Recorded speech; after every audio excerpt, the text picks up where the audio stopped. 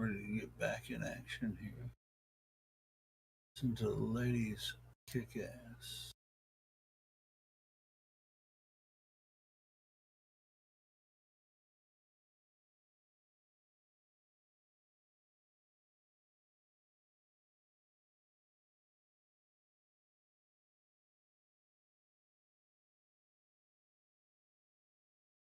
Absolutely. All right, so I just posted that into the live stream voice text.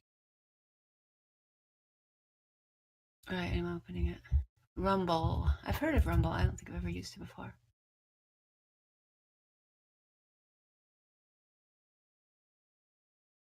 Oh, I see. So you're publishing flat Earth propaganda. I just put it in myself so that it would show the thumbnail. Yeah. I mean, the definition of propaganda is basically that you're trying to bring someone over to the way that you believe, yeah? Well, wow, you made this definition yourself? Yeah. Oh, yeah, I'm not complaining. I'll have to watch it later, but it looks well done. Yeah, that's your special talent.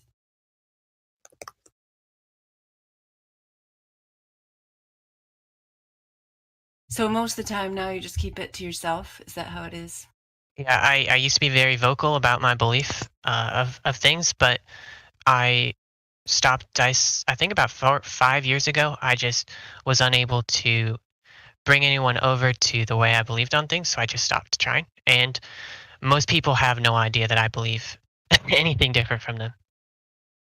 Yeah, so one thing, I mean, I would just suggest you can talk to people however you want, but I find when talking to people who don't understand the concept that the globe model requires belief in fairy tales or belief that these CGI images like the ones you put in your video are actually represent reality, but the flat earth is an objective measurement that doesn't require belief, since measurement there's no belief involved. I mean, in your research, have you looked into the concept that if we lived on a globe of the radius of 3,959 miles, that objects should drop off in the distance at a rate of 8 inches per mile squared?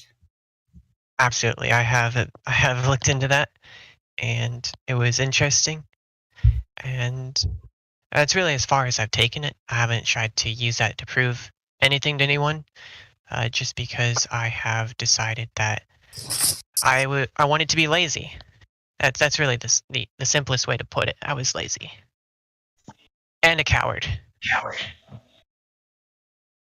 I understand that. Yeah, so one of the gents in chat has brought up a really good point about the video that you compiled.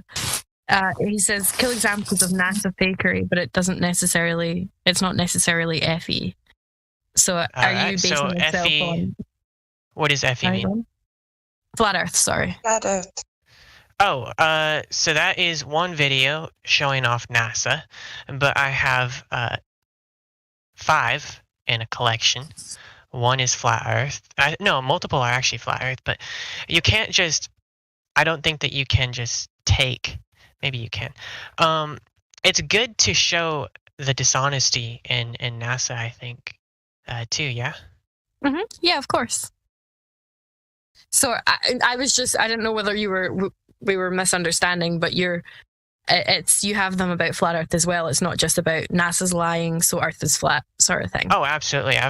Let me get one for flat Earth. All right, sorry, it was just a misunderstanding, I think.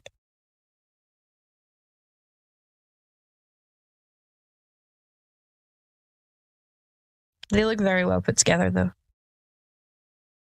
Well, basically what I did was I've just collected a lot of videos over a lot of time, and I have compiled them together, cut them, clipped them, and they're not all my original content. I've just stolen it from like hundreds of places and compiled it into one video. All right, okay, nice. You say you've been doing this for 8 years? Like, just looking into it in general? Lazily. Right, yeah, I get you.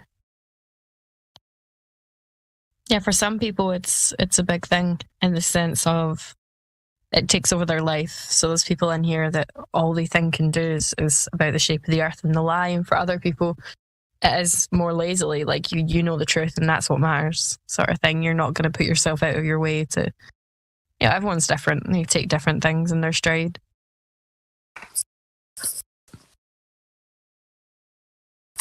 But no, it's a pleasure to have you on the server. Hopefully you'll be able to maybe brush up on, if you're speaking about it to family or friends, you'll be able to back it up with some solid evidence and stuff, you know, like the math side of things. And yeah, I'm actually very intrigued by the idea of talking in this Discord server and listening to you guys and just seeing all of the different arguments. It would be very interesting to be able to just talk about it comfortably with anybody. Yeah, that's the answer. My recommendation is stop saying that you believe in flat Earth, because that's, if you're going to talk to anyone, they're the ones that have the belief. They're the ones that have the positive claim. Our experience in reality is that the Earth is flat and stationary. Our experience does not actually need to be proven. You can easily disprove the globe and show them that they're what they hold as a belief, and what we experience is an objective measurement.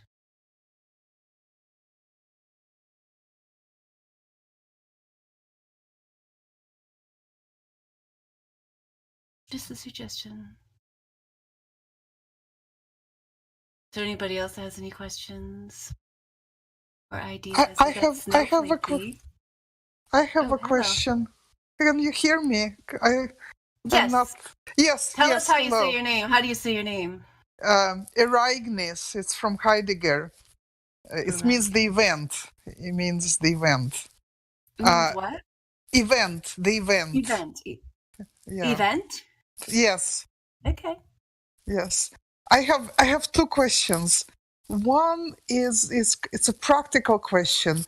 Is it possible to buy a large poster on the wall of the flat Earth map?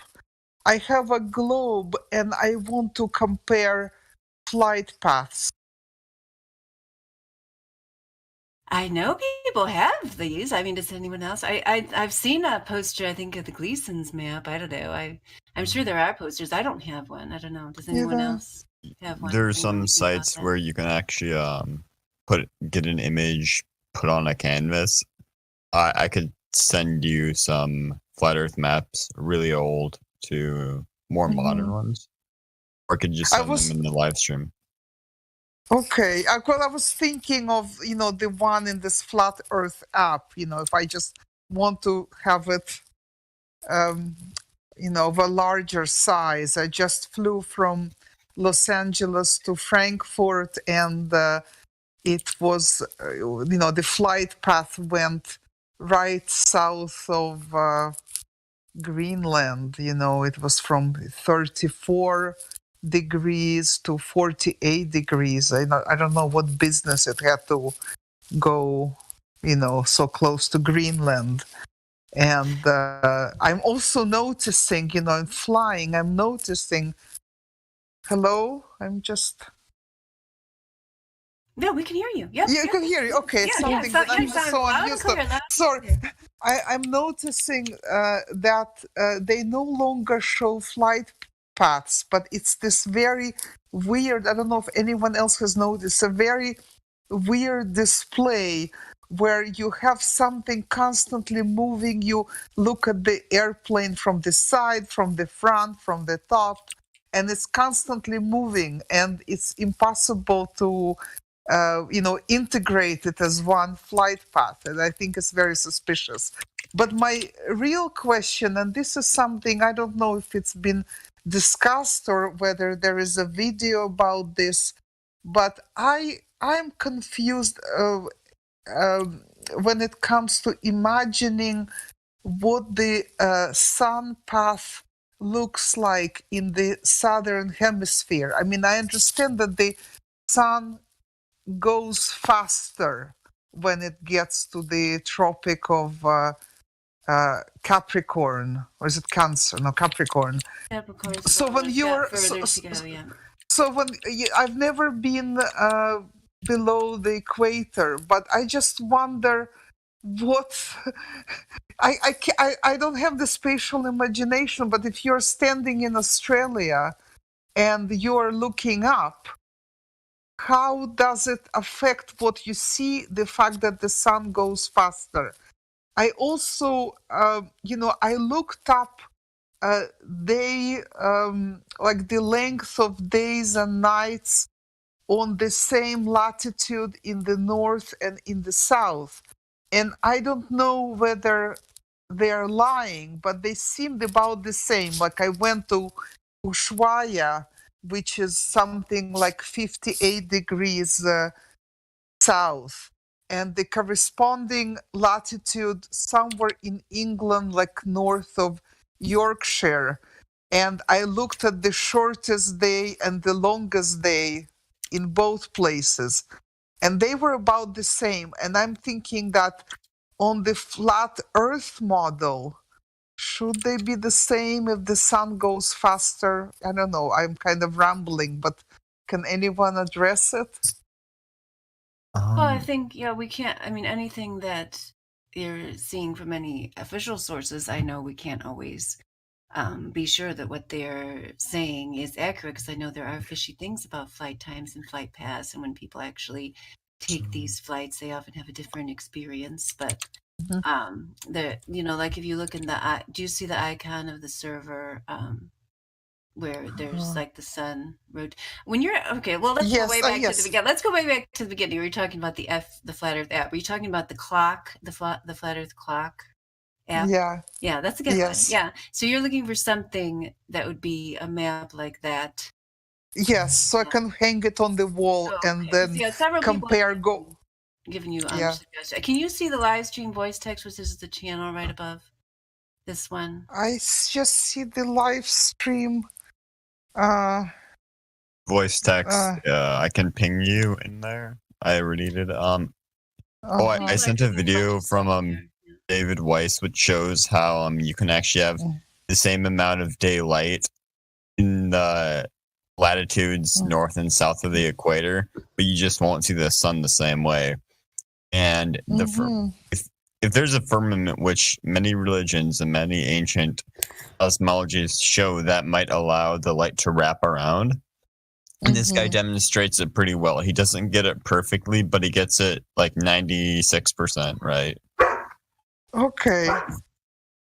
So it's this idea of what do you call these gases in the atmosphere that get illuminated, so that the light is not from the sun itself, but it's from these what are these gases called that like you have in a neon light? Neon like gases. I'm not that familiar with that, but I know there's a YouTuber called Dan Dimension, and he goes over that a lot, where he talks about how day and night or at least could be affected by the gases and the sunlight charging them. Right. In the video I sent where you get the day and night, it has nothing to do with gases. It just shows like a dome magnifier and the light above it. Right. I wanted to check that out. Now. Yeah. Because when I was first learning about flat Earth, my mom found something on Ushuaia, and I think this explains it really well. Okay, I will look at it. Oh, sorry, it's ladies' night. Oh crap. Oh, no worries. You're good, man. Thanks for explaining. I just wanted to add that I do think that the gases do have something to do with how we see the light as well, but it's not just one variable, right? There's multiple things that affect what we see and how we see them. I'm gonna post a video. I don't know, probably you've seen it. It's an older video, but I'll post it once I find it. Yeah, I'm having a hard time to imagine, like, whether you see more of the sky or more of the light when the sun goes faster. Like, one day I'm going to travel to Australia or somewhere in the southern hemisphere and film sunsets and sunrises and see what I see. How we have have a lady, Becky from Australia, who she's told me just her personal experience is that, and I think pretty sure this is measured by people. I actually don't know where to show you that it's documented, but she says the sun sets like quicker there, that like, from the time when the light just goes away a lot faster, which makes sense because that's further to travel when it's down there. Yeah. In the same period of time, so it has to go faster. Yeah, and one explanation as to why things don't grow as well in the I'm thinking of South America, where these savannas, the grasslands, and in Australia, even though there is some rainforest areas, but they still look kind of, I don't know, they don't, like I watched a documentary about Tasmania, and even though it's green, it doesn't look lush to me. So I wonder, whether it has something to do with the sun going faster and not having enough time to heat the soil. As opposed to, I live in Sweden, and even though it's pretty cold here, but you have very sweet berries in the summer because the sun is out for such a long time and they have time to ripen. Yeah.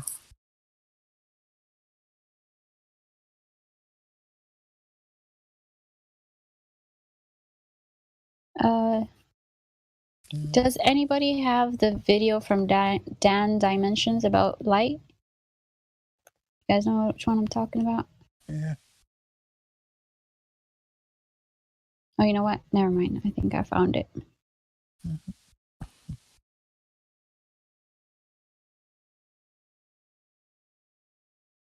So how did you, Aragnes, how did you come to understand the truth about the flat Earth?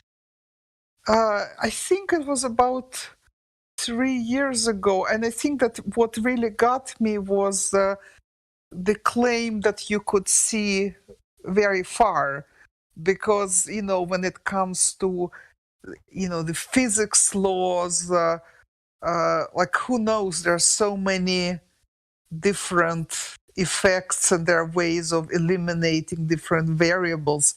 But when it comes to the distance, trigonometry is trigonometry.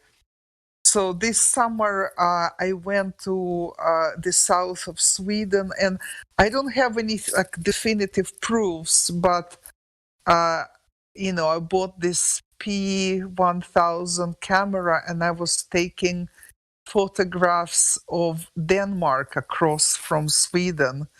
And first of all, there, like on the clear days, there were so many airplane, these chemtrails. I mean, I don't know what they are, but there were so many of them. Like, the sky looked like it was just covered by a grid of airplane trails. But the pictures I could take, they were just too far. I was in this place that was the closest distance between Sweden and Denmark, 21 kilometers. But of course, I don't know if I was exactly there. And I was filming some, or taking pictures of some apartment buildings that must have been further, because you cannot have a building right on the water edge. And I just saw, despite these things in the air, I mean, I just saw much more of this building that I should have been able to see. And then I went there's like a famous lighthouse. I'm trying to think what it was. How far is Denmark? How far is Denmark from Sweden? Well, that I was there where it was the closest distance, 21 kilometers. It's I don't know, in miles it would be maybe 15 miles or something. That's the closest distance. But yeah, that's quite an observation. Did you take a picture? I took a picture, but I didn't measure. I don't know how far it was exactly. I could not verify how high I was above the water level. So it was just for myself. I wanted to, prove it to myself. So Yes, I estimated that I was about. So it wasn't a real experiment. It was just to, to see for myself that I could really see that far. I saw the entire apartment building, which it would have been like 20 meters. I estimated that 20 meters of this building should have been hidden. And then I went to only 20 meters. It's like should be more. Oh, okay. 20 meters is a lot. I'm not used to meters. Yeah, because we have a whole website of observations that you should be able to see on the globe. I was just thinking, but I don't think that particular one in there. But that's interesting. I mean, if you did have it documented, and then in there. and then I went to this. I don't know. I'm having a senior moment here. But I went to this lighthouse, and it was 78 meters above ground. And I talked to the lighthouse keeper, and I asked him, how far can you see from this, and he said, on a good day, we could see way beyond 50 kilometers. Oh yeah, there's a lot of interesting things about lighthouse, even like old, records of lighthouses and how far they could see, how far they can be seen. Roger wants to know the place names. I think like towns, if you have, because he's over in that area of the world. Like, do you know what town you were near by any chance? I don't remember right now. I have to look it up, and I have to look up. I was near this lighthouse. And I have to look it up where the shortest distance between Sweden. It was on the southwest, was some southwest point of Sweden.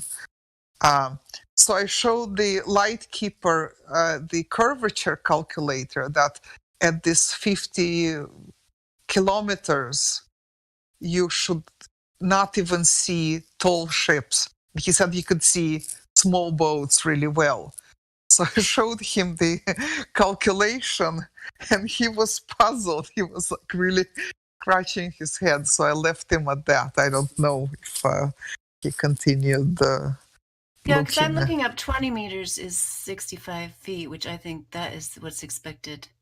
That's the kind of drop that's expected at 10 miles. So if you were like, you said you thought it was more than 20 miles. So yeah, it should have been even more than. Yeah, well, it was how high I was standing. I think when I calculated, I was standing. I wasn't like at the water's edge. You are just selling yourself short. You were thinking of all these details. I don't know, but maybe you can go do it again sometime too. Yeah, but it was so irritating that there were all these trails in the sky. I just suspect. I mean, it was not natural. They were very long. They stayed for a long time, and so my hypothesis with these so-called chemtrails that maybe it's not just any chemicals, but it's just water vapor when they realize that people can see too far, and they're spraying water. Who knows? I think it has to be more than water. I mean, I've seen some of the shapes of it. It doesn't just fan out. It makes like what I call the half zipper is one of them, where it's got little knobs going off one side, and it'll start, stop. I've seen the dash lines. I've seen color lines, black lines. I mean, I just can't believe only water would do that. Yeah, I don't know.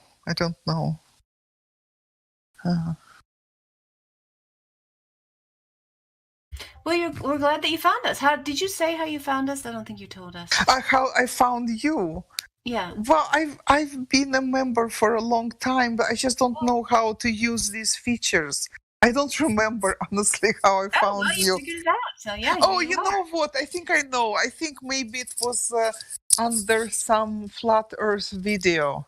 It said go to Flat Earth Discord. Are you a female person or a male person? Are you a female person? Me, is my voice that low? I'm a female. No, you sound like a female. I just I wanted to say, are you female, but then if you weren't, you'd be offended. So I'd say, are you female? Are you male? Yeah. No, I just, because I'm only asking because we're doing ladies' night. So if you were interested, I would give you the ladies' night tag so that we could, okay. So that we could ping you when we have ladies' night, which is every Friday. Like Okay. right now. Yeah, I know I have a low voice, but no. I totally just assumed you're a woman. If you pull everyone in here, that's what they would assume, right, guys? Yeah. Okay. No, you totally sound like a female. It's Okay. just these days, you know. That's all right. I've got a low voice too, so you're fine. Yeah, I think if you didn't sound like a female, they wouldn't let you talk that long. Okay. That's right. Yes, exactly. Right. There you go. Thank you. Yeah. Yeah. Thank you. So there's a couple people here who don't have VC verified, like, oh, Andrew, he's already in cognitive dissonance. You must have done something bad. Anthony has no role. So I see that Roger's in VC check-in if anyone wants to go up there that doesn't have a role to get the VC verified role. And yeah, there's a bunch of people in here, ladies. There's a person down at the bottom, right under Zophers, with a whole bunch of letters I can't read. If you guys have any questions about the Flat Earth, now's a great time. Zophers with your Listerine, Total Care, Avatar. A ton of new people. So speak up. It's a good time to talk. There's a person with a Russian name.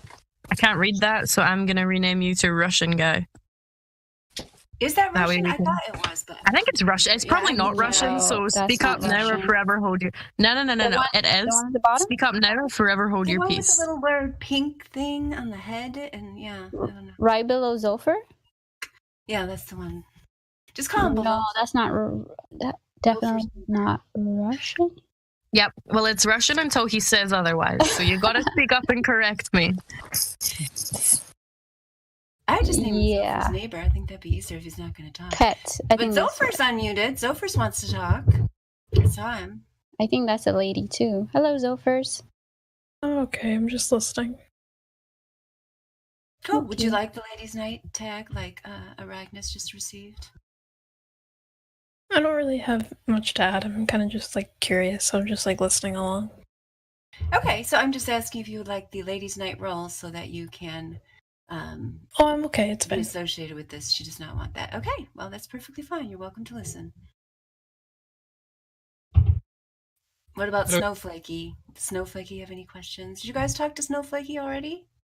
Yeah, he's a regular, but he is a Glober, I believe, or on the fence. So we could talk to him. Snowflakey, are you a Glober? Oh, Bambi named that person Name Confusion. I like that. That's much easier to read than the other thing.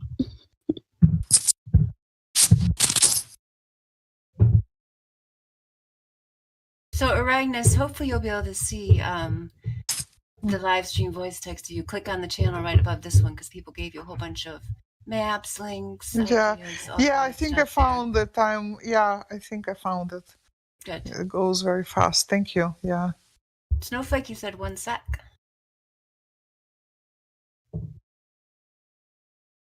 So if we're lucky, we'll get to hear from him.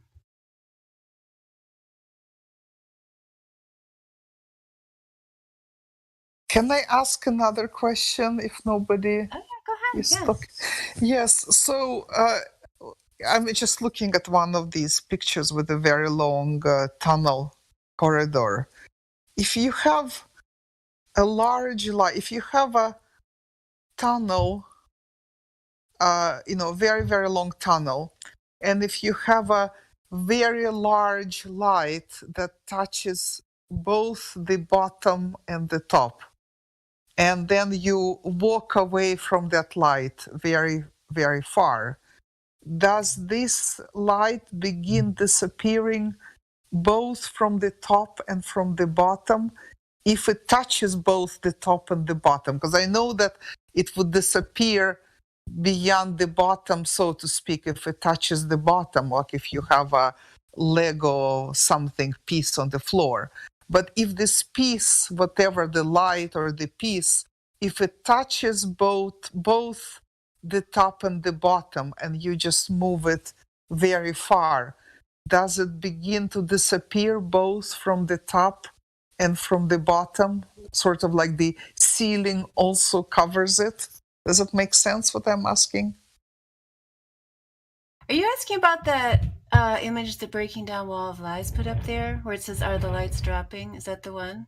Yeah, Yes, and usually when they talk about the sun or the ships disappearing behind the horizon, it's because on the bottom, so it's the on the bottom you have a surface, and on the top you don't have, you just have the sky. There is no.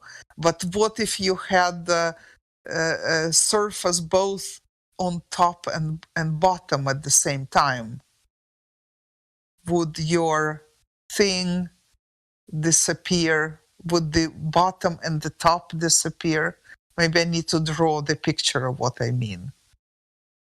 maybe so, unless somebody really understands. Yeah. Are you saying like in the example of the boat, like the top of the boat as well as the bottom of the boat would disappear? Yes, if the top of the boat touches some solid surface instead of being free in the sky, would the top of the boat also disappear because of the optical? If there was a physical thing that was covering it, but in reality, like there's just air, and if it's like the atmospheric condition is clear enough, then the bottom one would only disappear because you actually have like a physical. Right. It would also be, the problem is eye height, observer height, because it's the angle from your eye to the horizon. And if you're looking at the top of the boat, it wouldn't matter if there's something close to the top of the boat because your eye isn't up there. You see what I'm saying? Well, if I didn't have any size, but I just had an eye that was, looking through the camera, or if my eye was exactly in the middle, if there was a big object that was touching the ceiling and the floor, and my eye was exactly in the middle between the ceiling and the floor, and the object was receding from me into infinity, would it start disappearing? If my eye was exactly in the middle, would it start disappearing from the bottom and from the top at the same time? I know what you're trying to say. I'm trying to like picture it in my head. I would have to look at it, but it's kind of like when you're walking, if you see what Dandelion posted at 54 minutes past the hour, like if you had the ceiling as well as the floor, and you're just walking straight ahead, I think like from your perspective, I don't think you'll see, well, that's actually an interesting question, but I don't think you'll see the top being covered up. I'm trying to imagine it. It's kind of hard to do. Yeah, I just this is my thing. This is just an opinion, but I think because you're actually physically touching the ground, you will see your quote unquote feet disappearing. But if you were, let's say, just floating midair, right? Yeah, and floating midair. Yeah, if the object is going away from you in midair, like let's say there was a drone, I think the proportionate of it being disappearing would be equal, rather than the bottom being covered up. Yeah, I think it would be interesting to have this experiment. Yeah. We'd also have to have the same exact gradient of temperatures and particles in the atmosphere as well, because the ground is going to have a lot more interference at least because of the thickness of the air, which would be a lot thinner up high. So you would have to make sure that you had all else equal and not just the angle. You also have to have the conditions equal to do that experiment. I think I know what she's talking about, and I may if I get this wrong, I'm sure someone will correct me. But if the object that you're like, if whatever you're looking at, the point of convergence, if the object is like, if there's more distance, okay, I'm not going to use like the word angle or angular resolution or whatever, but if the object that you're looking at, if there's equal distance between the object and the bottom and the object and the top, then I mean the image will like compress, from the top to the bottom. But if the object is not in the center, and if it's like say a boat sitting on water, there's less of an angle, there's less of a distance between the boat and the bottom of your view, so the boat will start disappearing like from the bottom because the angle is less. But if there were a larger distance and a greater angle like between the boat and the bottom, then because you have like image compression from top and bottom, it depends on where the object you're looking at, like which one it's closest to, because that would reduce the angle, and then the image, the object would start being affected sooner from the lesser angle. I don't know if I said that right, but that's the way I understand it. Yeah. Yo. Yeah, out in reality. Oh. No, go ahead, keep going. Snowflake had something to say, but you should finish what you were going to say first, Lulu. Oh, what I just wanted to write on what Truth said and what Literalist said. It's in reality, like when atmospheric condition definitely matters, but for what you were saying about that, like in a hallway where there's everything is controlled, then you might be able to. That would be an interesting experiment. But in my opinion, I think it will have like a proportionate disappearance. Yeah, like a super long tunnel, like a super long tunnel, and some red door at the end of it that reaches the ceiling, like the red door that occupies the whole, or something like that. Then I think it would be proportionate. Yeah. But if you just have it like from the bottom halfway up, then it would be, you would see it that way. If you do it sideways, horizontally, then you'd have the same. If you're doing it outside, because you almost need to because of the distances that are required. Because if you can see 50, 100 miles, then it's not going to happen indoors. But if you if you wanted to eliminate the variable of the atmosphere, if you had things converge from the sides, then they would have the same air mass between them, and it would be a better test. I'm not saying it'd be perfect, but it'd be better. Yeah, it would be an interesting test to prove that things disappear not behind the horizon, but on both sides. People say things disappear, fall down the horizon. But if you did this test, you could see that things disappear below the both above and below the horizon. Yeah, but that's like that argument doesn't it never made sense to me, because like they assume that things should disappear from the like, I don't get it, the top down. It just doesn't make sense. It's just the way our perspective works because of how, like you said, the eye height level, and atmospheric condition, and where you're doing this, all that matters. But yeah, I mean, this is something that took me for a loop. Yeah.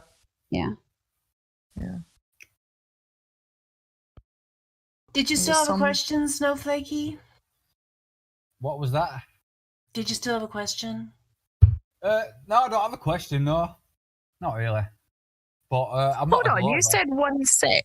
You said 1 sec. My suspense was insane. I'm still waiting for that 1 second to be over. You better make one up for B&B. I needed to stop my mic out. No, I'm upset. I've been waiting way more than 1 second. You didn't even let me know. I weren't being rude. I wasn't interrupting. You was too busy chatting. Give us something. I'm being honest. Tell us your story there, Snowflakey. Do you think you live on a globe, or do you accept objective reality as it presents itself? No, it's definitely not a globe. Definitely not a globe. Oh, all right. I might have mistaken you then for somebody else. My bad. I do swear flat because of the evidence out there, but I mean, do we actually know what we live on? Where are we? You know what I mean? You know it's not a globe, but you haven't decided for sure what it is. No, yeah, but you guys can't answer the questions that I've got. Nobody can. Oh, nobody can answer his questions, Bambi. That sounds like a challenge. Bring it. But Yeah, Lulu's ready. There's just no evidence to my questions, so you know. Oh, are you asking about what's up in the sky and stuff like that? I just want to know where we are. Well, I mean, we're here. Probably in your house. It's like 11 p.m. Yeah, well, come on. Where's this plane? Oh, hang on. Where's this flat plane that we live on? Where is it? It's not in space, is it? It's not in the universe. Oh yeah, no. But what's that fallacy called where you're having to replace something? I'm in Wigan, mate. Wigan. Equivocation, I think. Yeah, like we don't have to replace the fact that you're in space. I mean, we're telling you that that's impossible. We don't need to. No, I know that with something else. That's my question. I mean, what do we live on, and where is it? You know what I mean? I mean, that's a question that like we are never going to be able to tell you. We can suggest to you. I stated that to you that you won't be able to answer my questions. So all your questions are questions that no one can answer. Yeah. So is the Earth flat to you then? It's yeah. Yeah, you don't sound convinced. Well, I don't know. I've not seen it with my own eyes ever. So. But have you seen anything other than flat? Well, yeah, I've seen plenty of proofs that it's flat. Yeah. Yeah. So what have you seen? No, I mean, have you seen anything other than it being flat? Because you're saying you've not seen it with your own eyes. I've not seen nothing to prove that it's a globe. Nothing. Okay. Well, that's a great place to start. Nobody has. Unless you believe what NASA tells you, and they're just full of shit. Because it was thanks to them that I woke up. To be honest with you, do you know what I mean? So, yeah, I've got to thank them, to be honest, because you know they woke me up. Once I started, I've always been into the universe and stuff like that growing up, you know. But I used to watch as much shit about space and planets and whatever you can find, you know, back in the day on YouTube and that. But then you realise it's just all bullshit and CGI, innit? So yeah, and then it's so easy to fake something like that. And you would think if we were living on this massive ball, that there should be like a measurement, something that we could do, but there's nothing. There's nothing, nothing. It's bullshit. So someone's hot micing. Sorry. It's bullshit. So yeah, it's got to be flat, you know. I do believe in that that flat Earth map where we're surrounded by ice. I believe that's probably our little place that we live in. Is there anything beyond that? Who knows? You know. Don't know. I mean, again, I don't think that answer's ever going to come. No, it's not. It's not. But they're the sort of things that I want to know, but we're never going to find out, probably. I mean,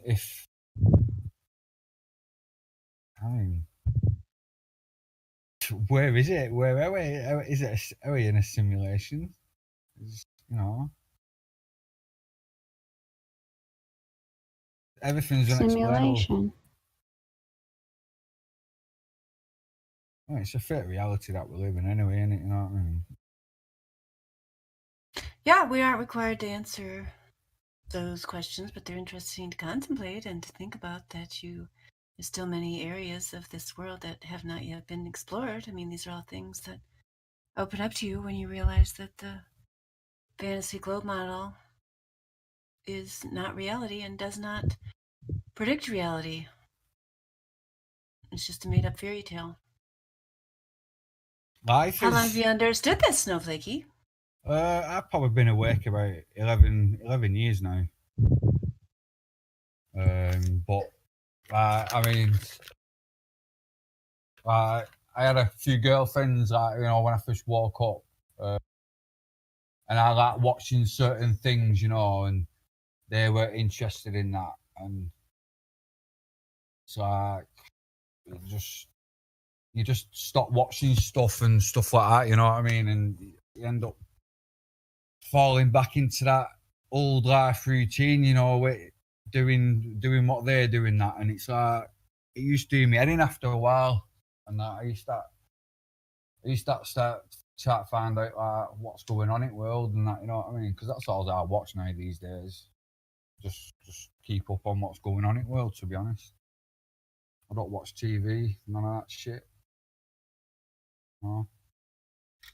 I don't mind coming in here on a Friday night listening to you guys, but during the week I just watch all types of other shit. You know what I mean? Especially with all this what's going on in the world, because I know you talk about flat Earth, but what's that other one that you created?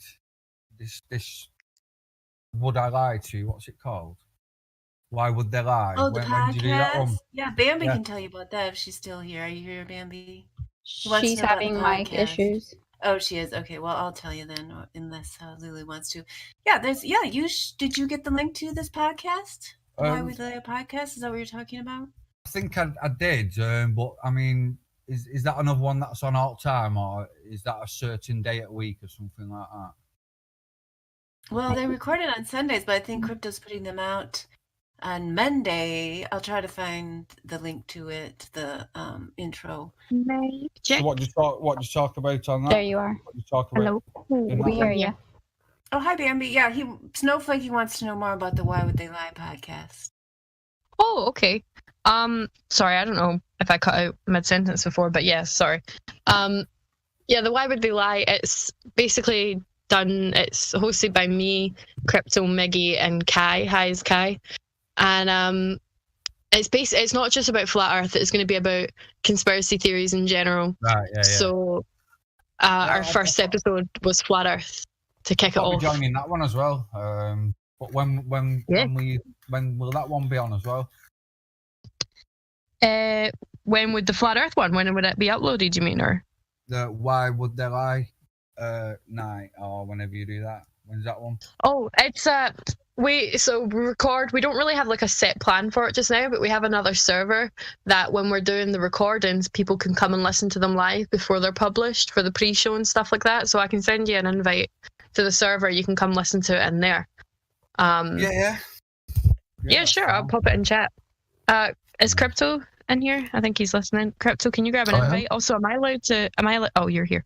Am I allowed to say what our next subject is? Yeah. Yeah? Is it, which one is it? Because I know we've got two lined up. I don't want to say both? Yeah, why not? All right. Okay, fuck it. Promotion, why not? So our first episode, we had like a little introduction episode, and then it followed up with Flat Earth, where the beautiful Dandelion was our guest. And it's a great episode. Our next ones are going to be veganism / kind of only eating raw meat. So we're going to have a special guest being Arian, who is a strict meat eater, no veg, and we're going to hear his side on only eating meat, and he's very strong-worded on that. So that's going to be our next episode. Following one is going to be about global warming, and it is going to be how global warming doesn't exist from a glober saying global warming doesn't exist. Our special guest for that one is going to be Zanuck, who is a staunch glober and refuses to believe in global warming. So it's going to be an interesting episode, that one. Oh yeah. So we have some. Yeah, I never thought we'd come across a glober that doesn't believe in global warming. Actually, there are quite a few. I think there's so many people that because you know how Trump kind of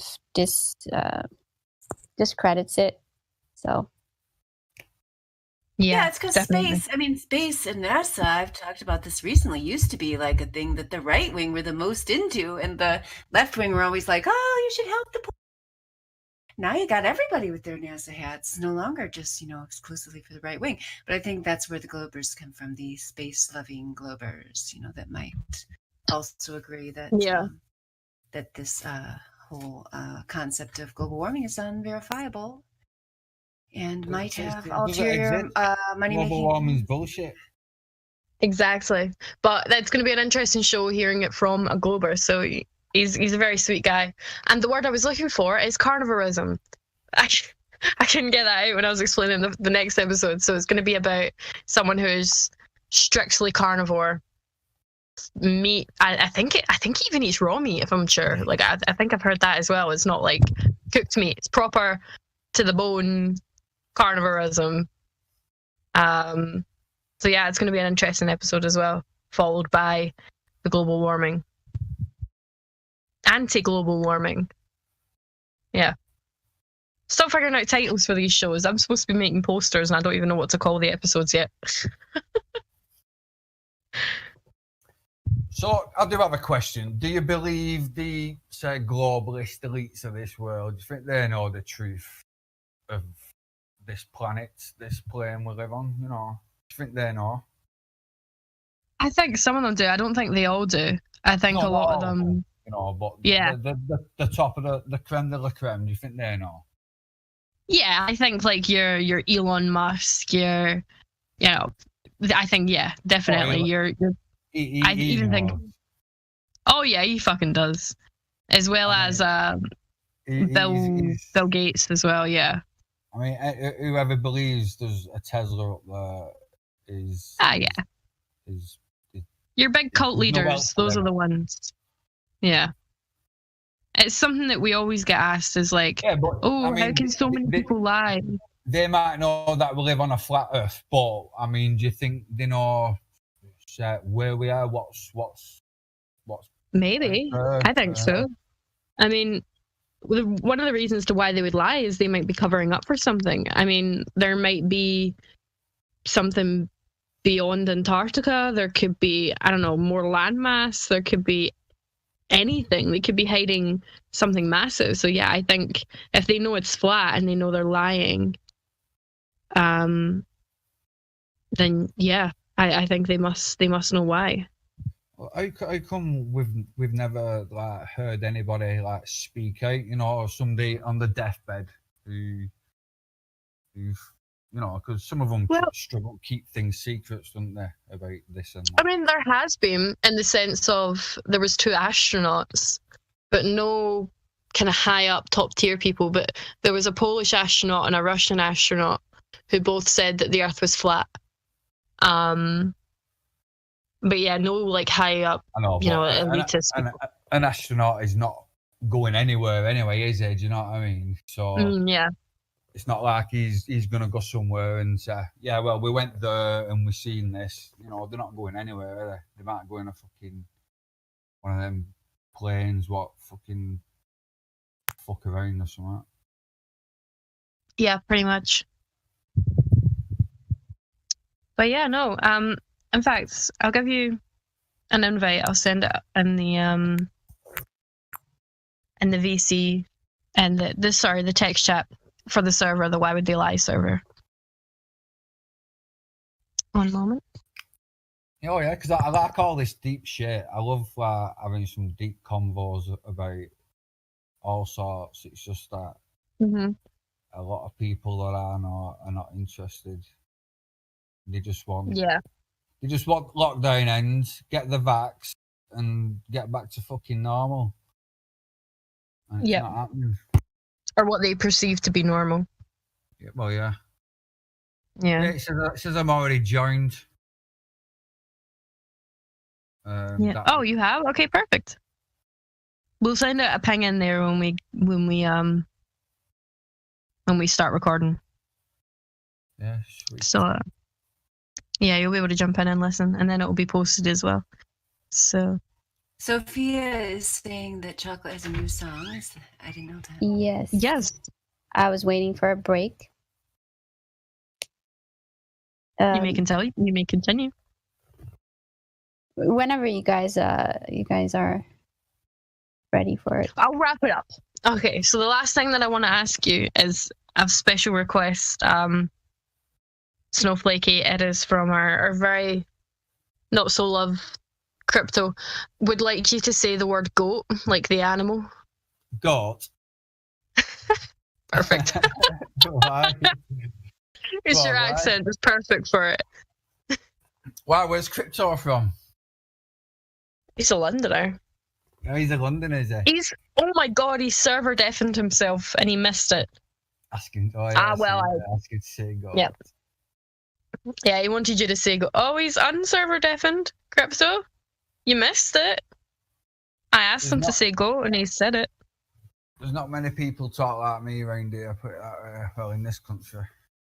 No, you're one of the people that would be like, go down to a shop. Like, I love that. Alright. That was all. We can move on to playing Chocolate Song if you'd like.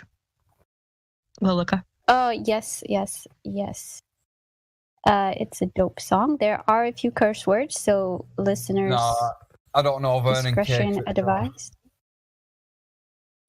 Sorry? Crypto's asking me if I know Vernon K. Oh, okay. Vernon K live? Where does Vernon K live? I don't... Okay. I know Peter K's from Bolton. All the K's. I'm not sure where Vernon K is. Snowflakey, I'm gonna play a song, so take it to the chat until the song is done. All right. Ask him, it says shit. Yeah, no problem, man. So this is called Globe Tarts by Chocolate Sand.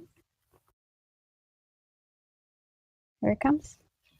What is gravity? You have no idea. Okay, next question. Hey, yo. It's Chocolate Sand. It's 2021. Told y'all it's a wrap for this globe. Check it out.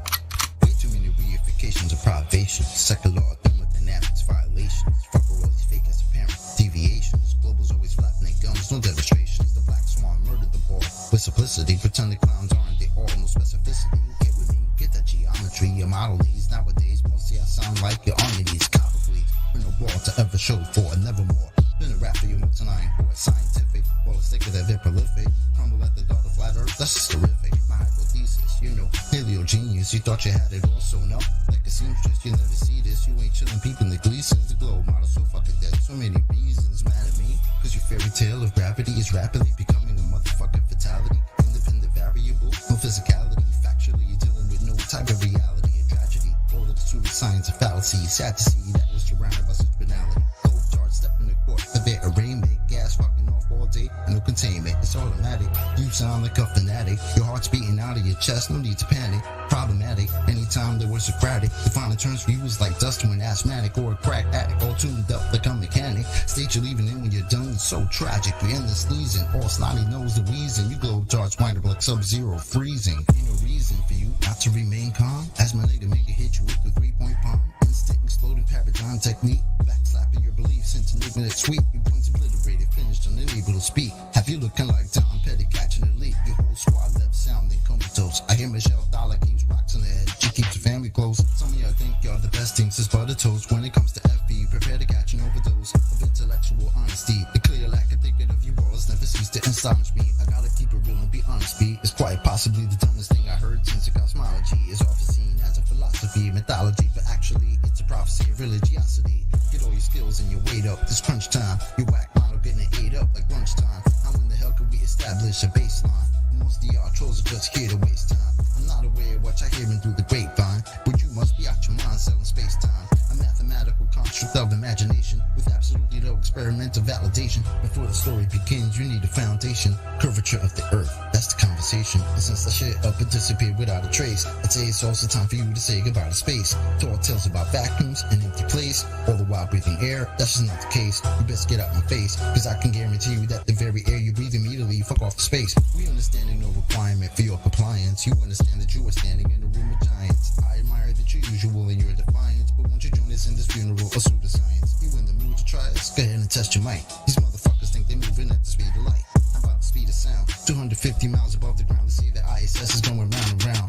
Please don't even try, son. It's been a rap since you gave up hope on your geometric horizon. In the trenches hoping and praying we don't get wise and realize he's smoking more of the grass than Neil Tyson.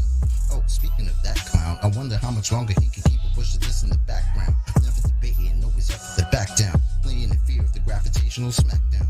This little circus won't last long. I'm betting you the type of clown that sits at home alone with a mask on. Thinking you debunked an argument like the Black Swan.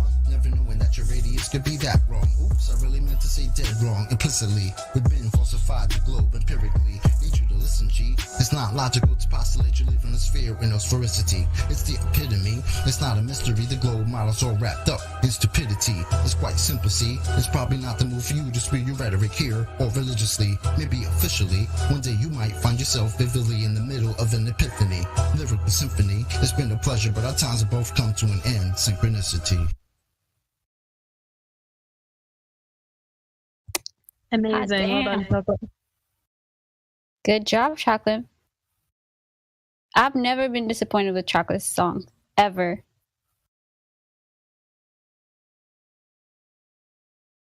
No, neither have I. It always exceeds expectations. Yeah, man. And the link to the YouTube is in the chat. If you guys want to check it out, please go there and support.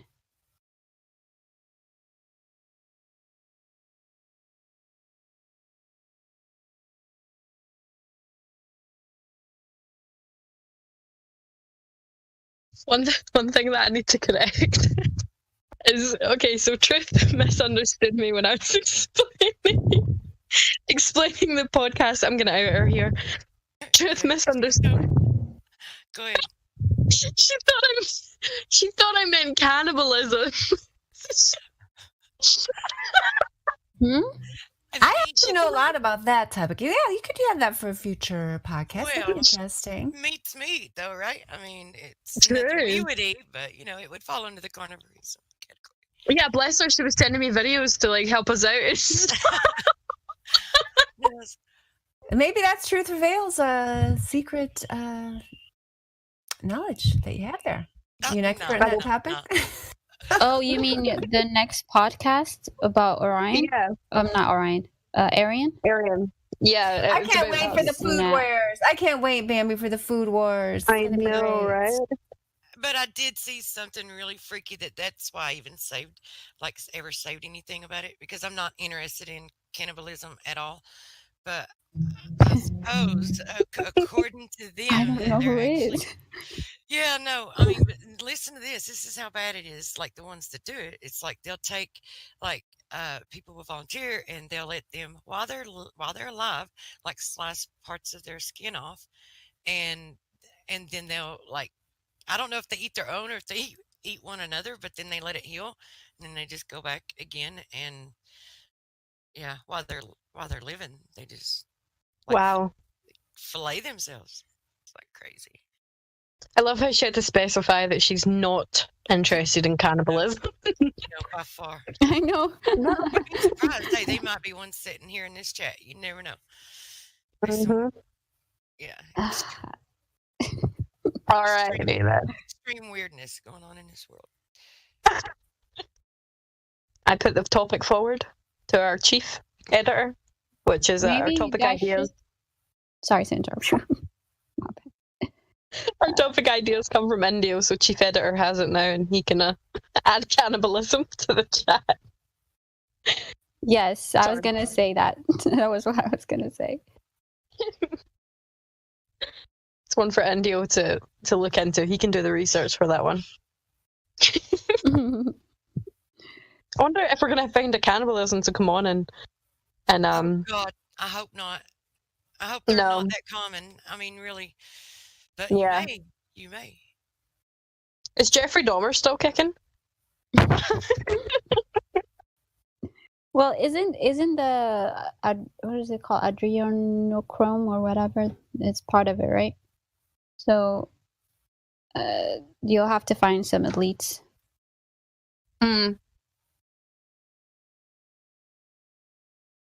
Yeah. Oh no, Jeff Dahmer's dead. Right, that's out the window.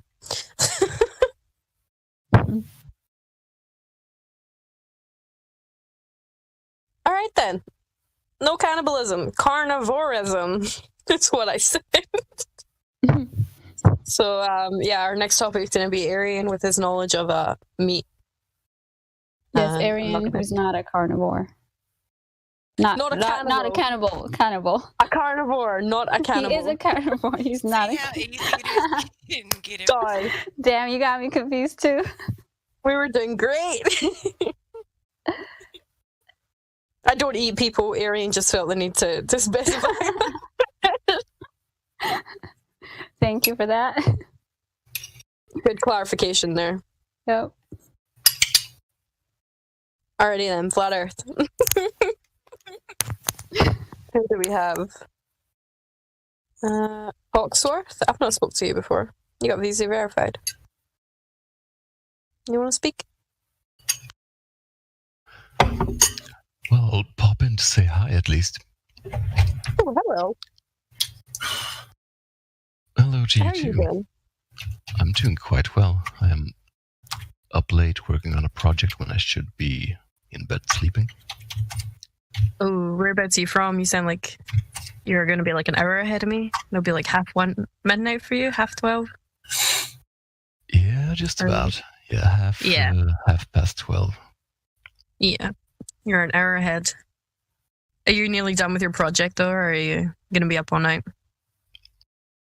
Well, depends which one. I kind of have 40 or 50 projects running at the same time. Oh dear.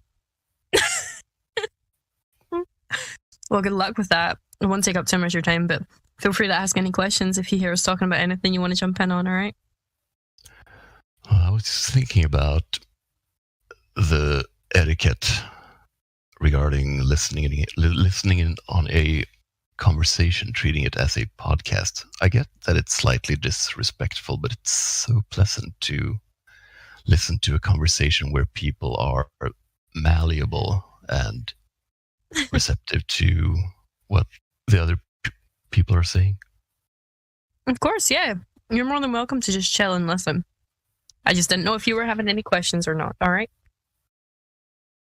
I probably would if I had gotten any significant amount of sleep in the last 2 years since our kid was born. Oh, I understand. Oh, you got a young one? Oh dear.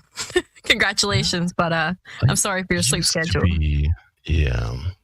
I used to be critical and curious about the world. Mm-hmm. I do everything in my power to shut it out. Of course. It's what best. Well, it's lovely to have you. Thank you very much for allowing me to stay. Of course. You're welcome here anytime. Thank you very much. Alrighty then. Oh, we also have Eclipse 5. Eclipse, would you like to ask any questions? You've got VC verified. I kind of just came here to listen, that's all. Alright, no problem, bud. If you want to jump in with anything, just do so, okay? I got you. No problem. Oh, you're a flat earther. We have Harry Boy who doesn't have... Oh, Eldico's in. Hello, Eldico. Hi. Lovely to have you in. Is she there? Ooh, maybe not. Give her a minute. There you go. There you go. I'm always peacefully listening, so I was roused out of that peace to say hello, hello, hello. Oh, my apologies. I didn't mean to. Oh, no. I get into a sort of zone almost where I listen intently to the conversation. Yes. So it's always nice to see you pop in.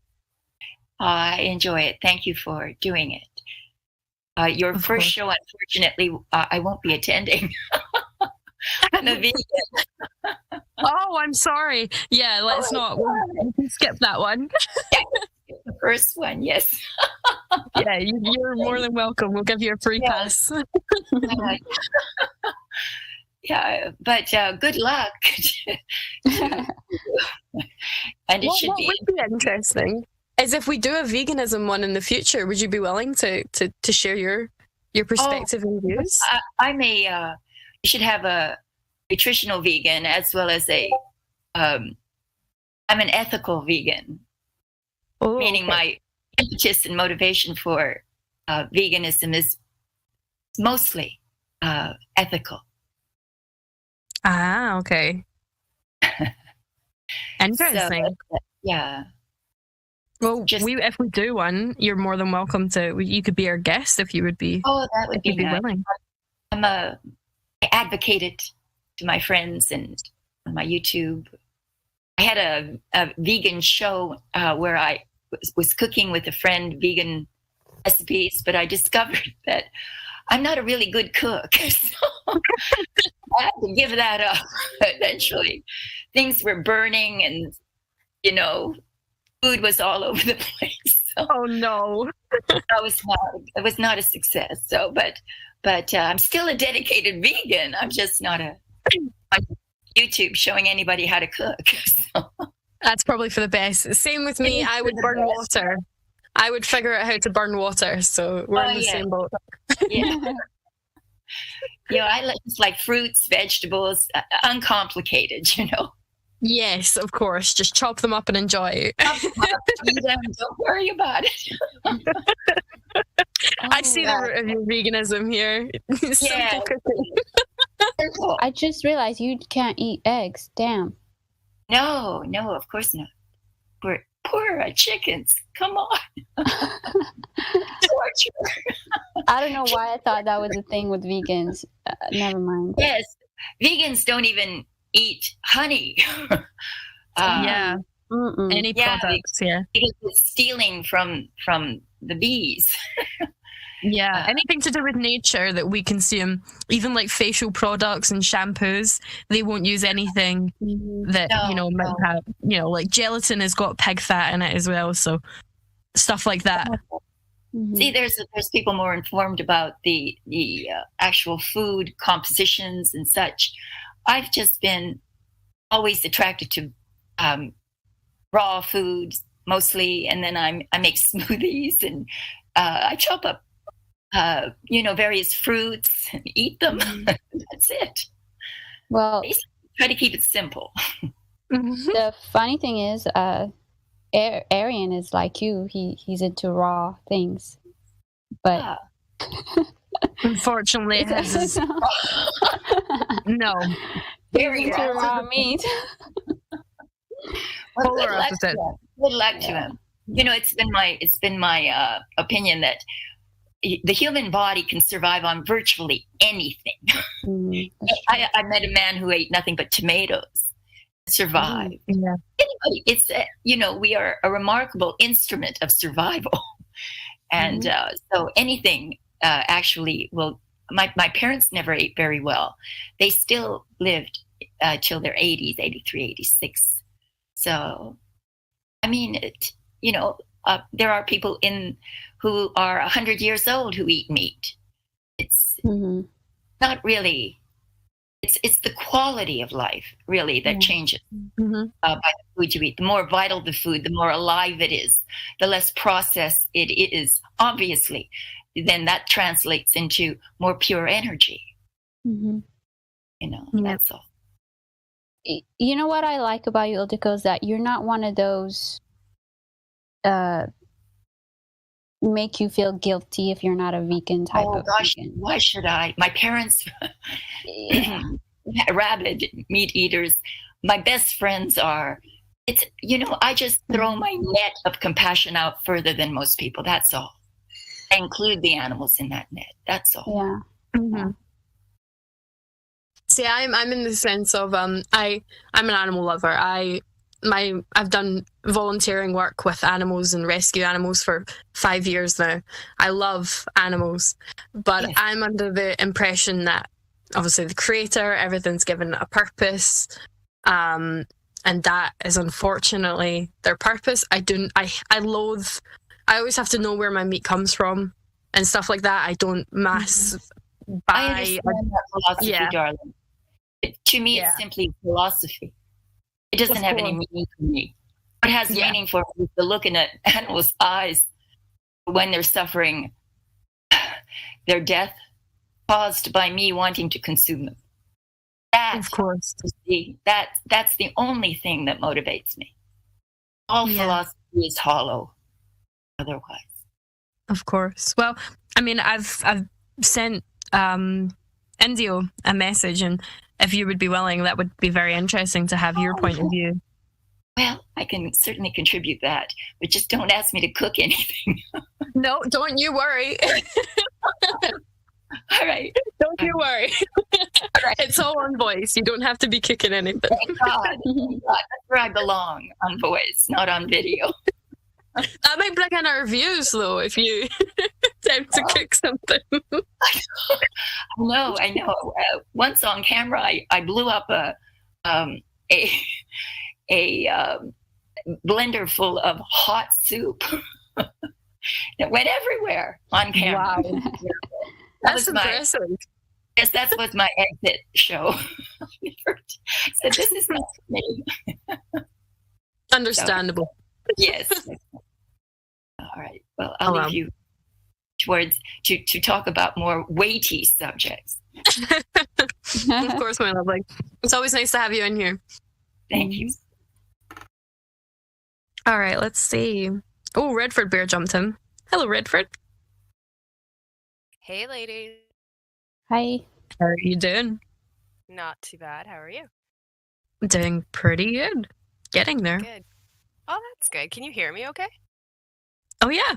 Crystal. Okay. I got a new headset, so I'm just trying to figure it out. It's like been doing some weird thing in the background, so I wasn't sure. Well,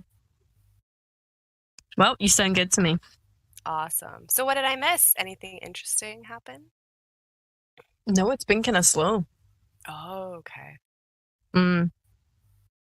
There's been a couple people in talking, but not too many. Speaking of, we have a VC verified called Flatman Can. Hello, Flatman. What can't you do? Stick to a ball? Upside down? Oh, Flatman has been here. Hello, ladies. Yeah. Hello, Flatman. Hey, man. How are we? Pretty good. What do you think about the shape of the Earth? Luca says you've been here for a while, but I don't think I've ever spoke to you. Yeah, I've known and understand that for quite a while now. I fell into it just by chance. I've never really been into technology, and when we got one of these new smart televisions, internet, phone, TV, all that stuff, I could get YouTube on the telly. So I loved documentary, even though I was technology. So I was looking for a good documentary. I saw best YouTube documentary or whatever, and I clicked on it. Gentlemen, my name's Dave. I want to make something clear before I get into any of this. My life's good. I have no reason to rock the boat. And then he presented his thing. It was about 2.5 hours long and covered a lot of stuff. Like, the government's lied before and so on and so forth. And that was the start of my journey. About 5-6 months later, I think it was an ODD Flat Earth trilogy where he's like, after 10 months, as much as I hate labels, I'm a flat earth. I was like, I've been looking at this long enough. Mark Sargent, other people, a lot of stuff. I've made some observations myself. So I've been flat for a while. I've been supporting the Discord for a while. I just got VC verified a couple.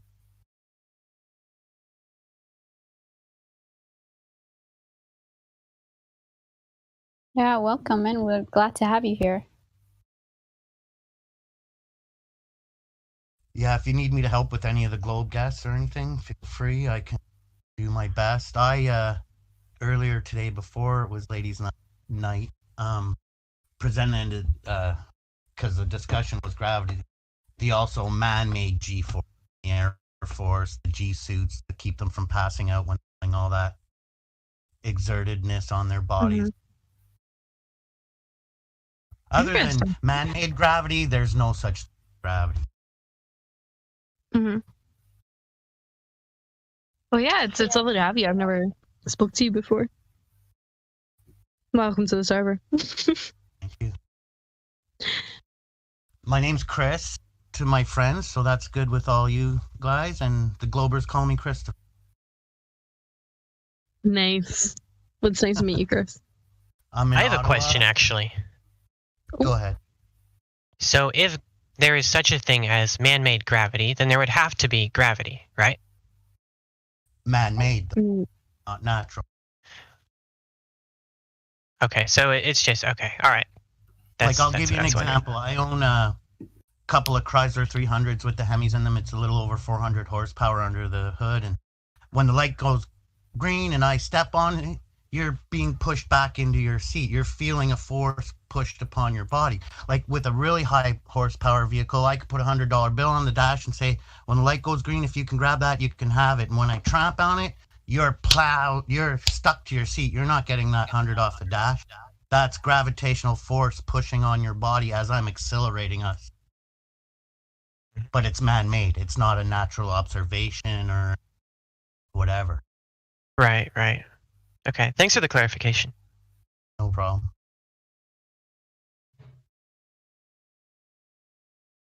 Yeah, it's what they say. What they claim gravity to be, it's certainly not. It's just words that can't be proven to actually exist. I mean, they can't even figure out whether it's mass attracting mass or bendy space-time. Like, they don't even know what they're talking about. So what they say is certainly wrong. But And I really love listening to the ladies speak on this topic, because now I'm getting the lady flat earth perspective, and I'm hearing them chat with the lady globers, and so I'm really enjoying this part of the Discord. I'm not sure, I noticed Ladies Night a couple weeks back.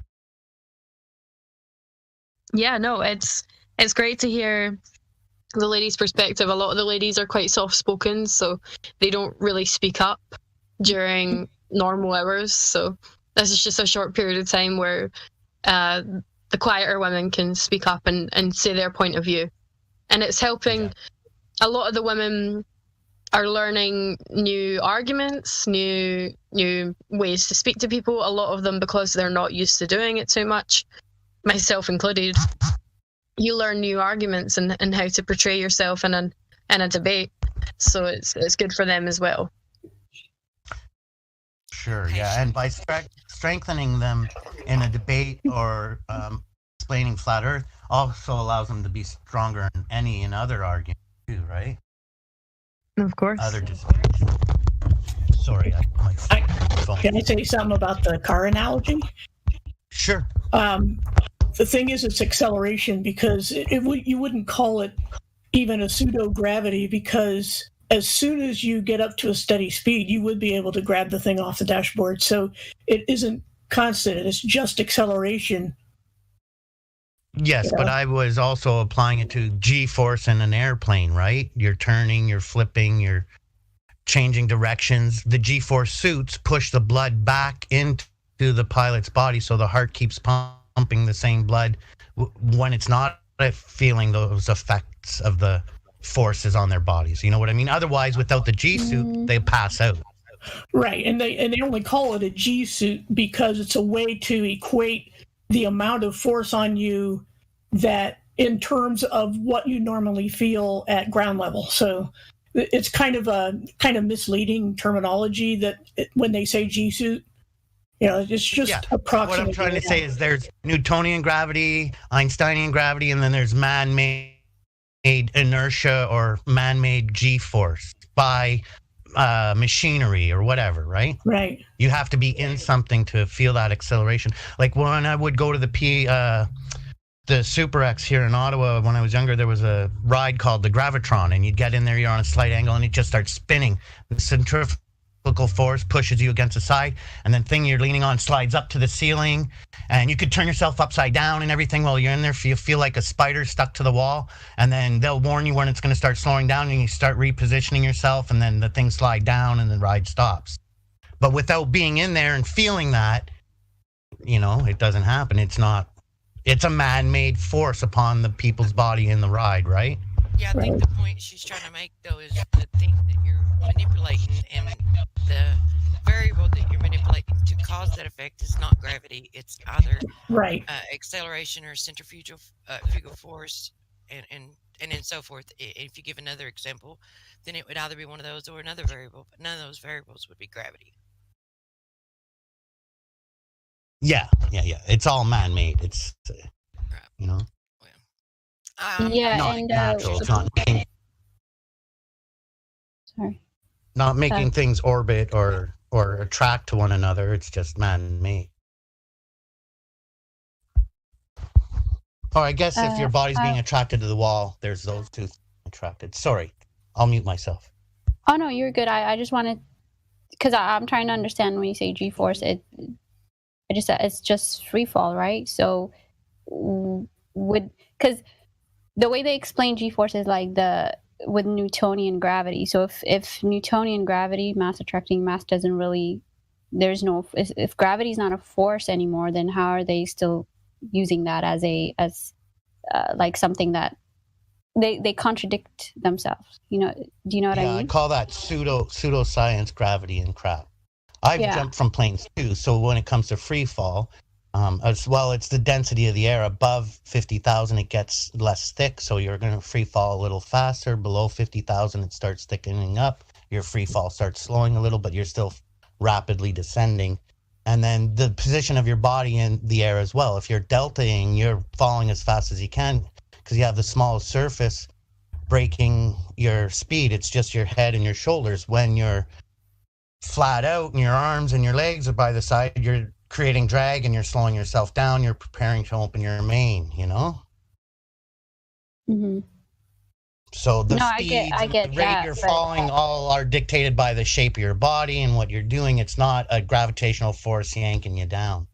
Yeah, of course not. It's just funny that they hold on to both the Newtonian when it fits them, and then pick and choose whatever. Yeah. Whatever suits them. The gentleman on the chat last night said gravity's like their 1,000, like a multi-handyman. It'll fix anything, Well, gravity, that's why. That's what I say to it. It's just a word that it's like a flexi tape. You slap it on anything, it will fix it. Like, it's fine, just slap it on. Like, you can't explain something, gravity. That's the thing is they just pick which one they want when it suits them. But the thing is that Einstein's gravity can't help him because first he starts with some entity called space-time, which even Tesla said was nonsense because time is a concept. You can't bend or travel a concept, and space is nothingness. So space-time is nothing. It's absolute nonsense, and it's really just moving the goalposts because what they're saying is, okay, mass doesn't attract mass. There's something else happening to the mass by something called space-time. And you didn't answer the question at all. They just moved the goalposts. Yeah, they just made it a bit more confusing so people wouldn't question it, really. And that's what a lot of people do. They don't get taught it in school, so they hear the words Einstein. They're like, that's the smart guy with gravity. And that's it. It's like, no, he's literally saying that nothing is what makes us stick to the ball, literally. It's kind of like Gnosticism in a way. It's a religious thing because what they're saying is you haven't been initiated, you don't have the white priestly lab coat, and you can't understand it because you haven't been properly trained. And so they're just, sorry, you haven't been in the group. You've been listening to 24/7 Flat Earth Discord 2.0. We hope you're having a fantastic day on this flat and stationary plane. If you too would like to join the debate, please click the link below. We'll see you there.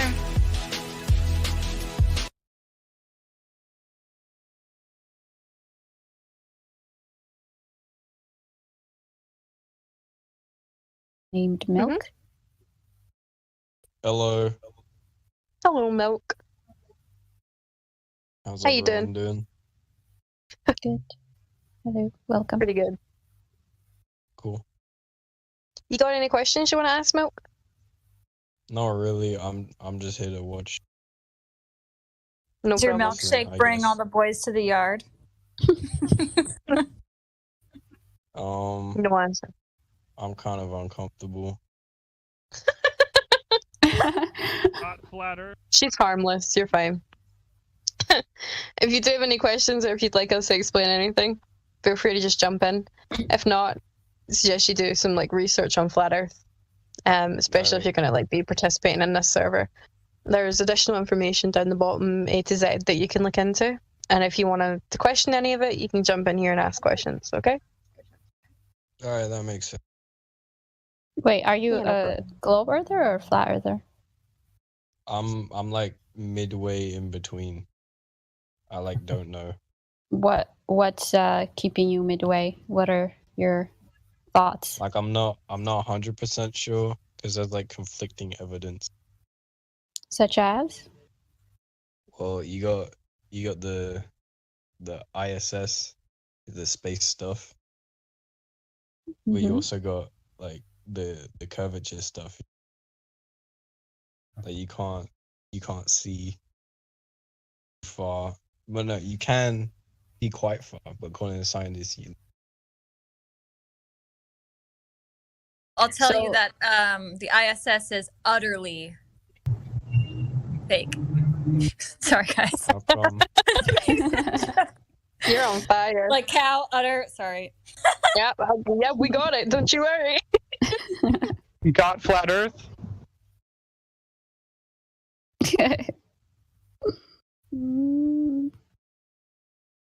Oh dear. Good try, Orion. That was a little. Yeah. Come on, bro. Well, again, feel free to ask any questions, Milk. We will answer them whenever you're ready. All right. All right. Okie dokie. So there are some people in here that don't have VC verified. We can try talk to some of them. Thanks, Kai. Now I'm picturing Earth with the udders. That's utterly disgraceful. Sorry, guys. All right, we have Epic Gamerman 53.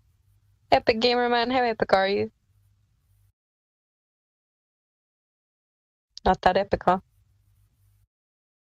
Hello, Epic Gamerman.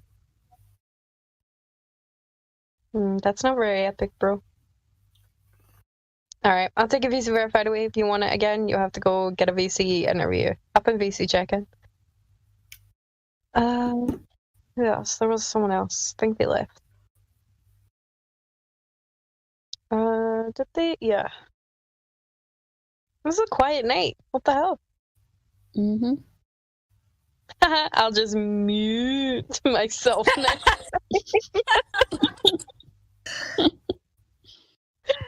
Oh my god. Oh my gosh, I just saw it. I totally missed that. Pun on that word. Mood. Sorry, Milk. I'm not trying to pick on you. Just. Well, we could explain to Milk the second law of thermodynamics, because if the ISS is the only thing hanging him up, I mean, once he understands that, you know, outer space as they present it cannot exist, and that we live in a, you know, in an enclosed system, then he would know that it doesn't matter how convincing that they make what they show us, right? No matter how convincing that it is that they present it to us, that it's either in, you know, within the container, it's just way high up there, or it's fake altogether. I mean, we can go through the 3 questions with them if he's willing. Like, all 3 will probably help him. Sorry, I have my mic muted. What did you guys say? Are you okay if we ask you 3 questions? They're pretty straightforward. It's not a debate. It's just. All right, go for it. All right. Most important part is you can say the words "I don't know." Like, that's important. So the first question is: throughout history, past and present, really, how have they ever measured curvature? I know you mentioned a bit about curvature, but do you know how they've ever measured it? Lasers like across the water, right? To measure the curve? Well, I assume so. They have like land, like milestones of how far something is away. But we use the lasers to show that it's flat, because we hit targets that are really far away that shouldn't be possible. So is there any way that they've been able to measure the curvature, like to prove that we're curved? We're on a ball? Because lasers do the opposite, really. There's like, I know that there's the thing where the dude stuck this stick in the ground and then measured the radius. Oh, the shadows, yeah. So that one, he's presupposing that he's living on a ball, as well as you need to know the distance to the sun. as well as it would work if the sun was a localized light source. So you can theoretically put some sticks in your bedroom floor and measure the radius of your room, like the curvature of your room. So that one doesn't really measure the curvature because it can be replicated on a smaller scale on something that's flat. Right. What about like present time? Is there any way that you think they would do it? Because that happened a long time ago. With all the technology now, is there any other way that we can measure it with all the technology we've got? I don't know, but I'd like to know exactly. Oh, did he cut out for anyone else? Oh, sorry. I'd like to know examples, like of how they've tried. I mean, they haven't. It's not possible to measure. I mean, they say the sticks and the sand are the most compelling, but no, they haven't measured. There are none that we know of. The laser one, like you said, more or less proves flat instead of curved. But yeah. What about the other question? Is they say the Earth is spinning on an axis. How do we prove that? How do we show that we're spinning in general and that we're spinning on this axis?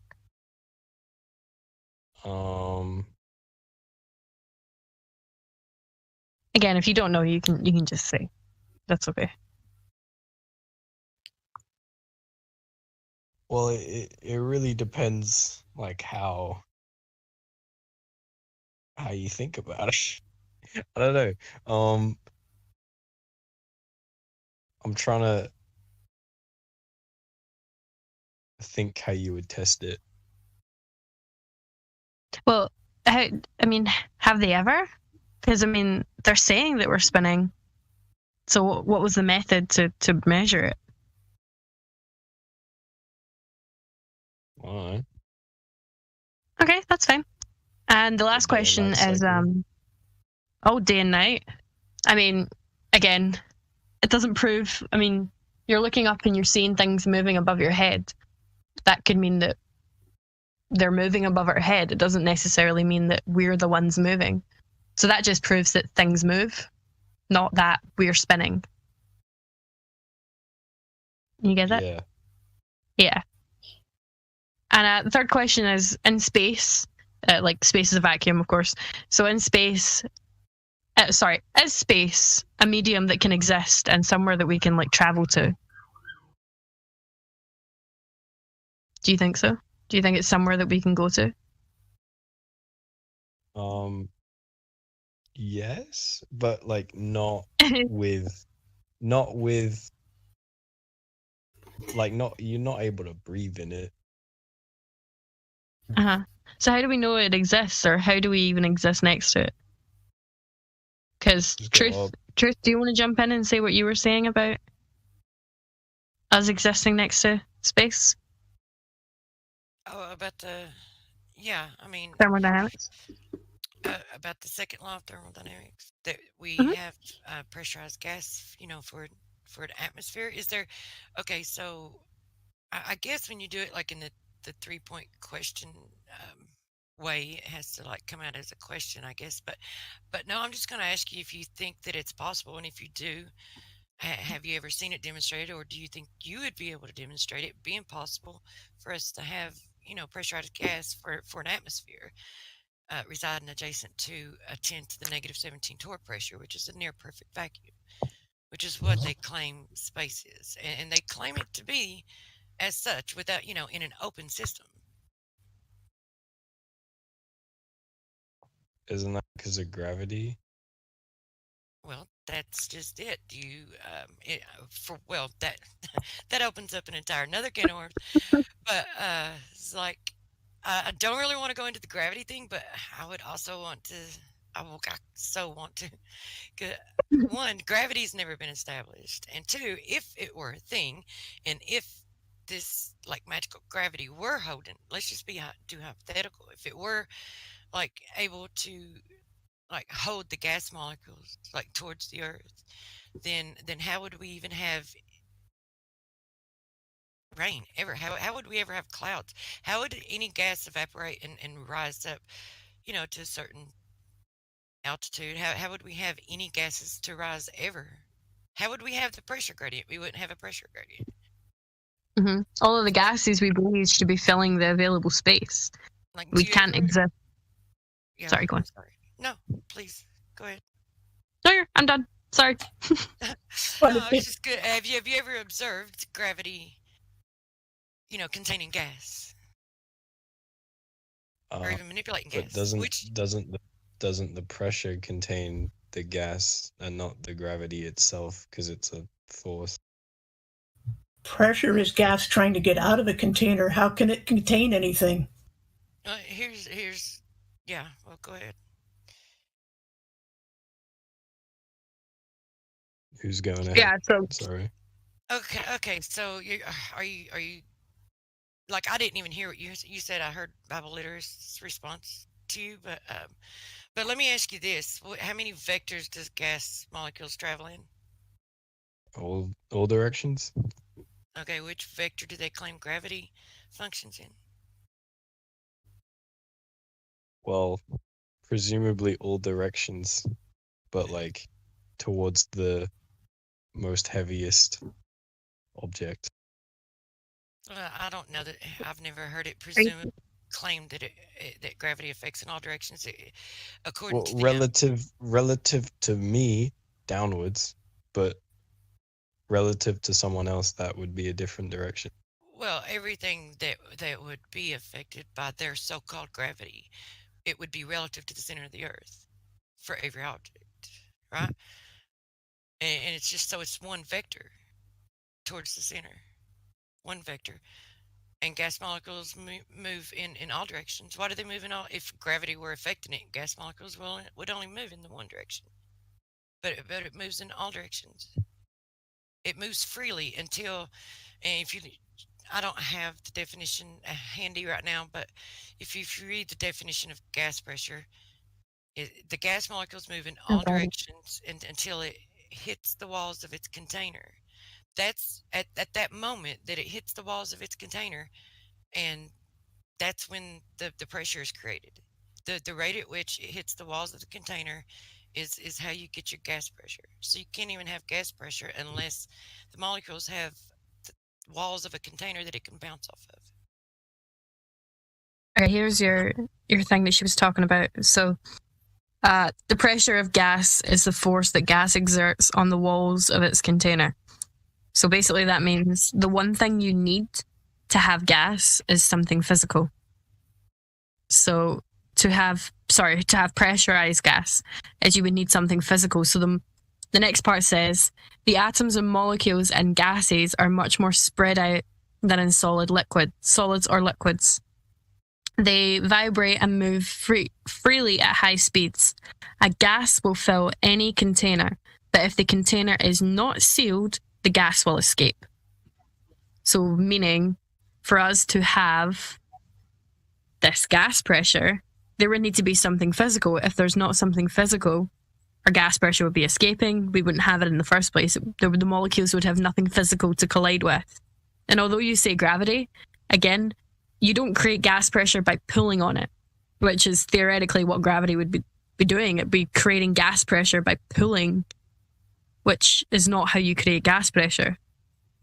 So our gases should be filling the available space. Like if I pop a helium balloon, the helium doesn't just sit there in the middle of the air floating. It's going to fill around about me. It's going to disperse. It's going to find its equilibrium. It's going to equalize. It's going to basically fuck off. And our gases should be doing the same next to this vacuum. They should be filling the available space, which is infinite, and we should just have no gas. You get that? Yeah.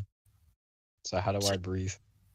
Right, that's the question. I mean, how are you? It means that there must be a container. We live in an enclosed system. Yeah, You have to be. We have pressurized gas. The only way you can show, if I ask you, can you bring me some oxygen or can you bring me something, you're going to bring it to me in a container. You can't demonstrate this pressurized gas without a physical thing, a physical container. You can't blow up a tire without the tire. You need something physical to hold that pressurized gas. And when you pop your tire, you have a slow puncture. It's going to seep out over time. The container's broken. You get a massive gash in your tire. You lose your air instantly. And that's just what you need. You need a container to have pressurized gas. And that's just how it is. So for you to be breathing, there would need to be something physical. Unless you can demonstrate a gas pressure without a container. So gas pressure not contained, really. But it's not possible. Make sense? Well, they tell us our system is open. It has to be an open system if we're able to have satellites and rockets leave Earth and go to the moon or go to Mars. So it has to be open. There's no way it's a closed system. You mean open system? Yeah, I understood. I think he understood. Yeah, sorry, am I mixing it up? It's open. So. And then they even like their spokespeople and their scientists, they slip up and admit it from time to time. You know, when they're not really paying attention to what they're saying. And sometimes maybe they intend to. I often wonder if that's what happens, if they just get tired of lying and when they get a chance to slip some truth out there, they just do it. But who was it? Was it Bill Nye, the science guy, or was it Don Pettit that said that we lived in an enclosed system when we can't leave? It was Bill Nye. Yeah. Yes, he was like, I cannot stress this enough. We live in a closed system. We cannot leave the Earth.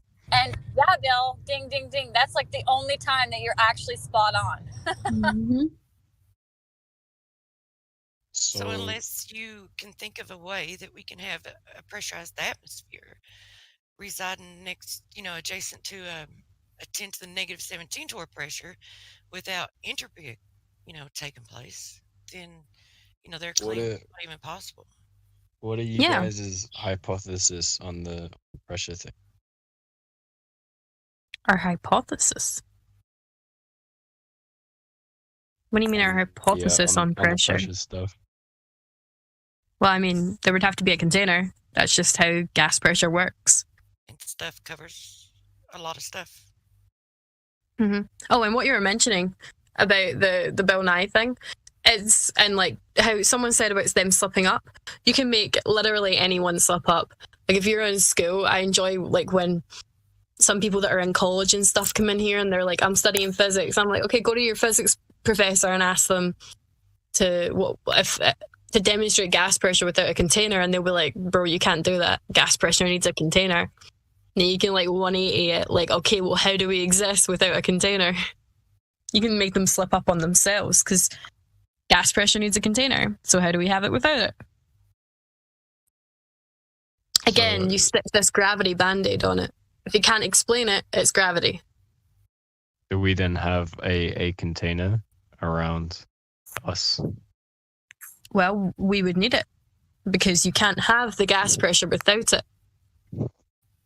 And if you're saying that we do have gas pressure without a container, so we're an open system existing next to a vacuum, and our gases aren't equalizing, they're not behaving the gases that we know and observe them to be here, then you would need to demonstrate gas pressure without a container behaving like how they're saying, next to a vacuum, not equalizing, behaving in all weird ways. You can't demonstrate that. So I'm not saying that there is one, I'm saying that's how gas pressure works. There has to be one. Right. But like, if you were to go up a mountain, surely the pressure like weakens. Oh yeah. Yeah, there's a pressure gradient. Where's most of the oxygen produced? It comes from low, it comes from trees, mainly the ocean. The oxygen is being pumped out, produced low altitude. So yeah, you're going to have a gradient. But that's what it is. It's just a gradient if the gas spreads out. Well, it's being made down the bottom. It's not okay. So you can have a pressure gradient in a container. It's not. But in a closed system, Yeah, you that can't would have a only pressure go- gradient. that would only go up. Like the pressure would always be increasing if that were the case. If it was a closed system, How so? No.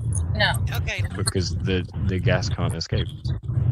Okay, if you've got two different pressures, if you've got a 10 to the negative 17 torr pressure, and then you have our atmosphere, it's going to go one direction. Like the higher pressure, which is our atmosphere, is going to rush into the lower pressure, and it's going to continue to do that until it reaches equilibrium. So it's going to have only that one direction until it finds its equilibrium. It's not going to be able to have, you're not going to be able to have a pressure gradient, period, without a container.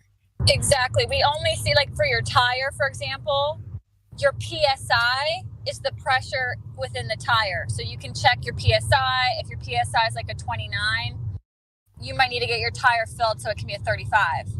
Okay? But if your tire has a huge gash in it, there's no more pressure gradient. Right? Exactly. You need that container for the pressure in the first place. So But to let's have say- that, let's say we have what she's- a tire, and it's constantly increasing pressure. At some point, Yeah, it's gonna but pop. no. You're thinking. So there's cycles, right? It's not. It's a dynamic system. It's not just the gas being created, but it's also being recycled back into, into the earth. Like there's a system for it. So it's not just a constant creation or, I guess you know what I mean by creation. It's not being created, but like addition into the system. There's always a reduction of the gases as well. Does And that makes sense? Where would that happen? And you got to think of the temperature gradient as well. Got to account for that. Yeah. Yeah, it's just a cycle. But where would it be recycled? Well, when you breathe, Water vapor, rain, stuff like yeah, that. it's recycled back. The gases that are created at the Earth were once in the atmosphere, so it goes from the Earth into the atmosphere, and it just cycles back around. It's not new. It's just changed. Mm-hmm. But if Most things the work in pressure cycles. is Not to constantly mention, going up, we don't even need to explain this kind of thing because you can't have the gradient without having the pressure to begin with. So you need to have a container, and it always goes back to that. But if you have a container, then the gas can't get out. So I don't. No, understand how it'd you be don't need recycled. to have it escaping. Do you know what I mean? Like you have the water cycle where let's just take that as an example. You have the gases turning into rain back down to the earth, right? So just in that example, you have the recycling of the gases. There are other cycles I can't think of right now. Probably need to look it up, but Just that's check the not live stream. pressure. There's a That's picture not a posted. force. Hmm? That's not a force. Or that's not pressure. You can't recycle a force. no, you're thinking of gases as being always. So, because you said if in the tire you're always pumping air into it, it would eventually pop. So you're thinking of the earth in the same manner where the air or the gases are always being quote unquote pumped, right? That's not the case. There is a recycling process to it. Gases turn back to liquid and so on and so on. So it's not just the increase of the gases is what I'm trying to tell you. But surely, if water is made out of hydrogen and oxygen, right? And 75% roughly of the atmosphere is made up of nitrogen. Where does the nitrogen go? There's a nitrogen cycle. Yeah, there is a nitrogen cycle, carbon cycle, water cycle. There's a whole bunch of cycles, bro. The point is, it's not just an increase of gases. Yeah? They don't tell us none of this shit. That's why we don't know. I posted the nitrogen cycle. You can look into it. But if there are more cycles, guys, just post it in the live stream. I think what a cycle, then okay. So if oxygen is always being created and then oxygen is transferred into water and it comes back down, at some point that oxygen still exists, so it's got to turn back into a gas. But there's also gas being created by the plants, so gas goes up. How does breathing happen? if that's true. If we're getting oxygen increase all the time, nothing is consuming the oxygen, any of it? You don't breathe in? You're taking it in and you are using it in your bloodstream. Exactly. It's being used. It's changing form. That's what matter does. I think that's the first law of thermodynamics. Nothing it is created or destroyed because it's changing form. It's changing usefulness. And that's, like I said, first law of thermodynamics, and nothing is created or destroyed means that it's going through these cycles. These cycles are part of that observation, which is where we get laws of physics, from observation. And so this continual cycle, there's a water cycle, there's all sorts of other cycles, temperature gradients and things are changing, but it isn't just being produced, it's also being consumed. And that's how it's balanced, and that's how you have a system. For example, you can have a terrarium, an enclosed little world with just the right balance of soil and plants and oxygen and water, and it will live for 50, 60 years. It doesn't blow up. Even though we would both agree that the plants are continually producing oxygen because there's other things in the terrarium that are consuming it. So it's a balanced system.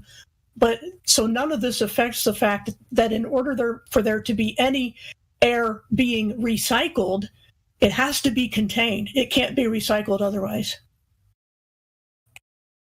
Yes, perfectly explained. Very well said. Mm-hmm. Thank you.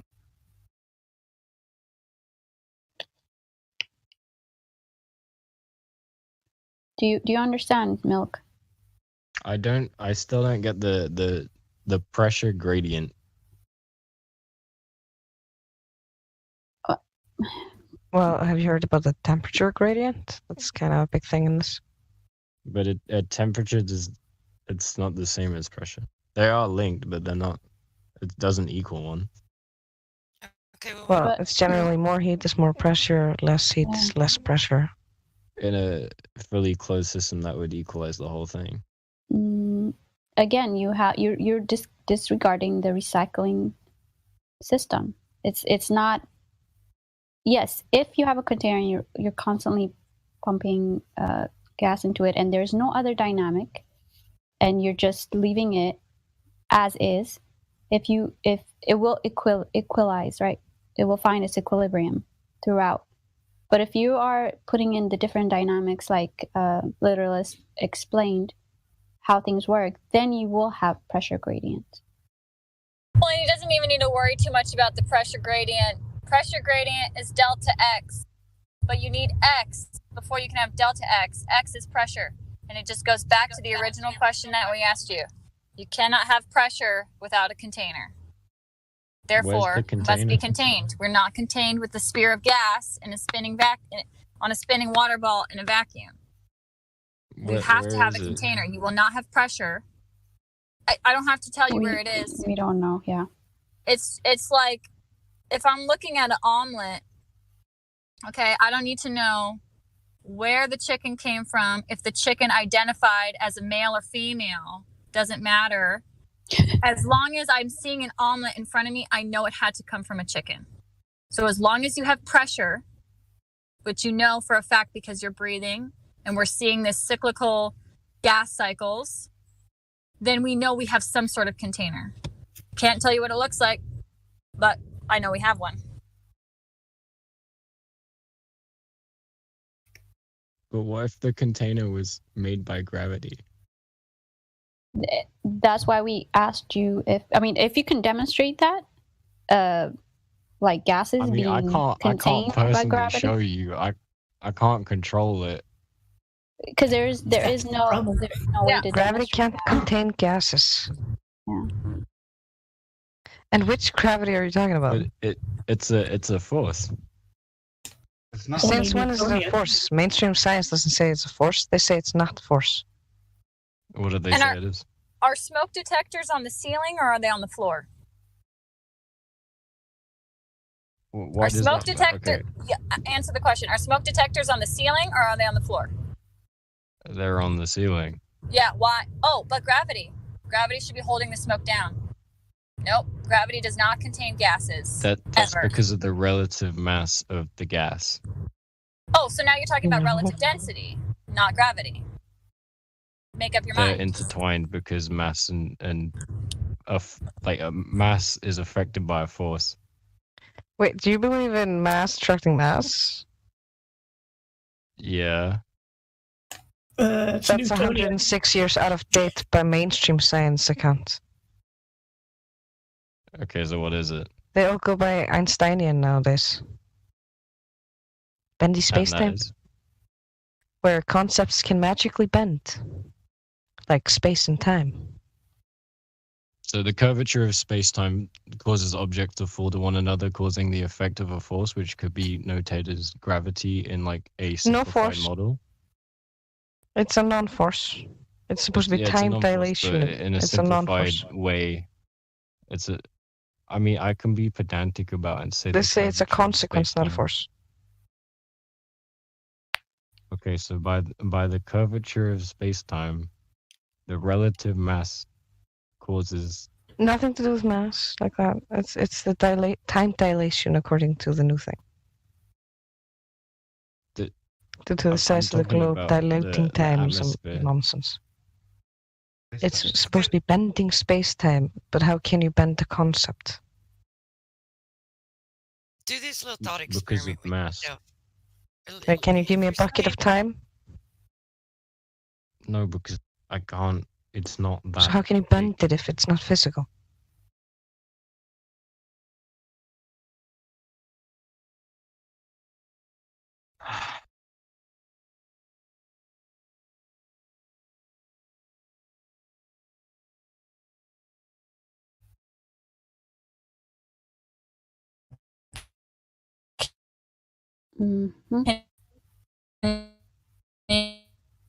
Somebody's roboting.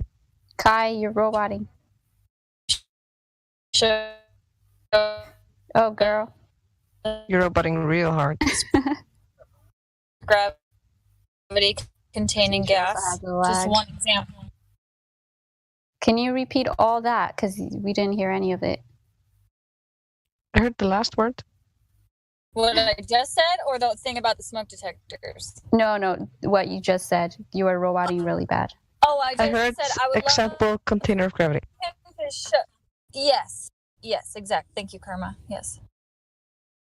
Just want him to show us an example of gravity containing gas. Just one.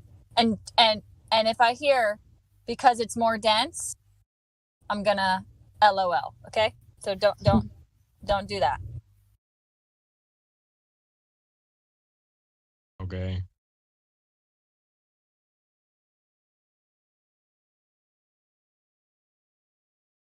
All right. Well, I gotta go to bed. So. Bye. Well, Okay. No worries. You probably have a lot to think about. Yeah. Well, I was just going to say before you go, do you understand why Carmen was asking you that? If you could bend space time and, or if you could, like, if you can manipulate space time, do you understand why she was asking you that? Did he go?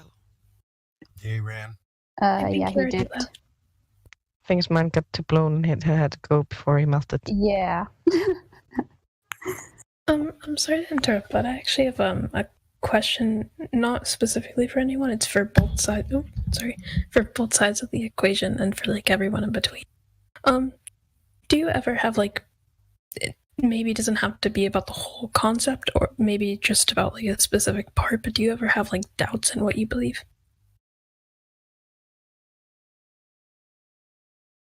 Well, I can say for our side, I used to believe, and then once I stopped believing in globe and stuff like that, I started just going with evidence and facts and, real stuff. It's nothing to doubt. It's just knowledge. It's just facts. It's just reality. Yeah, I was going to say, I doubted the globe, and when I looked into it, my doubts were correct.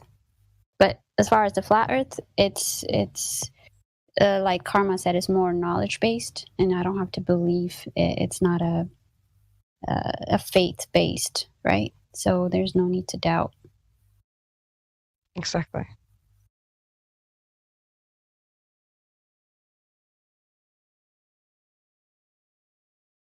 Anybody else want to answer?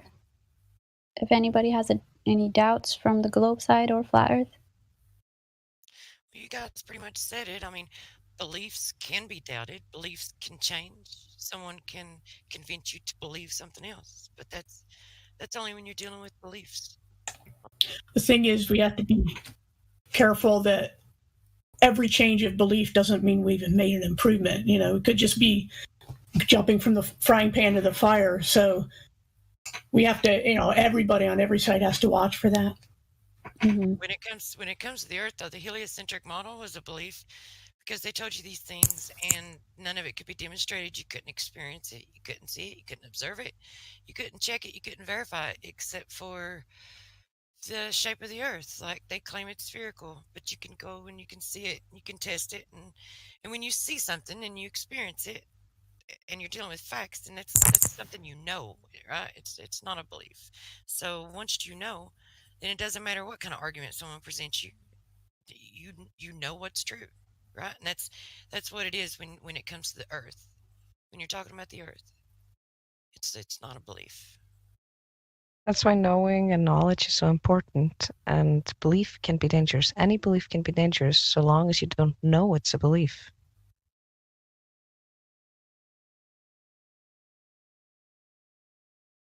As long as you live by a belief as a fact, you're going to be doing something wrong, because if the belief is wrong, like you're shooting yourself in the leg, you're not checking it out.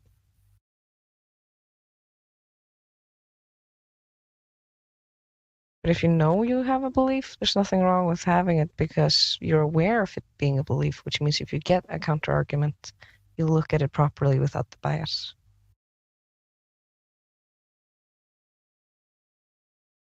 And Trace had a great point here where you can hold multiple beliefs if you realize if that it is a belief and entertain multiple different, thoughts.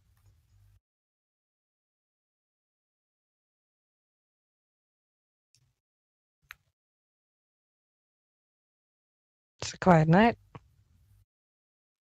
We do have a few people that have. Was that the only question they had? Zilfers, is that the only question you had? Seems like actually, a question like that should be followed up by some more questions. Is all. I actually do have another question. Again, this isn't directed to any side. It's kind of more just like a general question. How did you always believe what you believe now? Did it change over time? And if it did change, when did it change? And what made you change your mindset in this way? I still hear, sorry, I don't want to pick on you, but I hear the word belief again. And I think we really tried to stress with the previous answer that we are not operating on a belief anymore. We were all taught the same thing that you were, the heliocentric model, the globe model in school. Turns out, though, that is a belief. So now, everyone has a different reason. Oh, no, it's okay. It's okay. We just have to clarify that, though, because we just want people to know that we're not a religion, right? This is a group of people that really want to get to the bottom of Okay, so then I would say the belief portion. We're trying to stay away from belief as much as possible. Actually, even us flat earthers in the group that have been here for a while, we'll get in trouble if we say things, if we do speculations and we're not clear that it's a speculation, because this place, very careful to only talk about things that we can, test and know. But to, I guess, rephrase then from what I said, I would use the term belief then rather to assess the people who believe in a globe earth, and then I would say for the people who believe in a flat earth, what made you, look at the facts and see oh, okay, this is what people are saying, but then this is what the earth actually is. So how did how did you start to put the pieces together? is essentially, I guess, what I'm trying to ask. Mm-hmm. Yeah, there's different. Everyone has a different answer. For me, I watched a video of this guy named David Weiss, and he was talking about long distance photography, and like the world record for the longest distance photography proves that there's no curvature of the Earth. So that was the first thing that really surprised me, is when people go out in the field and they try to actually find this curvature, because we're on a ball, right? So if we're on a ball, there should be curves all over the place, you know? We should be able to measure that. But when it actually comes down to it and you're looking or doing laser tests, there's actually no curvature at all. And that really started getting me to ask some questions, because that's a big problem, right? For the ball, if there's no curve, those two need each other. Balls need curves.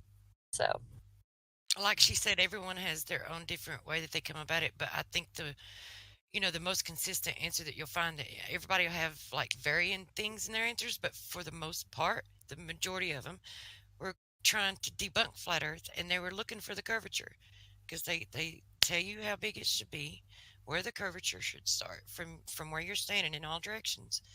And everybody wanted to debunk the idea of flat Earth and go out there and find the curvature and come back and say, okay, flat Earth is bunk. This is how flat Earth grew so fast and so large, because no one could ever find the curvature. I think also going by, there's an old saying that goes, those who know all the answers haven't heard all the questions. And I think the issue here that you're asking about is why people started asking questions. I think that's the key to finding any kind of truth or fact, is to ask questions. And because people aren't taught to ask questions in school, they're just given a piece of paper and read it off and memorize it and take the test and pass. And that isn't to say that there aren't smart people and that people don't learn anything in school. It's just that the information is not the whole story. They're not given all the options and all the data. So if you only have partial data, you're going to reach a foregone conclusion. And that's what happens most of the time with knowledge in general. People don't ask enough questions. And I think that's what is the difference of people who get into this issue of Earth shape and a lot of other conspiracies, is that they decided for whatever reason to ask some questions. And a lot of things too, like using your logic to just think about the things that we've been, told within the education system, where, like was said, that you're not allowed to ask questions for certain things and you don't have proper answers. So just use your logic and start looking into these things, and you'll find that it doesn't really make a lot of sense.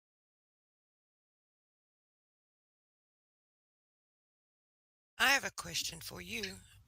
If you become aware of the size of the Earth, and you become aware of where the Earth should start curving, if it is the sphere that they claim it is, like for instance, 1 foot off of the ground, it should start curving away from you at 1.225 miles.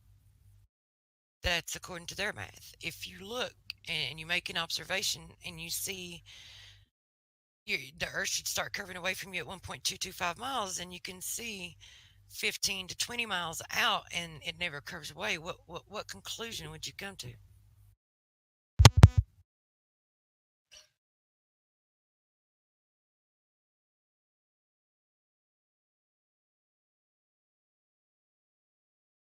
Did I come through okay? Yeah, you did. Zilfers? Oh, I'm sorry. I didn't know that she was asking that to me. Well, first, I just want to kind of clarify, I'm not on a specific, side. I don't believe anything. I kind of just, like to know, everybody's perspective. Yeah, so, I was just wanting to know your perspective, though, as well. I was just looking for, your thought process on it. Like, what conclusion would you come to if that were the case? If you looked out and your observer height's 1 foot and the Earth should start curving away at 1.225 miles. So, what would I think if I saw that? Yeah, what conclusion would you come to if you could see 15 to 20 miles? Or more, or further, actually, yeah. So, I guess essentially, if I saw it with my own eyes, and I could definitely see that there isn't a curve, I would definitely start to have doubts about the original model that we were taught. I can't say that I would 100% know that it's flat, but I definitely think I would 100% start having doubts. I think on top of that, as I would further go into more information, I would probably start to convert more. So I definitely think that that would be a big like change in how I perceived things, but I wouldn't say it's like a 100% complete. Definitely like a large amount, but like I wouldn't say it's 100%. Right. Like it would 100% change my perspective. And let's say, okay, so let's say that observation.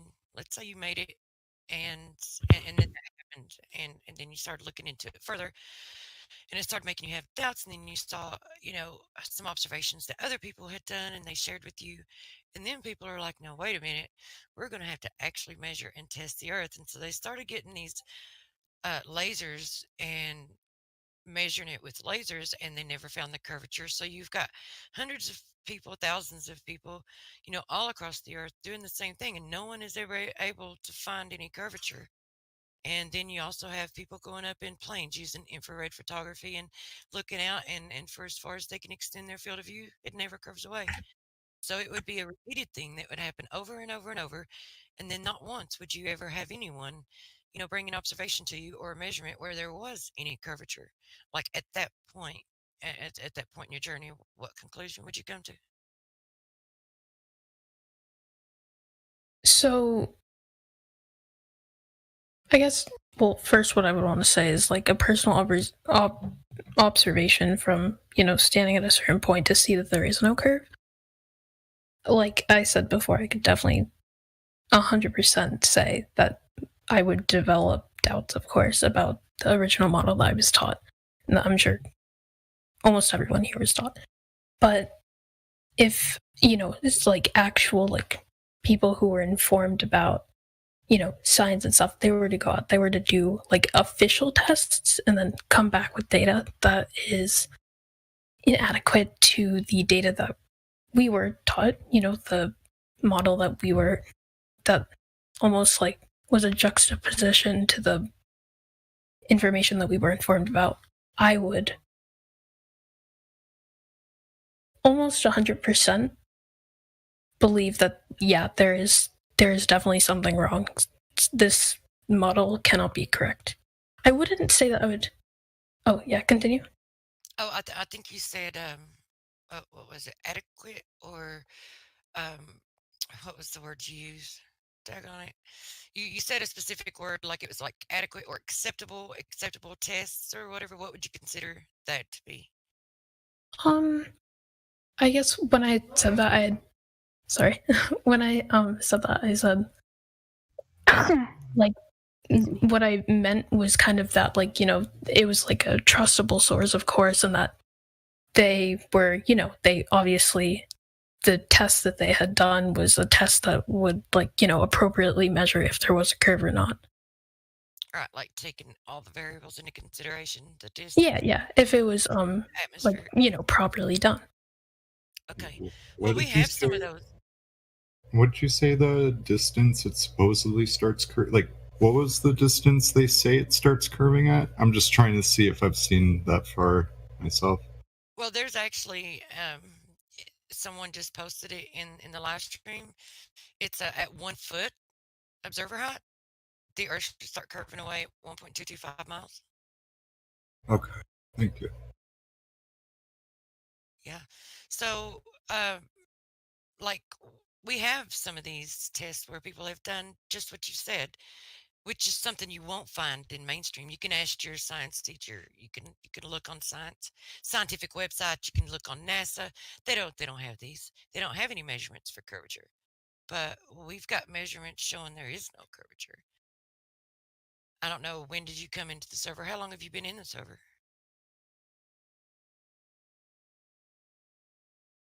Are you talking to me? Yeah.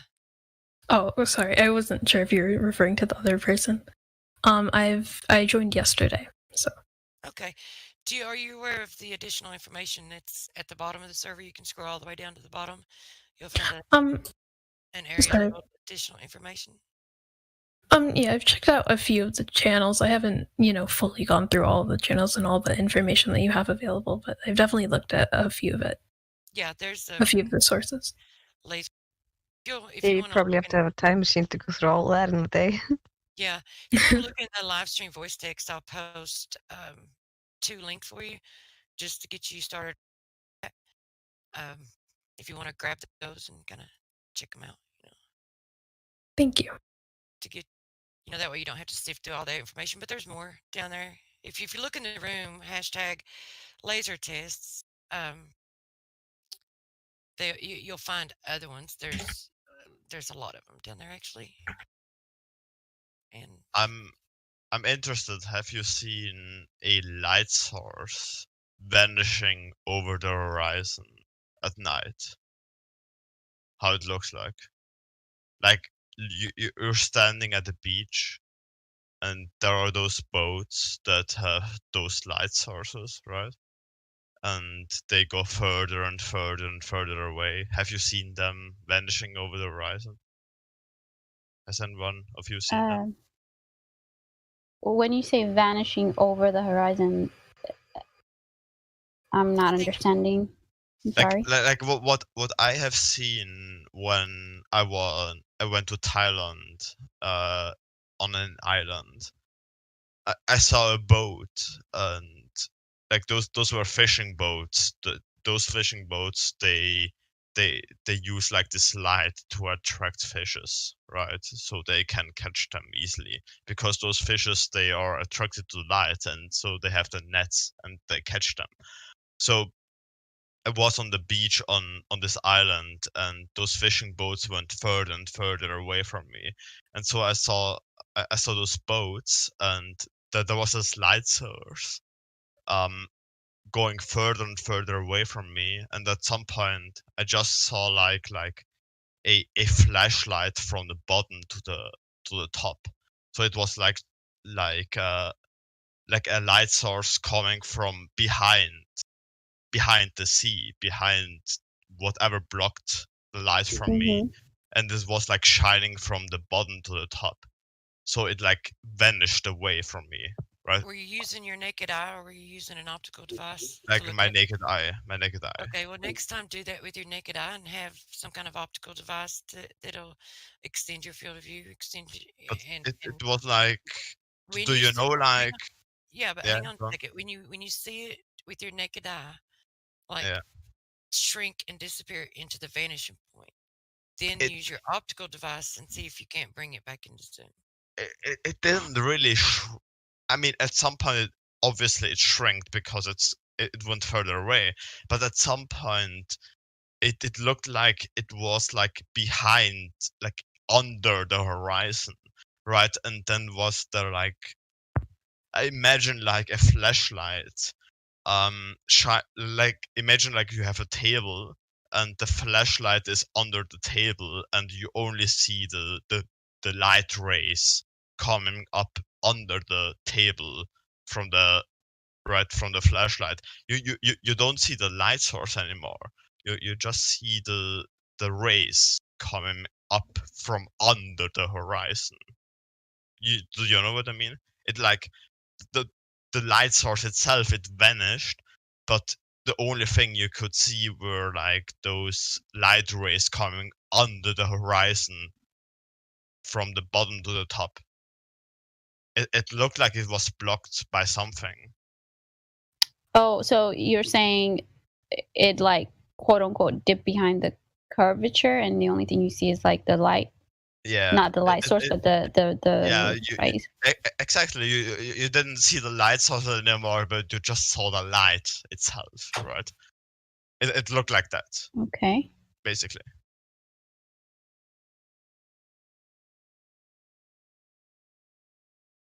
So basically, what was it, right? I mean, it really looked like like the Earth itself was in the way of the light. And I only could see like Yeah. Here's the thing. That does happen with the like atmospheric condition, depending on like how much moisture is in the atmosphere.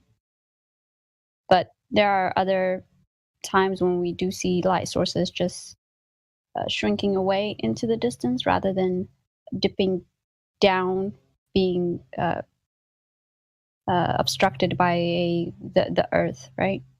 Yeah.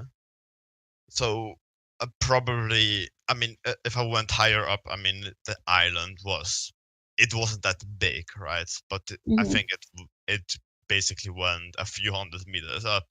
So if I went further up, probably I would have seen the light source at some point. Yeah, that's just perspective. Oh, okay, okay. How perspective would work. Yeah. Yeah, the object and the light coming from the object or whatever. Before they were both within your angular resolution, but as it was leaving, the only thing that was still remaining in your angular resolution was the light from the light source. You have a specific, point that the thing converges into.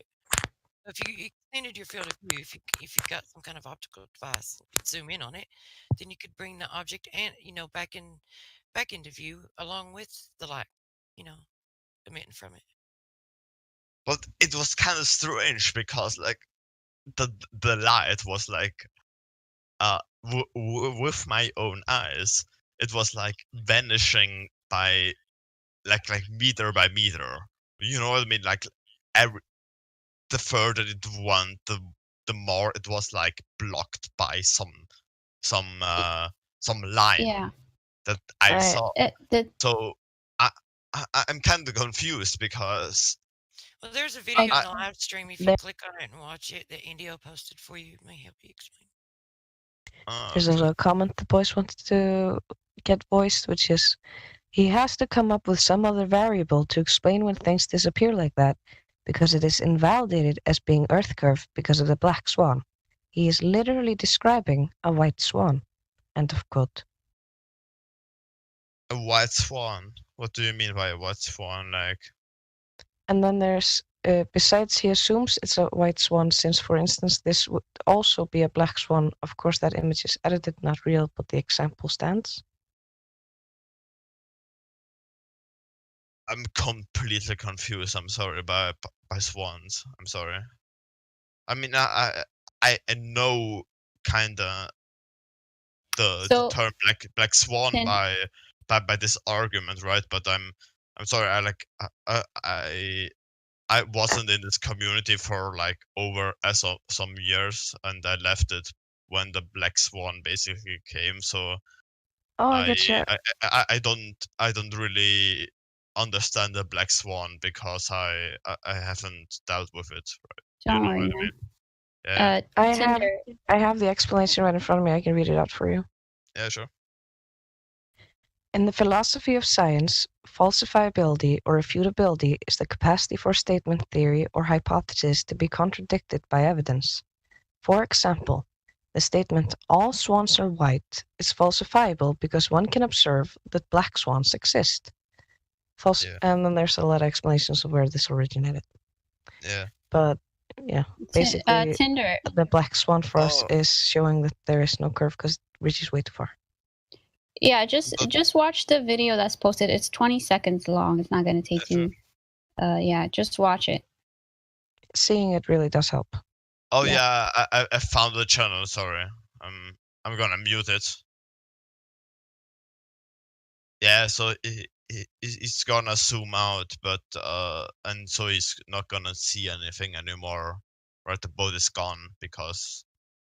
Yeah, it appears like it's dipping or disappearing behind like a physical Earth, right? But as you zoom in, you're able to see more of the boat, which means it just has gone beyond your visual range. But you know, like I've seen this boat, like this light source itself, with my naked eye. I didn't need any. I didn't need any zooming, anything.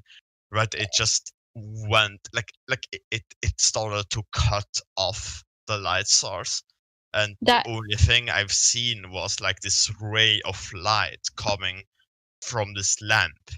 This like you know those boats use it to catch fishes, to catch those fishes attracted by this light, and I only seen this ray of light coming off the boat from the bottom to the top. I've not seen.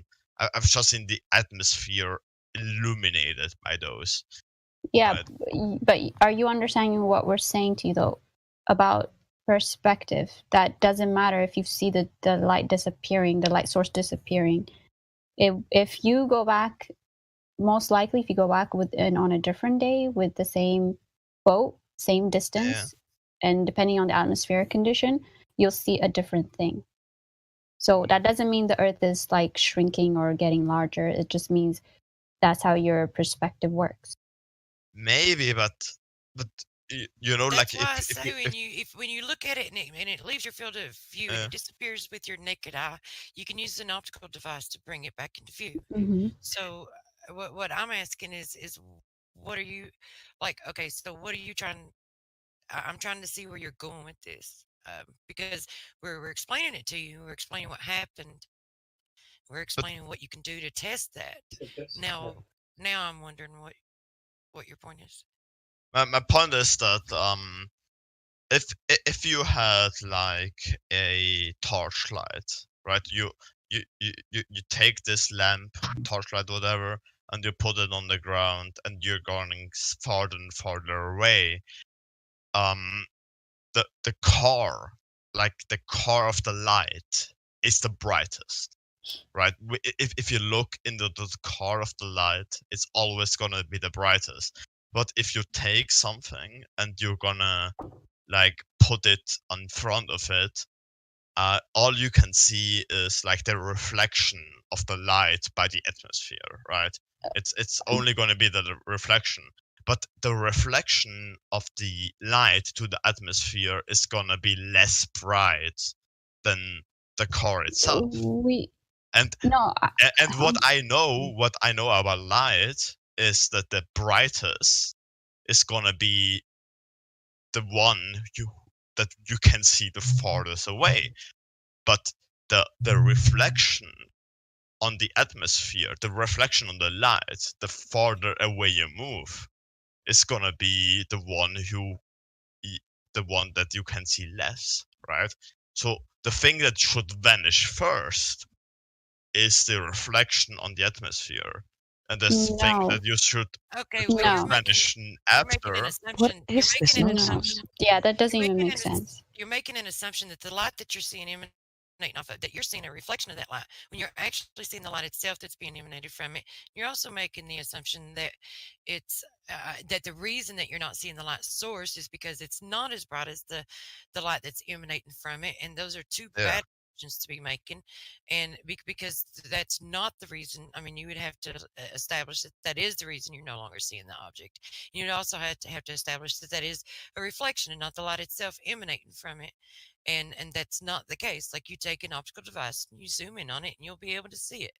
It's like, I'm trying to figure out what your point is with what you're trying to say anyway, even with those assumptions. I mean that was a point. That the only thing I could see was the only thing I could see was the atmosphere illuminated by the light. Tinder, that is what is supposed to happen. Hold on, I'm sorry, bro. I understand what you're saying. Okay, let me 1 second. If when you see a sunset, when you see the sun setting, like the actual circle of the sunset, you still see the atmosphere being lit, right? It doesn't completely go dark, because that's just how you don't see the light anymore. You don't see the light source anymore. Right? You don't see the light source anymore. That's how things work. You don't get darkness and then the light source disappears. That doesn't even make sense. That's not what I'm saying. Keep your eye on live stream. Yeah, you see the lit atmosphere first, and then you see the light source. Why would you see the lit atmosphere? If I'm in a room and I'm holding a candle, if I block the candle, the fire where it's lit, does that mean the room stops being lit? I could see the part of the room that is gonna be lit by the candle, but a big part would be dark, right?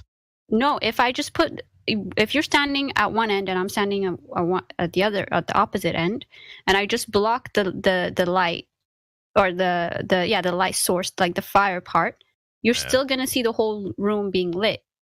There would be a big shadow. Yeah, but you still see the room being lit. You're assuming just because I cover the light source, you're not gonna see any part of the room being lit. When you see a sunset or sunrise, the first thing you see is the atmosphere being lit. Okay, let's take the example of the candle, right? If you have this candle in front of you, and you're gonna block the light depending on the angle, let's say you're gonna cover a small part of it, then everything behind your hand that is gonna be covered is gonna be a shadow. There will be a shadow, but there still be lit. Like shadow, the room would still be lit. If I don't know if I'm explaining this properly. I don't know if any of you other girls get it. Saying it stays bright even though there's not direct lighting, right? Yeah, like the light source would be blocked from your visual. Yeah, from your visual angle, the light source would be blocked, but it doesn't mean the whole room would go dark all of a sudden. You still have the light. Yeah, even without you being able to see the light source. Yeah, I understand, and that was exactly the case because, like, there was the problem? There was this light source being blocked, and the only thing I could see was like this light shining behind. Can I ask something? Like this light was shining behind this blocked thing, right? There was something blocking this light, and everything. That sounds like an assumption. It doesn't sound like an assumption because. Are you claiming it's the Earth's curvature that's blocking the light source? Like the only thing I could see wasn't like this. This light didn't shine in my eyes anymore. This light. Because that's what's supposed to happen. Hold on here. Hold on. He never said anything about curvature. He was just saying something about light, which we can explain through refraction, or what do you call this? Inverse square law of light, or perspective. There's three factors that you can have there, but he never said any point whether it was curved or flat. You need to make a point, sir. Are you saying because of this, that's why the Earth is curved? You haven't said any of that. So what we're doing here is just going around in circles. So what? What is it? What is it really? So you're making an observation about light, and we're giving you explanations, but some part of you is, for some reason, not accepting it. So let's start all the way from the beginning. You made an observation. Yes, let's start over from the very beginning. So you made an observation, and all the ladies here have given you explanations for perspective, for refraction, and, you haven't heard the inverse square law of light. There's also that. So there's. I don't know how the inverse square law of light would explain what I saw, but go on, please explain the inverse square law. Okay. Somebody have a link for the inverse square law of light, please. You can Google you can read it. Just Google it. Inverse square law. Because funny. The farther. Also, because it's mainstream science, you can just Google it. Is it like the if farther? You don't know what it is. Okay, is it like the farther it goes, the dimmer it gets? Or is it basically the inverse square law? Yeah. Because it when I heard inverse square... Yeah, that's it. Yeah, that's it. Okay. So that's three explanations, but you have not made a point on whether the Earth is curved or flat. That's why we're going in a circle here. Are you using... I don't want to divine your thoughts, so you better make your point. No, my point is that the light looked like it was blocked by something. That was basically my point. Where it went. It looked like something, like the farther away it went, the more it looked like something was in the way of the light.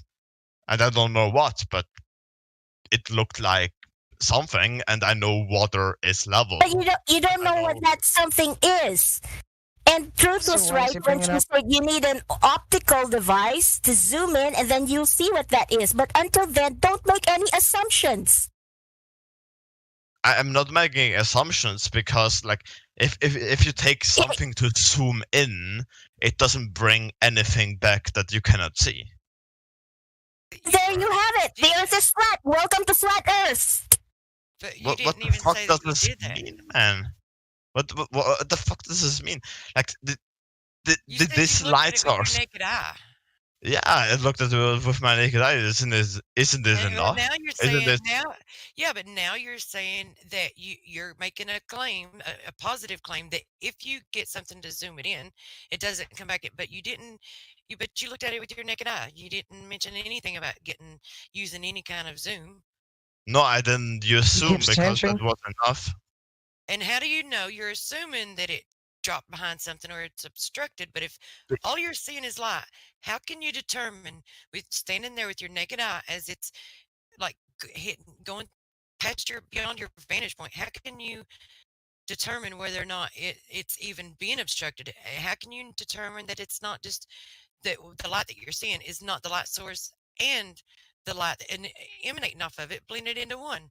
If you're looking in the live stream, India posted something earlier that would definitely explain what I'm like. You can look at it. It's a visual. It's a very good visual. Yeah, I've seen it. I've seen it, and Yeah. it's Okay, like well, how do you completely. know that's not what's going on? It just vanishes behind the horizon. But what I've seen was like if you take a candle and you put it on a table, and like this, and you go under the More table, like you put it on the table, and the table is at some point when you go below the table, you cannot see the light anymore because it's gonna be blocked by the table. And that's exactly like this. It looked like when I looked at when I was standing on the beach and it looked at the sea, it looked exactly like this. You were underneath the earth or something? Sorry. Yeah. I can't. I probably yeah, was it's because it That's completely exactly what looked I like was this. thinking. Because How all are you he's saying is going under? Stop this thing. What is your That's point? ridiculous. He doesn't have an argument. He's just making an observation. And so on. You made that observation. Therefore what? Therefore what? Make your point, please. Therefore, You sit or get off the pot. Make your point, please. okay, therefore the sea was in my way. Therefore the water blocked the light source towards my eye. That's my point. And you were under the sea? Is that the whole candle table thing? What are you talking? No, my point is that at some point when the boat moved farther away, I couldn't see the light source anymore because it was blocked by the water. And therefore it couldn't be flat. So you're saying there's a geometric curve there that was blocking it, but if that's the case, then how can there be so many laser tests and other photographs long distance that prove there is no curve? So you're saying because you saw something that you thought looked like curve, you assumed it was a curve, and that proves the curve to you? No, I just the only thing I'm assuming, and then I don't know about those laser tests. The only thing that I am assuming is that when something is in the way of light, it's gonna block the light, right? But you're assuming that's what it was that made you stop seeing the light. You don't even know if it was blocked by anything, since you don't understand perspective, atmospheric conditions, or anything. You should look a little into how vision actually works first.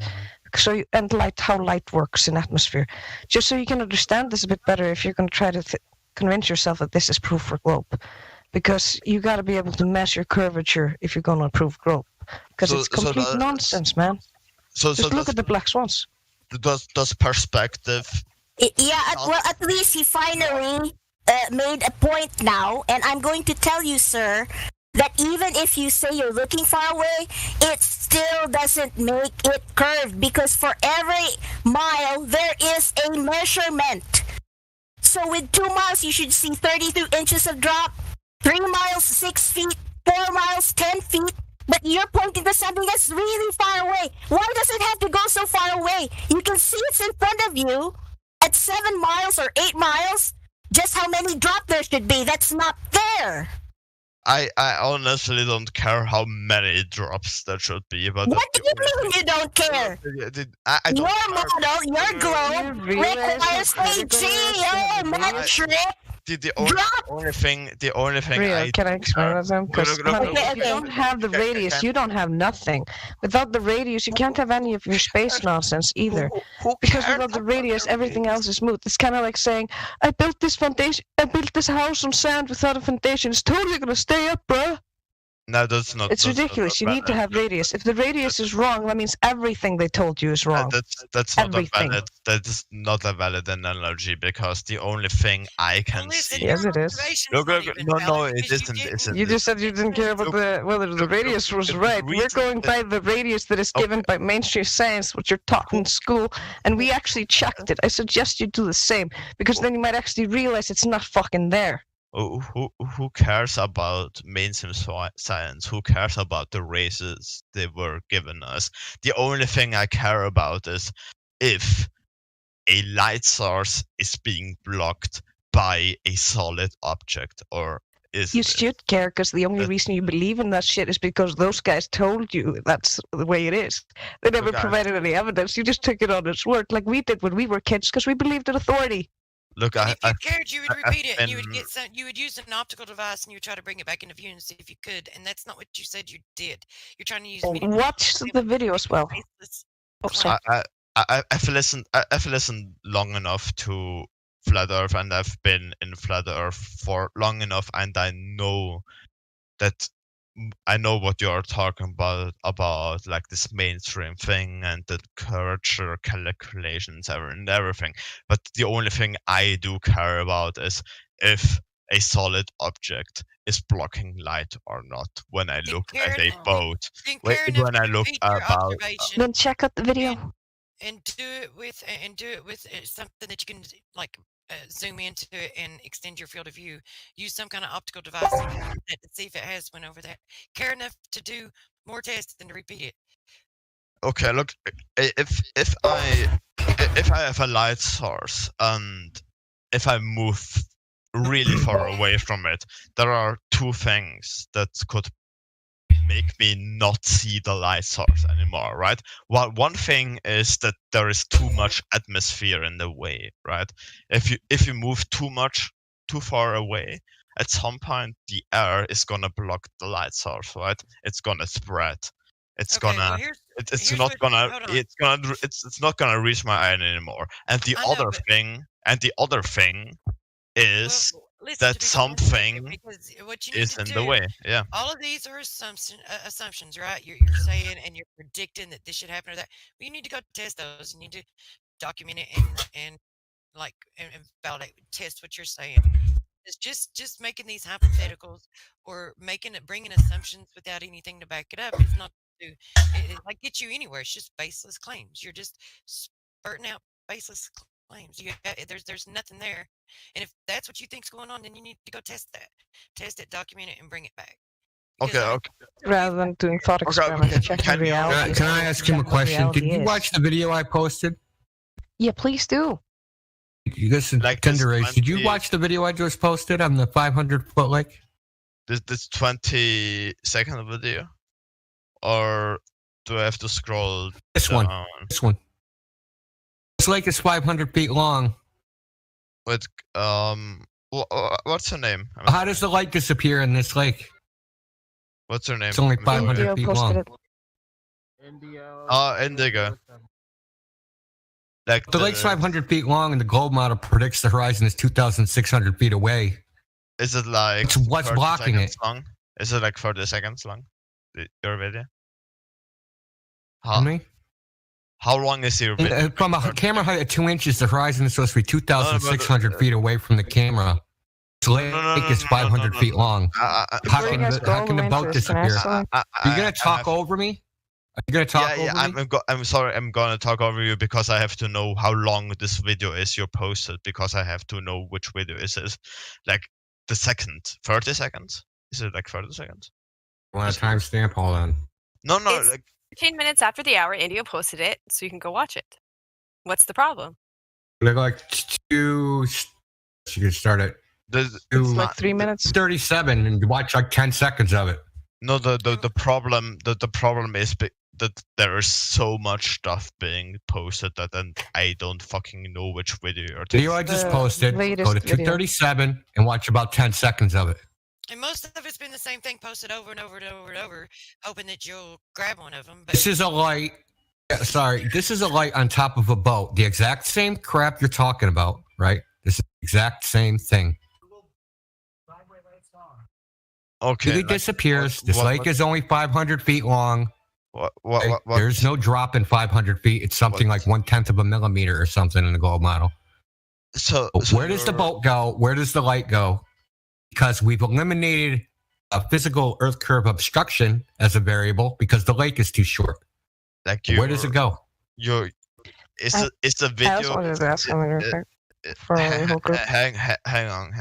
It's your video. I've got an idea, Mr. Tinder Age. I've got an idea. Dancing. Why don't you bring a sample of what you observed, a video of it, so this ends right now. Otherwise, you're just making assertions. So come back next week with a video or whatever. Stories, Rio. Thank you. It's actually told 3 different stories. Okay. That's the only reason I jumped in because he's a liar. There's. You know you're lying, dude. You We told have 3 different stories. Did you see the light directly or not? You told 3 different stories, dude. Okay, I have to go step by step. First you of gotta all, go. Yeah, I know. No. Step by step. Like the video you're talking about is like 3 minutes 36 seconds. Go to 2 minutes and 37 seconds. Watch about 10 seconds from there. Okay, then it's the wrong video. Can you direct Oh message? my god. Inyo, let me take this. Guy, come back next week with a video of what you're asserting. Unless you have any evidence or citation or a video of what you're talking, I'm not going to entertain you anymore. I don't This ends now. This ends now. Honestly, I don't give a shit if you are gonna entertain me anymore or not. I don't care. But I'm. No, because you don't have any evidence for what you're asserting. Do you realize that at 10 miles you should see about 66 feet of geometric drop? And yet you're trying to point out something so far away. Why do you have to go so far away? It's right here at 10 miles. You can see there's no curvature. So my suggestion is, get me a video of what you're asserting, then we'll entertain you. After that, this ends right now. Here. Story time's over. I muted him so I could actually hear what you're saying, Rio, because he was just talking over you. If you want to unmute him, go ahead. No thanks. Doesn't need to be unmuted right now. I think he needs a pen. I didn't mean to jump in, but he was just like. No, yeah, I was thinking like. I don't know. I wanted to show him contrary evidence because he kept saying that there's only 2 possibilities and there's way more than that. There's at least 6 I possibilities. did try to point it out to him like a lot. I was like, I know. Did you check It's the nothing video? against anybody in He here. didn't even Just answer me. I get sick of the dancing, Yeah, he the kept dancing, going- the shuffling.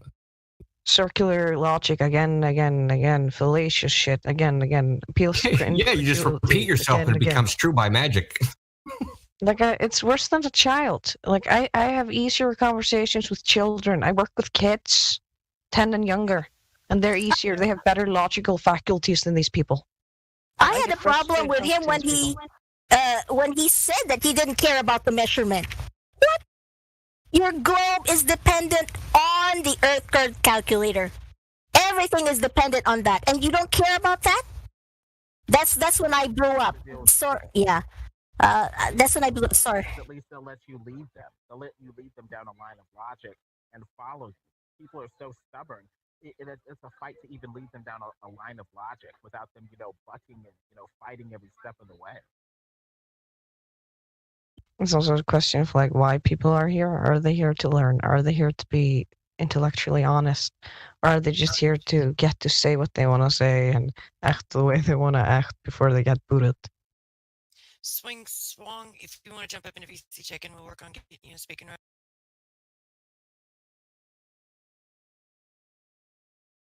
Morning, Flat Earthers.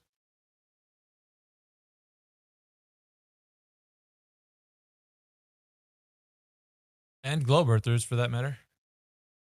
Hey, what's going on, man? Pretty good. How's everybody doing today? Pretty good. I was just listening to that. Oh, yeah. Listening to that recording, I guess. But no, this morning it was like 5:40, maybe 6. I had my, like, not my window open, but like a shade open, and I just saw this light kind of just slow cruising by, and I thought, oh, it's just, you know, a plane that's like one of those prop plane that's, you know, maybe not too far away, but it didn't have any blinking lights on it. And then just a weird thing. I mean, I saw it, and it just, the light of it, it just moved, it just went away from me and just was gone in a matter of like 3 seconds. But it wasn't like it wasn't fast. It was just really slow. But from the time I saw it, it was kind of moving from right to left, and then it just disappeared. Good day, fellas. Hope all is well with everyone. Happy Saturday. Yeah, I've seen stuff like that over here in the Midwest, Julius. I know what you're talking about. I was driving from Omaha back to where I live, and yeah, I've seen like a bunch of light. Like, you know, they see Starlink, the way you see all those lights connected. Yeah. I saw it flash real brightly, and then it just dimmed out, like I couldn't see it anymore. I'm like, whoa, what was that? Yep. It was funny to. I was gonna say, I'm not saying it's aliens, but it's aliens. Oh no, I wasn't either. I mean, it could be anything. You know, it could be anything really. The really messed up part is I just happened to be listening to that. I don't know, Wits has started a cloning stream last night, and I have done quite a bit of extensive looking into that. But he had some new information that I hadn't heard of, which is kind of interesting. Indeed. I don't know. It's not something I can prove, obviously. I just check. Okay, cool. Just something that doesn't hurt your mind to be aware of if you're in the realm of an open mind and looking into things. Hey, no doubt. But for me, I'd say that it was technology that was devised by the entities that are creating these devices that can actually be in the upper part of our sky with sustainability. Oh, yeah. They're going to be like, other people might call them space aliens or whatnot, but according to, like, there's even, I would say the whole idea of that stuff like has been propagated by the globalist agenda. But also you have like, there's explanations, like you have on the one side, it's all globe though, right? You have on the one side, it could be space aliens. And then the other side, it's actual technology that the government has been using. And so either way you think about that on the globalist side, you're locked into like a ever expanding cosmos kind of thing. So it does, like, you're still in the wrong either way. You know what I mean? So that's how it is, because on the one hand, you know, technology is floating around in low Earth orbit, and on the other hand, space aliens. You know, like, come on, like, there's no other option. The other one is the flat Earth. That there is no low Earth orbit. You know, there's just like high altitude in technology, and I don't doubt that could be devised, because like with technology these days, what if they're harnessing the Earth's energy to also accommodate such a craft? You know, because most of the technology from Tesla was hijacked, as you may or may not know that. Some of that information was it's permeating through our technology today, which you guys probably do know if you've researched that. Like even jet craft, like the way it actually operates on very low fuel, kind of like using wind being the thing that powers the turbine engines. That's a whole other thing, right? But like that technology, or any kind of sort of technology like that, could be harnessed and be used for craft that's being used today from whatever agencies have been using it from, you know, times past. And they're just giving us this rhetoric about, you know, globalist agendas, where that doesn't have nothing to do with that. You know what I mean? So they're and you have flat earthers on two camps on that idea. On the one hand, you say there's not possible to have, you know, craft up there that could be that sustainable within the upper parts of our sky. And on the other hand, you have people that think, hey man, there's probably technology out there that people can use to harness the Earth's energy, you know, however that is, and the craft could be up there. That what they're saying is up there could be up there, just not in the idea of what they talk about with the vacuum of space, low Earth orbit, a planet, and all that stuff. You know what I mean? That's the thing. That's where it is. Yeah, totally. I still think there's a possibility that I don't know. Of course, it's just a book, but that whole story that was the Iron Republic or whatever, I still haven't read it, but I've heard a few things about it. But maybe check. You guys good? Check. Yeah. Yep, 10-4. I'm just thinking, 10-4. maybe that so very much, guys. Hope all is well. That from other lands beyond the land we know. Who knows? Yeah, well, and that's the other thing too, is like the realm of possibilities, Julius, are opened up to us because we know that it can't be from space aliens and other low Earth orbit ideas. However, high altitude ideas exist, just not in the realm of like there being a way out of the ecosystem in which we're in.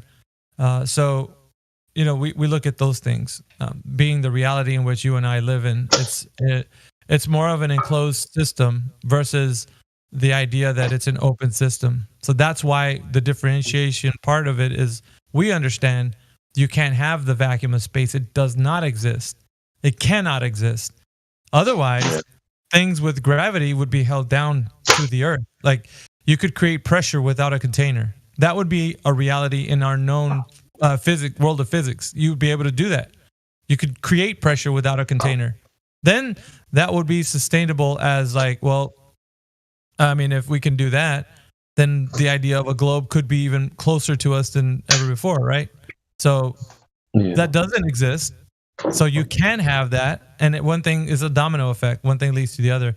But we always take it back to like, even starting with a curvature, but like once you get far past the curvature and they start talking about how gravity, and this and that, after you destroy that, you go into the reasons because of the natural laws, right, that we have. It cannot exist. So there's so much to be discovered in the realm of like, it's not speculation. It's something that you can bring forward to the public so they can understand and discern for themselves. We always talk about taking this to the next level and teaching people. Looks like we got somebody new in here. Bromango. I'm going to go ahead and unmute your mic. 1 second. Bromango, you have control of your mic. Welcome to the 24/7 Flat Earth Discord. The discussion here is always about the topic of the shape of the Earth. So we get into it pretty deep, but we also like to welcome new people. And we also like to know what you think the shape of the Earth is. That is our beginning discussion to get to know you better.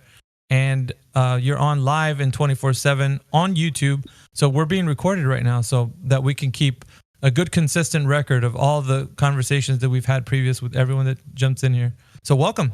And, maybe you want to talk about what you think the Earth is, whether you think it's a globe, you're on your way on the fence, or whether you think it's flat. Go ahead. Floor is yours. Hey there. Howdy. I used to be a flat earther. Okay. Cap. No, let the gentleman go ahead. Let us know why you changed your mind. So I used to be a flat earther, and then I realized, I didn't do my own research, and I ultimately went back to Club Earth. Interesting. So, being that that's the case, we're all interested to know what led you back to the globe. Please do tell us in detail. Interesting. We'd like to know more. Please explain. I realized that it's important to follow what others are doing. I don't know what you mean by that. Like, can you explain what follows what others are doing means? Well,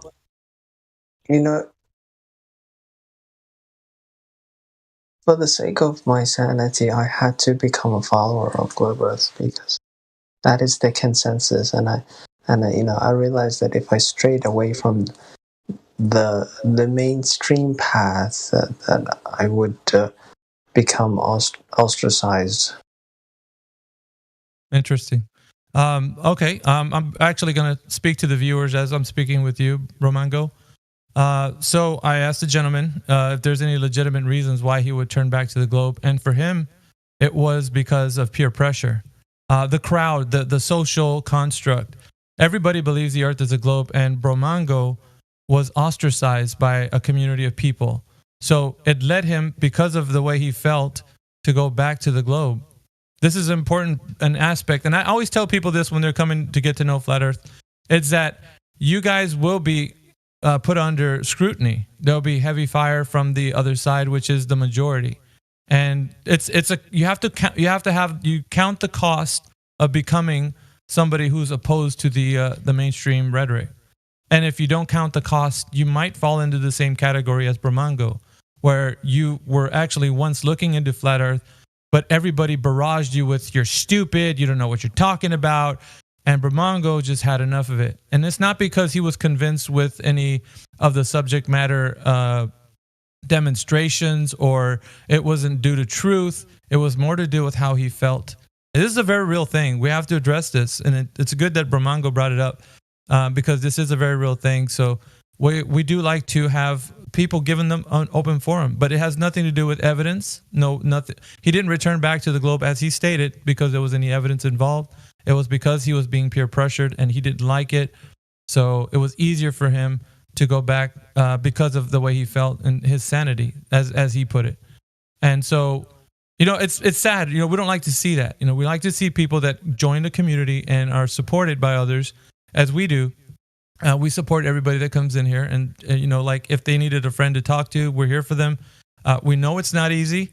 A lot of people that have been in Flat Earth have been marred by the truth because they are also put under scrutiny, but others know how to shoulder it. And with that, we need to help each other, right? As a human family, we need to be empathetic to those who are put down, and maybe they went back to the globe because they just can't handle the pressure. It's too much.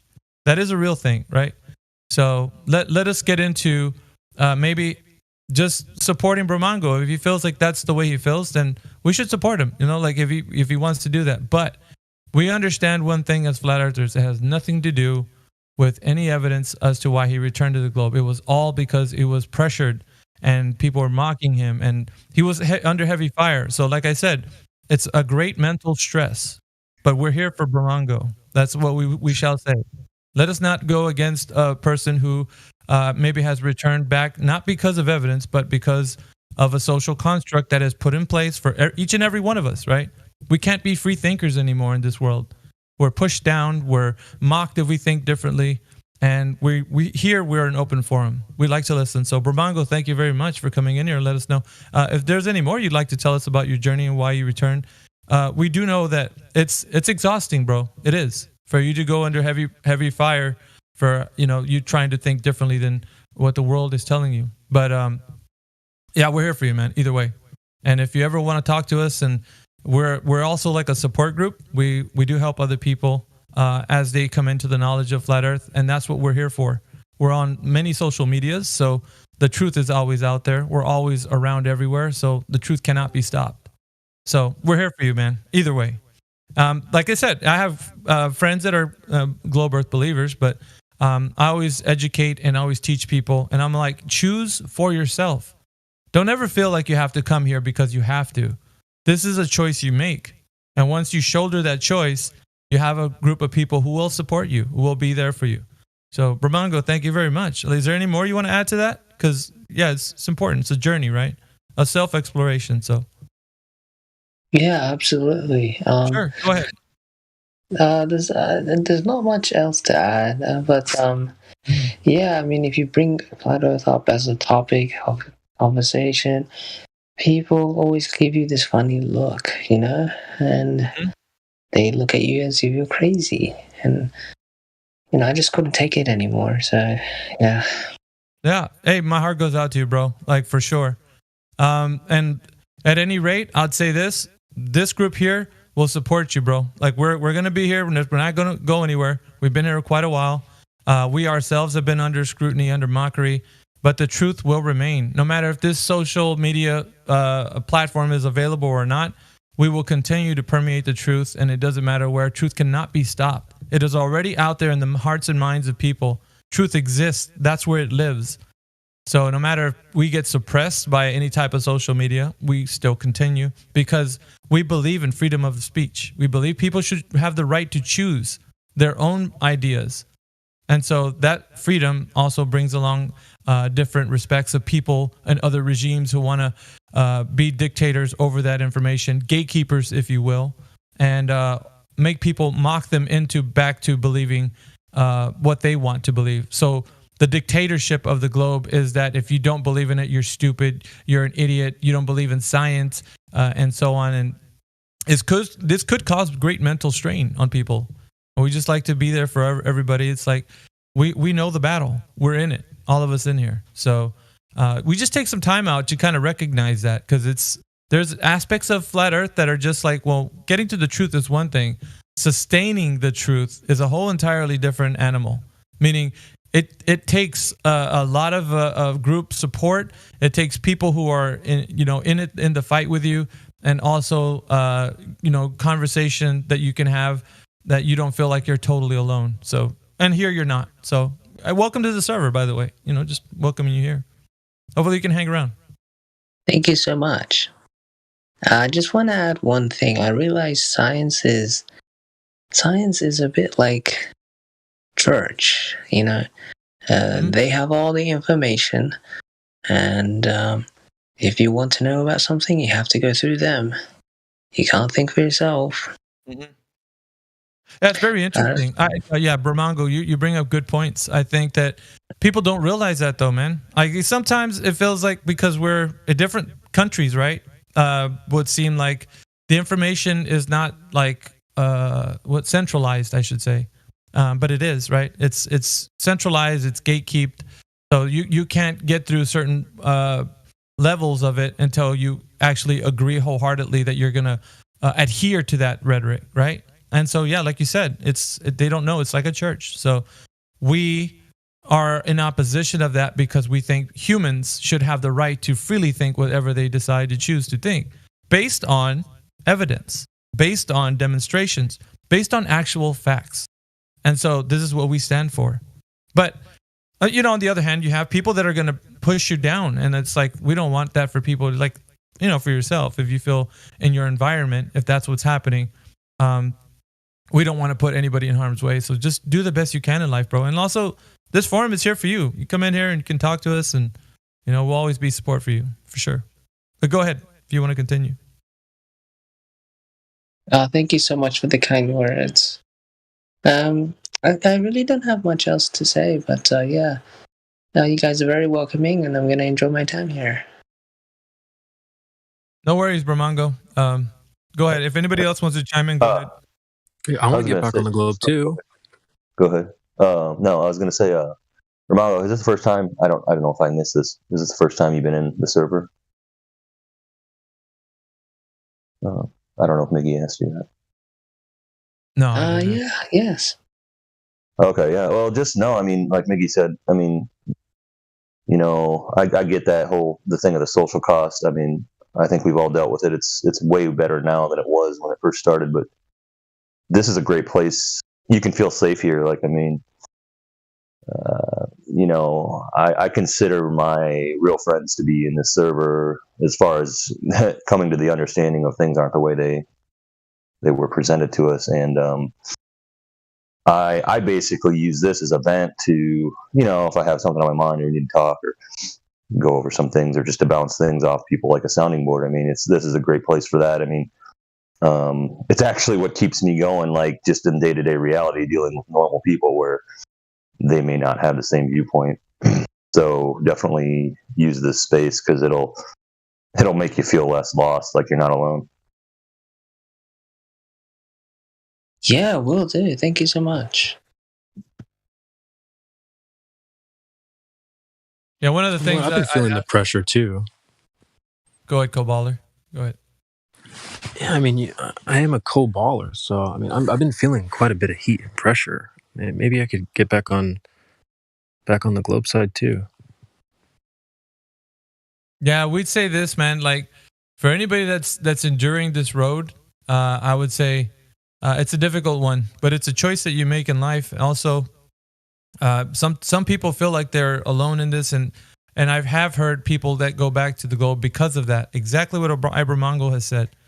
But it's not due to the fact that there was any evidence. It's just peer pressure. It's social construct. It's because everybody around them in their environment has pushed them into that. And it's psychological. I always say that. The globe Earth is a psychological warfare for the mind. And so they push you into believing fantasy, that is reality. And, we're in opposition to that because we are about people who want to discover. We're curious beings by nature, all of us. And why can't we ask the questions, right? Why can't we wonder about things? And it seems like you're suppressed. You can't ask those questions. That's a no-no. You can't say that.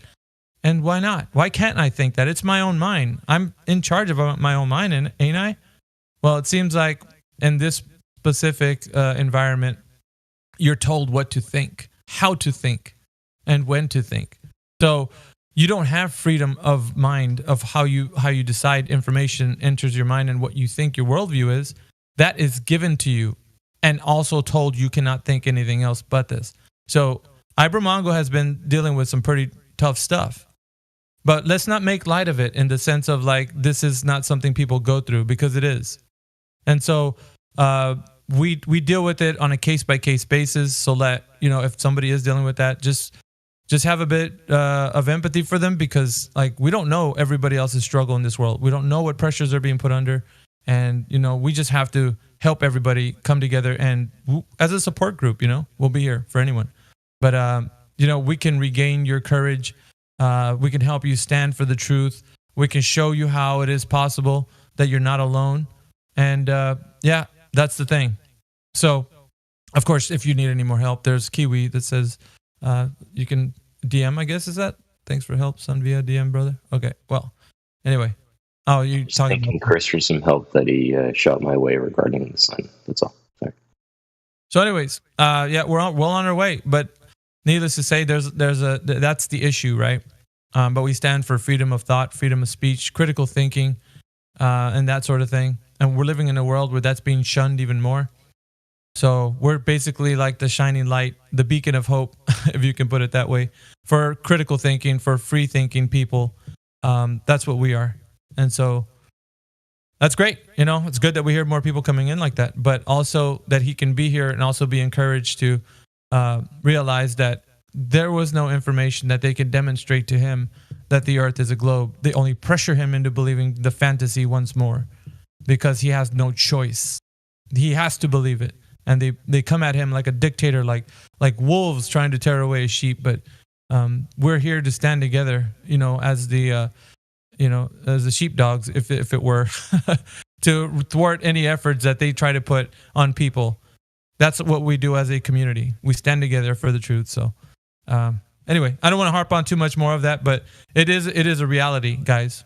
So let's just not make light of it, because this is something that everybody can deal with. Either some people can shoulder it and act differently when they're in the truth. Others can't. It's a mental strain on them, and they feel like they have to just go back. So it's not something easy, but we're here for you. Anyone, that's what we're here for. Us getting back to the globe, though, why it's being taught. But go ahead, Kiwi. Do you have something? Yeah, I was just curious from my bro Mango's standpoint if there was something specific that hit him. I'm wondering if maybe we can take an example and deconstruct it and look at it, maybe analyze it. If there was a point of contention, perhaps, that he endured, or was it strictly just the peer pressure aspect of it?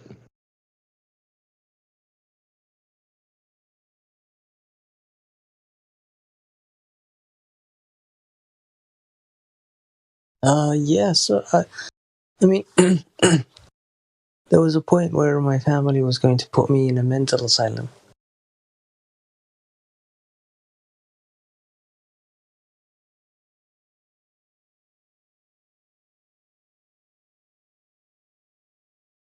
Did he answer your question, King Kiwi? Yeah, I'm so very sorry to hear this. I'm just working out as I'm chatting and taking the information, and I'm so very sorry to hear that you had to deal with that, man. That's not an easy thing to deal with at all. Yeah, it's not cool. Yeah. Yeah, it's not easy. So I'm just, I'm in the closet, as they would say. I know. Don't worry. Have no fear. Truth is being spoken regardless. we stand for anybody who's in your position to continue to speak truth. So anybody Yeah, who can shoulder that, we're still here. And that's what I want to tell you is that being in a forum like this, you will learn the things that you can equip yourself with so that you can stand in the truth that you observe. So you've taken an amazing step today, man. Well done. Thank you. Yeah, I mean, I have a friend who's an engineer, and he's also a flat earther, and he spoke to his boss about it, and then he got fired. Yeah, that's too bad. Yep, it's too bad. But we see that more and more. Ibramongo, that has happened to people.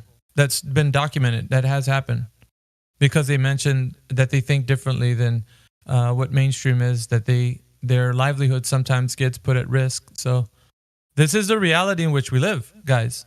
There is a dictatorship regime style idea of you can't think outside of what they've already taught you because you will be punished. And this is a reality. So we don't know the extent of that, but usually sometimes there's hallmarks of it from different companies that say if you say anything to do with that, then your job could be at risk and so on and so forth. Other jobs really don't care because it doesn't have nothing to do with the shape of the earth, right?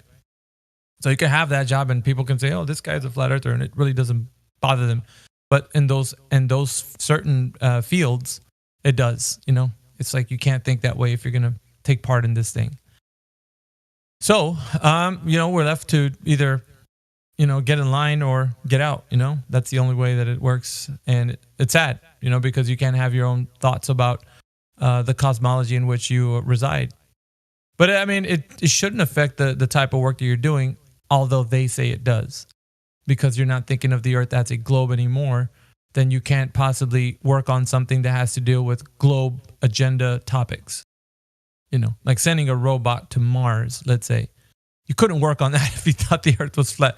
But it's like, if you're working on technology, you're just making something that's physical actually work. Like making a robot do something. That has nothing to do with going to an imaginary rock in space. That's just something to do with like technology itself. So they're in the wrong for doing that. But their overall agenda would dictate to them that they have to fall in line, and either the person wholeheartedly believes in the agenda, so that it makes the reality in which everybody who works for that company would become more true and true.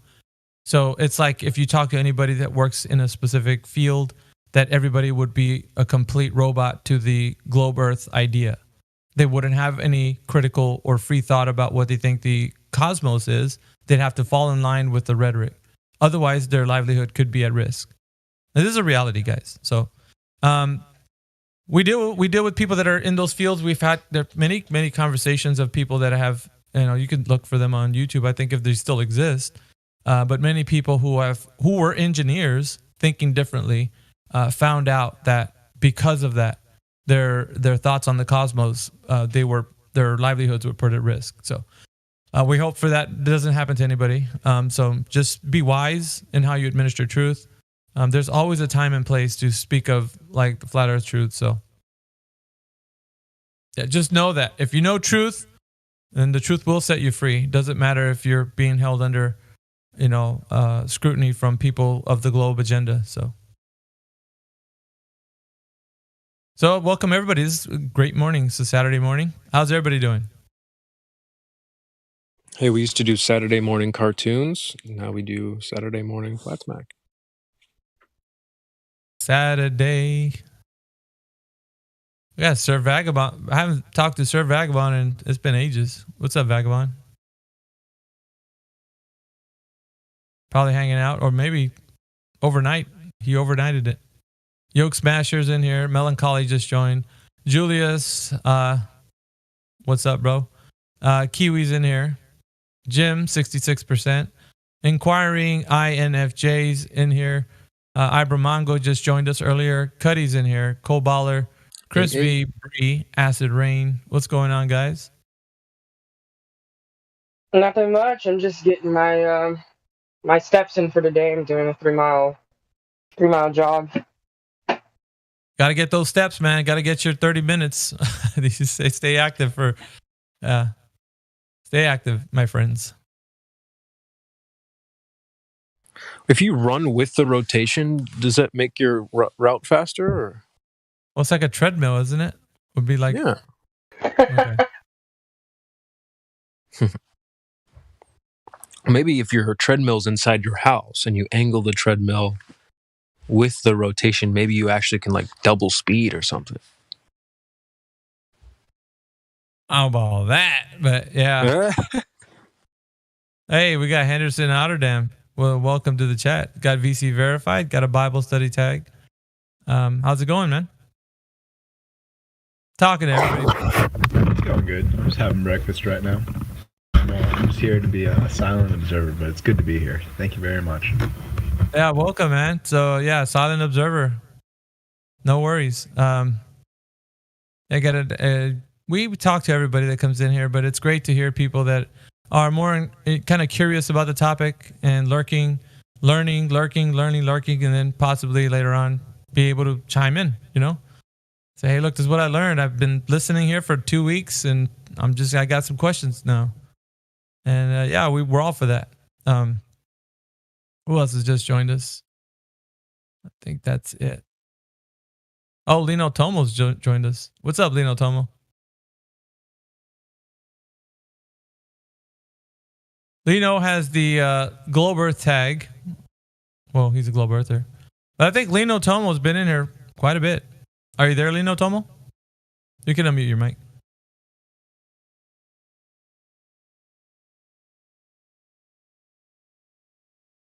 Hello? Don't be shy. Ah, he's shy. All right, then. Keep your secrets. The Earth is a globe. Who said the Earth is a globe? Ibra Mongo? Why would you say that? Because the moon is round. Okay. Oh, it seems like you're changing your tone, Ibra Mongo. Can you please tell us why? Why are you changing your tone? It seems like now you're actually jumping on the idea that the Earth is a globe. Which I'm Ibra Mango's cousin. I don't think so.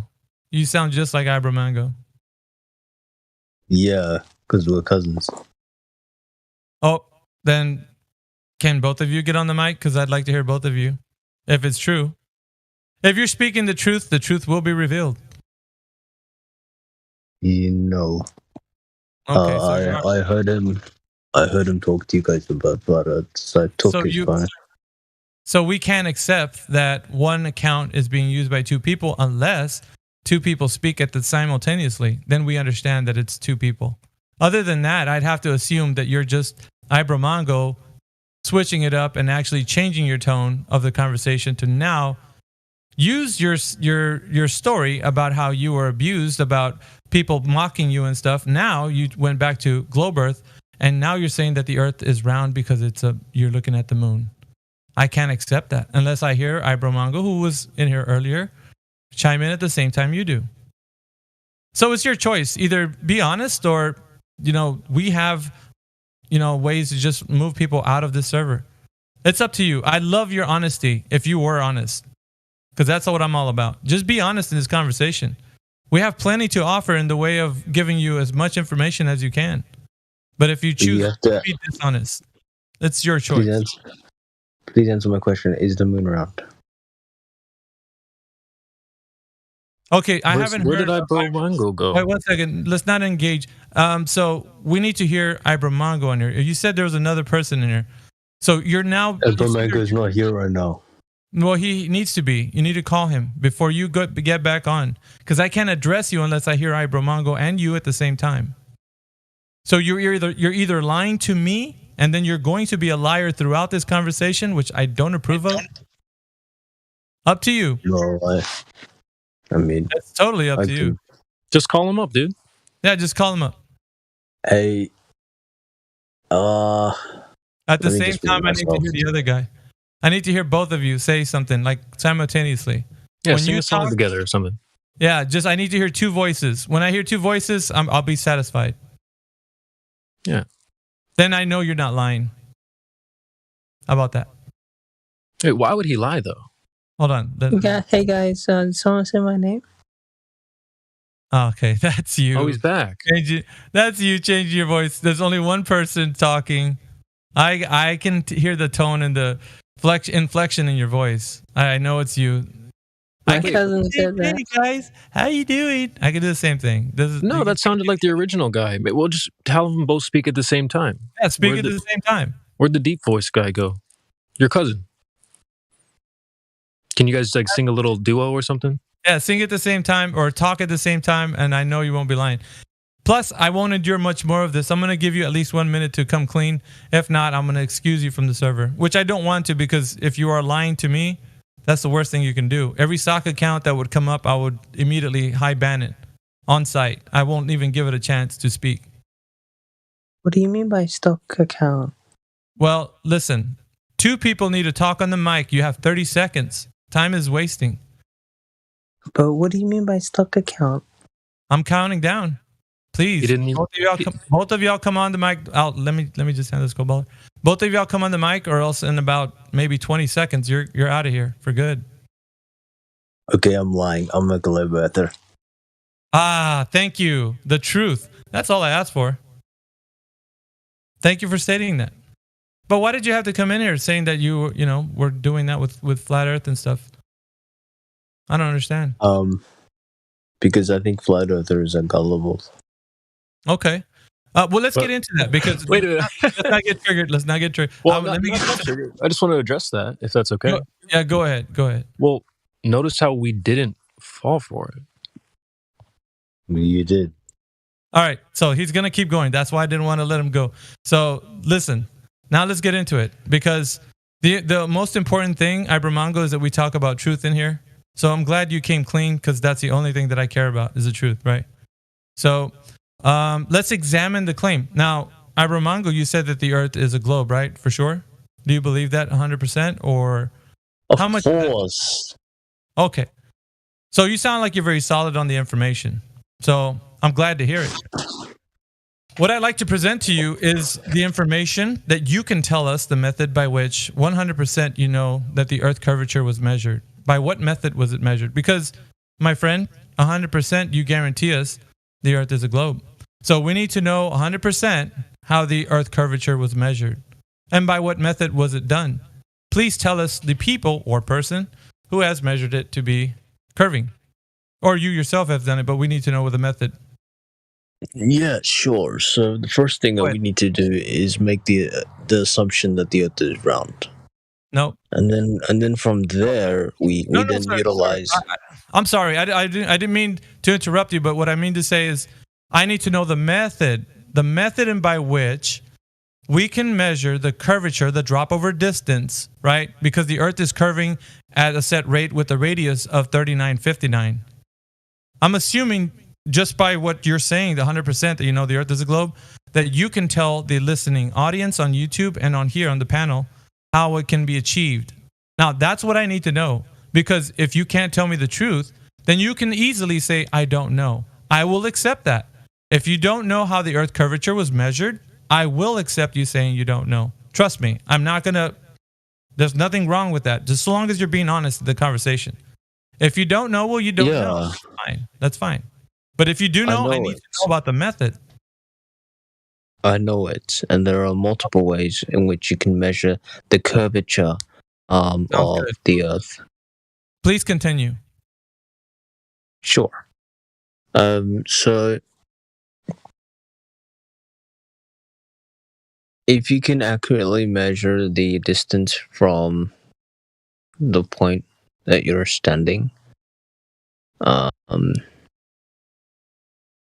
and the height of your eyes above sea level, you can use like a simple mathematical formula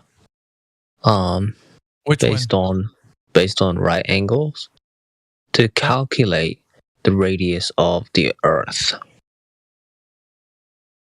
Can you give me a citation of what you used, or what the method is by which somebody used? Or you know what? Do you have image perms or link perms that you can put in the live stream? because all of this information needs to be scrutinized. So we got to get all that information put down. So let me see. What roles do you have? None. 1 second. Let me get to. I got to give you some roles here. Sure. Can you post anything in the live stream voice text right now? If not, I got to give you another role. Try it. Try. Gosh, Sure there's so thing. many freaking roles.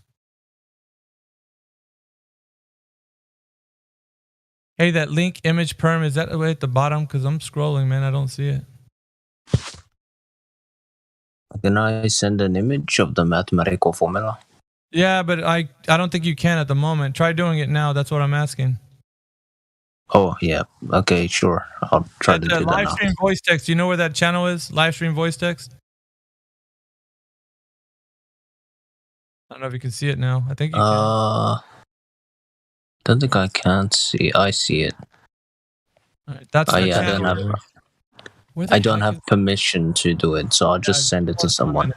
No, just 1 minute. I'm looking for the perm that actually gives you that.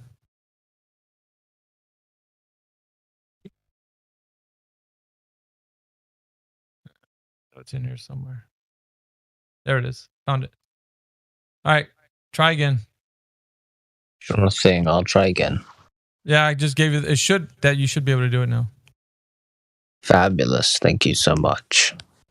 So I've just sent this formula. I can explain what it is.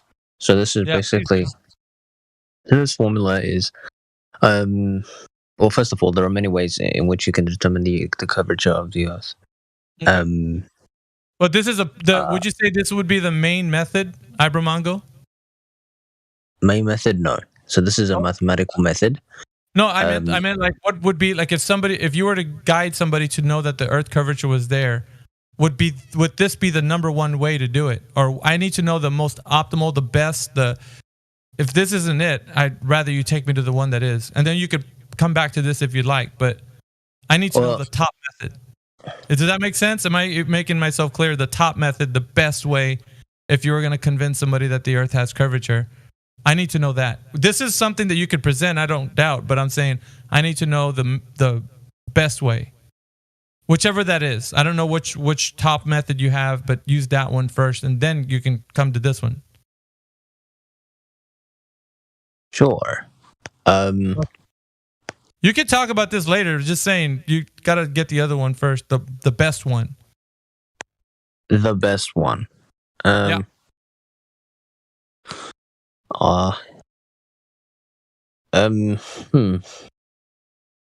Well, you need time. You could take some time and think about it, and then maybe put yourself on mute. Look for I don't care how much time it takes, really. There are images from space showing Earth round, being a round.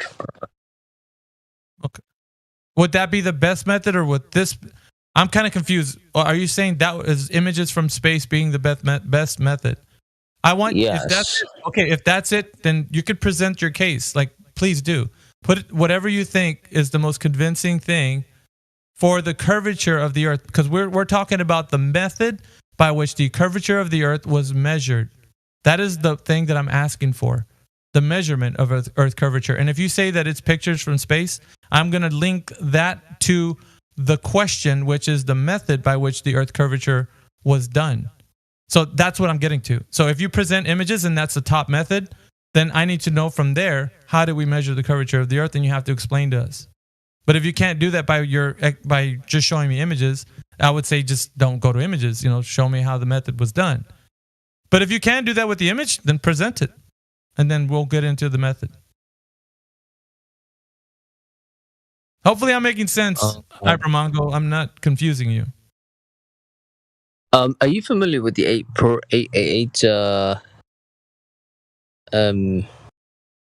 So basically, flat earthers constantly proclaim 8 inches per mile squared. Are you aware of that? I am aware that is a construct in which the curvature of the Earth would have to exist in the form of the radius being 3959. Yes. Cool. And then do you subscribe to that?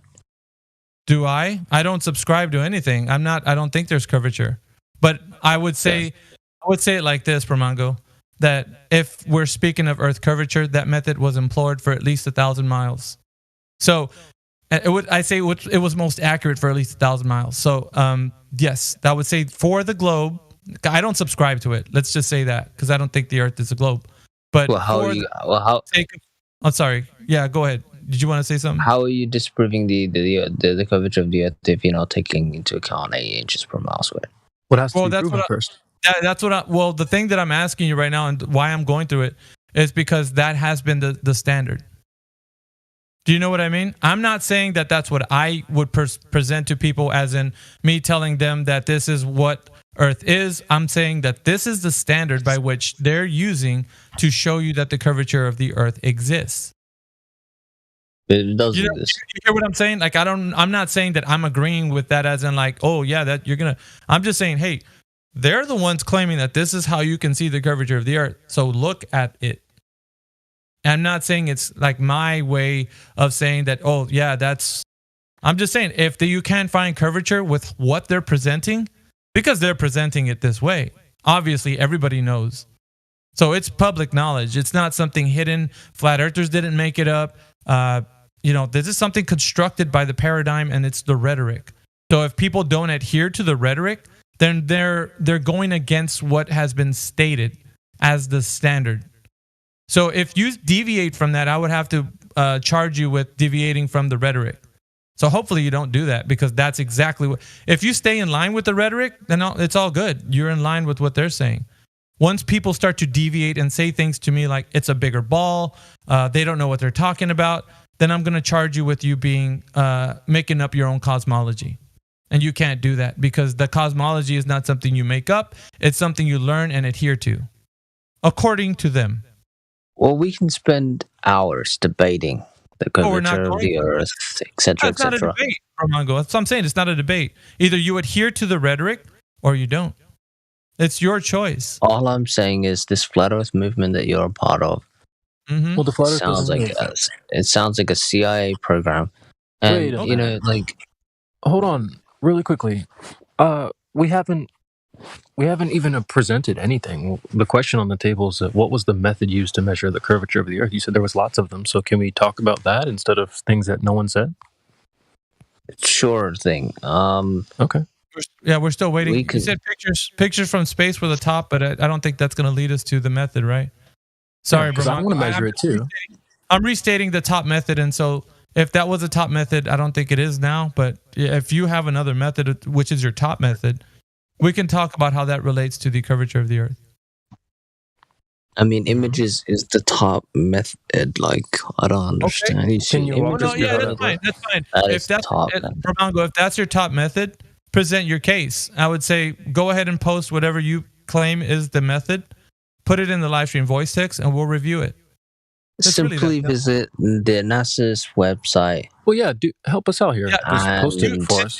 Listen. It's really okay. So when I ask you the method, we're now listening to your case. If you're telling us, well, I don't have to do anything, then I'm going to hand wave dismiss your evidence as no evidence whatsoever. I'm asking you to provide us with the evidence, the demonstrations, the method. And it's simple. You could say, okay, here it is. I got the winning hand. This will prove that the Earth is a globe. Boom, there it goes. But if you don't want to do it, and if you're unwilling, then you don't have evidence. I can hand wave dismiss everything you say. It's really up to you, to be honest, sir. The ball's in your court. You can do as you want right now and present your case, make it as logically consistent as you can possible, a case for the globe, and present us what we need to know that we don't know. So I'm giving you an option. Do it. Present us. Show us the method. Show you the method of what? Show you the method of how we measure. I typed it in the chat for you just so it's clear. I typed it in the chat. 51 minutes past the hour. This has been the conversation for the past maybe 5 to 10 minutes. The method used to measure the curvature of the Earth. You said there was lots of them, so let's just stick with one. Sure, I can give you a method. Okay. All right. So the first thing you want to do is you want to go to a place where you can easily view the sunset or the sunrise over the ocean. Could I object really quickly? Give us an example. Could I just object really quickly? Go to your nearest beach, or somewhere where you can easily view the sunset or the sunrise. Okay, we're on the beach. Over the ocean. Yeah, sure, we're on the beach. Now, take us through the method.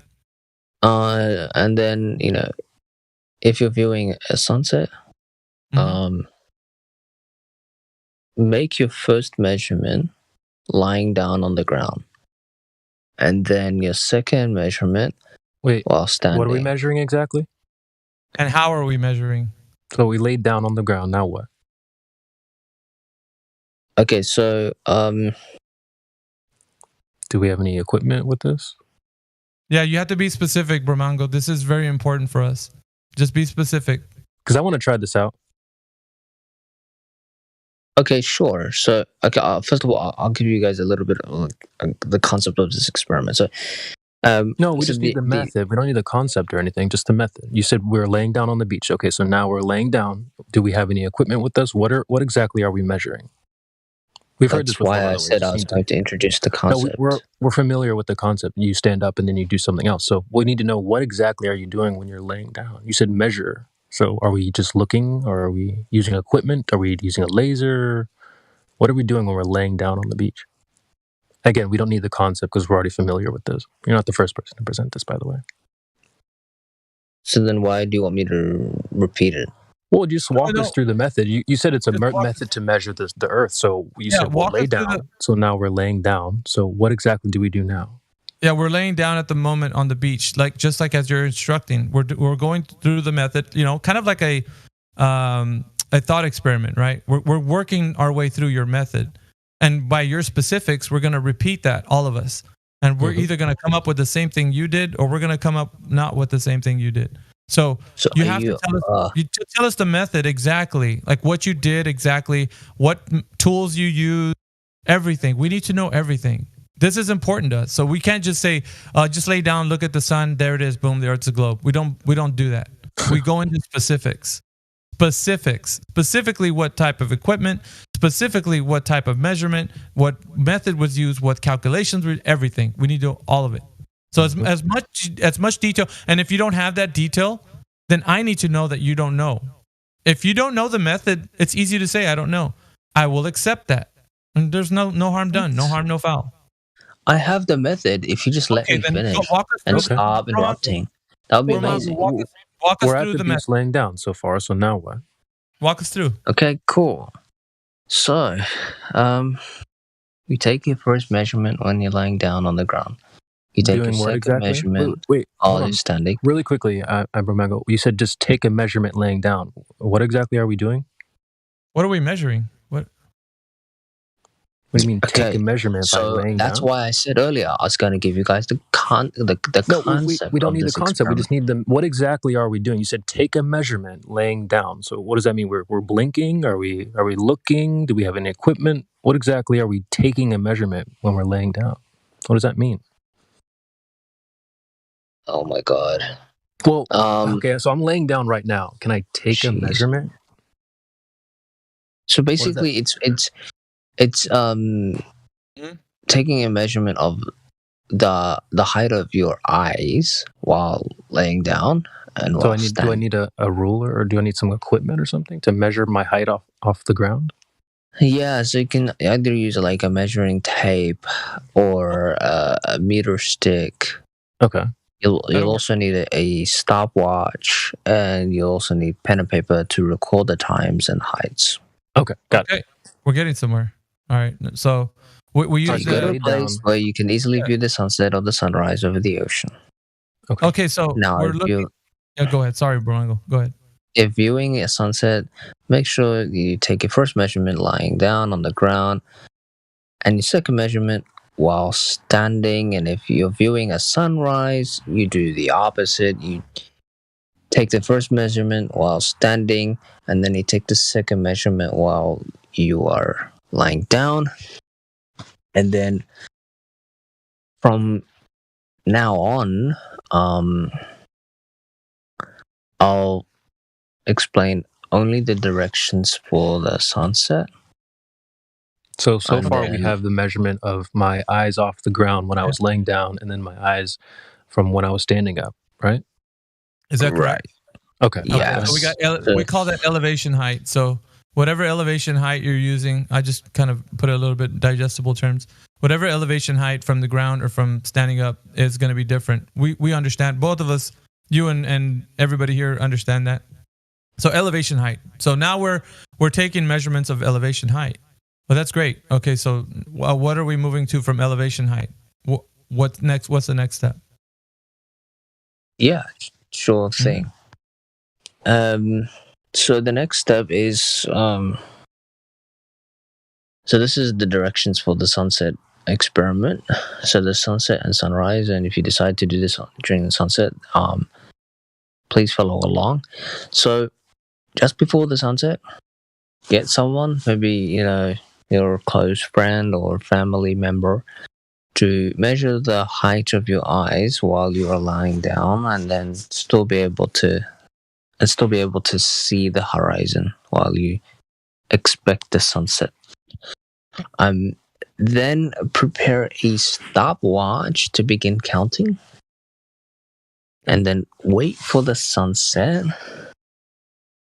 And then when the last bit of sun has disappeared, stop the stopwatch and quickly get up and stand in a position that is directly above where your eyes were when you were laying down. And then you should be able to see the sun set again. Then stop the stopwatch when you see the last bit of sun disappear. Then have your buddy measure the height to your eyes in the standing position. Then you'll be able to gather all these variables and calculate the circumference of the Earth using two particular equations. The first is the distance to the horizon, right? Which is... Can you put the equations, if you can find them somewhere, or if you have them, Bramango, put the equations in the live stream voice text.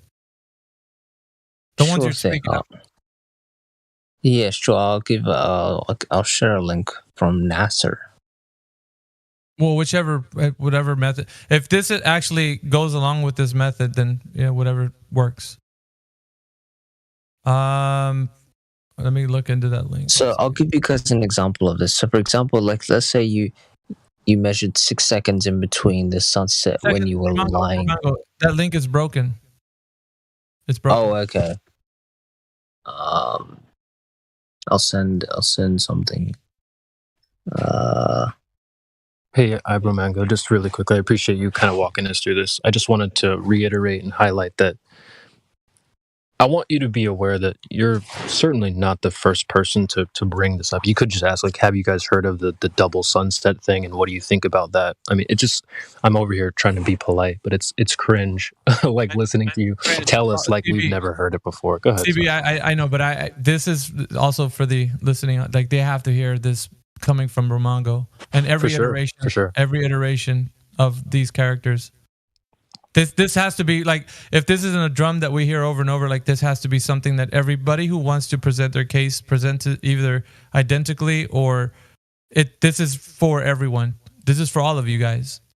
So we're actually letting him demonstrate to us what he thinks the method would be for demonstration of Earth curvature. Everybody can go through this, even himself. It's a journey of self-exploration, even for Ibromango, if he thinks the Earth is a globe, to allow him to use his thought process to freely think and critically go through it with us. So we're actually using this as an exercise for not just all of our listening audience and not for you panel, but also for himself.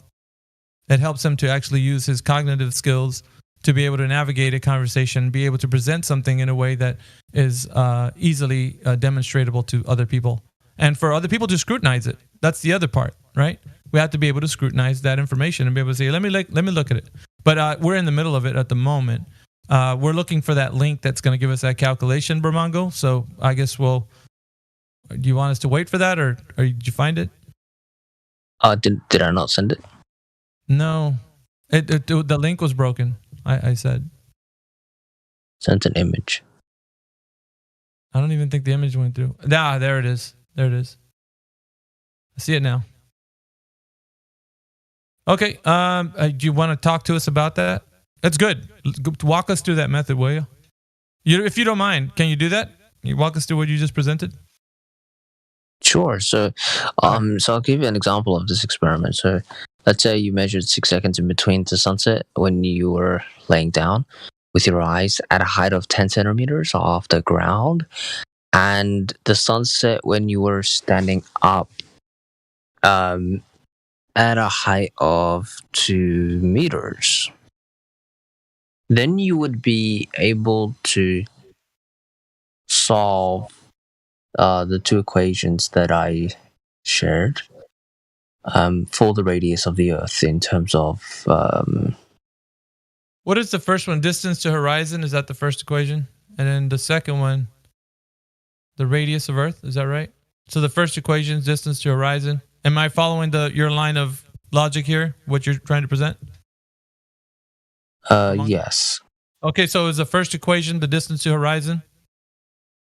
Yes or no if I'm getting it correct or not, so you can either yes, so the first equation is the distance to the horizon. All right, so the second equation, is that the radius of Earth? Yes or no? Maybe you can correct me on that, but please. I want to get to a point where you're kind of going through it. So when you disseminate it, we're actually able to digest it. So yeah, so the second equation is essentially looking at the distance to the horizon. The second one is? I thought the first one was. So it's basically so if you look into the equation, you have H1 and H2. And so essentially what it is in the numerator you have the distance to the horizon. Which is basically an equation that involves multiplying the radius of the Earth with the height of your eyes times 2.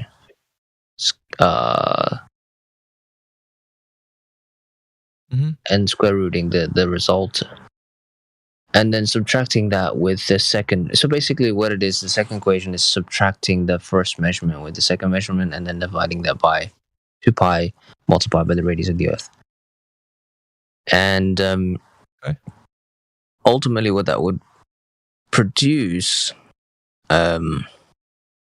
is the number of seconds between the sunsets. From lying down and setting up. Okay. So you divide the number of seconds between the sunset over the number of seconds in one day, which is equal to 60 seconds multiplied by 60 minutes multiplied by 24 hours.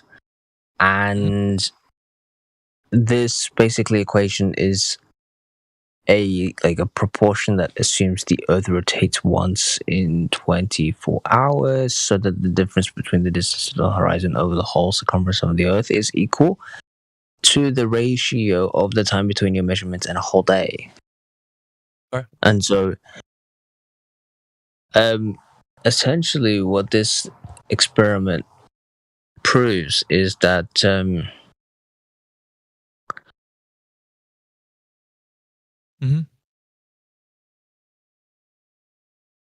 as the Earth rotates,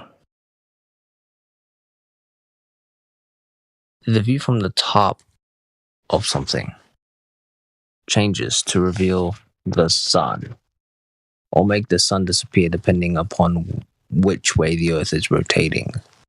And so if the Earth rotates, the sun will disappear.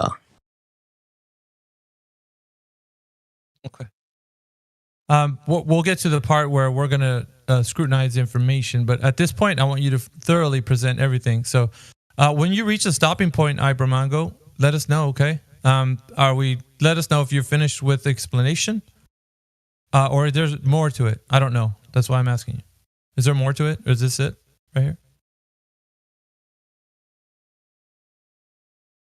Add as much as you want. I want a very, thorough, thought out, a method in which we can do it ourselves. Would this be the end of that? Basically, what I'm saying is, if you look at the sunset, for example, from a low point of view, it will appear as though the sun has set. and is no longer present.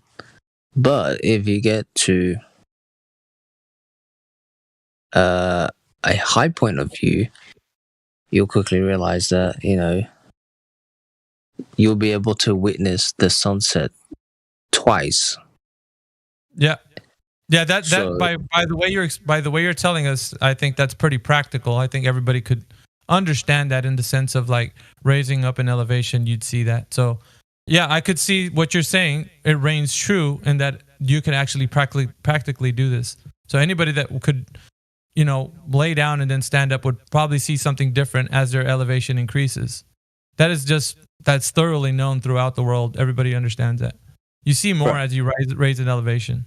So that phenomena can only occur if A, the Earth is rotating, and B, the Earth is an oblate spheroid. Okay. It cannot be the case if the Earth is flat. Okay, so would that be the end statement of why your presentation? Okay. We're gonna go. I know exactly how to retort this, but I just want to make sure everybody is clear on the information that Ibromango has presented, and there's nothing left out. What I would like, if you are gonna respond, please don't barrage him with any insults that is not needed. Let's scrutinize the information that has been presented to make sure that it's following a procedure by which everybody can really know if the Earth is curved or not. Okay? Let's do that. We'll pour ourselves over what he taught, starting from the beginning. So, to the panel who's here, I would say, listen to what he presented at the very beginning. So now we were taken through to the beach, and we were actually told that by the method by which we can measure the curvature of the Earth is this way. So we all laid down, right? All of us were laying down. What is it that we were learning from the first part of his explanation of the method by which we can know the curvature exists? I'll let the Flat Earth Council chime in here. If you guys want to participate, if not, I'll go through my thorough explanation of it. But please chime in if you feel like you want to go through the explanation. Well, we need the distance to the horizon, so I guess I would ask, what is the distance to the horizon? And then we also need the radius. So okay. Let's get the point. If we're gonna make it a point, maybe we could type that in. I would say let's type in all our points. Coballer, if you want to. Oh, I thought you had a question, Miggy. What was your question again? So that he doesn't forget. Ibromango doesn't forget. So once we start pouring ourselves over the peer reviewing the information. I thought you had a specific question I was trying to answer. What was your question again, Miggy? About what? Well, maybe I'll have to rewind the tape. I thought you had a specific question you wanted us to address. Oh, yes. So the method by which he was employing to see if it actually checks out. So we're going to have to pour over like the calculations that he put two equations up there. I need you guys to peer review and scrutinize the information to make sure it adheres to everything we can do in practical reality and get a measurement from. So everything that he's presented needs to be something practical for everybody to use. And I need you guys to look at that information. I found many different things, but it's a journey for everybody. Once everybody's given their piece, I might say, hey, that's exactly what I was, because I've seen this presented before. So I'm asking you guys to come through, and if not just Coballer, but anybody else that wants to maybe peer review what he just presented, you guys can chime in. I want to hear what you think. Any flat earther in here? Like I said, if not, I'll start talking about it. Well, I was just looking at the formula here. We need the D, which would be the distance to the horizon. Okay. And so we would need to be able to know that distance somehow, and also the formula requires a radius. So we would need to know the radius as well. Okay, so in the formula and the way that it's used, and I'm not trying to advocate for him, but I'm saying in the radius and the way that it's used, it's going upon the metrics that are already given. So that is what he's going off of. So the way he's presenting that equation is something that he already knows that's already there. So that's what I'm trying to show you guys, the flat earthers in here. That's where he's coming with his information. It's already there. Thank you very much, Chris V. Do you understand? That this needs to be clear. He's using equations with variables in those equations that are presupposed. Does anybody know what presupposed means and why it's important? I don't mean to sound redundant, but it's important, right? Within the context of a globe earther looking at information like what he just presented, they think they have valid points. And it's, of course, the math works and how he wants to present it mathematically. But as we understand, math isn't reality, right? So it's a language. Math is a language that helps us describe things. It is not an actual representation. You can't give me the number 2, can you? Or the number 3. It's a language. It's a tool used to describe things, but it's not in and of itself reality. So pouring ourselves over the equation, we see things, variables, right? Like R, like D. But those variables that are in there, how were they derived? So we take ourselves back to looking at those equations and saying, wait a minute, okay, we're using these equations and they already have mathematical construct numbers to them, attached to them. But that's not the case. We are understanding how they derived those equations. Where did they come up with those variables? How do they know those variables exist? So we take it back to primary source. We always go back to primary source. So it's good that he tried to present a mathematical construct. That's wonderful. But we're trying to figure out, where did R come from? Radius. How do we know it's a radius? Well, we can't presuppose it's a radius before it's a radius, can we? That's circular logic. How do I know if it's a radius when it's already a radius? That's crazy, right? We can't think that way. We have to establish radius. How was radius established? How was D, the variable in the equation, established? How do we know the distance to the horizon? We can't assume it. We have to measure it. So understanding logic and also making sure that points are consistent, we have to examine the information that was given to us. So let's take it back to kind of reviewing the information that was given and also how he's presenting it. It's a mathematical construct. Obviously, we went to doing some calculations and coming up with a mathematical presupposed idea that the Earth is doing something that we do not see it. So getting into that, now we're looking into the variables of R, the variables of D. How was the distance to the horizon measured? How was radius measured? We have to know these things. I could measure the radius of a basketball. It is something I know has a radius, a diameter, a circumference. I know that. I can see the entire basketball. I can measure it. Can I?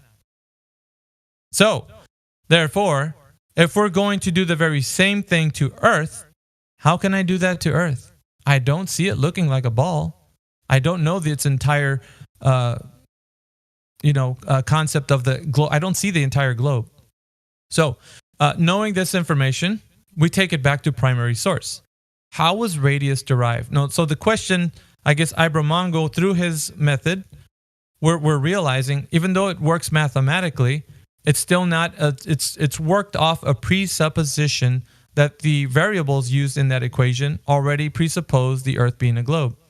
Well, we don't work off of presuppositions. We establish truths. So now let's go back to how those truths were established, and we'll just talk with Ibramongo. Perhaps he knows. And this is what we've been waiting for, right? How do we know that those variables R and D were established to give you those calculations? By what method was radius established? So we're still back to the question, right? How did they measure the curvature of the Earth? You can't presuppose the Earth is a ball and then do some calculations and say, aha, it's a ball. Because then you can assume any mathematical construct to make whatever you want become reality in your mind. It doesn't exist in reality as it stands, but it sure can be a concept that exists in your mind. So going back to Ibramongo, we'll ask you the question, the variable of R and the variable of D, how were they measured? And if you can thoroughly explain that, tell us primary source from which they were derived. Ibramongo, it's your turn. Please explain.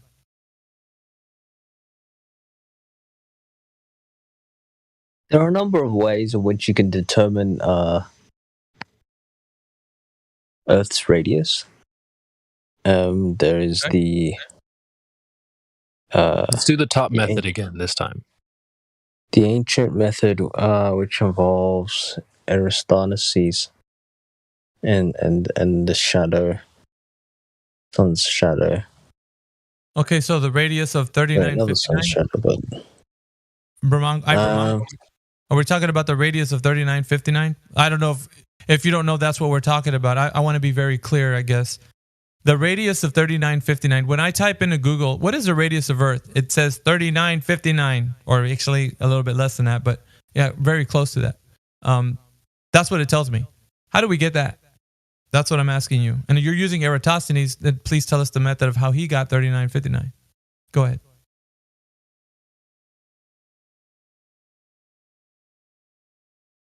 I'm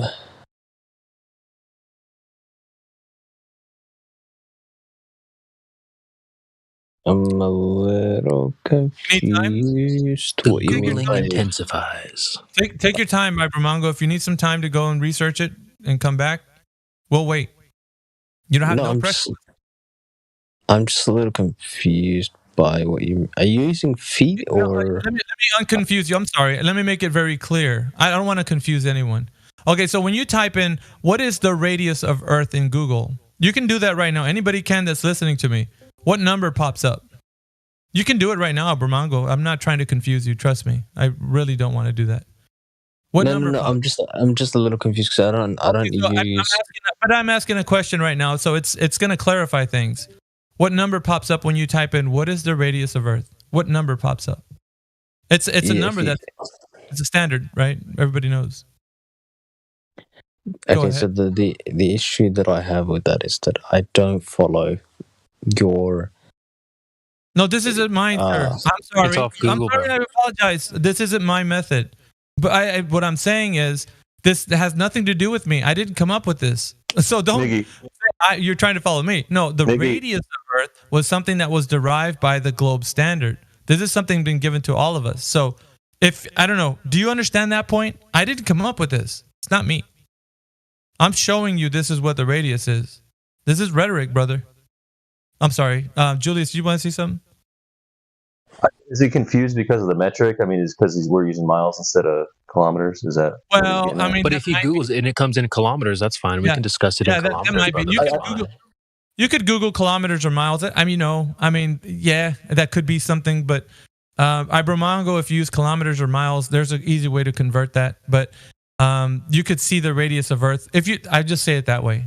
It makes it easier. Type in what is the radius of Earth, and it'll in proportion give you the actual number to it. Is that clear? I don't want to confuse you, Bramongo. Yeah, so I got kilometers, not feet. That's great. So when you said 3959, I was a little confused by that. Right, but it gives you it does tell you what it is, right? Right. Yes. Okay. Well, we're on track then. We're on track. Okay. So that's the number that we're wanting to know how they came up with it. And you were actually going through a method, and I just wanted to make that point. I wanted to make clear before we go off into the method. You're going to tell us how radius was derived, so, and then you can continue. Yeah, Are you still confused? So the radius of the Earth is actually it's a variable, which means that depending on where you are on Earth, the radius differs. And so, given the fact it's an oblate spheroid and not a completely perfect spheroid, the line between the center of the Earth to the point on its outer edge isn't going to be the same everywhere on Earth. So, but on the equator, yes, it's about 3959. And yes, I use that particular value in the equation to determine the curvature of the Earth. Okay, yeah, that's a great explanation as to how you used it. And now I need to know the method by which they achieved that number. Do you know that method? You can achieve this by a simple experiment you can do at home. Not at home, but at the beach. You can determine the radius of the Earth by using a stopwatch. Okay, tell me how I can use a stopwatch to find out the radius of Earth. I'll link the experiment. Okay. In the chat. And then you'll. I got a stopwatch. I can do this. Yeah, well, I guess if you have a stopwatch, guys, just bust out your stopwatch. But doesn't that stopwatch usually measure time? Well, I want to know how it measures the curve, but so that's what I'm interested to find out. So I'm curious to hear this. Same. Yeah, sure thing. Let me just link it, and you guys can have a read through. It's quite a few steps. I'm a pretty quick read here. Let me go through it. If you don't mind, or if you're gonna read it, you can read it for us if you'd like, or I'll read it for everybody. Don't matter. You want to do it? I'll do it. Yeah, you could do it if you want. All right. Just give me a moment here. Let me go through it. Okay. All right. So measure the Earth's radius with a stopwatch. That's what it says there on that link he put. Is it possible to measure the Earth's radius armed with only a stopwatch? And it says in an exclamation point, yes. The answer will be only approximate, but that's a lot better than nothing. The basic idea is to look at a sunrise or sunset or moonrise or moonset in a very particular manner. For sunrise or moonrise, number 1, stand and face the eastern horizon. Number 2, as soon as you see the top of the limb of the sun or moon appear above the horizon, start the stopwatch. Number 3, lie down quickly. Number 4, continue to watch the eastern horizon. The sun or moon should, for a brief time, have disappeared below the horizon. Number 5, as soon as the sun or moon appears again, stop the watch. And it says for sunrise. And it also does the same thing for sunset. Same information I just gave you, just for sunset. And I'll go into the end point here. It says that the time it takes for the sun or moon to reappear or disappear, it is related to the angle through which the Earth has rotated between disappear or appearances. If you can measure the time accurately, you can calculate the angle accurately. Use the following proportion. It says time, and I guess there's a variable of equation here. Time between disappearances, and it says on the bottom of that 1 entire day, and it says equal to the angle through which the Earth rotates at 360 degrees. So I'm going to keep continuing to finish this, and then it's got a diagram of two little stick figures standing on a ball. It says, okay, now what? How can knowing the angle by which the Earth rotates help you calculate the Earth's radius? Consider the following. Big Sand and Little Sand stand side by side and watch the sunrise. Big Sand is 6 feet tall. Little Sand is only 3 feet tall. Which one sees the sun first? Click on the figure below to find out. And it has, like I said, those two stick figures standing on a ball. Big Sam will see the sun rise first because his head will peek above the Earth's shadow first. Little Sam will have to wait for the Earth to rotate a bit farther in order for his head to rise above the shadow. Exactly the same effect occurs when you watch the sun rise. There will be one particular moment when you are standing and just able to see light from the sun. Okay, and we have the R value once again in here with this, I guess the Earth looking like a sphere, already giving us the R value. It says if you quickly lie down so that your head is effective, and it's just really going through, I would say, what the information was at the very beginning with those 4 points, or 5 points actually. It says here, and we got another bit of equation, angles and such. And then at the very end, this is the conclusion. It says, try it. If you have the opportunity, do this experiment several times on different occasions. How well do the results agree? Well, the answer you get depend on the latitude. All the diagrams I've drawn shown the degrees upon the equator. Does it matter? It says in a question mark. I welcome reports from anyone who has carried out this experiment. Please send your results to, and it has a link there so you can click on EDU, so somebody that's in education. And I'll include them in a later version of this page. Okay. Other ways to measure the size of the Earth. If you live near San Francisco Bay, you can perform most scenic experiment involving the Golden Gate Bridge. Okay. So we're going to look at that, measuring the Earth with a stopwatch. But it's using some things that we call a presupposition, I would say. Okay. I'm going to talk to you about what a presupposition is. And I don't know if you know that Ibromongo, but everything that you've presented requires us to presuppose the Earth is actually doing something or is of a set size. So the presupposition and the instance that you use a stopwatch, because I've read through it and everybody can click that link and look at what I'm talking about, is assuming the Earth is rotating. That's the assumption that's involved. That's number one. Number two, it's assuming the value of R. It doesn't tell us how to derive R. It tells us how to presuppose the Earth is already a globe and with the set value that it gives us in a mathematical construct. And using that information, we're presupposing the Earth is a globe with the values they give us. Using the presupposition, we then enter into a mathematical construct and then utilize that information to presuppose that the Earth is a globe. Voila, we're standing on a rotating Earth. A globe, a spheroid, if you will. There is no measurement that's included here. There's only presuppositions that are given that the Earth is already a globe and in rotation. So we are not establishing that the Earth is a globe or that it's rotating. We are presupposing the information. And this is what I'm actually leading you. So the idea that this gentleman was using the terminology of experiment is incorrect as well. Experiment has to do with a natural phenomenon, the observance of it. And also it's more of a how and why question, meaning what is the cause of that effect? So we are looking at a natural phenomena with the term of experiment. We're not performing an experiment. We're actually doing a measurement. So if I want to measure your foot, I'm not going to do an experiment on your foot. I will just simply measure your foot. And I will tell you how big your foot is so I can put the right shoe on it. So that's what I do. I measure the Earth. So in the case of the Earth, it is a what is question. What is the Earth, right? So we are starting to learn different ways of vernacular and how they've been using it incorrectly.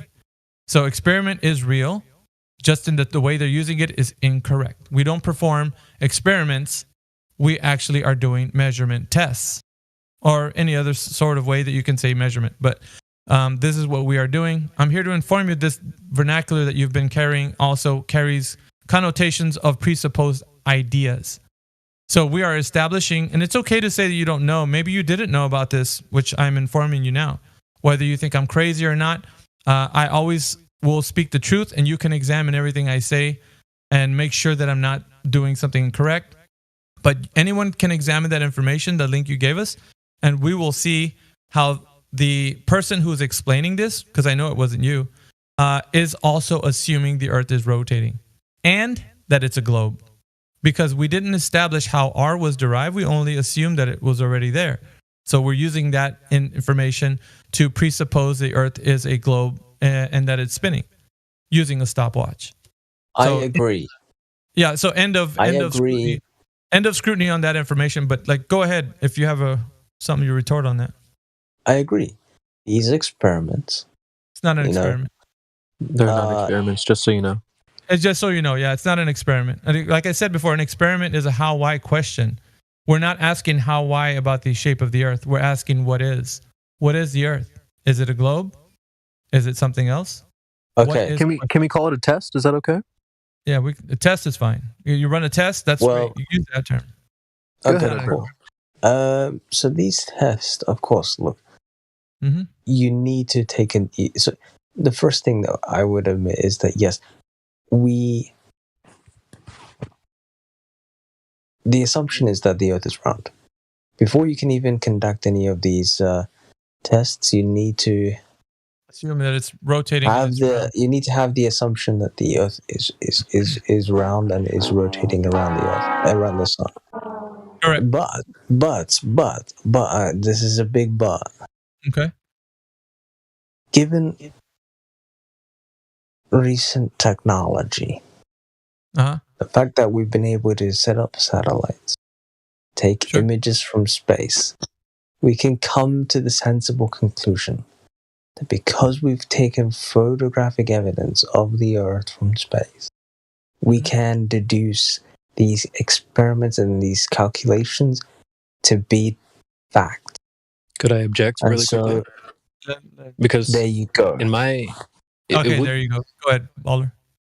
Yeah, well, he said, we want to be sensible and everything, right? So if we're gonna put technology, if we're gonna put it up in the sky, we would probably want to make sure that we've correctly measured the Earth. So you would need that radius before you put things into quote unquote orbit, which requires that R value. So it wouldn't be sensible to think that we just sprayed and prayed technology up into the sky and hope that it works. We would probably have needed to actually measure the radius before we, put things into orbit, which requires that radius. So I don't think it would be very sensible to just spray and pray technology into the sky, would you, Ibramango? You might not understand the vernacular he's using. Spray and pray means that people would presuppose that the Earth already has a radius. So that's what he means by that. So I don't know, maybe whatever country you're from. So yeah, it's a figure of speech that he's using. Spray and pray. So it's like he's saying that the people were presupposing the Earth has a radius. They calculated certain things. They used a stopwatch or whatever reasoning they had behind it, and said, "Aha! Because we presuppose the Earth has a radius with whatever variable they used, and we're going to put it in a calculation form. Then therefore, it is a radius. It has a radius." So that's not a way to do things. So like if you wanted to be certain of something, right? I couldn't look at your foot and say, I'm going to do some calculations, and I'll bet you I can know exactly how big your foot is.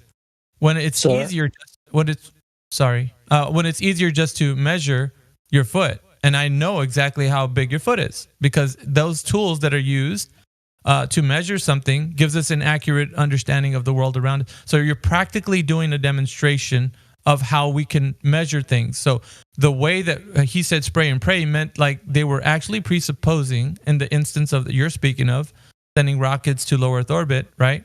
With a presupposed idea that the Earth could be a globe using calculations. Well, sir, this is the most difficult thing. When people invest millions of dollars, they need to be absolutely sure that they're going to do something on something that is truly a globe, right? So they're not going to use this idea that they're going to presuppose. No, somebody's got to be out there that's going to definitely do some research as to like if the drop over distance really exists. Because you're going to send a rocket into low Earth orbit with escape velocity of 25,000 miles per hour. I always say this. And it's going to go around the Earth with the radius that it has. And the gas or the fuel that's in that rocket needs to be proportional to the escape velocity to give the rocket enough speed to escape into low Earth orbit according to the rhetoric. So they can't presuppose that the Earth already is a ball. They have to know that it is. So this was our questioning to you, because still up until this point, right? Because you said now technology has advanced so far so that we don't need maybe old methods. We can now lean on technology. Now we got rockets and such to get out into space, maybe take pictures of space and all of these things, and use that information. But what we're saying is that's great for you to think that, but they were still on the ground presupposing.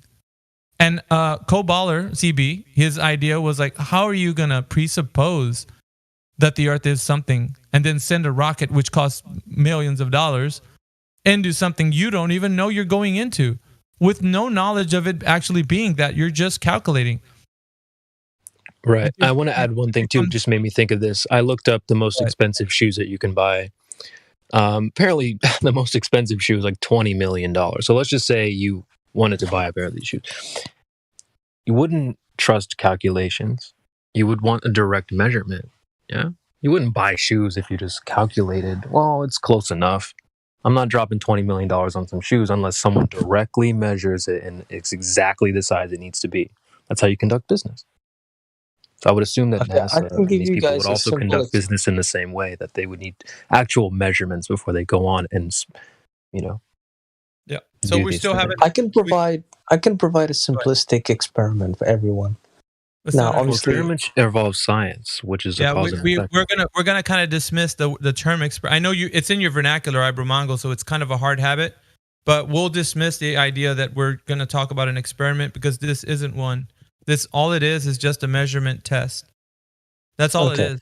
If you say experiment, then we're entering into the realm of a how and why question, the cause of an effect. You're gonna have to demonstrate what variables were used, and experiment has a whole different other set of rules that you need to follow. So we'll just say, measurement test. But you were going to talk about how you can measure? Well, I just want to say this too really quickly before you go, Ibromango. This is why Miggy asked you for the best method earlier, because so far we have had the test where you lay down, and that requires a radius. Okay, so we need the radius. We'll lay down again. And that's also not really measuring the radius either. So we need that best method instead of a bunch of other things that don't really prove anything. Go ahead, Ibromango. Were you going to say something? Yeah, so there's this famous quote from I'm not going to say their name, but essentially this is an experiment that can only work if you're living on a spheroid. And this experiment is really interesting. So is that a presupposition? Sorry, Bromango, was that a presupposition you just started with? It can only work on such and such? That's setting parameters to the you're calling it an experiment. Once again, it's not, but you're calling it an experiment, and you're saying it can only work on said such and such. That's already setting parameters around this this test you're going to talk about. Well, we haven't established whatever it can be. We're already presupposing that it can't be something else. How were we already arriving to a conclusion at the beginning of looking into something? What I want to do is challenge your critical thinking, Ibromango. This is the information you've been consuming. Without you knowing, you're already going into a presuppositional context. They're telling you that already. It cannot be something else. How do they know? They haven't even tested it. They haven't tested it yet. Yet they're already writing off what it can't be. They're telling you what to think, my brother. And you're consuming it as fact. So this is what I want to wake you up on, is the critical think. Your critical thinking. You sound like an intelligent human, which is why I'm appealing to that intelligence. Look at how they're phrasing everything. They're making you think that it cannot be something else. So this is the issue that we're having. How do they know that? They haven't tested it out. But please continue on what you were going to say, because I'm just pointing out some facts to you. If you're very critical in the way you're examining evidence, you start to realize there's certain key factors that they're setting parameters on how you think. Okay. I would probably add one thing too, if I may, just quickly, is that I know flat Earth probably seems silly to you, but when people say like, oh, for example, sunsets can't work on a flat Earth, it's creating a position for flat earthers that they don't hold. You have to give the fair shake that we are saying that it's flat the way it is. Sunsets do work on flat Earth.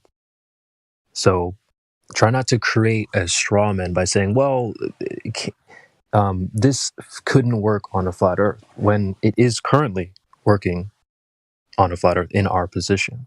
So, you want to finish reading what you were reading, Ibromango?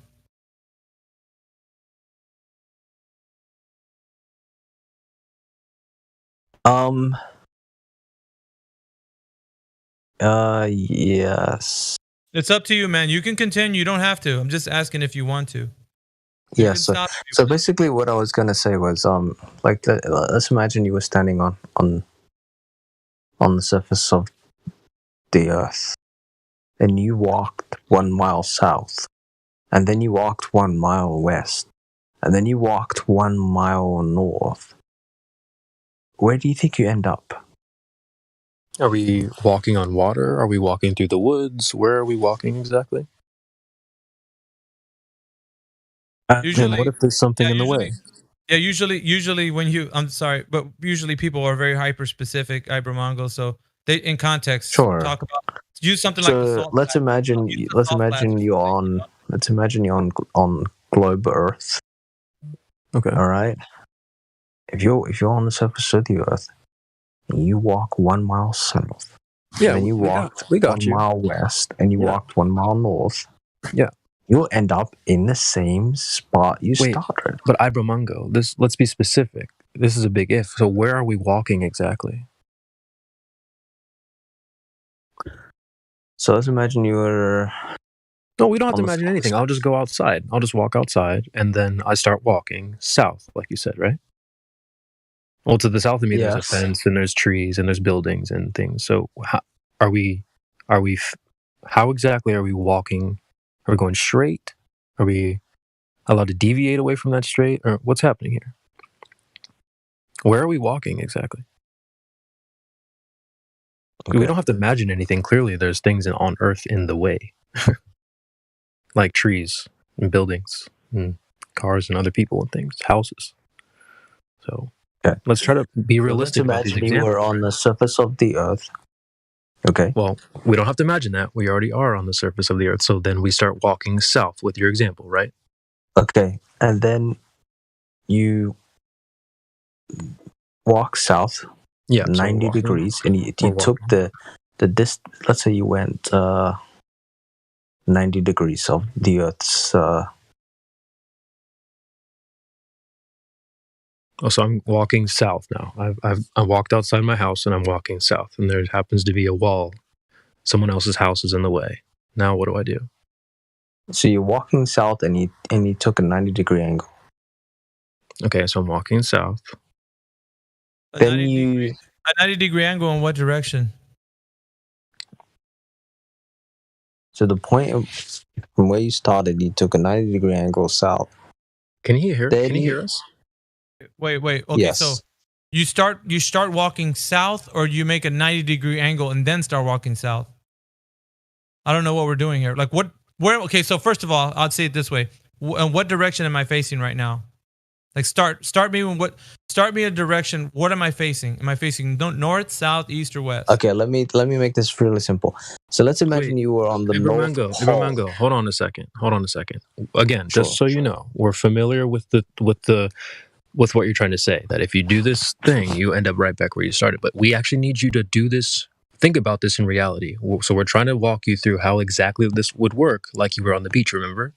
So we need to know exactly where we're starting, and then walk us through how this works. So Mickey's asking you, we're standing outside on the surface of the Earth. That's not something we need to imagine. Yeah. Okay, so let's imagine what direction do we start? Ibramango, we don't have to imagine anything. So what direction? North, east, south, or west? Which are we starting with? And what am I facing right now? Okay, you have to let me finish. No, listen. Hold on a second. We understand what you're trying to say. This 90-degree, make 390 degrees, and you end up back where you started. We get the concept already. Now we need to apply it to reality. So let's walk through this together. We don't have to imagine anything. I'm standing on the surface of the Earth. I'm outside my house. Okay. Now we need to walk south, or which direction are we starting? Let's say you were at the North Pole, and then I said to you, go south from the North Pole, which means you'll end up in somewhere around the equator. Wait a minute. Hold on a second. This has to be a realistic example. If this is going to be proving something, it has to be a realistic example. Yeah, we can't start at the North Pole. We have to actually start from wherever we are on Earth.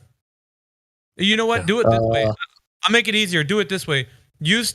I'll say this. Use 10 paces. How about that? 10 steps. That's easy. Take 10 steps. That should work, right? No, you must form a 90-degree angle. Okay, it's not going to work. If it's less than 90-degree angles, or if it's greater than that. It's just what it is just a mathematical construct. You can scale it down. It's a construct that can be scaled down. No, you can't scale math down. No, you can't scale math down. Think about it. Because I've been debating a mathematician who's a globe earther, and he says that you can absolutely scale math up and down. You can scale it down. Yes, you can. But if you wanted to, because I wanted to also verify that, Well, that's a way. Listen, that's what I'm saying. That's the way we can verify it. We can verify it if we scale it down, because it becomes something very easy for anyone to do. It's a demonstration, right? So anybody. Yeah, sure. We can definitely scale it down. Okay. So yeah, but let's also apply it to reality. So none of us are in the North Pole. So let's start with where you are currently right now. And so we're standing outside. Which direction do we need to face first? Yeah, take 10 steps. Let's scale it down. 10 steps. I want everybody all the way down to 10 steps. Yeah, 10 steps. Walk 10 steps in that direction, south, right? 10 steps south. I'm helping you out because I want everybody to do it to see if this actually works. Yeah, you will just end up going around in a circle because. Wait. Circle? Again, really? Wait, how? Wait, no. Are we making a circle? You're just going around in a circle. You can't. Okay, first of all, I'm sorry, but you can't use angles and circle in the same. I don't know. Am I, guys? Correct me if I'm wrong.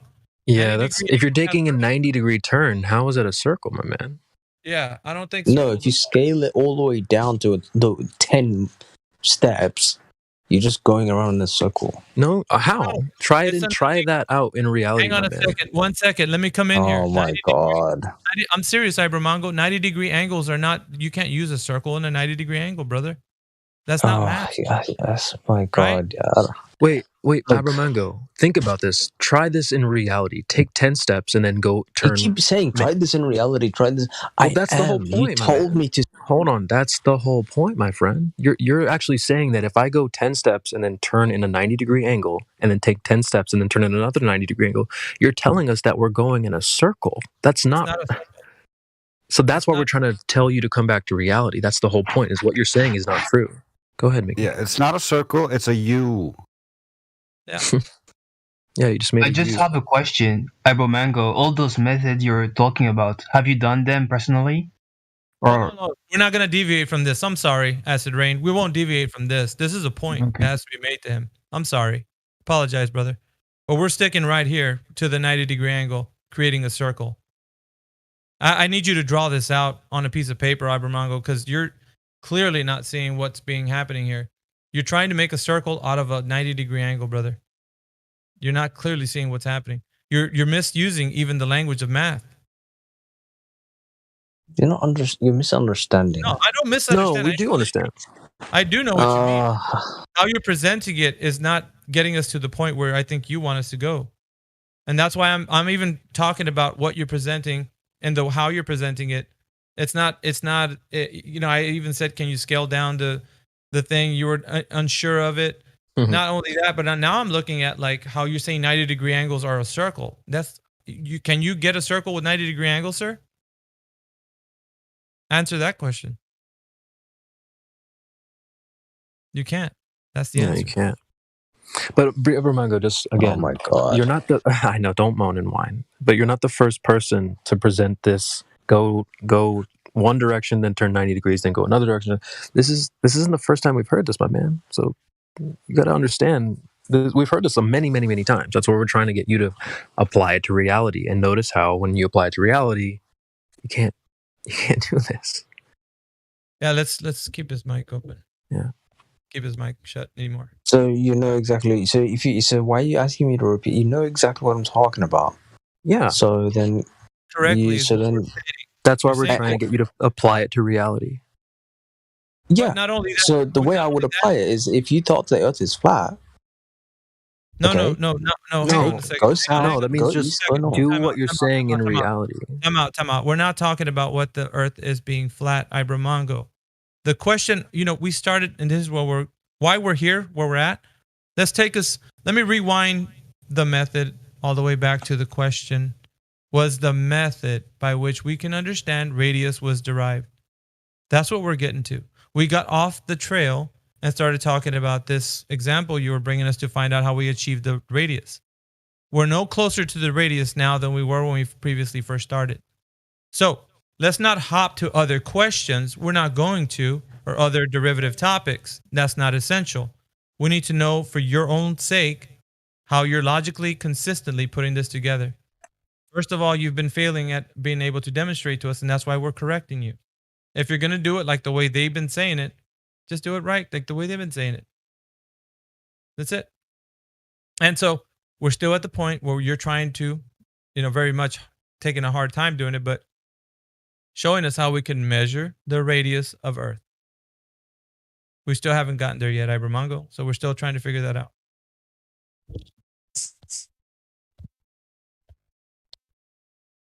Do you see the issue? That's the issue. We need to measure the radius. Show us how we can measure it. Going going somewhere on the Earth, if you're taking a 90-degree right triangle or whatever you're trying to do, I don't know what is it you're trying to achieve with that. How does then that me traveling in those positions give me the radius? Please explain. Even we corrected your example. Even using that example, how are we going to get to the radius? Or knowing what the radius is? That wasn't the original question. You said, show me how I can prove the curvature of the Earth, and I said, well, if you went from the North Pole and you went to the equator, and then you went west, and then you went north, you would end up in the same spot, and that would mean that, you live on a globe. No, we did you can't even do it's this. not that. 1 second, guys. We did start there, okay? I'm going to tell you. We did start with how do you know the Earth has curvature? That was our very beginning point. I'm glad you brought it up. But then you started bringing examples in here with the stopwatch. You showed us how to lay down on the beach. We're going through a bunch of methods that you're bringing up as to how you can provide evidence that the Earth does have this curvature. We've looked at your method, scrutinized it, and actually saw that the values that you had in those variables used R value, used the D value, distance to the horizon. And then we asked you furthermore, how did you get those values? Tell us how you got radius. And that's where we're at. We're figuring out the method by which radius was derived. I'm getting this conversation back on track because I think you've lost sight of where we're at. Now that we're back on track, we're trying to figure out by which method was the radius derived. So let's get back to that. So how do we know that we can use a method for radius? Abramongo? And if you don't know, simply say you don't know. That would completely end the argument and discussion, and you can be on your way. But if you do know, we're going to keep pressing and keep pressing and keep pressing. It's really simple, just find the distance and angle between two locations. And since the distance between the two locations can be an arc measurement. Okay. Do I have to presuppose that the Earth is a globe before I do this?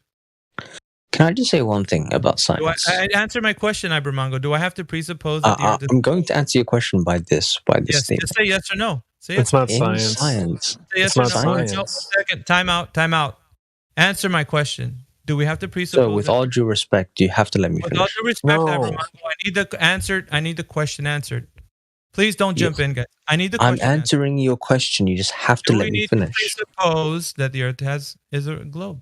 I'm answering your question. You have to let me finish. Answer that question. Answer that. I am. Just because it doesn't sound like the thing you want. You have to let someone finish. Answer the question that I ask. I'm going to, but you have to let me finish. No, you're not moderating the room. Sorry, guys. Do we have to presuppose that the Earth is a globe and it has a radius? I'm going to answer that question, but you have to let me finish. Now. No, he doesn't. Now. Answer it now. So. Do we have to presuppose the Earth has a radius? In science, we presuppose. This isn't science. This is what I will do. Let me finish. No. I'll give you 10 seconds. Please, guys. I'll give you 10 seconds to answer. If not, you're banned from here. Do we have to presuppose the Earth? I'm serious. Why? If you don't answer the question, just dishonesty that you have is going to reach to the point where you're going to be exited. So, do we have to presuppose that the Earth has a radius? Do we have to presuppose that the Earth has a radius? Answer. I haven't even said a single word, and you're gonna ban me. You said arc measurement. 7, 6, 5. I haven't even said a word. Yeah, you said the distance between the 2 points can be arc. No, 1. Yes, I'm making a presupposition. What's wrong with that? Thank you. Damn, pulling teeth. You're lucky that the thing popped up and it said ban, and I was not able to click it when you admitted that we have to presuppose. Thank you very much. But you have to also let me finish. In science. This isn't science, Abramongo. We've been trying to tell you this for the last 30 minutes. Can you just give me 5 No, but you're already wrong, though. That's my god, dude. Y'all You're gonna let brother speak, bro? Can he get his word out? Holy shit. But we've been trying to tell Science is not about fucking certainty. Science is not about fucking give me something I can measure. That's not this how conversation science isn't works. about science, my man. We're not just determining cause and effect relationships here. We're measuring the radius. It has nothing to do with science. Just like when you go get $1 million shoes, remember? They're not conducting a scientific experiment on your foot. They simply measure that thing. So we're presupposing. So the my crux. God, don't moan and whine. So now I'm going to tell you the crux of your argument, of your presentation of how the method was done to extrapolate the radius of Earth, was we have to presuppose that the Earth is a globe. Ladies and gentlemen, Ibro Mongo, I give you, did not give us the radius of Earth by which we can determine with a method. So therefore, we are left with the only answer is that he does not know how to extrapolate the radius. I do know. Oh my God. Thank you very much, Ibro Mongo. It's so nice having you here. But let us go to the next conversation. You can sit here on mute and just listen. I would just allow you to just sit here. I'm really confused how this conversation is going this way. Brother didn't get a chance to explain how you just joined Electric. We've been here with him all morning, Electric. It's okay, buddy. Just like right now. We don't like White Knight. If you want a White Knight, you will be excused from this conversation completely. This is a method by which everybody is going to see on display that the globe Earth does not have an answer to the question. So you have an option too. If you want a White Knight, there's other Discord servers for that. Not this one. I also might invite you to rewind the tape if you just joined. Maybe go back and get some context. That might help you out as well. So I can't just ask Buddy an honest question in a forum where he's here together with us. Yes, you can ask questions, but we don't like White Knights, so please don't do that. Yeah, I wouldn't know what white writing is because I'm not into this kind of stuff. I just wanted to know Buddy's opinion on how we find the radius. That's it. Simple question. I'm not going to talk over people. Here's the deal. White knighting means you're advocating for the person speaking, if you want more clarification. And if you're advocating for him, that means that you're on the side of him actually spinning everybody's wheels and not answering a question. So it's your choice. You have a choice to allow us to speak truth and then allow people to speak. Either they are truthful about it or not. It's up to you. And if you want Buddy's opinion, like I said, rewind the tape. We just took him through maybe an hour or two of demonstrating how there is no measurement of this radius. It's all presuppositions and assumptions. And as he just, when you popped in, you heard him say it directly. Yeah, I presupposed it. So what else do you need to hear? Honestly, this is a room full of people, right? And one guy kept getting interrupted. I came in wondering what he wanted to say, and then I started getting interrupted. You can rewind the tape, Electric. You can. This is all recorded. You can go back and listen to the conversation if you're that curious. Sorry. We're not going to listen to people tell us about feelings. We're in here for the truth. If you're not going to be willing to, if you're going to keep talking about feelings, you will be excused from the chat. I don't want that. I want everybody to be here and be able to. I want everybody to have a good conversation. And as long as you're honest, you can stay here. So honesty will keep you here. So I'm gonna go and unmute Electric, but I will give you one last chance. If you raise your voice, dominate. I'm sorry, Obramango. Let me. It's Miggy. It's Miggy. Sorry, Miggy. Let me just speak to Electric real quick, and then if you don't, I will excuse you. Nobody's gonna shout over each other in here. That's not how we do things. Talk about your own things. Could I just say one thing? Please continue. So, if you've obviously seen a basketball before. You've seen spheroids before in your life. Things that you can hold. Yeah, for sure. There's no argument or presuppositions to be made when it comes to measuring, the radius of that basketball, right? Correct. Because we can touch it, we can look at it directly, we can hold it on our hands, we can look at it at all angles. There's no presuppositions involved. The only reason why we presuppose the Earth is round is because of its magnitude.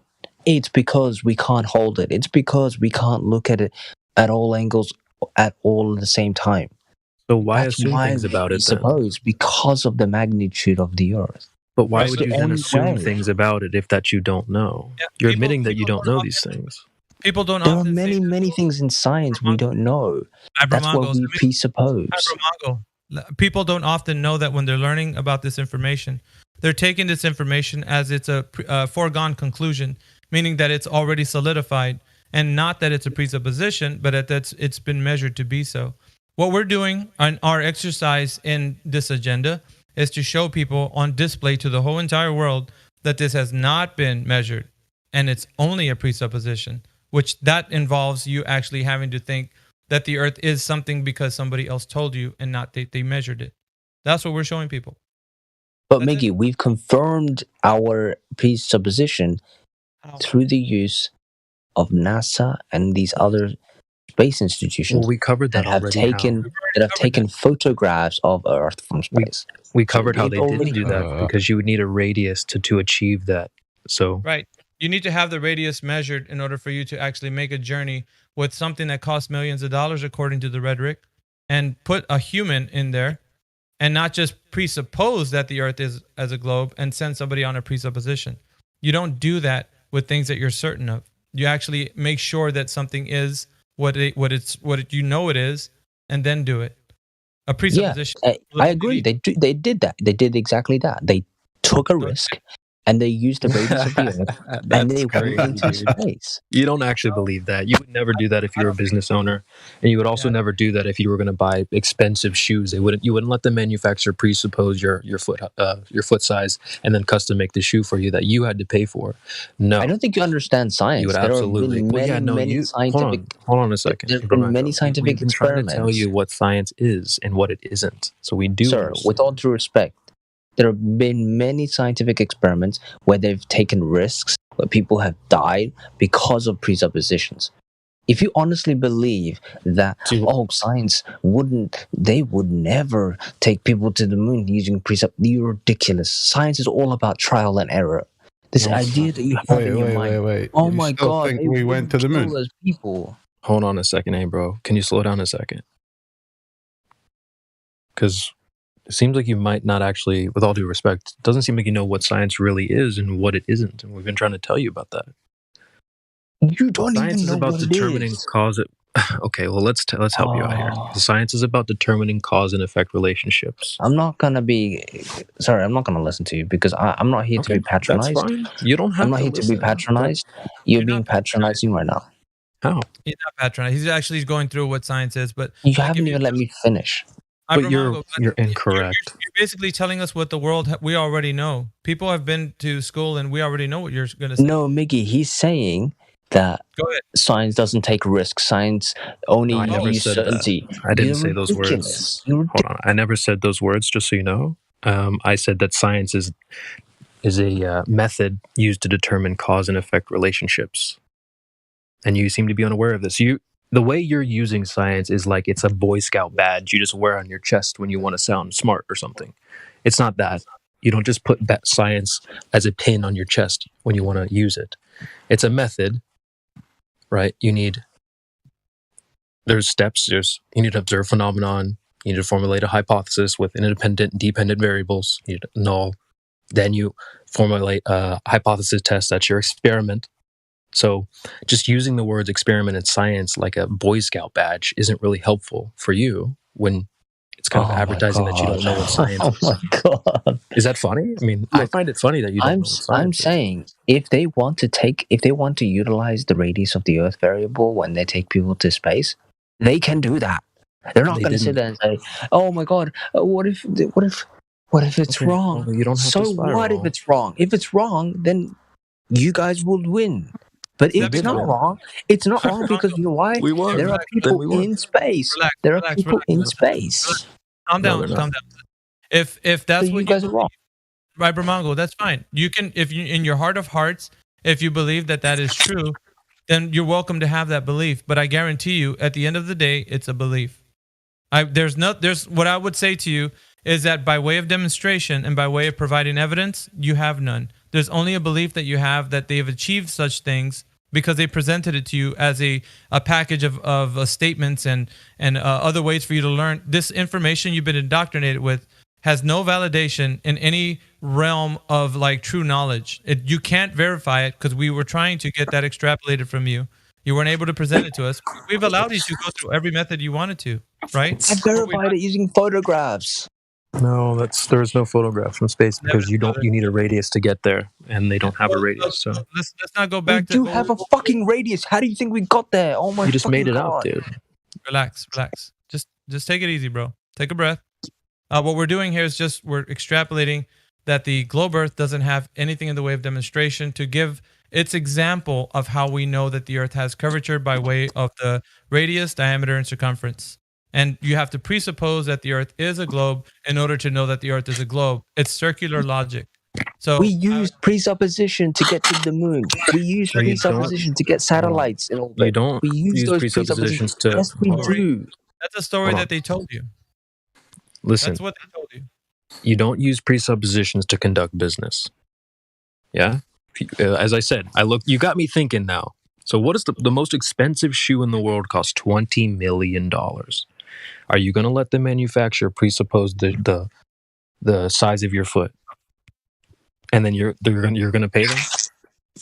Yes. No, that's not how in science, yes. Jesus. In science,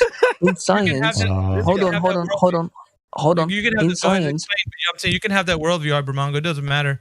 You can explain. Go ahead, but you can have that worldview. I don't. In science, they spend millions and millions, even billions, on stupid experiments based on presupposition. Literally. Give us an example. Story that they told you, my friend. That's a story that they told you. Science is all about trial and error. That's a story. Sometimes you're believing it, bro. That's what they've told you. No, I'm being dead ass. Aren't you believing it? Oh my god! You don't know what science is, bro. Don't you, Ibermongo? Don't you believe that story? You believe it, don't you? You haven't verified it. You just believe it. Do you know what a hypothesis? Wait, hold on. This guy just said, "I don't know what science." Do you know what a hypothesis is? I just told you what it was. You can rewind the tape. Tell me what a hypothesis is using one word. Using one word, tell me what a hypothesis is. What do you mean use one word? I just told you everything you need to know. No. Use one word to describe a hypothesis. What? I just told you what a hypothesis was. You're asking me to say in one word? This is the problem. He can't simplify hypothesis. Tell me, simplify hypothesis for everyone here. In one word? Yes. That's absurd. How else would you describe it? How else would you describe a hypothesis using one word? An explanation is that find a synonym or whatever it is called. I just told you to have a hypothesis, you need an independent and dependent. No, I don't want your fucking long-winded explanation. Use a single word to describe what a hypothesis. If you don't have those, then you don't have a hypothesis. Time out. You're framing the way he's supposed to answer. Exactly. Told you guys. Told you. Yeah, I know. What I'm saying though, Ibermongo, why are you framing it in a way that he's got to respond to you in your specific way? If he's going to tell you what it is, then it should be something you either accept or don't. But it's the way he presents it. We let you present it. He's saying. Go ahead. Ziggy, he's saying that in science they don't use presupposition. In a business they wouldn't use presupposition. This is a scientific experiment. When they're launching rockets into space, it's a scientific experiment. Which means, hold on. No. A scientific experiment requires an independent variable which must be manipulated by the researcher. So what was the independent variable for that scientific experiment, bro? Yeah, just leave him muted. Go ahead, Ibermongo. So if it's a scientific experiment, what was the independent variable? What's that? Sorry, I couldn't hear you. Yeah, so if it's a scientific experiment, what was the independent variable? The cause of the experiment? No. So you said that you claimed that. Oh my god! This was a scientific doesn't even know experiment. what the independent variable is. Just tell us what the independent variable was then. Wait, I want to ask you, what do you think independent variable means? Okay. This guy, guy. Yeah, I'll tell you because you inverted it. What you said was actually the dependent variable. The independent variable is what is varied during the experiment. It is what the investigator thinks will affect the dependent variable, the cause. So, yeah. So you were wrong, Curvature. No, you were wrong. Did you not listen? I never even mentioned independent or dependent variables. That's the problem. He asked you for the independent variable, and an experiment requires an independent variable because it is a hypothesis test, which is testing a cause and effect relationship. So you get the independent variable and the dependent variable from the cause and the effect. And then you try to manipulate the cause to show that it causes the effect. That is the scientific method. It is. Okay. You disagree with that, Ibermongo? Okay, so Do you disagree with? Wait, Ibro, do you agree or disagree? Do you agree or disagree with I disagree.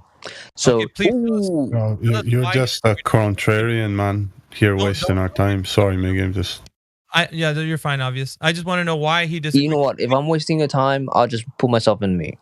Well, you're just. We got to the good part, man. The good part is you're going to tell us why you disagree with what he said. This is a logically thought out way to you can have your forum. This is your time. Tell us why you disagree. Please. That's fine. You don't. Or have you're to. just a science denier. I mean, that's fine. But you don't have to. I mean, you can stay on mute if you like. Anyway, I'm not a science denier. These guys you don't just denied understand science. science. These guys don't understand science. Drace just laid it out to you very clear and concise, and you said you disagreed. Before you chime in, I disagree with your retardation. Well, he presented you with the scientific method, and you're calling it retarded. That makes you a science denier, my friend. I need you to tell if you're going to chime in again on the microphone, please leave him unmuted. Yeah, just a second. I want to. If you're gonna chime in, I need for you to tell us why and how you disagree with him, and it needs to be something refuting what he just said. Yeah, I'll also give you 4 citations. The answer can't be you're stupid, right? That's not the answer. You guys are stupid. You can't say nuh-uh. Give us a logical reason why you disagree with that. Because your side right now is the globe side, and if it's all you got to offer is nuh-uh, then we're gonna look at you like, wow, is that it? You didn't refute him logically or consistently. You just nuh-uh. So it's up to you. Stay on mute if you want. It's quite difficult to refute someone who has confirmation bias. So we just presented you with a scientific method, and you said that you disagreed with it. Yeah, he told you the method. Now, if you disagree, I need you to state why you're in a disagreement with it. Specifically, please, with what he just said. And plus, Drace can go over it again if you like. Confirmation bias. Okay, so it's nuh-uh. That's fine. We'll take that as you not being able to refute what he just told you. Which How is will fine. be? Wait a minute. Or is there's a bias towards being? Well, there's a difference between pseudoscience and science. So yeah, we're biased towards being scientific and not pseudoscience, just parrots. So, Mango, if you disagree with the scientific method, that makes you a science denier by definition. You're coughing. Can you please put yourself on mute, Electric? No, leave him unmuted. Sometimes you need to use your imagination and presupposition in science. Yeah, the difference is I'm citing actually educational institutions and PhDs when I'm saying what I'm saying, and I already posted that in the text.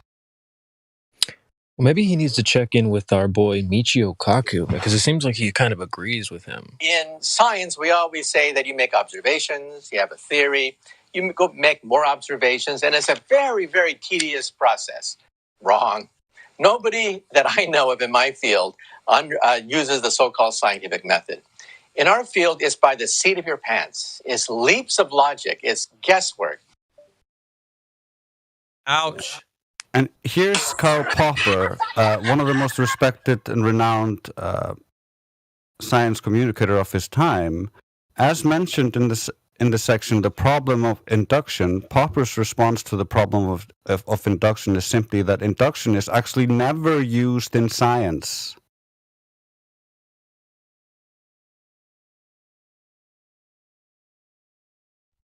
So let's go back to like the water boiling. Like we can do an experiment to test whether water boils, right? This is kind of a basic scientific experiment. Wouldn't you agree, guys? So what's the imagination involved? At sea level, yes. Yeah, I don't think you have to imagine anything. Do you have to imagine the water? Do you have to imagine the heat?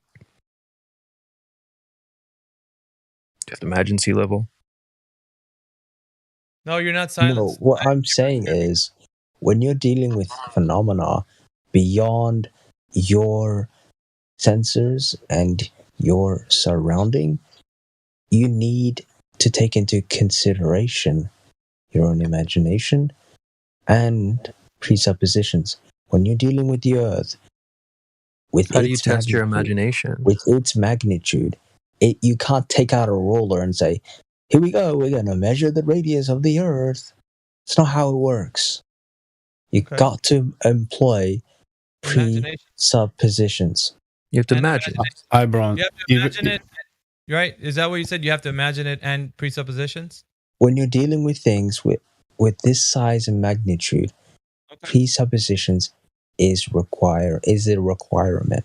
Okay, let me ask you this real quickly. How do you know its magnitude given that you don't have a method to know its magnitude? You can just imagine it according to Well, Ibermongo. I think we can all agree the Earth is very big, but here's the thing. Let's say we present it to you, Eyebrow. Well, just imagine it's flat. Let's presuppose it's flat. Would you accept that?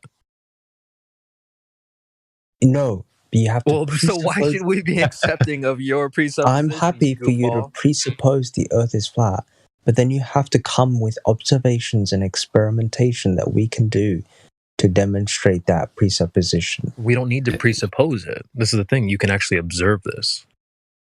Demonstrate your presupposition. We don't have any presuppositions. You're the one with the presuppositions. I think OB wanted to say something. Go ahead, OB. Every observation of a level horizon is the experiment. Like, that's how you know. It's not an experiment. Yeah, it's not an experiment. It's just collecting data.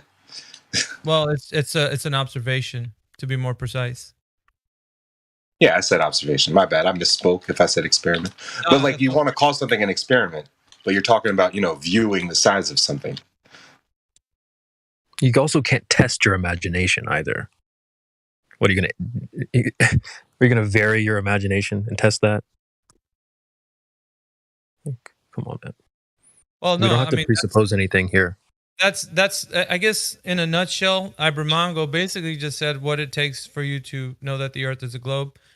You have to use your imagination and you have to presuppose that it's a globe. There you have it, ladies and gentlemen. Like, for us, coming from somebody who thinks the Earth is a globe, that's what it takes. On the other hand, if you don't want to know that it's what they're claiming it is, you can actually test in actual reality, do a line of sight test, go put that to the test, the radius that they're telling you, and go and see somewhere that's not going to measure up to like any curvature blocking or obstructing your view from a line of sight test to seeing something in the far distance. It never happens. Yet these guys, not these guys in here, but the people that are actually proposing the claim of the shape of the Earth will have you believe that there's Earth curvature. Now, this imaginary idea or presupposition doesn't hold any weight when we're actually trying to see if the curvature obstructs our view. Yet, people will believe that ships are going behind the curvature when they see them disappear in view, and sometimes even show little videos or images of some ship disappearing from the bottom up. And there's a lot of ideas that people have, but we challenge them to say, okay, if that's what you truly think, and with the video, see some ship or, not even a video, but images, start to see something like that happen, then you should be able to measure said curvature at whatever distance and location that it is. And I guarantee you, if that obstruction presents itself because you're actually seeing curvature or the ship going behind curvature, then it should be able to be measured, quantified, and be able to be reached as the leading edge of the sphere. Well, my friends, it can't be quantified. When pressed on the issue, people come up with, well, we don't know because refraction changes where the horizon is, so it changes where the Earth curve should be. So we start talking about what is Earth curvature. Is it something that varies from day to day? Is it an obstruction where it's something like a physical mound of dirt, where if you and your friend were walking away from each other and your friend goes over the hill, over the mound of dirt, and goes away from you, you can't see him on the other side. And you go back the same day, or the next day, and the day after that, you'll never be able to see your friend on the other side of the hill. It's an obstruction in your view. You cannot see past that mound of dirt.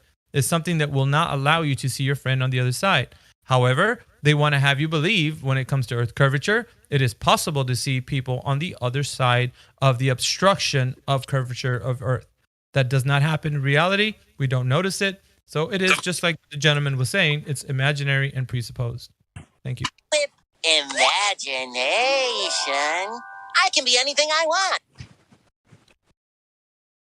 Yeah, it has to be convenient to say that whenever something is obstructed, it's because of Earth curve, and whenever something's not obstructed, it's because light is bending objects around the curve for the viewer's perspective. And you can't explain that with refraction. Yeah, it's a hot mess, really, when you think about it. I'm sorry, Ibermongo or Mango. You think trying to discern what objective reality is a competition or something?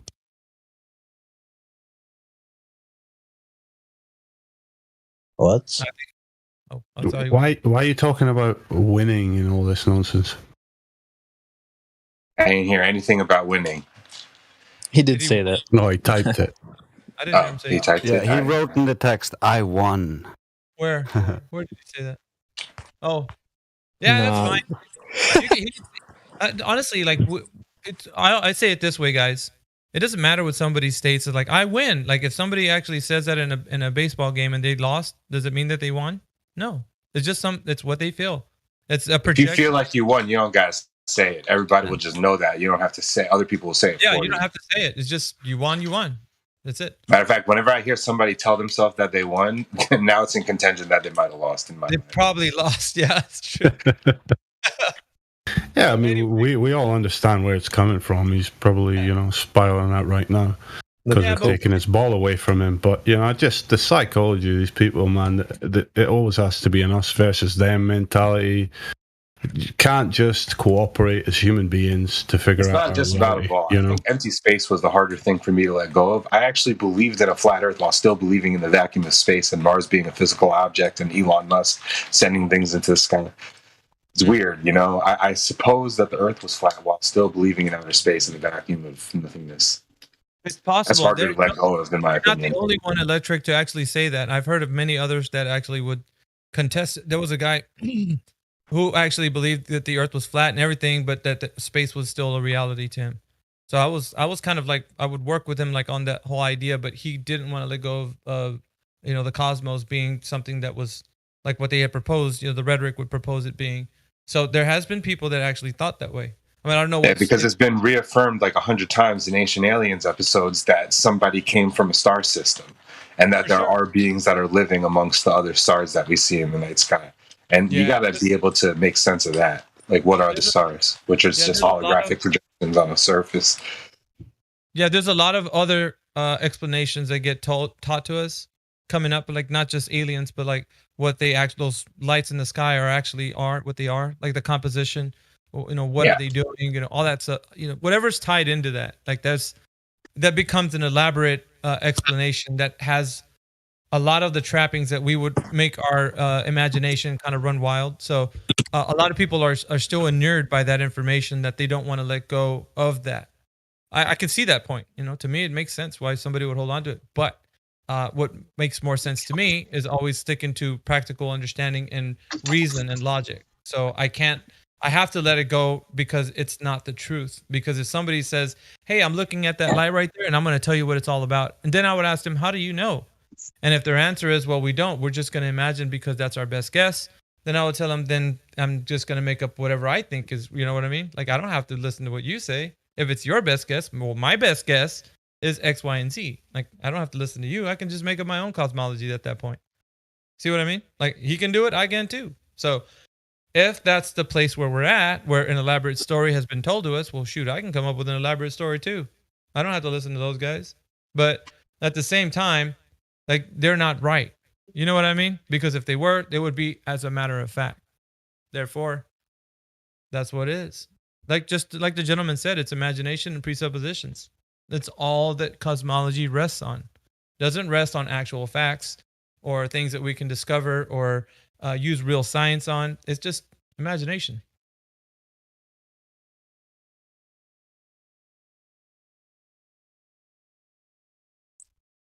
Yeah.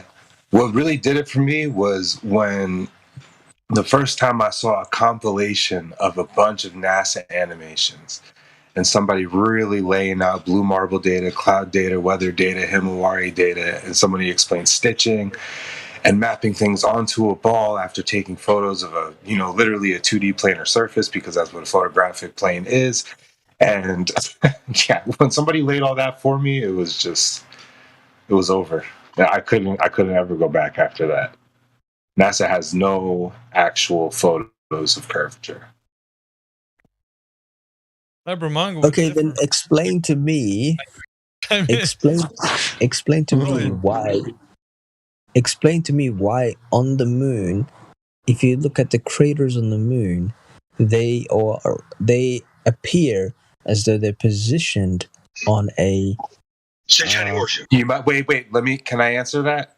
So you could definitely get a holographic projection to appear 3D. You've never seen this? That's a presupposition. Well, that's kind of how the moon acts. It acts like a projection. It acts like a spotlight more than it acts like an object. I've never seen an object float as a sphere. Again, that's a presupposition. Sorry, I'll answer it for you. The Earth is not the moon, and the moon's not the Earth. It's non sequitur. Yeah, he's. I guess basically the okay. So and I'll say it this way to kind of elaborate a little bit on Electric's point, because Ibermongo is making up whatever the moon is, right? Whatever he thinks it is, and Electric has the option to do it too. If Globe Earth is gonna say, hey, the moon is rock and space and that, and they don't have like they claim to have people that went there or whatever. But Electric can do it too. If it's presuppositional and it's imagination, then why is it wrong that he thought of that? I'm coming at Bramongo with the way his logically consistent points were that you can have. I never presupposed anything. This is something everyone can witness. No, you told me you presupposed. Whoa! You said you presuppose the Earth they have to, right? And to use your imagination. Everybody heard you. I'm not talking about the violate laws of physics. I'm talking about the moon. I'm talking about the moon. I don't know what that is. Oh, sorry, guys. I'm saying on the moon, you can see the craters the way they're positioned. They're positioned as if they're as if it were if they were a spheroid. Yeah. That is something every single person on the planet will agree with me. We're not on the planet. Real craters don't look like what they say the craters on the moon are. Like you should look at real craters on Earth from high above and compare and contrast to what they say the craters on the moon are. Okay, you can call them whatever you want. These spots on the moon, the way they're positioned, the spots on the moon from on the equator versus the spots below at the bottom of the moon versus spots at the top of the moon, the way they're positioned and angled is if it's like how you would see lines on a basketball. You can see the distortions, you can see the angles. And the way they're not at angles, though. Have you ever seen something appear 3D even though you knew it was 2D? Again, that's a presupposition. No, I'm just asking. No, we're just trying to have a regular conversation. It's just an honest question. Hold on, Eyebrow. Are you aware that they actually don't claim that the quote-unquote craters are all angled at different angles? Yeah, I wanted to. You can literally take a photo and then draw curved lines, and you'll get exact matchup. Electric was on a point. I just wanted Electric to finish his point. That way he can get out what he wanted to say. Electric, can you finish your point, please? I was just asking him if he's ever seen something that he knew to be two-dimensional on a plane to appear 3D. That's all I was asking. Ibromongo, what's your answer? Fisheye lens. No, not. What? Okay, all right, that's your answer. Moving on. That wasn't what he asked you, Ibro. I don't think that was a sufficient answer, but if you want to accept it, Electric, that's up to you. Press him. He didn't answer it honestly. That's the thing. That's obfuscation. That's what I would say. I think he was trying to say what you thought we would say. Yeah, I think that's what he was trying to do too. Like maybe you want to press him on the issue, like what you mean, like because that's a valid point, dude. Press him. I'll post something to help you out, Electric. I've got some GIFs I can post in the chat that'll help demonstrate your point, and maybe he'll actually address it instead of saying what he said. Yeah, let's get what Electric's trying to bring up here because. I mean, I remember being a kid. I mean, this might be a funny example to you, man, but when I was a kid, I remember going to the IMAX theater and putting on 3D glasses. I'd go to Palisades Park Center at the mall in New York and be so amazed. Like, I'd look at a big black flat screen, and then all of a sudden I put the glasses on and everything becomes 3D. And I'm just like, oh my God, I know that it's not 3D, but it is. So that's just one example. Like, I gave you an example. Here's another example I posted in the chat you can use. And the last example I'd like to throw in. The last example, though, is like a poster on a wall, right? We see the picture on the wall has depth to it, and then we approach the poster. We know that it's affixed to the wall, but as we approach the poster and gain further an angle on it, we realize that it's actually a piece of paper, right? You can't examine something at a distance to realize if there is actual depth perception to it until you can examine the elevation of the depth that it's claiming. Yeah, something 3D might be actually 2D. I guess, and that's what Electric was pointing you to. But you're saying that it can't be, so that's a bit different. When you disagree with that, then you're disagreeing with the idea that it can be. And all he was saying is, could it be also something that's 2D, that in your mind it's a projection, but you're thinking that it's 3D? You know what I'm saying now, Ibramongo? That's what he's talking about. He's showing. I could even say I think the moon appears 2D. Like it literally does 2D possible things. It doesn't do 3D things. Literally? I'd also like to say that the idea that he's presenting is a presupposition that there's light in the sky. Well, let's stick to the one point. So Ibramongo hasn't responded. Obviously, it must have really took him back. Electric was a point that he couldn't maybe retort, but it's fine. I mean, I want to, before we move on, I want to talk about something It's Beautiful said in the chat, which sort of addresses something else he said as well, which is like the angles of the craters. It's Beautiful, 36 minutes past the hour. Wouldn't those craters have tail impact? Great question. Why are they perfectly circular? Ibro, are you still with us? Do you know why wouldn't? I guess if it was the moon, if the moon is what they say it is, why wouldn't the craters come in at different angles and stuff like that? I've got a question about the moon. Yeah, sure. 1 second. Maybe if he's not still with us, I'll just tell him why. If the moon took the impact of the asteroids or meteors or whatever, wouldn't they be facing the other way? Facing outward instead of inward? Yeah. So in astrophysics, there are many theories surrounding the formation of the moon. Okay, but we're specifically addressing the craters that you brought up, right? So can we stay focused on that for a moment? Sure. Okay. It's not actually a question related to the formation of the moon. Hi, bro. What channel is the picture of the moon in? Yeah, so the formation, there are many theories on the formation of the moon. No, it's not a question in relation to the formation of the moon. 1 second, guys. I'm going to take moderation here. CB was asking a question, which I think he was waiting for a response. So once CB gets his response, then we can jump to somebody else. Because it gets kind of where everybody starts trying to ask him questions, and everybody, like 10 questions are getting asked. CB, restate it. Yeah, I was just trying to keep him on point, Mickey. He was kind of... Yeah. Go ahead, CB. Thanks, Obi. No, It's Beautiful, 36 minutes past the hour. Wouldn't the craters have tail impact?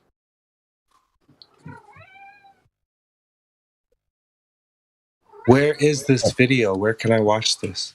All right, well, if he's not going to answer, I'll just say, this is what they claim, Ibro. Turns out there is a magic speed. They're saying there's a magic speed is the reason why these craters don't have tail impact and supposedly come from different angles and things like that. Does that seem like is that something you would accept? Sorry, could you simplify that? Yeah, so if I hit a golf ball, usually the divot formed by the golf ball comes in at an angle. Does that make sense? Okay. Okay, so when we look at the moon, all the craters, there are no tail impacts like a golf ball. Do you see any of those? Tail impact. What do you mean by that? Yeah, okay. So maybe you've never played golf before, but when a ball hits the green, for example, usually it's coming in at an angle. So the divot formed in the grass has a little bit of a tail to it. It's not just a perfect boom crater, it just forms a perfect circle. It has a little bit of a tail because it's come in at an impact angle. Does that make sense? Oh, okay. I understand now. So when we look at the moon, all the craters, there are no craters with a tail like this. And so when you ask, well, why are they like that? The experts say that this is the reason why. Turns out there is a magic speed. And so because of this magic speed, all the craters are perfectly, circular or whatever. So was that something you would accept? Does that seem plausible or legitimate? Again, these are just theories. No one really knows how the formation of the moon. Okay. So it doesn't matter. Like, it's irrelevant to what I'm saying. It does matter because you're believing it, Ibramongo. That's the point. Everybody's believing this information without any verifiable information to go on. We're all just believing in the globe and the ideas that the moon is doing whatever it is, and craters and all that good stuff. We're just believing it, man. Just like the way you say. Yes. I'm sorry, guys. Guys, please. Where can I watch this video that you're talking about? What video? You were talking about tail impact while you're looking at the moon. Somebody brought up a video. Well, dude, you've seen the moon. There are no tail impact craters. Oh, so there was no video. Okay, never mind. Yeah, I posted a GIF of the moon so you could see at least some craters. If somebody did state there was a video, Can I just say something? I don't care whether or not they're craters. I'm just stating a fact here that when you look at the moon, there are spots. You can call those spots craters. You can call them whatever you like. There are spots on the moon. These spots, depending on where they're positioned on the moon, are in a specific angle. And the way they're angled is similar to that of lines on a basketball. If you look at lines on a basketball, the lines at the top are thinner than the lines that are in the middle and the bottom. Just like the craters or whatever the hell these things are on the moon, the way they're positioned and angled, this appears as though these marks are on a pier. Is it possible? Yeah, Acid Rain wants to come in here and ask a question. Acid Rain? Yeah, thank you, Miggy. So, can you tell me? Okay, so have you ever seen a lunar eclipse, Ibramongo? Yes. Okay, I'll just post again the link that Drace shared. I will just quote you in the chat because it's showing a lunar eclipse. So, give me a sec. Well, okay, so yeah, Drace gave it. Can you see the live stream voice text chat? Yes. Okay, so the GIF you're looking at is a lunar eclipse. So if the moon is a ball, can you tell me why the obscured part or the shadow isn't stretching nor skewing as it passes above the ball moon? Why isn't it what? Sorry, obstructing? What did you say? Okay, I will repeat. The moon is a ball, and this shadow, they tell us that this shadow that you see is the shadow of the Earth that is projected onto the moon. Now, shadows take the shape of the object upon which they are cast. So, if the moon is a ball, then that shadow of the Earth should take the shape of the moon below. Okay? But that's not what we see happening. Like the shadow should be stretching and skewing as it passes above the moon if the moon was a ball. But we don't see that. There's no stretching nor skewing of the shadow. So if the moon is a ball, how does that happen? Look at the time. I gotta go. Okay, we'll come back next time. Yeah, you're welcome back. Sure. Conversation, Ibramongo. See ya, man. Yeah. All right. See ya. Have a good one. Take care, brother. Until next time. Abort. Hey, look at the time. Classic. Well, I think he touched on, I was going to touch on how he said, well, whatever those things are, hey, you might be onto something there, whatever the moon may be. That's a good point. It's not like you know. I was like, well, the craters, whatever they might be. Yeah, exactly. Let's play a game called I Win. What? The guy's like, I win or I won. Like, what? What did you win? Oh, did he leave now? Yeah, he left. He's gone. So let's talk about this stuff without somebody just saying no, right? Nuh-uh, he says. Well, actually, I got his game prize right here. Well, I'm just wondering what you guys think about something right now. You've just won a free all-expense paid Full lot of crap. What is that? It's our soundboard, man. Electric's trying to come in. Go ahead, Electric. Yeah, I'm just curious what you guys think of this idea. I'm wondering about the creator, and for the past like few months, I guess I'm starting to believe in a creator, but it's like I really think this shit is man-made. Like I think this is my problem. I'm thinking that this perfectly balanced system that has storm systems and the atmosphere and the ground is perfectly soiled and fermented to grow things. Like this nice balanced ecosystem could be man-made in my mind. It's fucked up. What do you mean, so my man? idea of creator, I don't want to worship this creation if it was the result of a man. Yeah, some people could actually have that conversation with you, Electric, in the biblical room. If you It's not want to really go that, biblical. I didn't try to mention the Bible right there. no, I know what I'm saying is though. There's a lot of references to holy texts that people could take you to that would actually. I literally did not refer to anything biblical right there. What I'm saying is I understand, right? I understand. But what I'm saying is from the perspective of a creator, people can take you through some holy text and show you. That's what I'm saying. And maybe you don't have to adhere to it, but you can listen and maybe have an objective view like, okay, well, I'm listening to you and state your case, right? That's it. You don't have to if you don't want to. It's just an I'm not going to get an answer to the kind of question I'm asking from holy text. Well, you don't know that. That's already presupposing like your idea that you're not. Or you presuppose that I never read holy text. No, I'm saying that you're already making an assumption that you're not going to gain that. Maybe there's a perspective somebody can give you that maybe you read and didn't understand that somebody can probably enlighten you. So you're already casting doubt is showing that you're unwilling. That's a bit close-minded, I would say. That's all I'm saying. But if you wanted to be open-minded and say, hey, what do you got? Then what's wrong with that? Nothing, right? Because you should assume that I've already read holy text. No, I come to asking you these questions because I didn't get my answer from it. Well, I know that, but because people have their own interpretations, Electric. I could go through it and tell you that I've read it this way, and then you'd be like, oh, I never... Yeah, I'm actually kind of annoyed right now. I got to be honest. I did not refer to holy text. I said, if there is something creating this nice balanced ecosystem, could it be man-made? I did not refer to anything about holy text. And bringing up holy text is, I don't know. I don't like that you want to address my question that way. I'm trying to be more honest about something than what the Bible would try to tell me, dude. Like I don't need to read the Bible to get an answer to the question.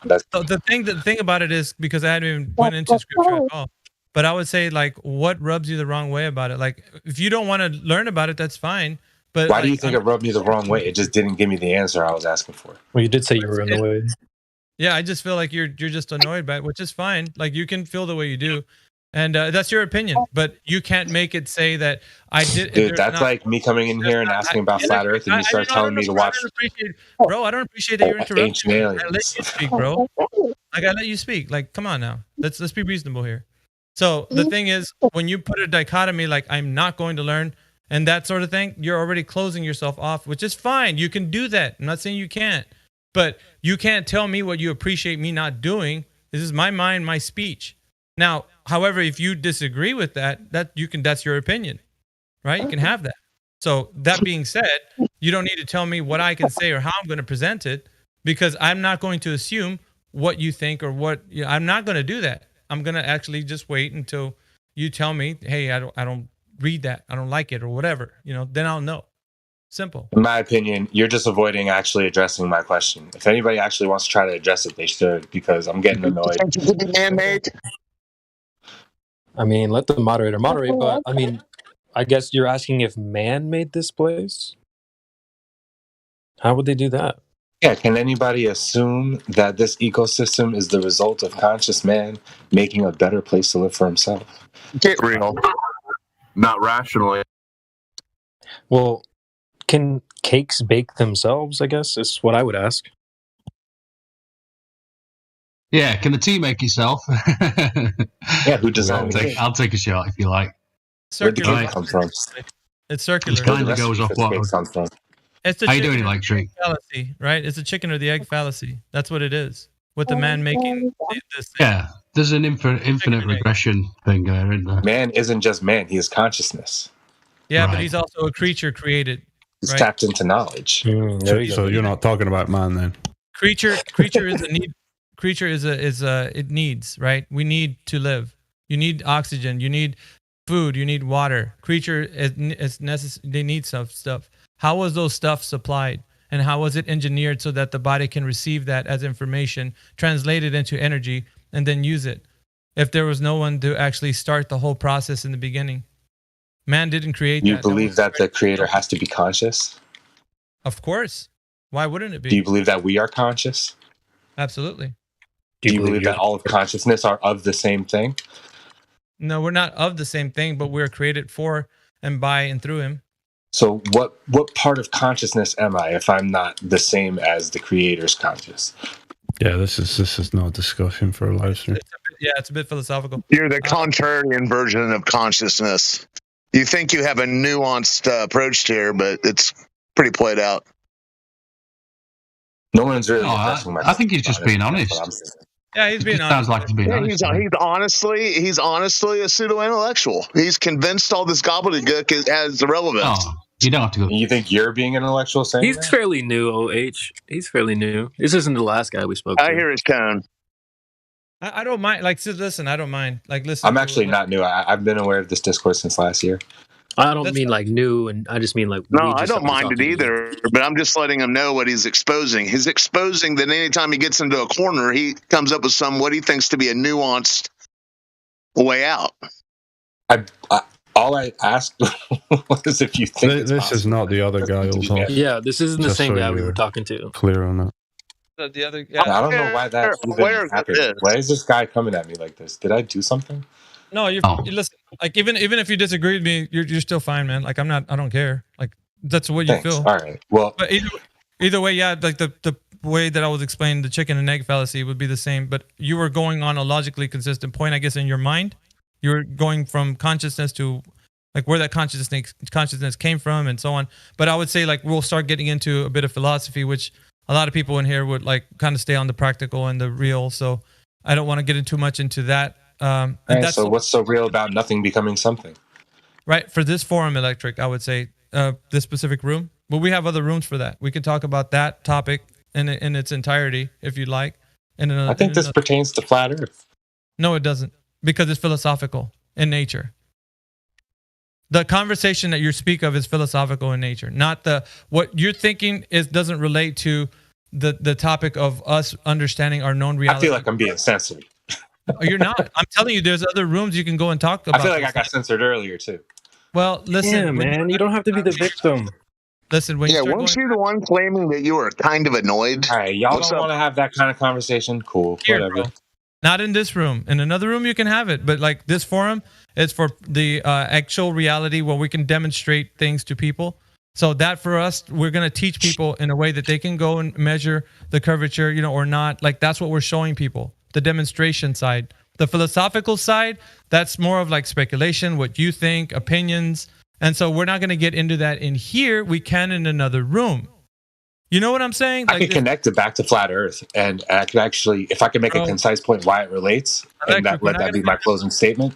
Because people have philosophical reasonings behind why they think the Earth is what it is, bro. Like I'm telling you. So you just don't want me to say what I'm thinking. All right, gotcha. Because what you're going to do is stir up philosophical discussion, and people are going to engage in it thinking it's like it relates, and it doesn't to the practical ways we look at and view in the Earth. We use our five senses. We don't need philosophy for that.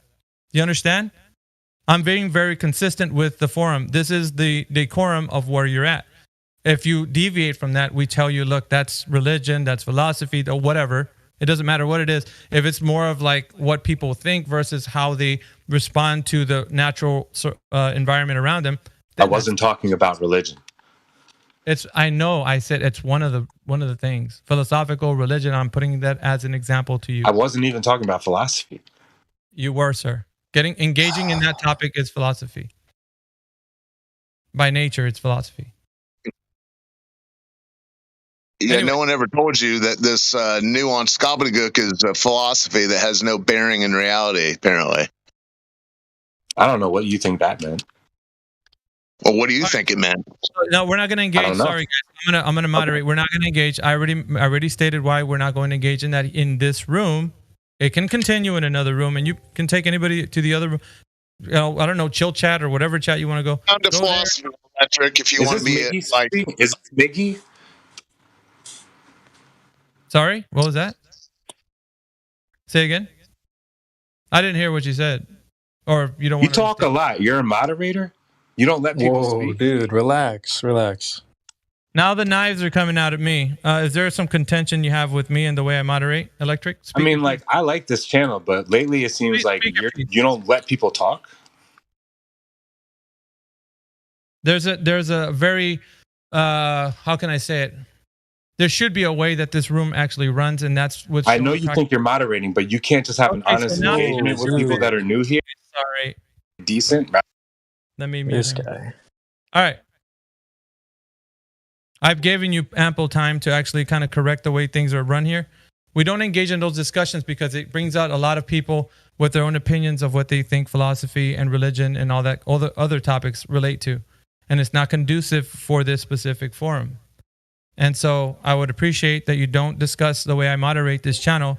If you don't like it, there's other Discords that you can join. But I will have order here because people need to know the flow of information that they're receiving is concise and it relates to the topic of somebody asking a question and answering it. So if you don't like that, you can excuse yourself out of this chat. I am moderating it though, by the way. Like I said, if you don't like it, you can leave. But if not only that, I will unmute you. But if you contend the way I moderate, you will be excused from the chat. It's your choice, Electric. here's the thing too, man. It's like not only that. I mean, Miggy's nice enough to host the show here today. Yeah, so you don't have to jive with everybody. That's fine. But dude, I know these people. Like, I recognize these people. I'm asking them honest questions. I guess I wasn't saying anything, but I'll finish then.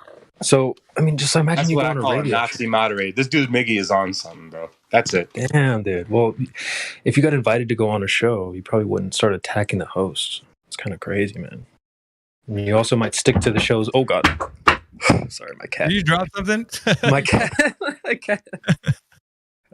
She just jumped off the chair. But, like, you're welcome to bring up some topics and stuff like that, but at least it should be what the show is about, right? Like, he makes a show about how he has to moderate. That's what he does. No, I mean, you're the one making it. No, he just wants it to be in reality. That's all. It's pretty straightforward. Dude, in reality, you can't make sense of nothing coming to something. Yeah, that's literal electric. There was a guy yesterday. About science. Yeah, explain your concept of nothing coming into something. No that's one thinks science, that, bro. You need to explain that. Andy was talking, and why do you like? I don't understand that. Oh, he's all right. So it's fine. It's fine. Yeah, yesterday, but I know. I didn't. Stop trying to moderate what I'm saying and engage with the actual conversation. Stop acting like I'm not in lines with your moderating. No, without the moderation, it can turn into a real shit show. So we appreciate it. We appreciate Miggy or whoever it is that's trying to keep things on track. That makes sense. Has he left again? Oh, he's there. No, he's there. I just muted him so you could finish, Andy. Go ahead. There's a guy in yesterday, and he was super sophist. He were obsessed with everything's a belief, and in a weird way, I kind of agreed with some of the things he was saying. I was kind of late to that conversation, but it's important that we have people like Miggy just to keep things on track and what they want to talk about. And I appreciate this. Yeah, bro. I just want to keep the forum moving forward, bro. That's it. Like, we can't get bogged down with. It's great, right? So, like, I'm not saying it's not a good discussion what he was bringing up, but we get philosophical, bro. It's gonna spin everybody out of control, and we'll disseminate the conversation. We'll just go down, and then some people are gonna bring religion into it. We're just saying, like, from that. It's my favorite topic. I know you like that. That's why I'm mentioning. Listen. Some people really take a liking to it, and they'd rather get more into it, but. I'd say like there's maybe live stream 2, go there, like have it there, whatever. But why does it have to be in live stream 1? Like you can have those discussions. I just don't want it in this particular room. Like that's all I'm saying. Occasionally I do sneak in Electric here, by the way. I do sneak in here. Every now and again jabs you throw in there, but I don't. Yeah. So long as it's not like a freaking point that you're gonna make that's gonna lead us into a maybe hour and a half of like everybody disagreeing with each other. That's the only thing. But other than that. But if you start poking at me because of how I moderate, then there's going to be an issue. I don't want that to be the case. Electric. But yeah, you're welcome to be in here. Other than that, law of thermodynamics: energy cannot be created or destroyed. Is that scientific enough for you? Transform. Don't forget the only transformed part. And transform. Is anyone saying that something came from nothing? Yeah, the astrophysicists, they say, like Neil deGrasse Tyson and others, they say that this whole universe came from nothing. Oh, well, yeah, but anyone here? I don't think anyone here. Conscious created the concept of the material, and we slapped funny names on it to give it the identity of the material world. Really, we're just an electric consciousness. Bro, we're back into the sauce, bro. I just No, it's not. No, it's not. No, it's not. Come on, come on. Yes, it is. You just mentioned consciousness. All right, fine. You could call it that if you want. Whatever. You called it that. You said consciousness. I'm only telling you we're back in the sauce. All right, you don't want to talk about consciousness. All right, gotcha. No problem. If you're convinced that it's possible that you're just a brain in a jar, and this guy's why already would emotionally triggered by things I say. Yeah. I don't want to. No, I'm not. I'm saying because I went down to philosophy, and I didn't see you join me. Go ahead, I old can't hear Ross. What were you saying? No, I was down in philosophy. No one joined me. Electric. That was for you. If you're so convinced that it's You possible, didn't tell you're me you were down there. in a jar and a actually shell. didn't hear you say you were down there. I'm sorry. Hold on. Let me mute him real quick. Sorry, Electric. You don't let others speak, do you? Go ahead, old Haas. Hey, Electric, if you're so convinced that you're just a germ underneath the fingernail of a giant, why in the world would we even take you seriously? Non sequitur. What? You're telling me I didn't know you wanted to talk some electric consciousness. If everything is just a dream, then why would we even entertain your dream when we're talking about the Earth not measuring curvature? Let's see if I don't get muted while trying to answer your first question. I said I didn't hear you say that you went down to philosophy. I will happily join you down there since you took an initiative to talk to me about it. So if you still want to do that, I'll join you. Yeah, I'll be there. While I was trying to say that, and he was interrupting me. What the fuck? That is Nazi moderation.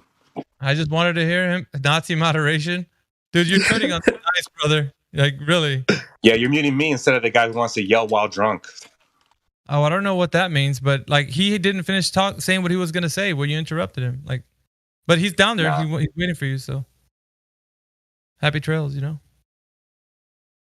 Hopefully, you guys find what you're looking for in that conversation. But let's keep the ball rolling. Who the fuck is that guy? There's a lot of people in here. What's up, guys? It's been a good one so far. Couple crazies came in here today.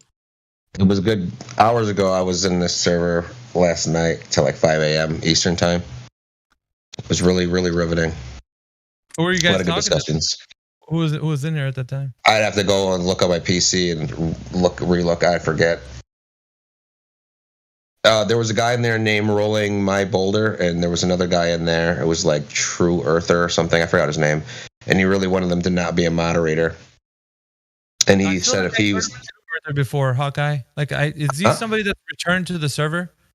Was he like who? Rolling My Boulder? So I asked questions about energy being created or destroyed, and y'all want to talk about this instead. Go be salty somewhere else, dude. Go somewhere else, bro. Like, geez. Go ahead, Hawkeye.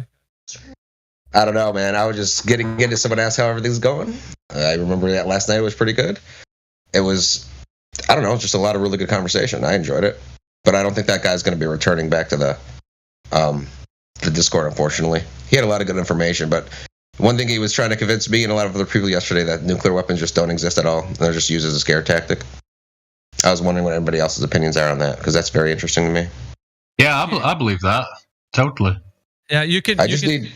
I'll give you like a minute to deviate, and then we'll go right back to flat Earth, because there's people that haven't even looked at that information, much less. That's me. So just send me that information, and then we can move on. If you have any info, you can just send me a link. I don't have any info to send you, unfortunately, but this whole radiation situation is one thing. Have you heard about this guy, Galen Windsor? I think that's his name. Not.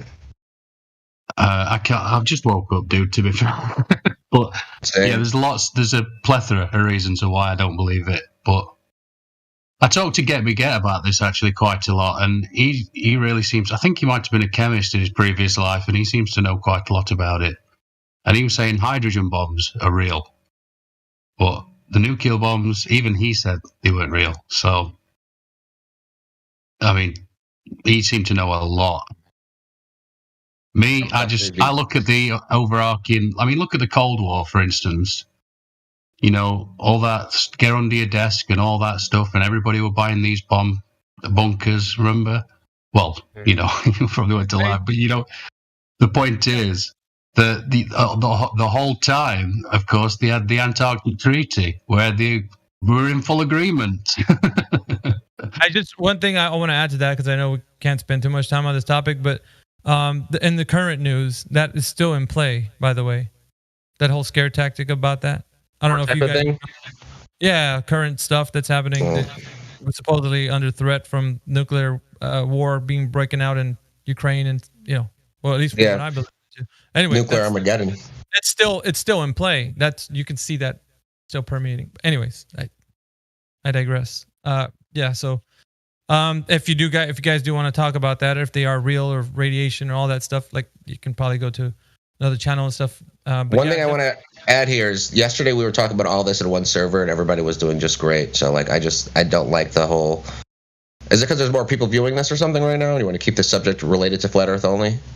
Well, the decorum of this forum is that we need to stay on the topic of the shape of the Earth, because other subject matters like that, people probably don't have an interest because it doesn't pertain to the reason why 24/7 Flat Earth Discord on YouTube live stream even exists. And so a lot of people that are listening are waiting to hear if there's going to be somebody that comes in and challenges that idea. So we have to be ready and willing to participate in that conversation and probably expound on it, right? To get people's minds really thinking about how and why people think the way they do, looking at the Earth being a globe. And so for us, that's important in this specific room because it's being live streamed. So talking about other subject matter is not conducive to the people who are listening that are going to be able to discern whether or not what we're saying is true about the shape of the Earth, right? So that's why it's important at all times. Gotcha. But in other rooms, like I said, we have rooms. Go in there and knock yourself out. But in this forum, we got to keep it on track with Flat Earth. I don't mean to be the Debbie Downer here, but that's just what it is because we're being under scrutiny. And it makes perfect sense to me. I agree, 100%. Yeah, being that as it may, we have to be somebody who's able to handle the conversation, right? We have to be willing and open to listen to the other side, even if we've heard it 1,000 times. We have to. It's a journey for self-exploration for the person presenting that information. Hey, that was to me. Yeah, well, go baller. If you feel like it lands on you, that's fine. But I'd say to anybody, if you feel like if somebody's speaking and you have to interrupt them and stop them and then say like, well, you can't go through that because we heard it a million times. The audience probably that's listening hasn't. So when they expose everything that they know, you go through it, you scrutinize it, you peer review it, you ask everybody in here, what do you guys think? Everybody chimes in. They're like, okay, so what do you mean about this point? We break down the information and expose to them why it's been given to us in this way. And when you do that, it's a great learning method for anybody listening because they can do it themselves to other people. They can like, okay, so you just presented this information, but I heard on a talk show one time that you can actually look at it this way, and they can come up with a better way to do it because we've just shown them how. That's why it's important. We want to expose that type of thinking to other critical thinkers and generate the next generation of critical thinkers and free thinkers. So it's important, guys. That's why we stay on topic. No, I appreciate that, Miggy, because some of us, we do get burnt out on hearing the same, going through the same explanation, hearing the same rhetoric coming from the other side. And you're right. Gizmo, I'm right there with you, bro. Like, I don't like listening to it, but for me, it's most important that I listen to that person. The server yesterday, I've gone this server a month ago, and I've been wanting to get in, but I haven't got in yet. So I preface the discussion like on the flat earth side, guys, if you can't handle this, and for you, if you're triggered, then it shows a little bit of like you need more refinement. You need to like, okay, just take a step back, take a breather. You don't have to be like coming at it with claws out.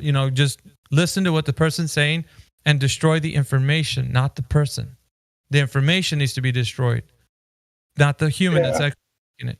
They in turn they will see or not the error of their ways, but you do the information, not the human that's speaking it, and that way it removes the person from the, like, because you tell them, look, man, you received this information, you actually got it from somebody who taught you, but our question is to the people who are teaching, not to the ones who are subjugated to the information. So it's always you have to do it in a way, like I want Flat Earth to actually go to the next step, which is actually breaking down the information and showing people where they're going wrong. Not just saying you're a dumb globe earther. That's tired. That's old. We don't need to be doing that anymore. All of us need to be looking at this and breaking down what we need to do is ransack the information. Because look at it, man. None of it that the young man presented had any merit in how we're going to know how to extrapolate radius. There was no demonstration. There was no teaching us of how we're going to know radius. He said simply, you have to presuppose and you have to imagine. That's what he used. And knowing that, he became completely exposed to the idea that he just believes it. That's it. And so we didn't have to shout him down or you know what I mean? No need of smacking the guy down and telling him he's dumb or anything. He's an intelligent human just like everybody else, but he's just been taught wrong. He's misinformed. And there's Glovers here that they just they argue that for the sake of arguing, and if that's what they want to do, that's what they want to do. Like you said, focus on the information. One of the first things I learned from you guys was I heard the word ad hominem, but I never looked into the word. And then once y'all really got down on the whole ad hominem thing, because you guys are good at that. You don't want ad hominem here, because as soon as you stop attacking the person and start attacking the information. Yes. Then it becomes a peaceful battle. Energy shifts. Yeah. Once you use ad hominems and you start attacking people's characters and who their persona is and everything like that, then it's no longer about the information. It's just an attack, just to attack. Correct. And in every instance, a flat earther is a critical thinker, a free thinker, and also a professional. You guys, I regard, and in most high regard, you guys are the some of the brightest minds that this earth has produced, because of the fact that you're able to see through this information of lies, and you're able to be skeptical, and you're able to discern whether or not this information is true or not. So that is why I think that people that are in this specific forum, I take in high regard, because we don't need the old ways to be the way we actually are now showing people. There's a better way forward, and that's to destroy the information. Because once we get to the source, then there will be no more information that they can present, because we've destroyed it all. So for us, we need to get our A game out, when it comes to these things. Let them speak. Give them a forum. Tell them, hey, what do you think the earth is? Hear them out. Tell them, okay, now let's present how the method by which radius, diameter, circumference was extrapolated. We've got to know the method. Whether it's somebody taught us or you know how to do it. And so teach us, show us a citation, whatever it is. And then when they present, it's your turn to go through that information. Examine it. See the variables they used. Expose them. Use the R value. How did you get that R value? Was it a presupposition? And soon enough, like the gentleman did, he told us it was a presupposition. It's an imagination. And then the whole world starts to realize, wow, am I that way too? Was I just believing? Am I using my imagination? Am I presupposing? And then you don't even have to say you won, because that exposition, that exposed information will just give everybody the realization, right? And whether they reject or they adhere to the truth is totally up to the person, because they don't have to. They can continue to be a globe earther, but at that point, they're going to reject the truth, which is something they can demonstrate for themselves. Just wanted to mention, in reference to you being called a Nazi 2 days in a row, because it happened yesterday, happened today. Again, speaking to the specific of us collecting here underneath the observation of there's no measurement in the floor that we can see a curve. This is the whole point, right? We've gathered underneath this umbrella of this is what we see. We don't see what we've been told. And you're standing in the place of holding the microphone in regards to saying, this is the truth. I don't want to speculate any such. If there's a number to deconstruct, bring it forward. Let's look at it. If it's not there, we walk away from it, plain and simple. And you give the people the space to speak on that. If it's not there, it's not there. So I appreciate what you do. It's not a question of defense. It's a question of stating what's fact. Thank you. For sure. And as Kiwi was here, he demonstrated to the gentleman the other day that called me the Nazi. He showed him. It was just a belief that he had. And he asked him one simple question: how do you measure the floor? And, you know, what was his response? What was it? ECCDLH? I think that's the guy that I'm referring to, Kiwi. When you asked him about measuring the floor? Yeah, exactly. Sorry, my neighbor just came by and actually put you on speaker because this is important stuff. It's important that we expose people that we engage with on a daily basis, just in regards to what's happening. And yeah, for sure. As soon as you ask that question, to ask, okay, what's the foundation that we're going to observe? So there's a number, as I always say. The number that they give us is gift wrapped every time.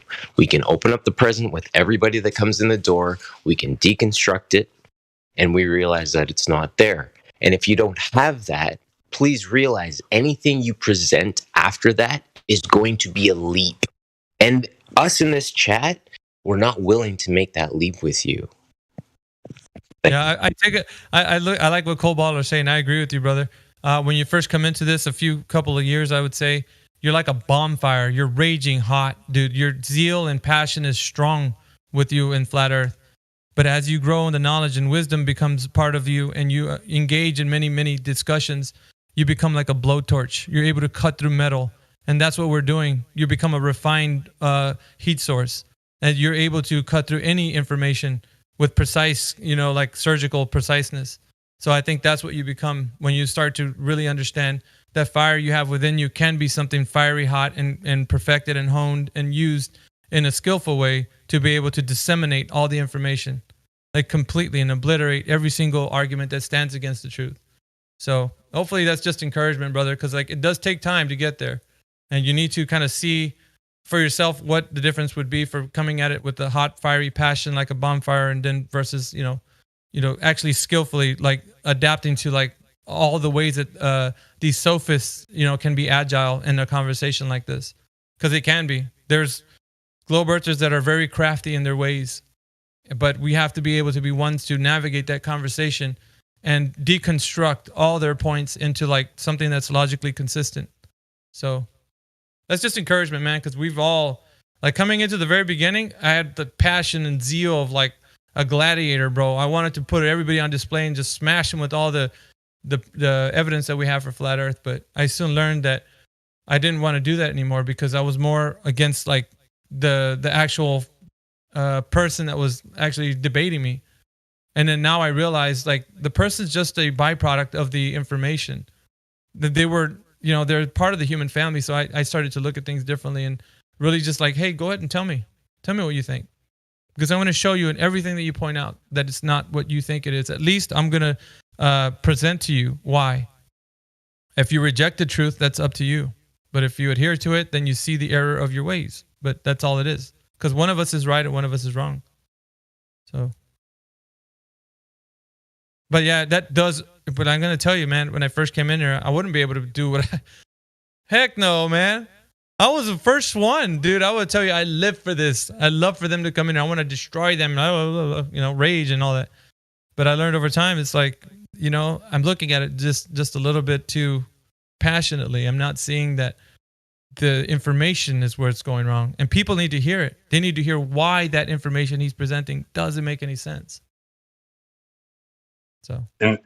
And I don't know, like, I know you do it, me, and I know CB does it, but like other people, when you're having a conversation, the globe earth model, let them walk you down it or walk with them down it. And then like along the way, show them where it's wrong. Yep. The very first thing they're going to ask you, as soon as you start showing them where it's wrong, they're going to say, well, let me see your model. It's not about a model, man. It's just what we can go out and observe with our own eyes.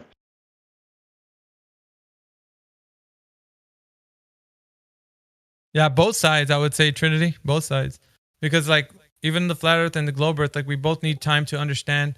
Like, it's a learning process. Like what I'm saying, it might seem a bit alien to those who are listening who just come into this. We're like, no, man, we need a sledgehammer right now. It's like, I know that's how you feel, but if you take him through all the points and then you expose all the points he just brought up, he's going to realize there isn't anything that he presented in the way of him presenting anything that was anywhere near something that we could, examine as demonstrable proof. There wasn't anything.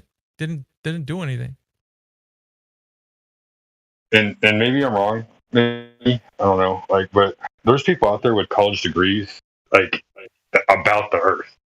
That's what they. Hold on. Yeah, those are basically like pseudoscientists. I mean, you got applied sciences, which actually is different. People work in like astronomy and not like they're considered science, but it's not. Right. But and they have degrees in that stuff. They've devoted their life to this. Yeah, of course. It's hard for them to let go at that point.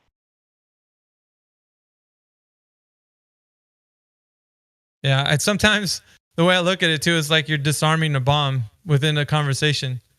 If you snip the wrong wire, you'll get the person to like explode, and you can't get them back from that position.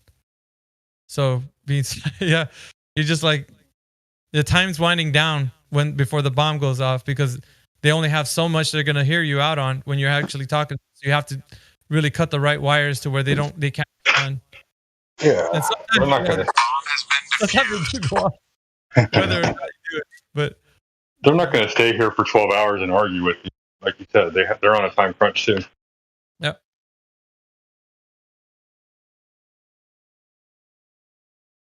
Something I'd like to hear more often. Maybe I don't hear it enough, or maybe it's just me. Testimony hour, dude. I like hearing all y'all's testimonies about how y'all came to Flat Earth. Yeah, it's kind of cool. Those are always fun to me. They're peaceful. They're not.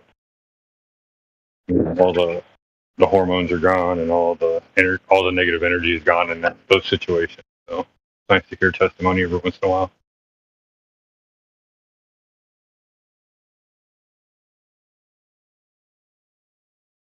It's been a good Saturday so far. We only had a few people come in here.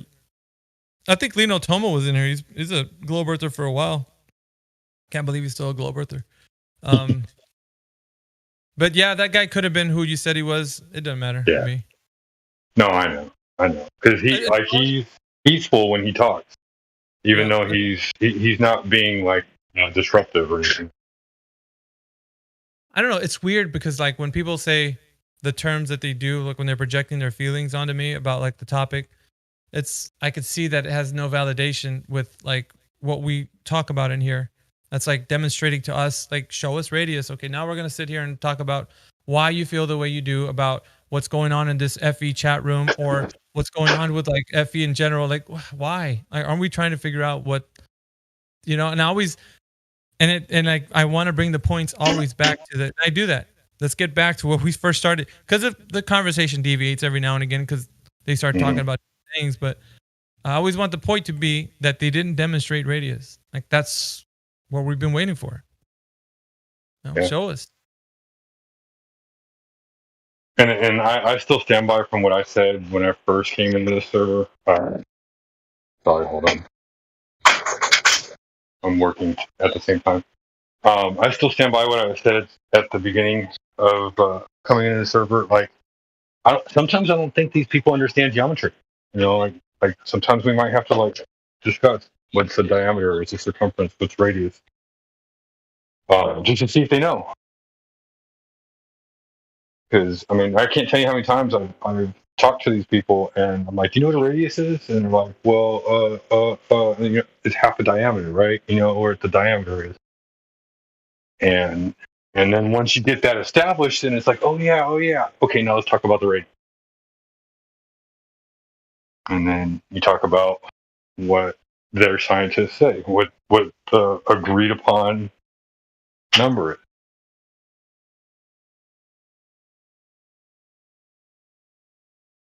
Sorry, I'm not looking.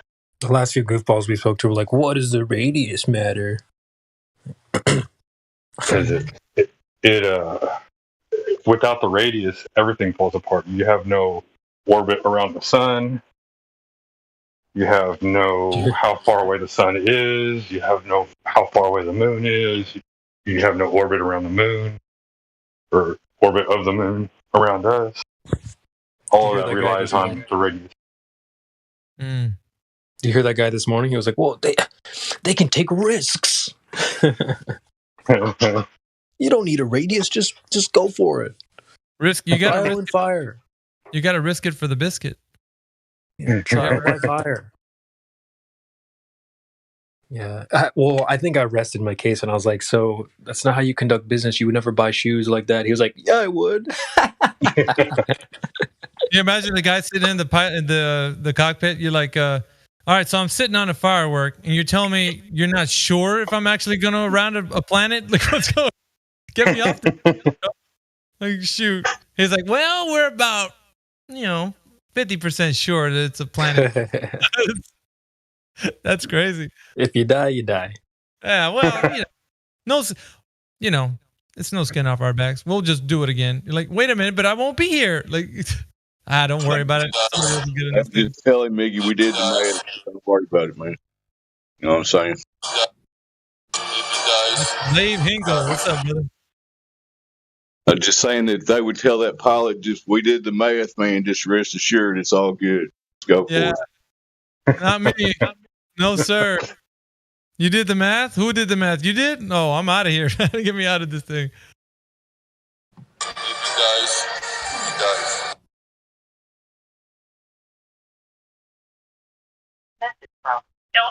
Oh my that was too good, man. I mean, I never thought to look up like what are the most expensive shoes, but I mean, literally, I presented that to him. So if they said they were gonna presuppose your foot size, and then you had to pay no matter what, would you still do that? He's like, yeah. Damn. You would never do that.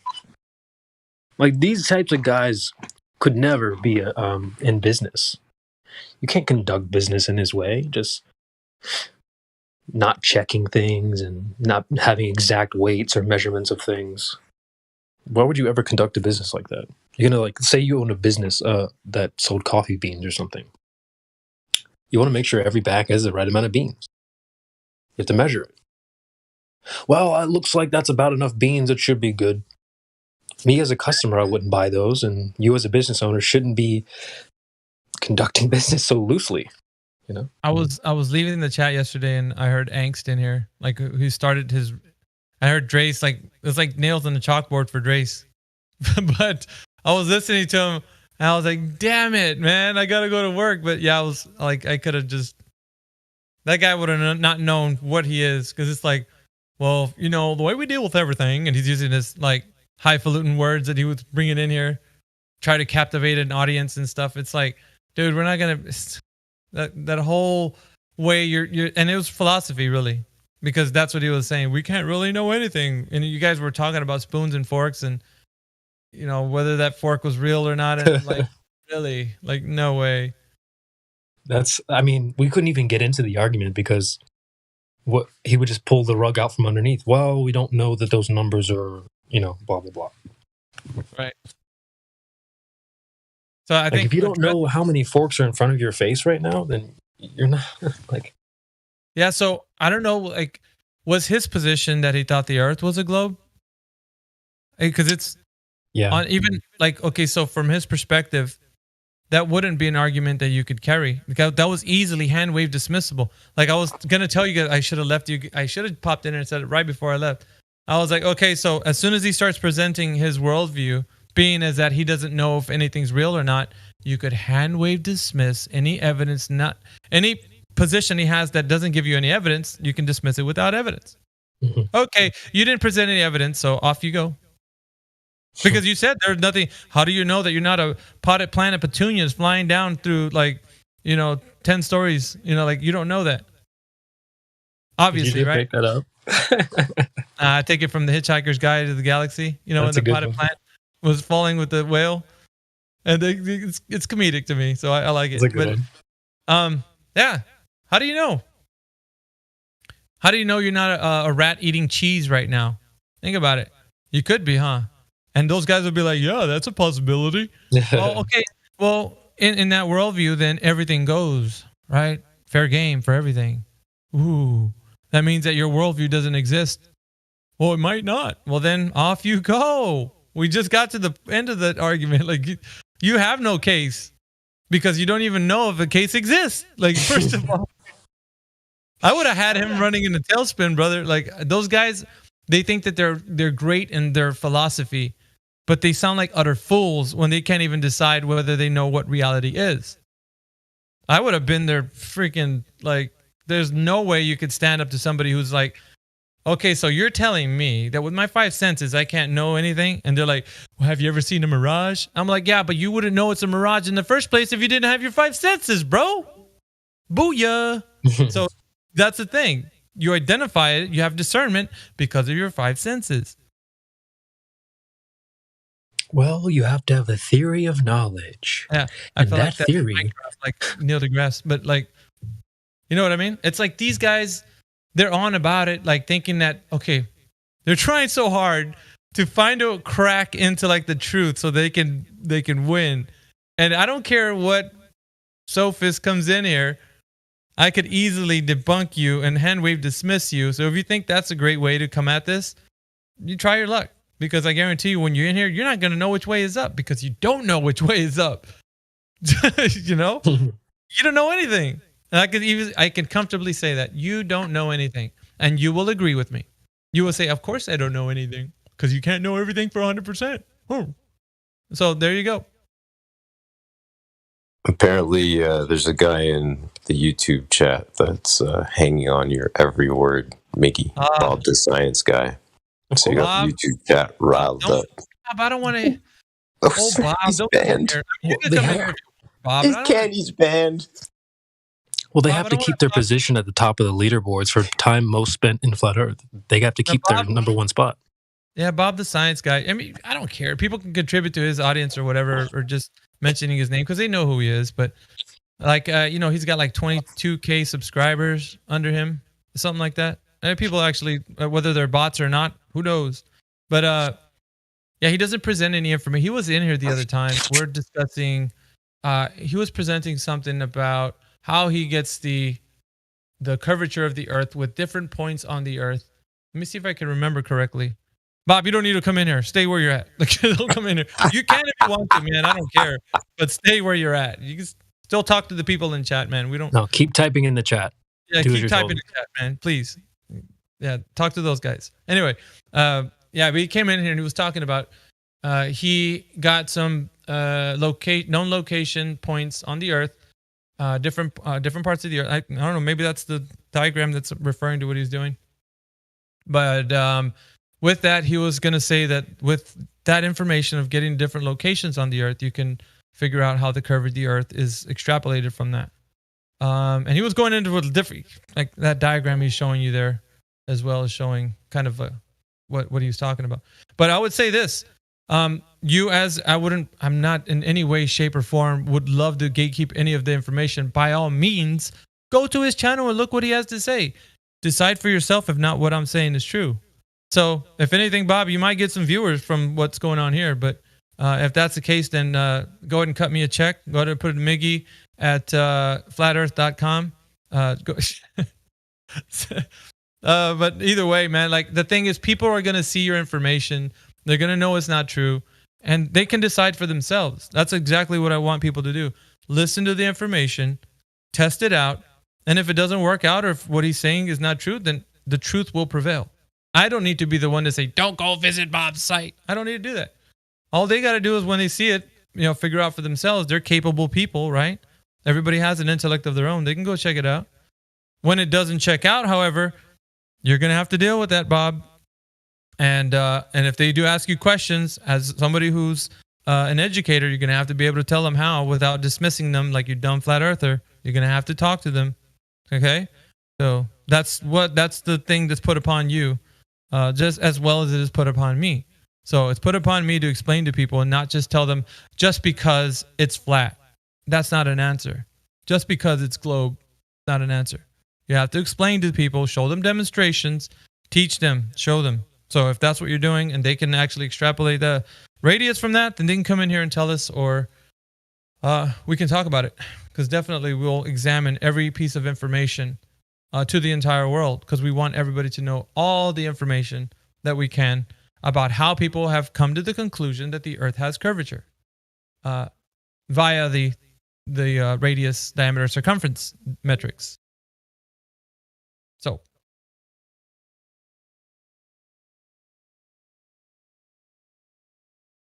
yeah, I think he was the one that says that the greatest or the fastest distance to a point is the great circle of the Earth. Or he was some rhetoric he was saying about that, but he says it really nonchalant, kind of in a smug way.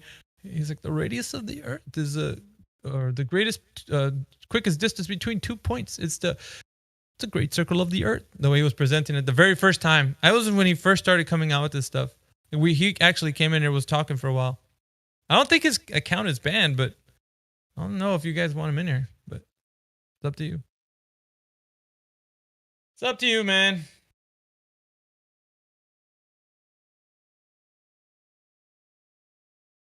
Well, just a couple days ago, Miggy's my mic working. Yes, sir. I directly asked him in the chat for measurement over a body of water at least 10 miles showing a 66-foot elevation drop. He chose not to respond to that question. Just saying. Yeah, he diverts, Dave. That's the reason why, like, he won't answer that question. He gets into other topics that are more convenient for him to be speaking of, which is fine.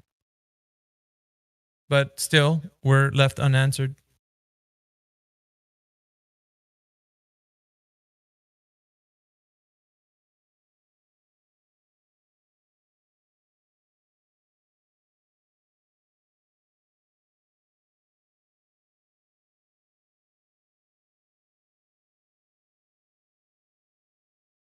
If there's voting for it, if he's got something new he wants to present, feel free to come in here, Bob, I guess. I don't care. Back to you, Mickey. Nothing much, just hanging out.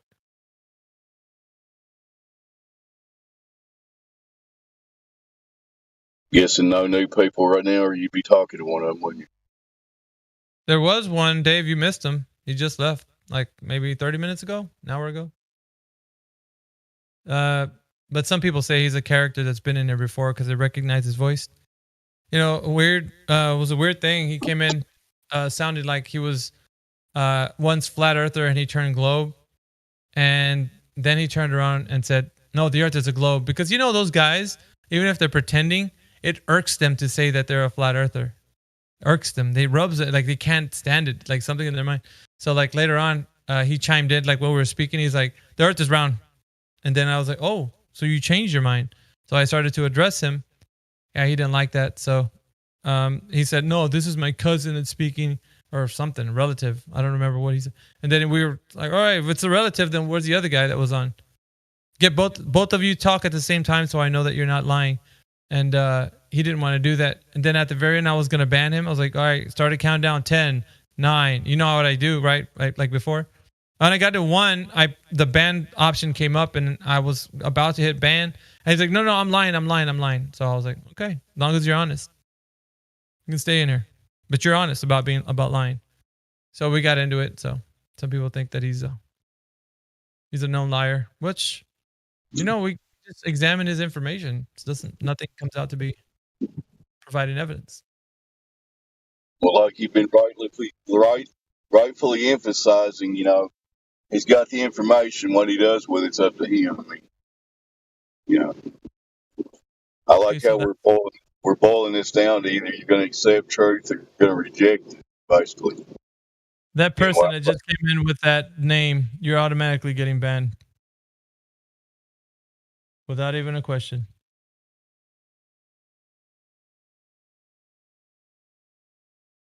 That's not tolerated in this server, by the way. I'm back. Just had to make a phone call. What'd I miss? I just banned somebody right now. Damn. Who'd you ban? Racist? Yep, he's an insta ban. Insta ban. There's certain people that are insta-bans, but if you come in here with something derogatory and instigating, then you're automatically out. I don't even have to open your mic. I don't even want to know. So this isn't a place for that. Off you go to another forum.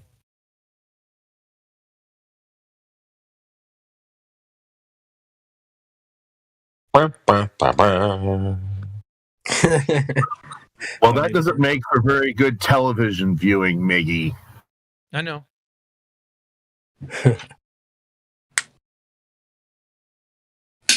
I think the ones that do, or the ones that, they just come in with a weird name, or maybe just mash the keyboard and come in here. I mean, I'll tolerate that. Like ECC or whatever. Yeah. I think that's what he did, man. He just like hit the keyboard and then hit enter because he was just like frustrated and wanted to be in here already.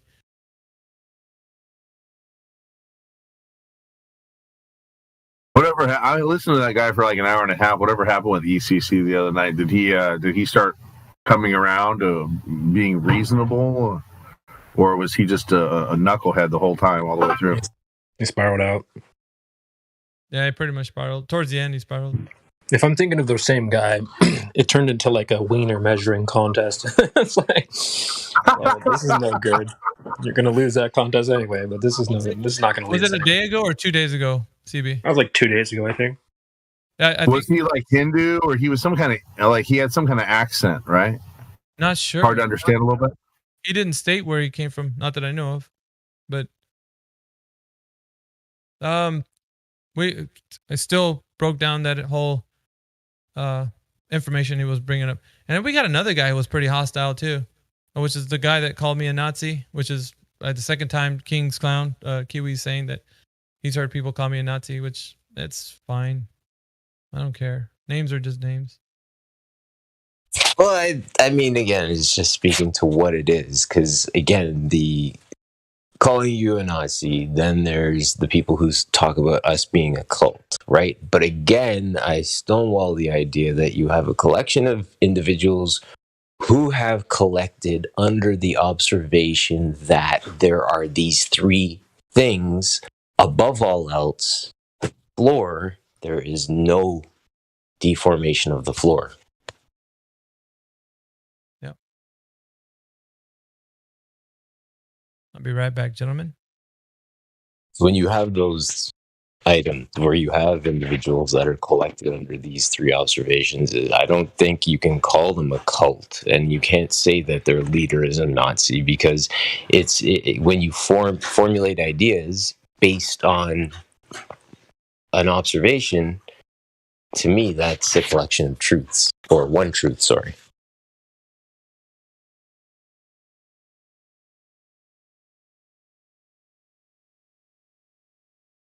Ironic thing is, every one of those people that come as sophists, they all know the Earth's flat.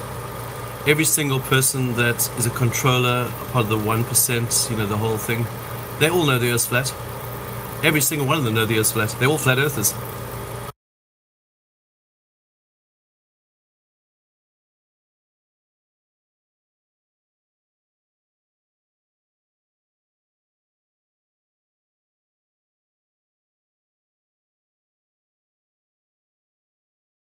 There's a lot of people who know the Earth's flat, but they're just pretending they don't.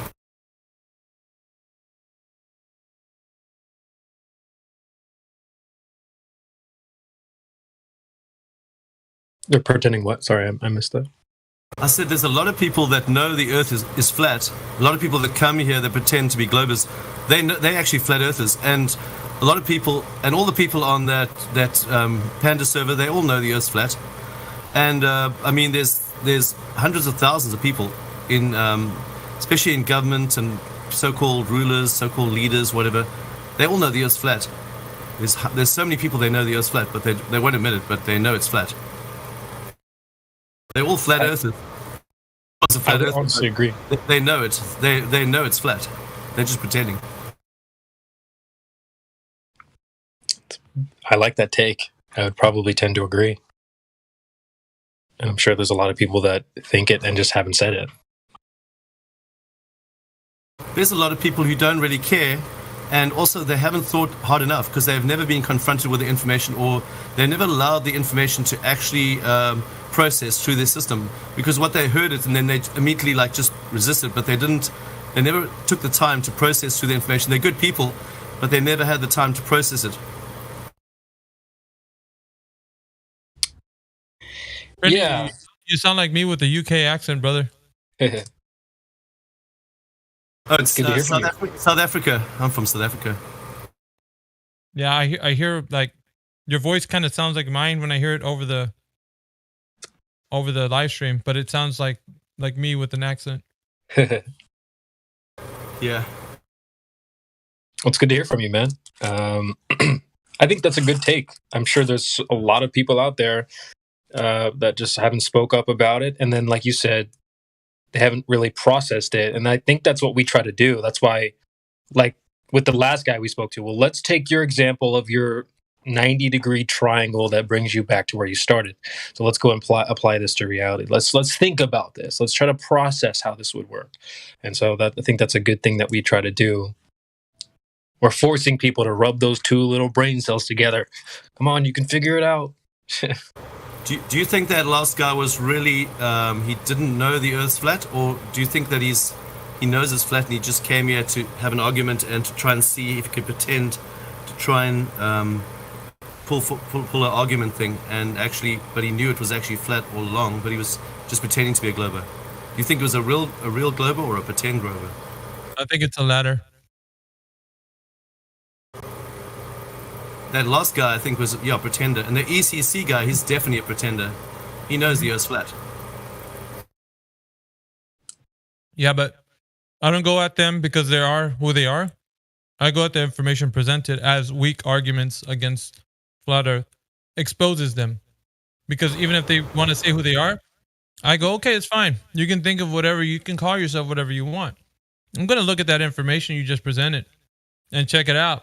It doesn't look like you got any demonstration that we can look at, right? There's no evidence. So I'm going to kind of like push all this information aside because it has nothing to do with us demonstrating whether radius is real or not. And that exposes him as like he doesn't have anything else to bring, right? What else is he going to present us? More nuh-uh, or I don't like this forum, or you being a Nazi, or whatever it is. That's all I can do. That's it. Yo, I'm still laughing. Miggy, you perfectly took that last guy through. Well, how do they measure curvature? Well, you have to lay down. Okay, but that needs a radius. How do they get the radius? Well, just lay down again. Just lay down once more, and then, doing that. Duh. Wow. Get a stopwatch. Like, you gotta think about this stuff, man. From having in-depth conversations with chat in YouTube chat for this forum for the 24/7 Discord too, I found out that the people there, they all know the Earth's flat, but they're all pretenders as well. Every single one of them is a pretender. For sure. It's deep. I mean, you gotta know, right? I mean, you have to be lying to say things like, I see curvature, or, of course we've done X, Y, or Z. Who's we? You didn't do anything. Yeah, but we went to space, you see. Right. What's all this we stuff? We're all in the same boat here. And same with Panda Server. I've been there quite a lot to investigate the people there. And those people, I've psychoanalyzed them all. They're complete, like, they don't even care. Most of them don't even care whether the Earth's flat or not. They're just there for a joke. And then, or there's a couple like that. But the other ones, they all know it's flat, and they all work for NASA and various space organizations that don't exist. And they're very, very linked up with NASA and stuff like that. All of them.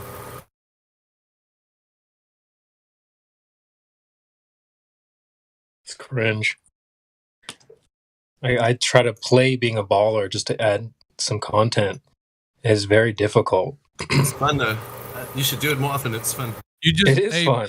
CB, you just need me here, man. I'll bring him in for you. And then I'll let you experience the actual ballers. So you don't have to do that.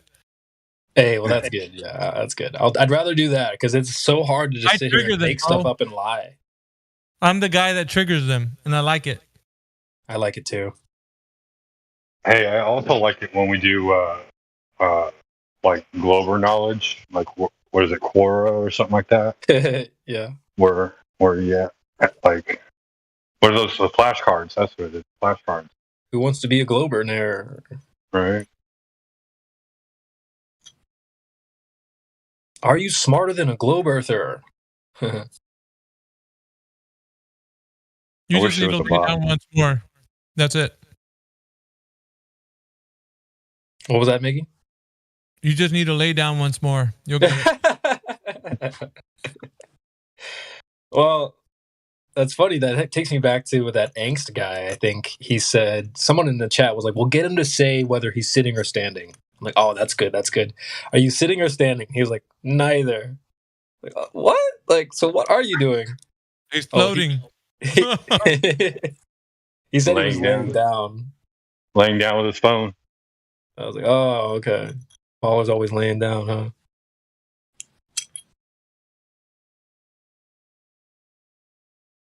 You should say, are you talking on Discord? You should have said, are you laying flat? Oh, or you're laying curved. Yeah, that would have got him. Are you talking on Discord right now?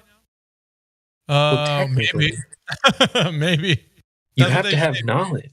Those guys, yeah, you have to have special knowledge, man, if you're talking on Discord. Yeah, but is it true that you're talking on Discord right now? Well, see, when we philosophize the entire universe, we actually have to think of ourselves as entities of stardust. You know, he'll get into like this weird philosophy, and everybody's like, "Whoa, where are we going, man?" Like, dude, yeah, like, man. It's so simple. It's like you're talking on freaking Discord. That's what you're doing. Why can't you just say you are? Because they're sophists. They don't want to answer the question. Mm-hmm. What's up with that? Are they just trying to protect the worldview, or are they trying to like one up? No, it's in order to safeguard the information, you need to befuddle the people. They need to be so confused that they don't even know it could exist, right? Because in the realm of imagination, that's exactly where this exists. It only exists in the mind, and you have to be somebody of that caliber of thinking in order for you to perceive that the Earth is a globe. So you have to be a sophist projecting to people that you don't even know what reality is, so that this reality that you live in can be projected as a globe. Otherwise, just like the gentleman said before that was here, if you can't use your imagination or presuppose, that we won't really know where we're at. Yeah. Wow. And just another thing, like as soon as they acknowledge the numbers, then they have to acknowledge what comes after that. Indeed. And it's scary for them. Everything they've ever known. You know, some people are afraid to take a leap in life.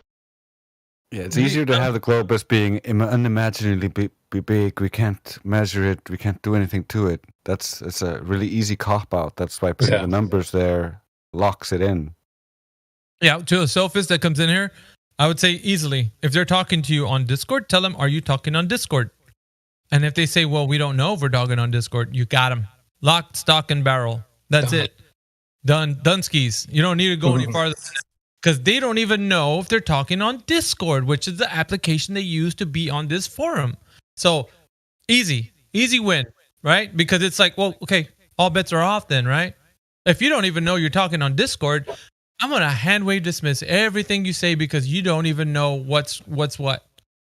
You can't tell me about reality, about you thinking the Earth is a globe, all of it. It's all just imagination in your head. And you, even when I say this, you don't even know if what I'm saying is true because you're all confused, bro.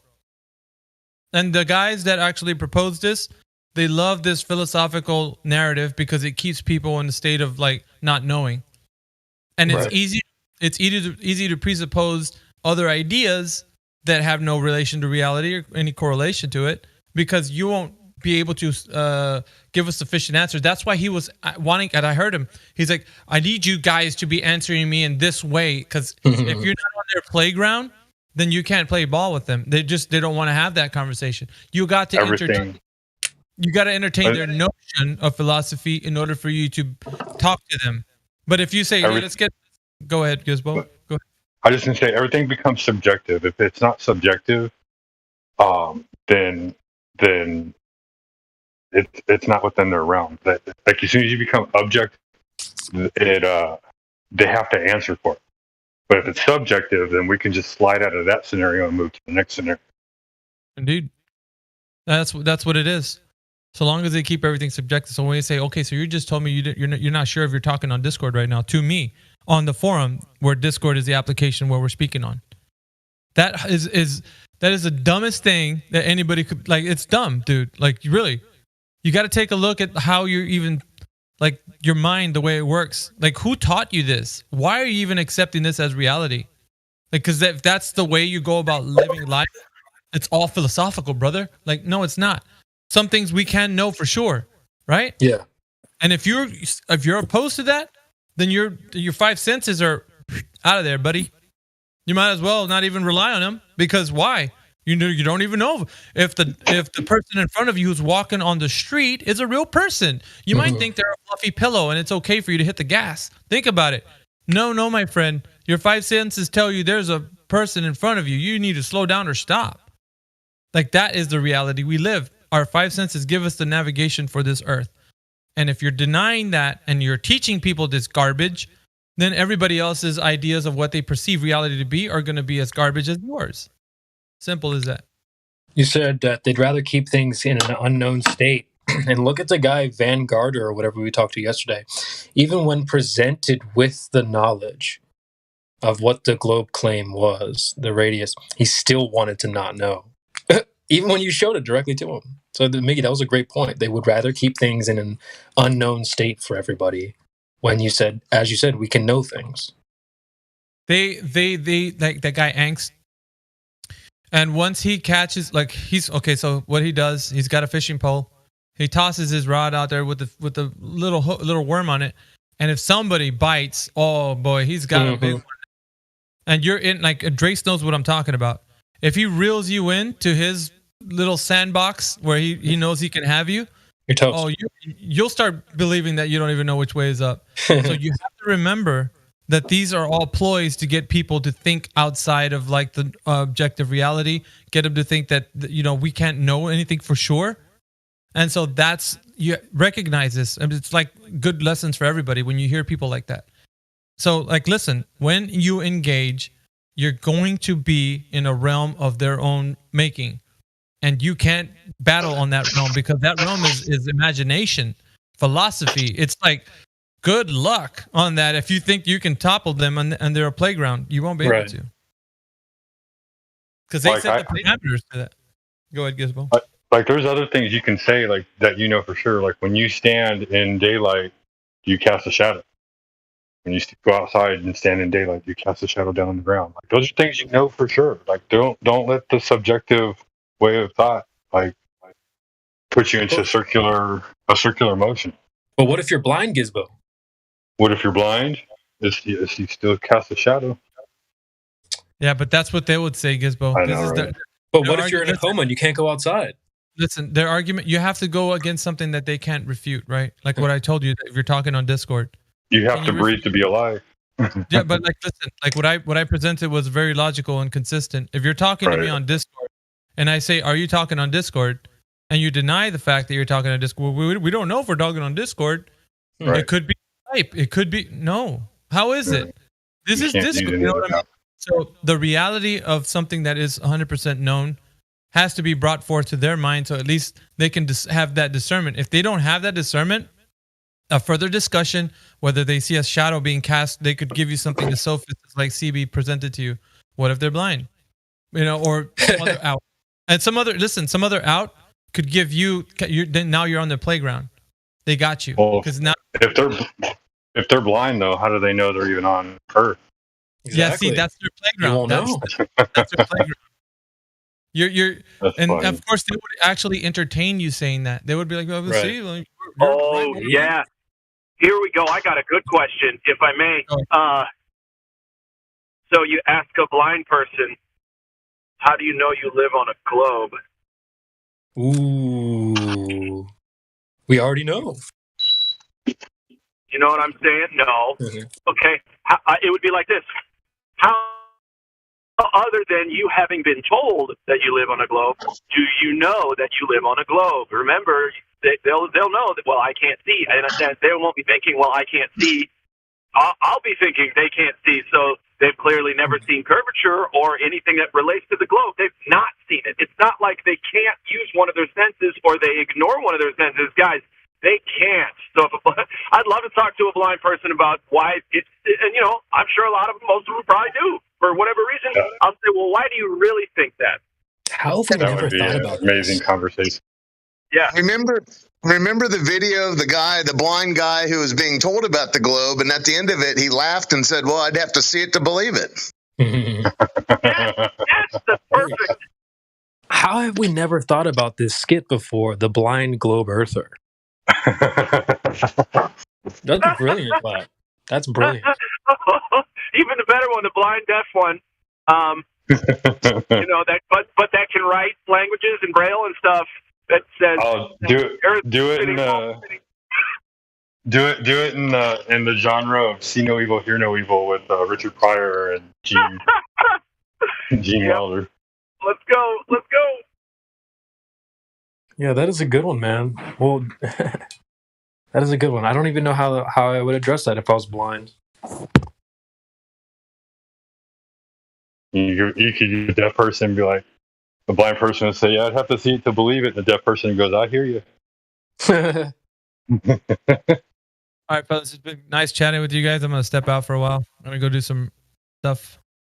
I'll probably catch up with you later on. But it's been nice chatting with you guys. And just keep on trucking, man. Good stuff. Mornings with Miggy, ladies and gentlemen. Stay Miggy, peace, brother. Later, Julius. Have a great day, Mickey. Love you, brother. Always good to hear from you. Yeah, keep it real, Glad. That's all I got to say. Got it. Later, man. That was Miggy, ladies and gentlemen.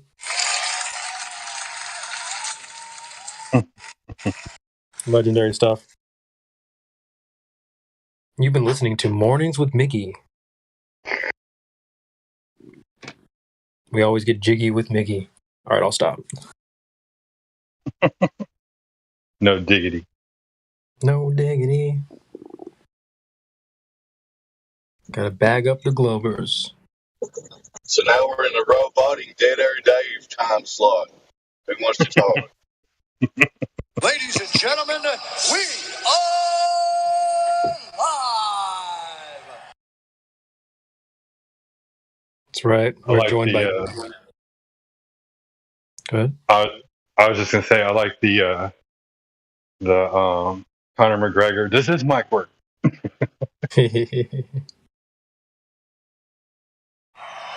this mic work? Yep. Well, that mic. It's like when you get unmuted. Right. Anyway. We still got quite a bit of people in the panel. Z Gudwan, Trinity, it was nice hearing from you earlier as well. OHR tuned in as well, firing on that last guy. There's a Mode for Truth guy. Melancholy. Let's check roles there. VC verified. Melancholy, nice to have you.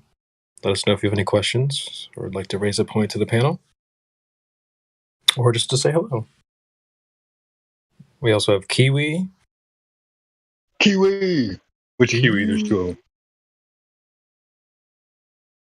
Yo, guys, what's going on, man? I hope everybody's doing good this Saturday. Well, it's afternoon for me, but Saturday, whenever it is for you, it may even be Sunday. But whenever you're listening, 24/7, you want to find out some truth, come on by. If you have something you want to look at, put it on the table. We'll examine it. Beyond that, love you lots. Peace. Good stuff. Thanks for checking in, Kiwi. Legendary stuff. Julius J., you were here when I popped in this morning. How are you, sir? Maybe you're still with us. Might be on the job. Yeah, I'm out here blue pilling myself. I'm listening in. I've got a earbud in and I'm at the bar. But I'm listening. Good stuff, man. Glad. Thanks for being with us. I'm just blue pilling right now. I'm here though. There's also a J.S. Bach. I don't think we've spoke before, but I see you've got the Flat Earther role, so very nice. My nigga.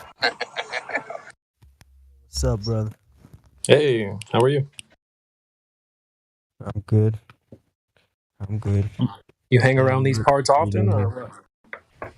I've been here a few times before. Nice. Yeah, it's pretty packed in here. yeah, indeed. So what class? I'm the class of 2017. I think I joined the Flat Earth debate back in 2017, so I'd consider myself the class of 2017. So what year did you pop into this debate? I would say 2016 maybe. Damn. And summer, something like that. Summer of 2016. Very solid. Nice. OG over here. Back when YouTube was great. Yeah, back when you can actually search up some stuff on Flat Earth over there. Yeah, and you'd literally find what you searched for. Yeah. The good old days, the wild, wild west. Yep, exactly. Nice. Wild west of information. So, we also have Johannes, Mid Gardner, Flat Earther, bird enthusiast as well. Melancholy also has some bird PFPs. Maybe you guys would get along. Glad Flow, ladies and gentlemen. Glad. Oh. Hi, yes, I'm losing beard hair. KJ's next to me collecting it. Stop. And it's also KJ, ladies and gentlemen. Yep, KJ and I are here. We're just listening. KJ. We're running air. We're going to antique shops today just to hang out. Oh, nice. You gonna find any more books? Cool books? What's that? Anybody? Wasn't it KJ that had books, or was it somebody else? Found that book in some like How You Know the Earth is Round or something like that. Oh no, yeah, I found a Samuel Robotham book called Earth Not a Globe, and and that's what I found it in a used bookstore. You might be thinking of that. I did tell that story a couple times. It was somebody else. It was a lady that was telling the story. Okay. I don't remember. I'm not a lady anymore. You're thinking of Jenny. She was reading that kid's book. So why would you ever get rid of a book like that, Glad? Whoever sold that was really missing out on something. Or maybe they probably just didn't get it. They were just like, yeah, this guy thinks it's flat Earth. I don't even know how I got this book. My cousin gave it to me. I don't know. I don't know why anybody would want to get rid of it. And it was in good condition. So I don't know. Tisk. Anyway, glad you came across it, and glad to have you and KJ as well. Thank you very much. Yes, thank you guys. Love you guys so much. One of the cutest couples on Flat Earth. We also have Gizbo. How are you, Giz? Not to put you on the spot. No, I'm at work and I'm semi listening. If I ever get out of the chat, it's because I'm around my bosses. But I'm all right. I'm doing good. You're fired. I'm fired. Yeah. It's only a job, nothing personal. We also have Drace in the house, one of my favorites. Sorry, guys. Just like him better than you guys. What up? Karma with me over here as well. Hey, Karma in the house. I feel some good karma coming in the room. You just feel it. Shout out to Karma. It's been a while. Also, we have Dave Hinkle, Dead Air Dave. Are you connected to the satellites today? I'm currently roboting and operating a motor vehicle. Back to you, CB. That's Dead Air Dave, ladies and gentlemen, coming in clear today. He must be closer to the satellites than usual. Yeah, and for the record, Electric never came down for his philosophy chat. You know what he did do, though, OHR? He popped back in here and just said, oh, really? You guys are talking about this? I was like, dude, go be salty somewhere else. Yeah, I even dropped into the chill chat thinking maybe he was lost.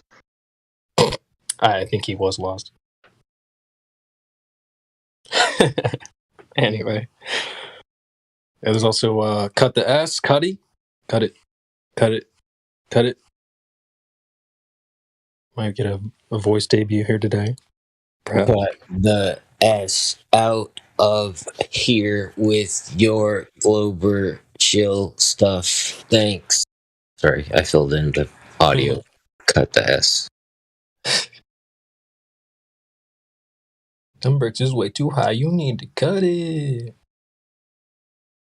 Them fallacies too high. You need to cut it.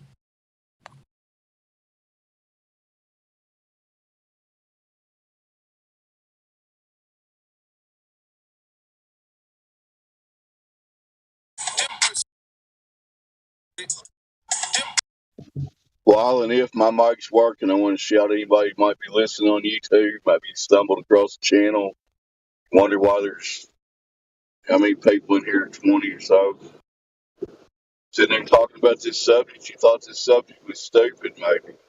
Come in here and discuss. We had some valid questions, I'm sure you'll find. I'll shut up now. Yeah, don't be shy. We're just looking for that ball.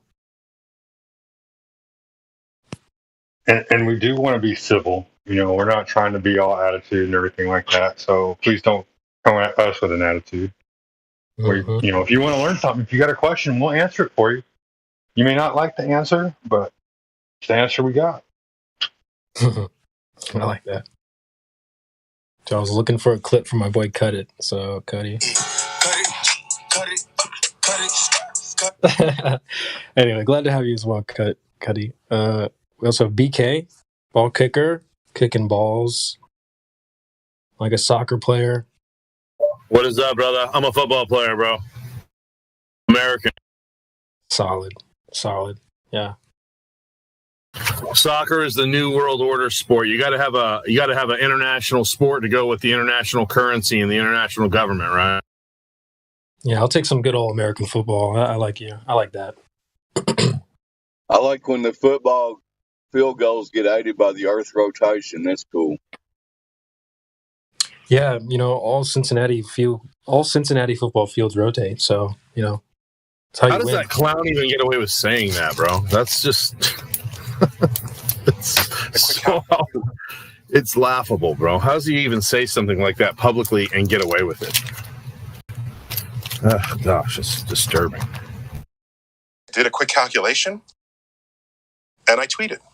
The winning field goal in that game was aided by a 1/3 of an inch deflection to the right from Earth's rotation. A third of an inch. Does anybody know how fast the Earth is turning? You guys know how fast the Earth is spinning? Sorry, Dave. I just said Neil's throwing down them facts. Go ahead.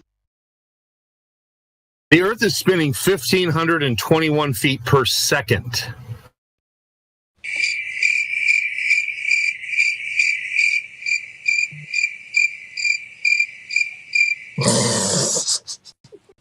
You see what I'm saying? They say it's spinning really slow, but they say it's slow for how big it is, but it's really fast for how big we are, 1,500 feet per second. I'd really like to see the math that says a football that's in the air for 2.5 seconds going through the uprights is only affected by 1/3 of an inch when the Earth is apparently moved, 4,000 feet during the time that the football was in flight.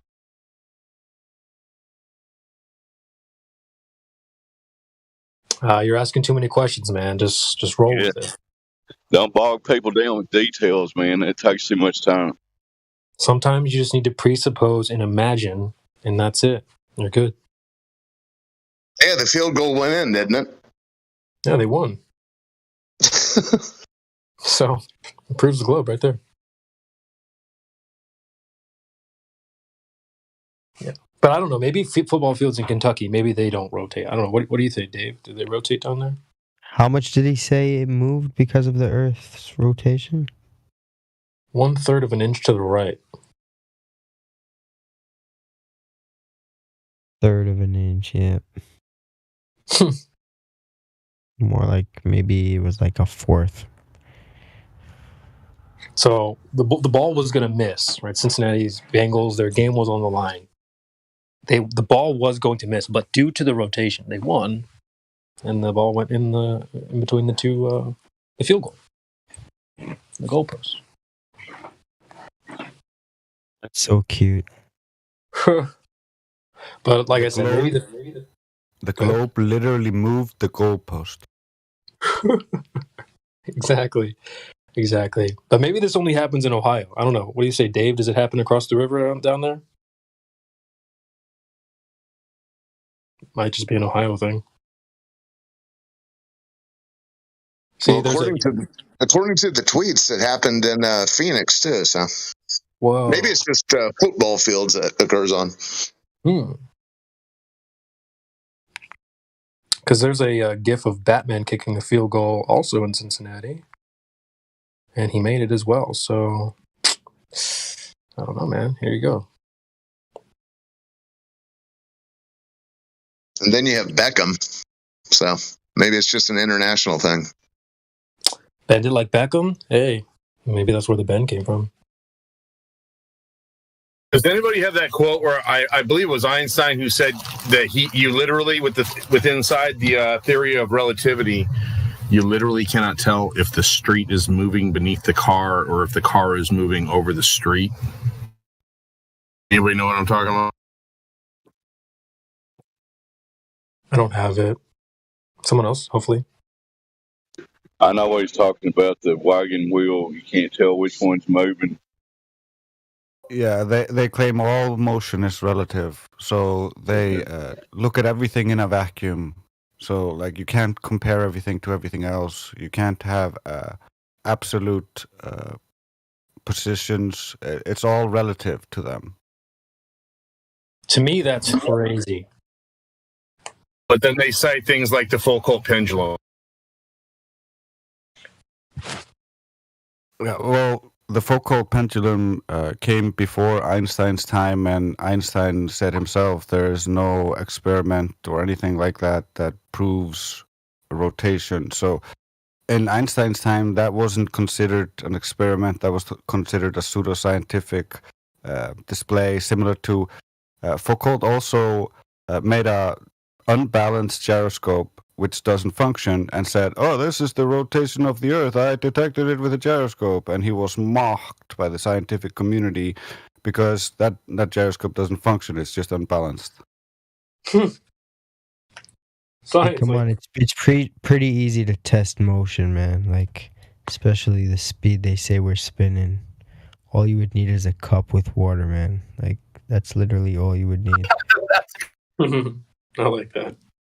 You could shoot a rocket just straight up, just see where it lands, and calculate it that way. It's there is no motion at all. Hell no.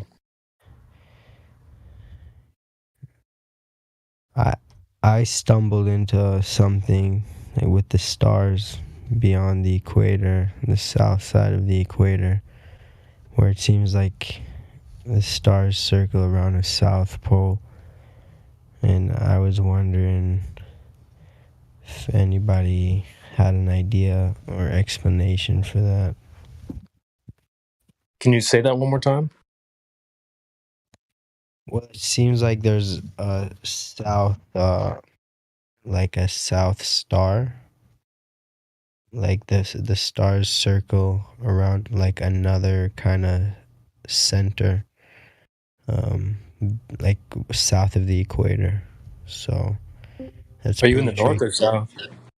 I'm in the north, but I have researched it and it's true, and a lot of Globers use that argument. It really doesn't convince me at all about what I live on, but it trips me out. Yeah, I understand. There are multiple ways of representing the sky. The problem is we don't know what's between us and the lights, so we don't know the medium that the light is going through. So we don't know what's causing all this motion in the sky. We don't know all of this information. The Globers just have like these assumptions on what it is, and because their assumptions fit with what they assume it to be, then they think they are right. We just have multiple potentials.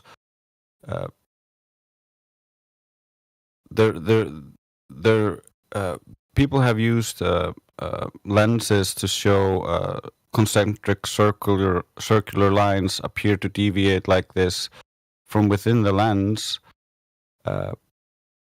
That's one of them. There's it could also just be the motions of the stars themselves could just be moving in that pattern, and it could all be holographic and just apparent in our minds. We don't know how this stuff works. There's another option, which is it could be the world itself could be a fractal, and therefore what we're seeing in the south could simply be the circular rotation of another north, essentially. So we can't verify any of these assumptions or speculations. That's why we don't try to argue this issue, because it's not something to argue. We don't have evidence to definitively figure out what is the cause of the motions of the stars. So we just have to assume, and nobody wants to be in that camp.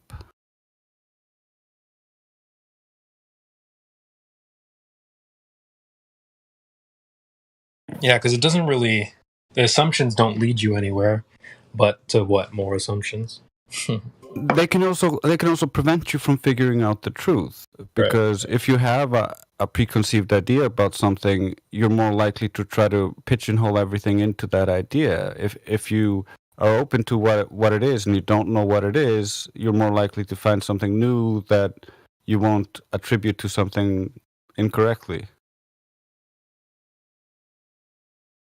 It's a good point too, Trace. Yeah, if you start rolling down this avenue of bad assumptions, well, then maybe you're preventing yourself from seeing the truth.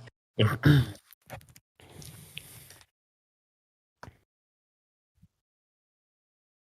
Hey, but I don't know. I'm not. Yeah, go ahead.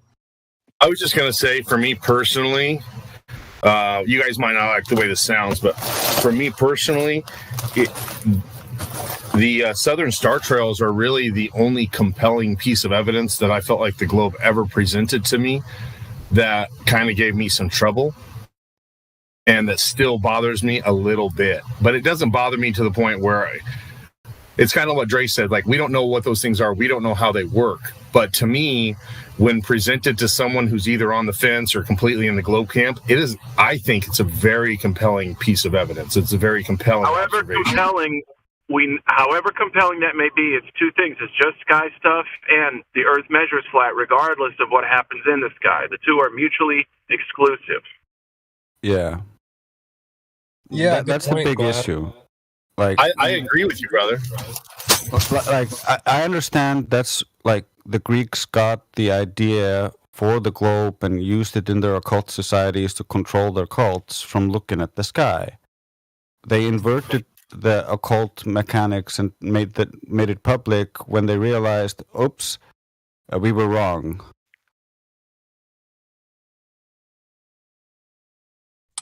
Is anybody in here in the South right now?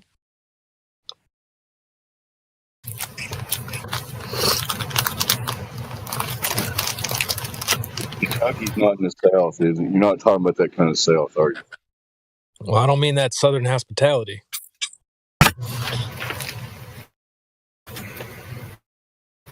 Yeah. BK, what would the star trails sort of point to? Rotation?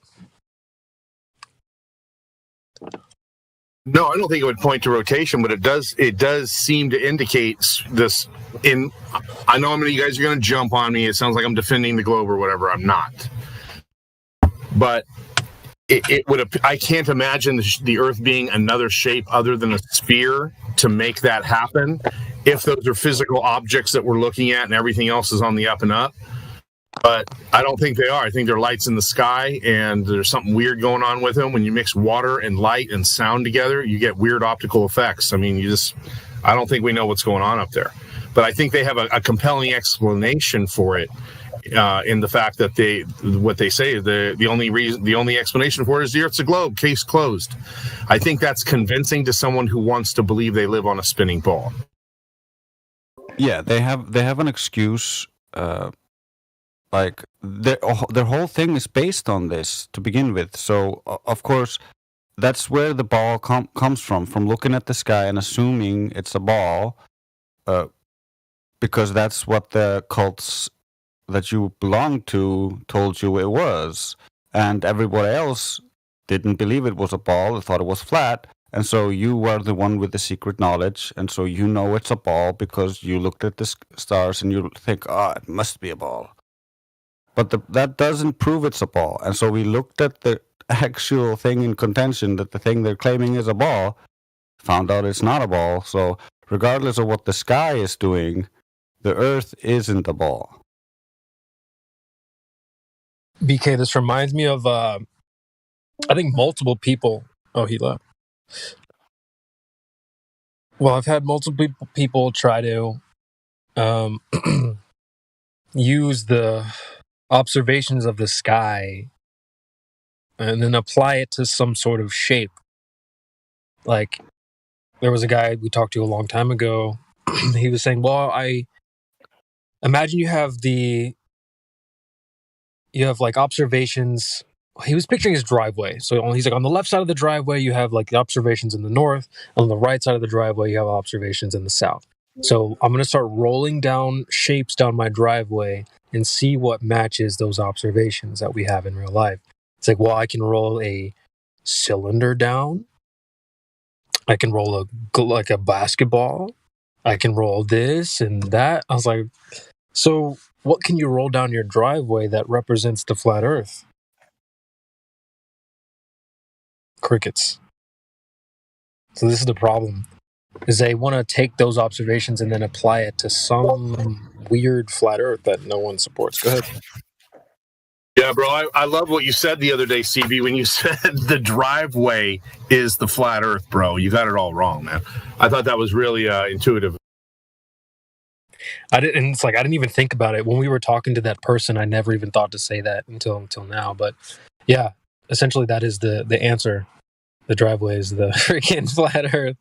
There's nothing you can roll down your driveway and apply to use as your flat Earth. I had the same problem with another person who's been around this debate for years, Akumu Virus. I hate to put him on the spot, but he knows who he is. Some of you guys probably know him too. Aku's a shill, bro. Come on. He's like, well, literally means no. I know he's a shill for sure. I would agree with you. On that. But like the conversation we had was literally means evil, like some Asians. Doesn't surprise me though. No. He muddies waters. He gets into conversation, destroys the conversation for years. On a monthly wage, bro. Like everybody. Yeah. Well, I took a swing at him the other day because I was feeling nice and zen, and I got exactly what I needed. So I'll post a screenshot in the chat. Trace, you're talking to him? Yeah.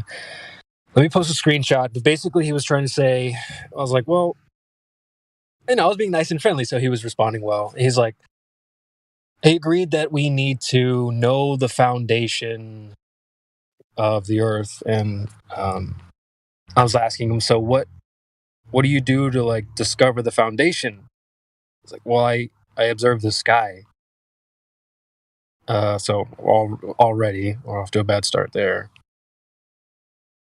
So I'm like, okay, well, then what? Like, well, I take those observations and then I apply them to geometric shapes.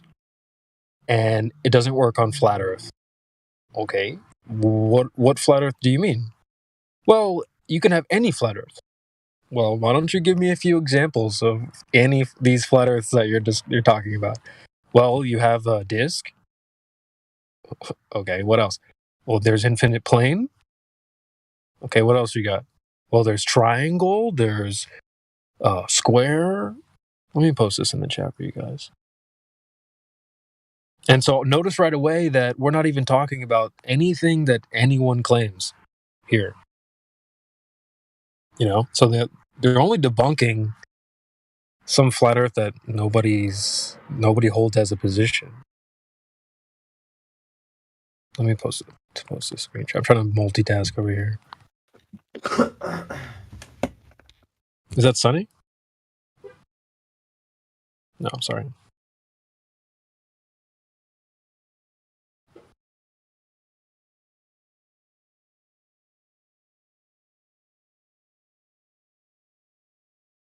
Okay, here we go.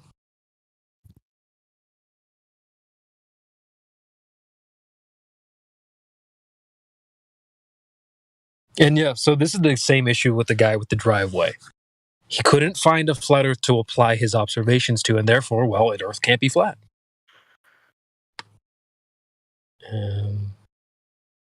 So anytime someone's like, well, it's not flat, or the Earth can't be flat, just ask them, what flat Earth are you talking about? They can never present you with your claim. They'll try to, like Kumu virus. Look at him in the chat. He says, I say, how can you provide my position for me? Like, well, if you just say it's flat, then I can say what flat Earth is. Dude, don't waste your energy on him or any time on him. I'm telling you right now. Yeah. No, I'm just highlighting it for the room. I don't talk to him really. I got my little screenshot and I was out. Yeah, that's the way to do it, because he has said before that he'll argue the globe until you're pulling your hair out screaming. That's his whole shtick, is just to be, as annoying as possible or something like that. He's trying to be like super logical and then like literally say something retarded, but like making you think that he's serious, bro. He does that. Like the whole shtick is that he'll never understand anything you said, but also he debunked everything you said. I go, how did you never understood it? So how did you debunk it? You haven't got step one first. You have to understand before you made an argument against. You have not understood yet. Hey, he's a good shill, bro. He's a good shill. That's the way to do it, man. Get you guys talking years after him doing it. You guys are still talking about him. You know what I mean? No, well, it's more of a showcase. No, it's more of a showcase that he's some a people, shill, bro. Yeah, but I'm saying some people do it, but not as well as he does it. So it's kind of like a tip to the hat. Like, good job, dude. You got that part mastered. Like, to play dumb on the internet. That's so fun, though. Imagine. Yeah, I think he's honestly dumb. Like, have you listened to him speak for real? Like, not just in text? Because when he speaks for real, it's beyond the obvious. Yes, correct. Yeah. He may be a shill, but he is completely duped by the mythology. 100%. Me, probably just that brainwash, man. It's so simple. Yeah. Well, yeah, anyone I can't fathom. Anyone who believes they were on the globe has been brainwashed, including myself. Yeah. But I couldn't fathom being so brainwashed to when I see illogical evidence of it not existing that I would pull myself away. I don't know. Maybe it's just a defense mechanism. Like, you can't do it. I mean, for me, when I first heard about flat Earth, I had a lot of jingoism applied to the globe model. The whole space race and America, a shining beacon on the hill, the only country strong enough, most powerful enough to put men on the moon. I had to get past that first, because I knew as soon as I realized that was even logically, flawed, deeply logically flawed, then it kind of helped, like a house of cards. It all just came tumbling down. Yeah. Yeah, that's the issue. The issue is most people, this is their first. They haven't gone through the decades of unraveling of that story. The Apollo narrative, and once that falls apart, everything. It's not a leap. Yeah, because when I figured that part out first, I was still on the globe, right? I'm like, okay, sure, Nixon faked it. He's a dirtbag. Nothing this guy did was legit. I started talking to other people who are really into the lunar landing, And I like trying to engage with them. I'm like, why do you guys think the lunar mission was real? And a lot of them were neo-Nazis. I mean, they saw the Apollo program as a justification, like a vindication of World War II Germany. And anybody who was against it was, I mean, you're all kinds of names they called you. One of them was flat earther. And I'm like, what are you talking about? I'm not a flat earther. Why would you say that? And then I started looking at flat earth. So I'd say, the Apollo, looking at the Apollo program, put me on this path. Because the people who were against you, thinking that government can't fake it, were, like that means you're a flat earther. Like, wow, that leap of logic is what you took, and I got there. Thanks.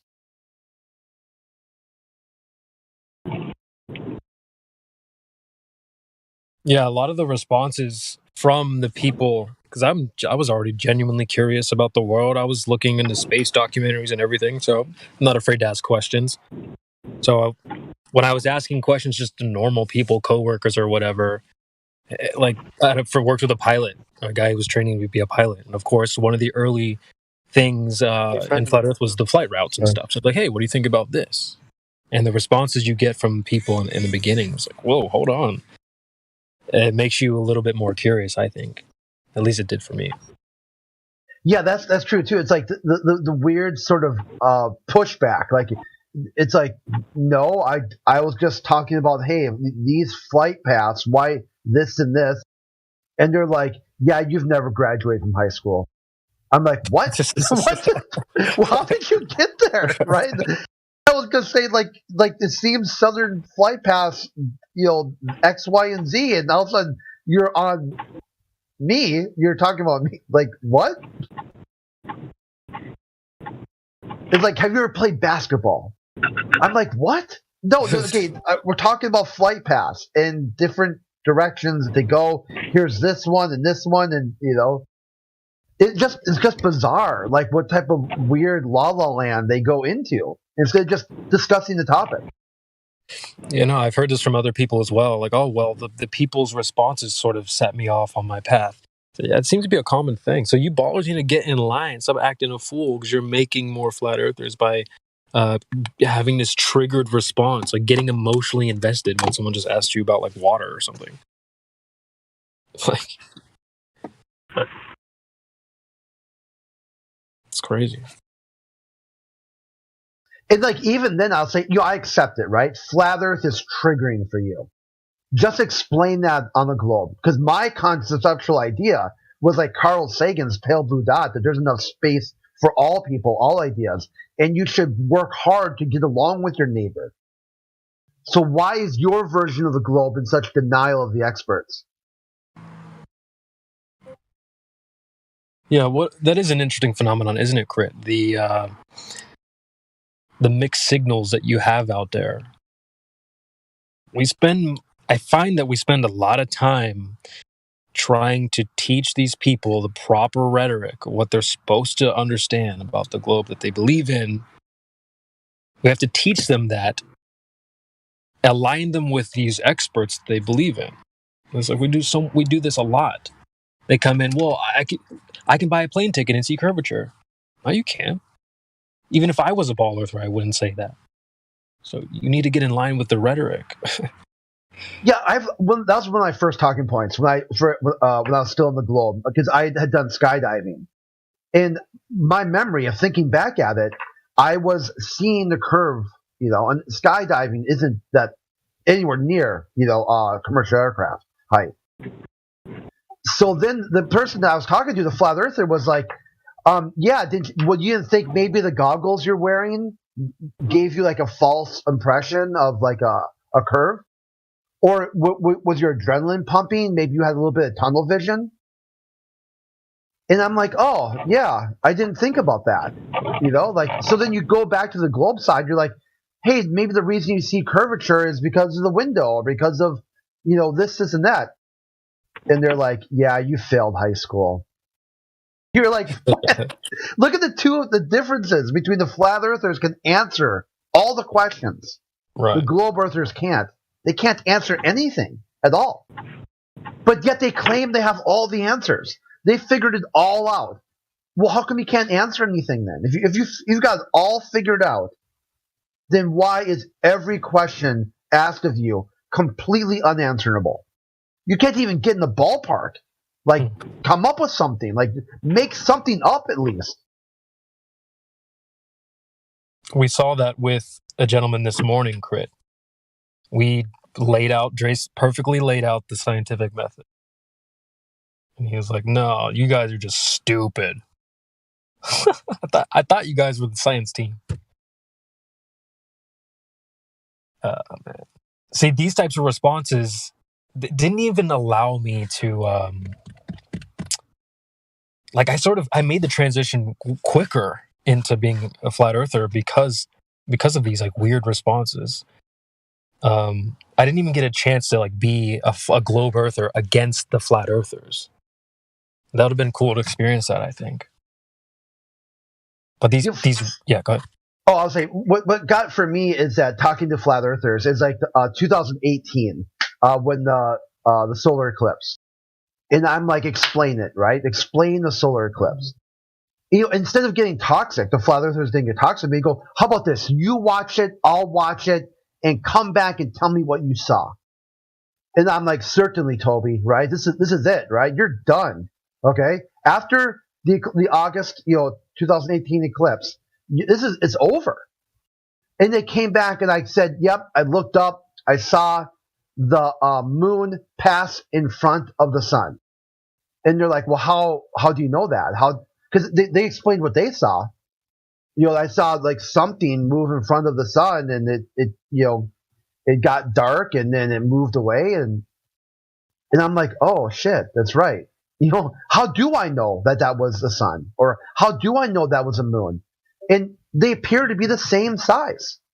Huh? How does that work?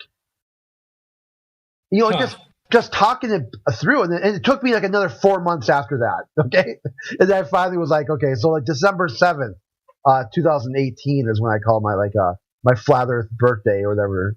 Nice. That's awesome.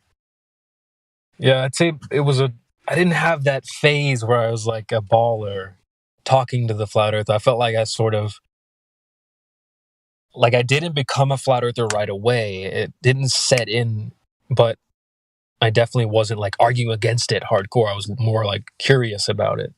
Just like I was curious about space and everything. It was like the things that they did afterwards too. They did the space car, the Tesla car in space. I'm like, what? Like those things pushed me farther away from my current, what I held as a current belief back then. So I already believed in space, but I didn't believe in the moon landing. And then they tried to like shoot a car into space, and I was like, hell no. Even if I did believe in space, that was weird, bogus to me.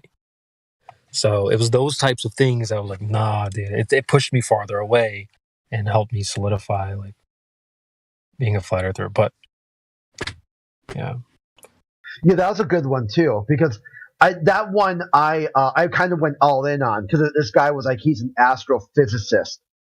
He can break all the math down for you, and he can tell you every question you got. I'm like, okay, where is Starman? Okay, it was actually me. This is still on Gem Panda server. It was me, Chemo, and Jeremy, and they were talking about, is Starman an experiment? I said yes, it was an experiment, because they shot something into space. And if it does what it's supposed to do, or what they predicted it would do, that's an experiment. Akima was like, no, it's not an experiment, because man did it. Man shot a rocket.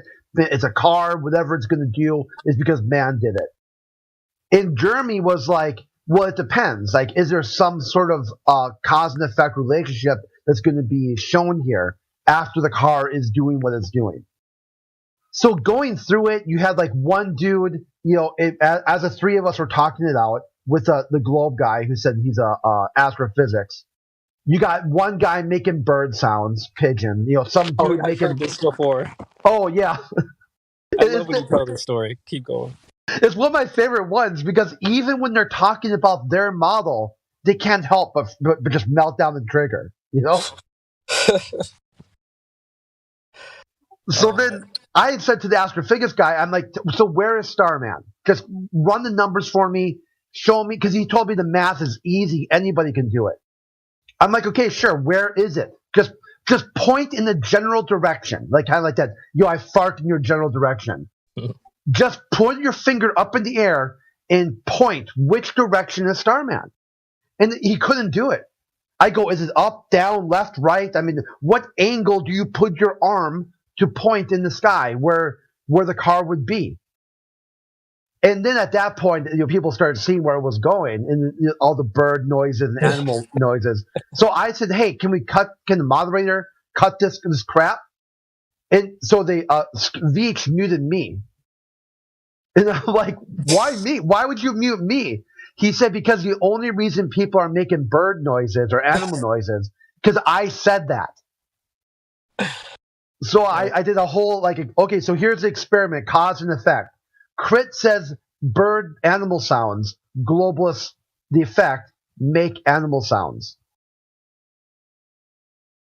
And then the dude said he wasn't making bird sounds. He was making pigeon noises. Oh my god. And it was like, dude, what is wrong with you? A pigeon's a bird. It's an actual bird, right? Like, seriously. Oh my gosh. That's so why yeah, go ahead. I was like, here's a dude who's so sure the Earth is a globe, doesn't know a pigeon's a bird. A big reason why I don't go over there is I always think about that story. I'm like, man, I'm going to go over there. They're going to start making bird noises and barking and stuff. Like, I'm not going over there, dude. Yeah, it's a mess, It's like, I don't remember the last time I was over there. I kept getting banned. Then it would unban me. Then, tell me to come back. I'd come back. I'd last, a week, a month, get banned again.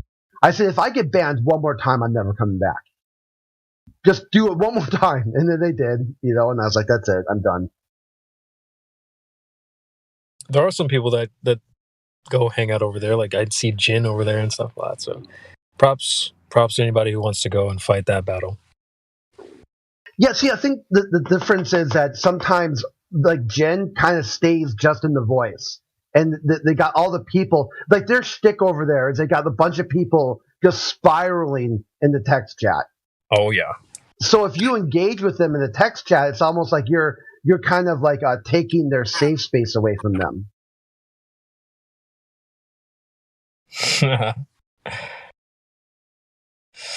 Sad, man. It's sad. And I also find that if you look at the tops of the leaderboards for time most spent in Flat Earth, guess who's up there? It's not me. It's not Crit. Not me. It's not Glad. I was about to say the globalists are like those Southern evangelicals who are always on about gay sex. The globalists talk about flat earthers more than flat earthers. They're always, like, their whole life is just obsessed, consumed with the topic. They make servers about it, Facebook groups about it. They're just on, and they just can't stop talking about flat earth. Some of it, in my opinion, some of it's a desperation not to have to let go of Santa Claus. I think there's I'll keep bringing it up because, the truth doesn't change. So anyway, there's it's like damage control before the damage happens. They know that it's flat and stationary, and so they're going to do anything to kick and scream while most of the world still believes the nonsense. But these people are smart enough to know that there's nothing to defend. There is no globe. And again, I think that's why they spend so much time with us, either because they're desperately hoping that there is some globe proof out there, or they just don't know what else to do and to toe the line and just get mad at flat earthers, because it seems way easier than accepting fault, accepting that maybe I was fooled into a few things, that kind of deal. Glad you've got me thinking about how gatekeeping works. It's like, I also look at it as a gate that's going to catch. It's meant to catch some people, like a lot of us made it past the gate, stormed the gates, we're past it, we're the next level. But I'm sure there's a lot of people out there that might get caught up at the gate, and so they're there to catch those goofballs that didn't get it yet. Yeah, man, totally. That's part of it. It's a big swath of motivation. Again, I think it's all the damage control we see. Whoever's behind it, I don't care anymore. But it's an obvious. It's the only thing we really have to deal with. That's like a speed bump in the truth getting out to everybody. But I think it is this. What we're seeing is symptoms of like there's some people cashing in on arguing against flat Earth, at least while that's still lucrative. Yeah. But that's not the only thing. There's a lot of other things I think going on.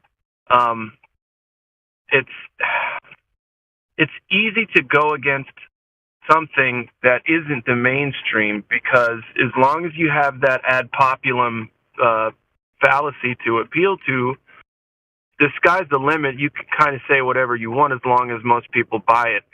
I think that there's an unwillingness in people to admit that they are actually that kind of person. The word is gullible.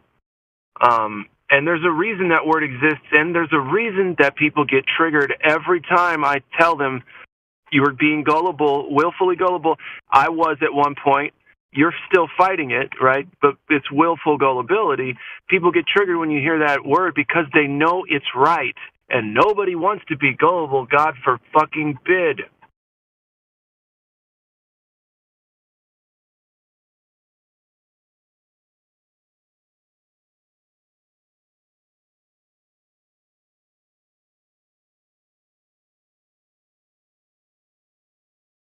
Well said. Yeah, well said, man. So, who all do we have in here? I see there was somebody named No Money. Had a cool profile picture, but it looks like they bounced. If you're listening, you're welcome to pop back in. Anyone else here? Guess I'll go through the list. Thomas Professor. Silver. What's going on? I'm here putting together some Adirondack chairs. Did you say I'm a professor, CB? Well, yeah, that's me. He is. Yeah, glad to hear from you, man. Just checking in with everybody. Yeah, it's good to be here. If you can't explain it like I'm Amish, you don't understand it. That's a good point. I wanted to say that somebody, I think we were talking to that angst guy the other day, and he was trying to say things and all these fluffy words, and I've been watching House of Dragons. People recommended it, and the king was like, "If you're gonna say something to me, say it plainly, bro. Just put it out there, clean and plain. You don't have to put a bunch of fluff out there." I like what you said, though. Yeah, thanks. Kind of goes back to what you were saying earlier too. About the blind glober. Try explain curvature to an Amish man. Are you going to show him some NASA pics and say, "Hey, believe these"? Nope, it's not going to fly. I got to take on that too. Everybody goes caveman. I'm a caveman. You're going to tell me why things fall down. I go, I pick up, fall down. And then you come back well, due to the curving and bending and warping of space and time, all matter is attracted to other matter and forms into balls. And I'm like, ugh. Right. It really is that simple, though. I pick up, it fall down. Yeah, it's like if I throw the rock at your head, it's not some other mystical space-time that's causing that injury. It's the one who threw the rock. Yeah, maybe I could argue that in court, Drace. Oh, it wasn't me. The curvature of space-time bent it into his head. Yeah, it wouldn't have fallen down if not for gravity. So gravity is obviously the cause of it falling down, and that was the thing that caused the damage to him. So I'm obviously innocent. Your Honor, you're going to lift the charges and put him on Einstein. Like you were trying to throw the rock right past his head, and then who knows what the hell happened. It's called quantum superposition, right? Yeah. You were never trying to throw the rock at his head. It's obviously Coriolis or something must have diverted his path into the rock. It's the Earth. Not me, Your Honor. You're going to have to dismiss the charges and put him on Einstein or somebody. said that before, man. I literally think you could actually go into a court of law, run someone over, go to court, and you could pigeonhole a scientist on the stand into saying that there's no way to scientifically tell whether the car hit the person or the pavement dragged the person to the car. No, seriously, that's not a joke. Yeah, I mean, when I was in geos last, that was the argument I was being presented with. Well, you don't know if trees actually move when you're driving.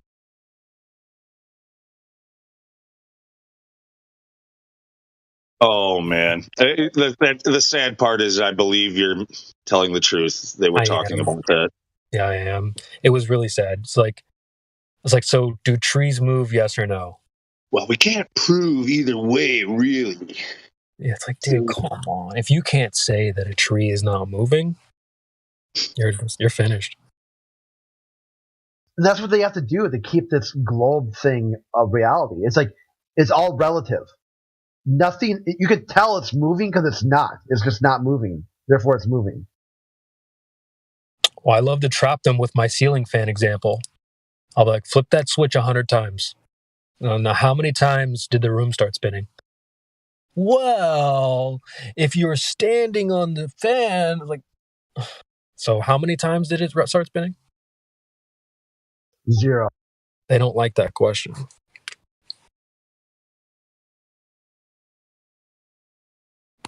Yeah. Sad, man. It's crazy if you have to say that, well, the room can technically be spinning. When? And what's sad is they don't present this to us. They don't present this stuff to us like this in grade school so that little children can look at that and go, wait a minute, what? And normal people, normies have no idea that this is what their science actually teaches. We have to actually inform them. They don't know that scientists don't know if the car is moving over the pavement or if the pavement is rolling beneath the car. Well, the example that I was being presented with, they said, well, this is going to sound crazy. You're in a driveway, in a car. He said the ground in the house is moving, but the car is not. How? Yeah, that sounds reasonable. Yeah, sure. Like, wow, dude. I wish I had my house way. Well, dude, if they believe that, flat Earth should be really easy for them to understand. Like, you know, if they're able to make that make sense in their head, then how are they pretending like they don't get this? They have to be pretending, I guess, Lou. Lou, you are always hilarious, bro, but that is an excellent point on top of being hilarious.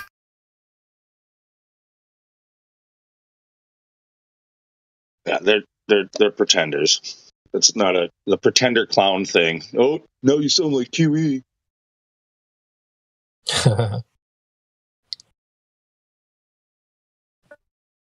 Because I'd rather sound like that than be a pretender clown, so be it. Like I said, I mean, I don't know if you guys are following the chat, but I've said this over and over again, especially recently. But you know, what I typed a little bit ago, about 10 minutes ago, friggin', we shouldn't even be engaging these people. They're literally just wasting. They're there intentionally to waste your time, so that you don't have the opportunity to get this information through to anybody else. Mm-hmm. The gatekeepers.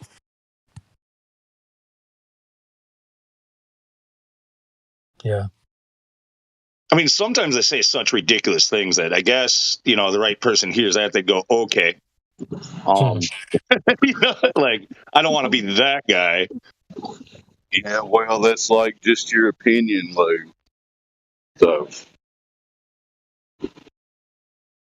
I do wonder, though, like, would we have it any other way? I mean, it wouldn't be any fun if we didn't have anybody to sort of spar against. I mean, I like boxing and all that, so it's much more fun to engage with someone else, even if it's just in a friendly way, than it is to just hit a bag all day or shadow box.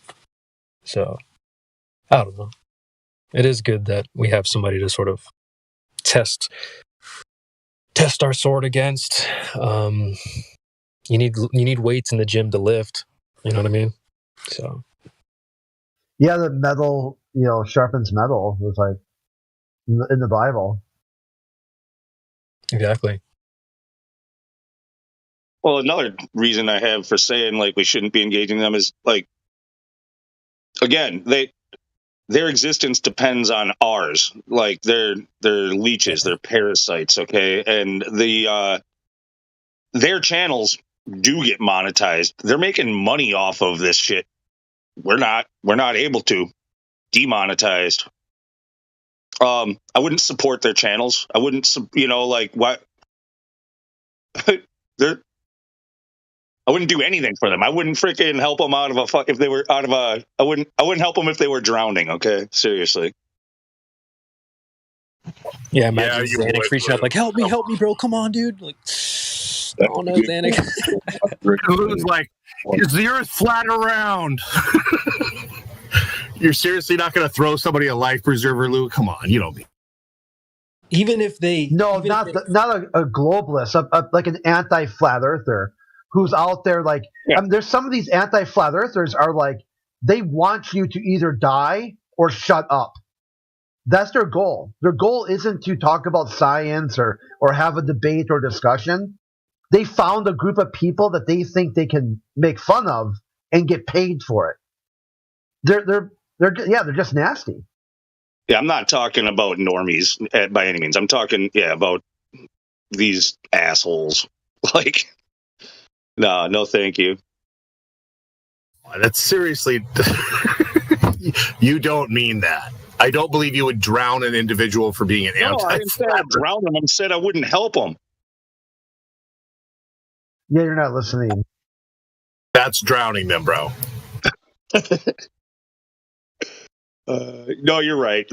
I wouldn't be able to actually do that, but I would after. It's a weird fucking conversation, guys. Weird. After I let them out, I'd make sure that they know they owe me. They'd never hear the end of it.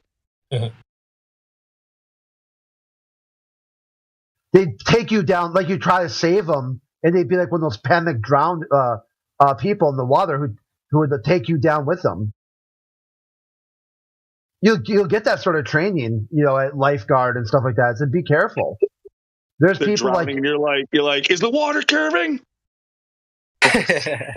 What if they ask you, how do I know if that's a real life preserver or not, Lou? And they start arguing. Right. How do you know you're really... It could be in your mind. Help me!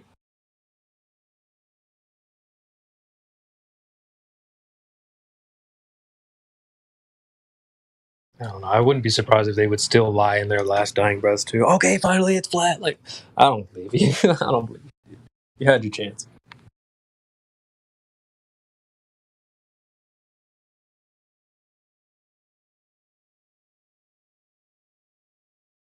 Anyway, there's kind of a civil war going on with them right now after the whole when Jen went on McToon. Like some of the mob, they're like muting each other and deleting each other's comments. All the globalists, because there's like the camp of the anti-flat earthers who find like flat Earth entertaining, and they want to hear flat earthers talk. But there's other ones who think like it's somehow a dangerous conspiracy theory that's undermining human evolution or whatever they're on about.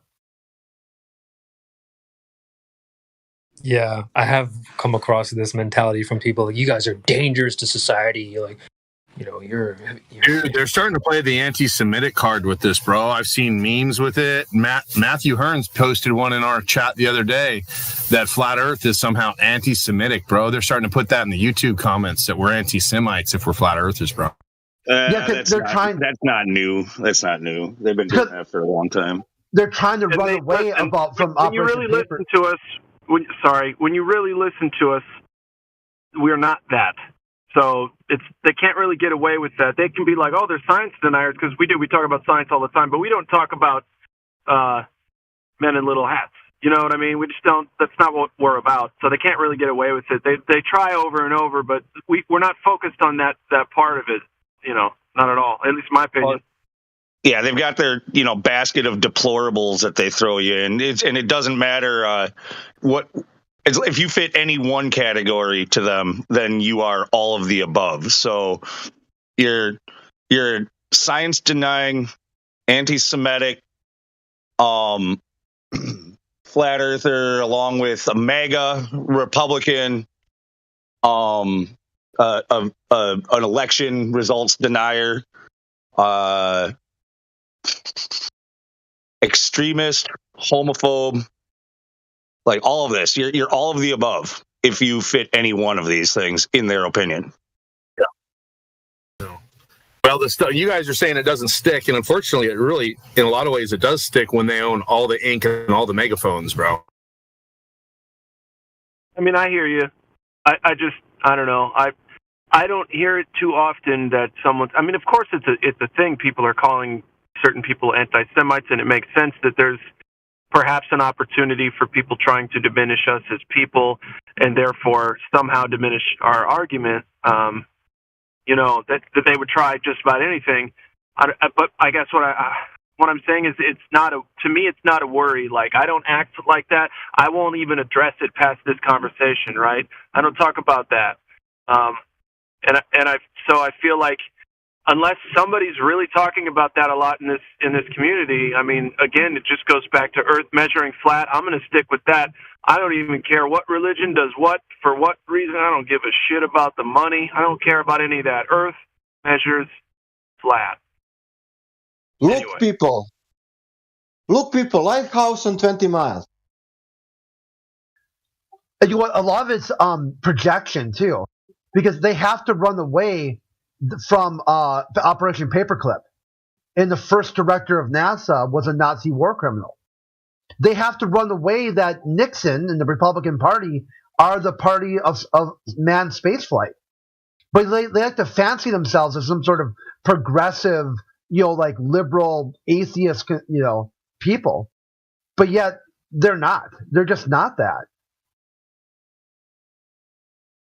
So they have to project their failings onto you, and then they pretend it's like they're fighting against themselves, which is themselves. It's right from the very start.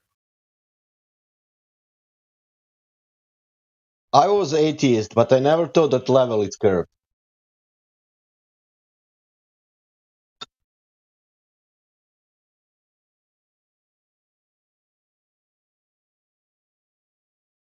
And that we have more horizons. And that atmosphere is rotating together with the air.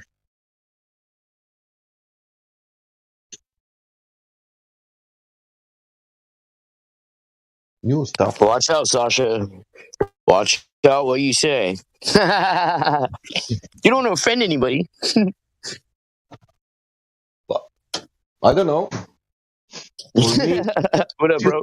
If you tell me, fuck you, you stupid idiot, that's for me less offend if you tell me level is curved. I'm right. honest. Wrong, really. If you tell me level is curved, if somebody says fuck you to you, all they're saying is fornication under the consent of the king to you. If somebody tell me that proof is not the same like evidence, my brain is going in like when you put water heating. What?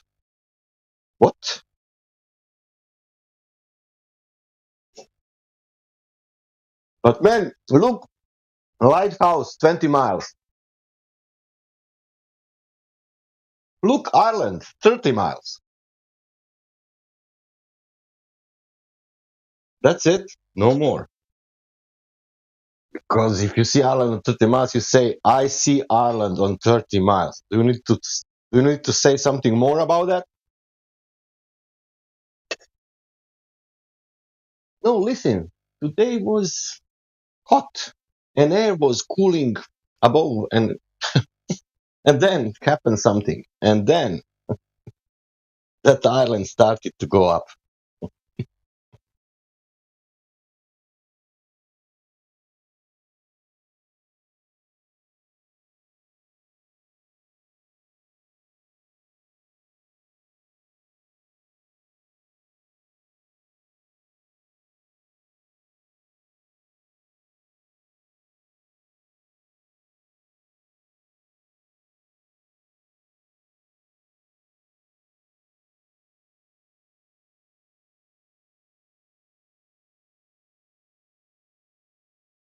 That's because your flat earther has some strange logic and common sense. Not usual or normal.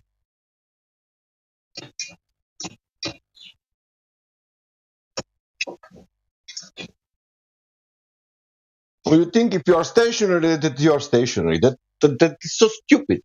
How you can even think like that?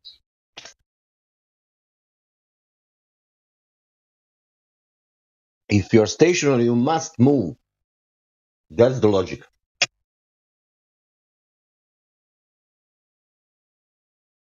Here, old dude posted a conspiracy chart. This is like it's amazing that they'll put this stuff like, Content Pro, big tobacco lying about cancer, Watergate, Tuskegee experiment. These things happen, and yet they still have that moniker, like that they were conspiracy theories.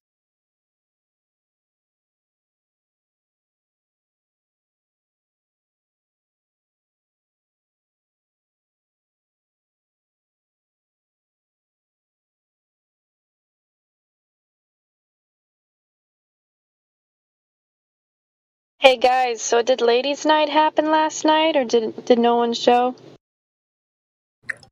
We got the crowd hyped up, but the headliner, something happened, so it's all good. Oh, okay. Why are you trying to do a Saturday Ladies' Night?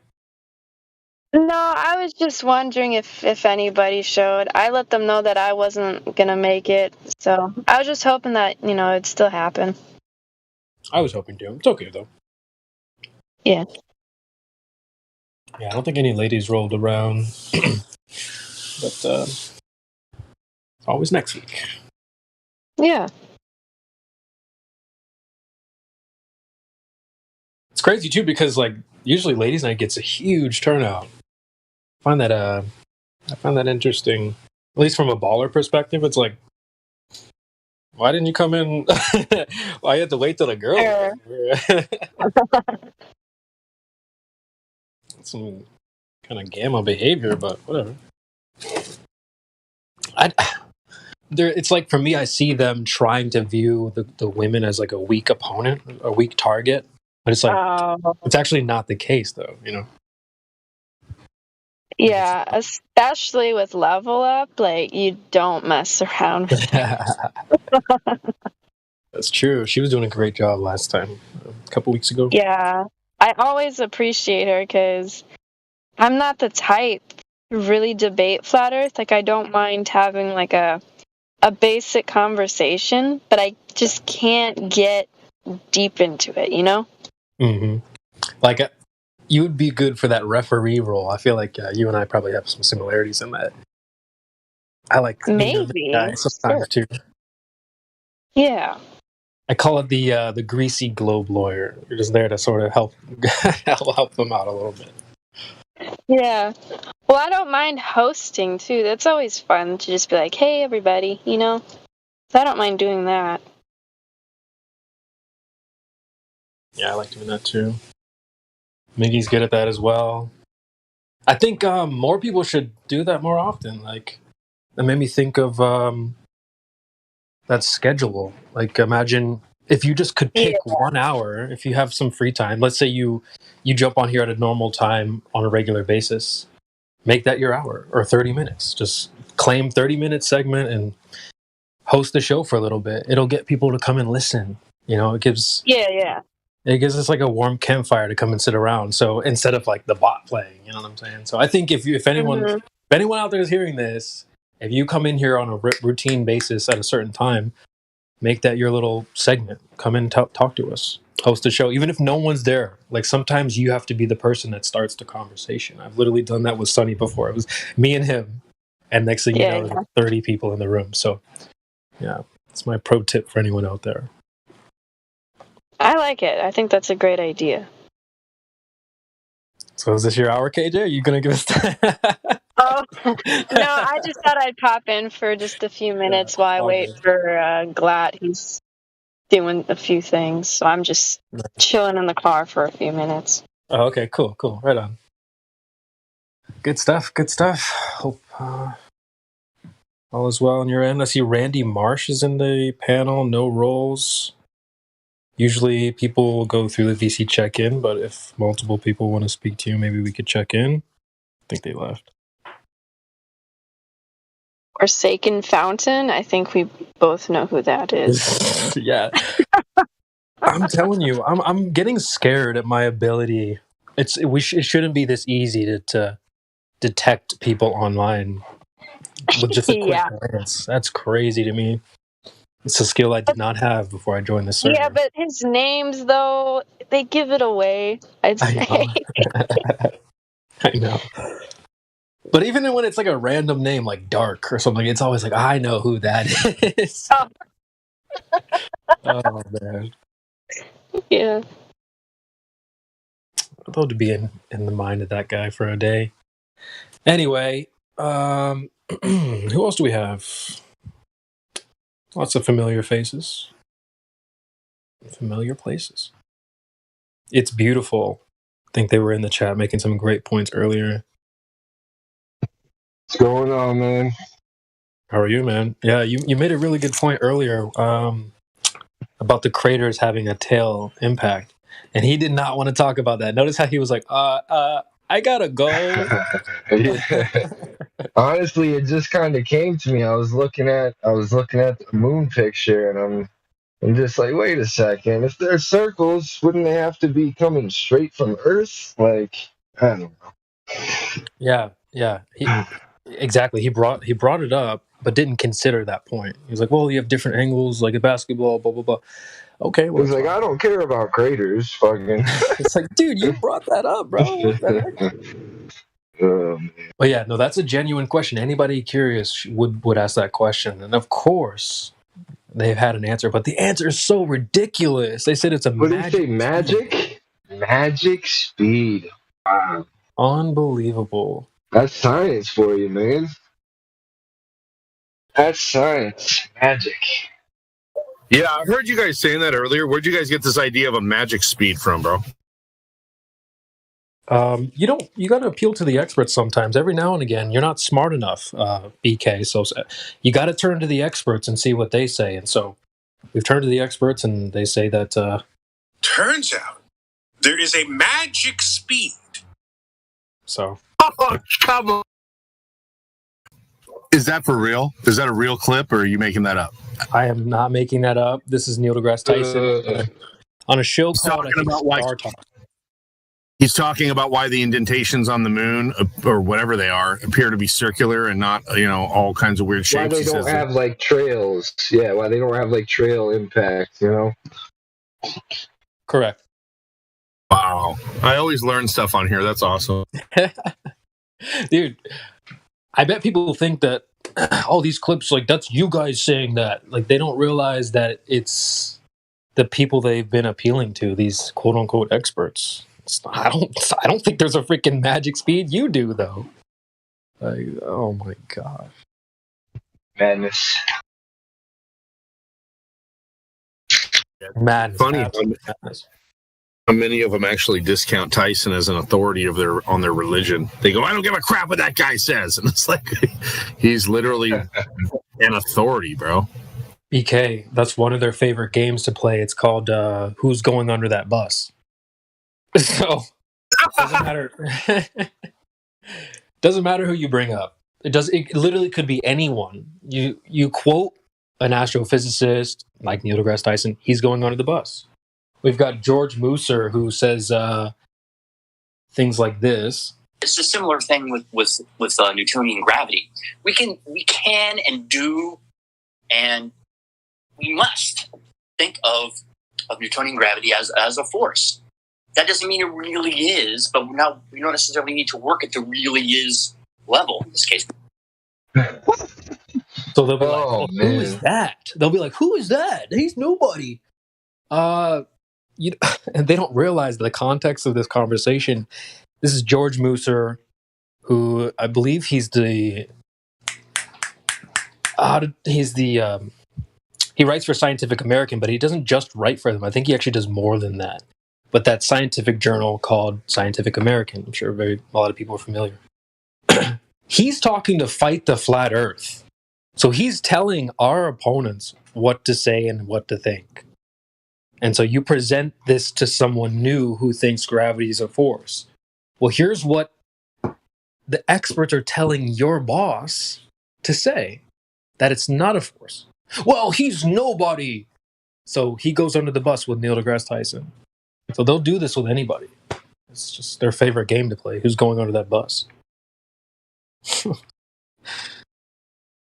Need to make a segment about that.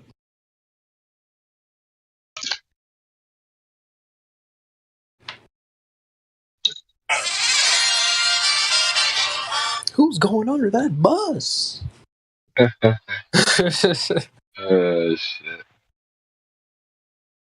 Who else is here? And,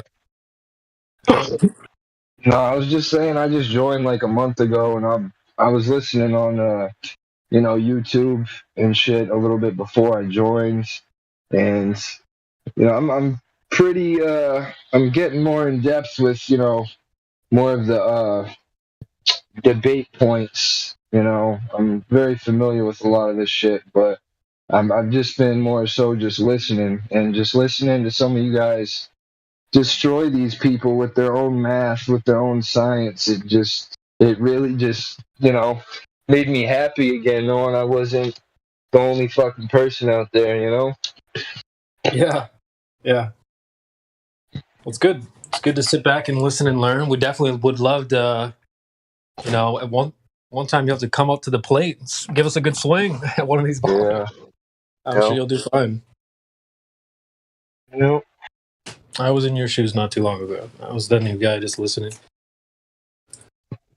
But yeah, man, glad to have you, bro. You make a great addition to the team. That point you made in the see, like I always look at the soundboard is like you got to kind of throw me an alley oop.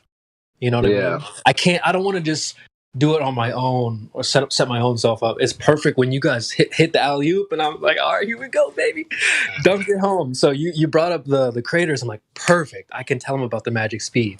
So yeah, I appreciate that. Yeah. Awesome. I just watched a documentary about the origin of the universe, and there were a couple times there that it was something like unbelievable. So the vast amount of the energy in the singularity before the Big Bang was unbelievable. So that was repeated a couple times, and it was amazing that they say it openly loud in their own documentary that they don't believe it, which is the definition of unbelievable.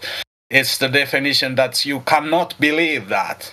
It's kind of weird thing to put in the documentation of the origin of the universe, but it was fun. But showing these words into the face of the people who are following in this cult, they don't open their eyes. They're just, okay, they are just words putting there, but that's exactly what they are saying.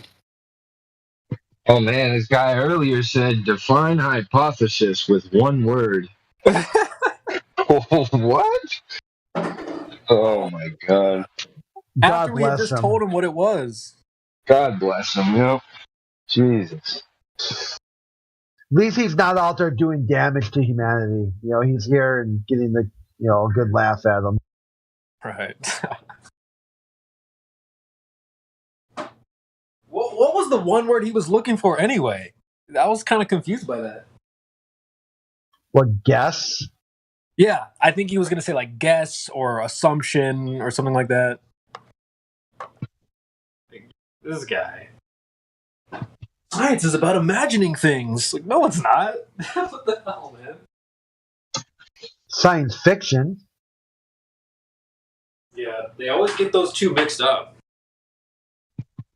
I always picture a dude who lives downtown shining a bat signal in the sky and waiting for Batman to show up. It's a guy who's got fiction and reality crossed up.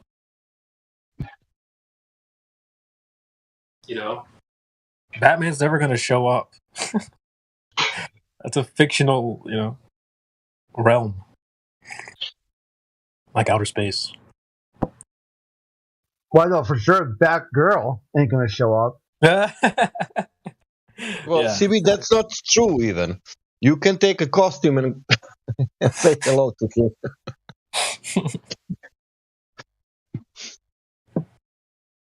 Yeah, they would probably do that. Well, see, he did show up. Therefore,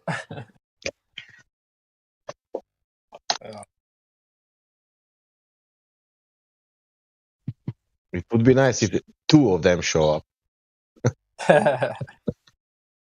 two Batgirls. Yeah. Which one The is real? Batgirl, yeah, the Batgirl he'd be wanted, they'd be the Batgirl he'd be getting. No, but I heard somewhere that IP, like the Batgirl IP, is buried. Like it can never be used again because it was counted as a loss for like Warner Brothers. They wrote it off as a tax loss.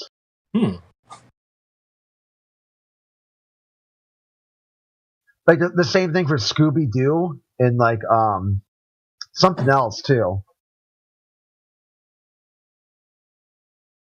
Is that why Shaggy's black now? Sorry. Or like I guess the whole idea was that people were going into like these really old IPs and then doing like a modern family sort of reboot of them. Were they because like Commissioner Gordon in the Batgirl was going to be Deborah Gordon, a woman.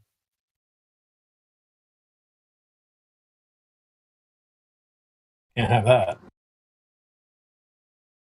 And then Batgirl was going to be transgendered. Definitely can't have that. Because it's like vandalizing, like the intellectual property or something like that.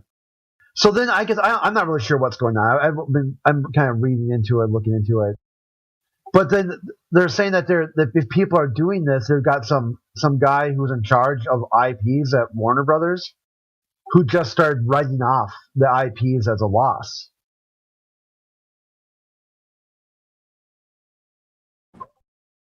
I did not know about this. So that's why there's no Batgirl? Yeah.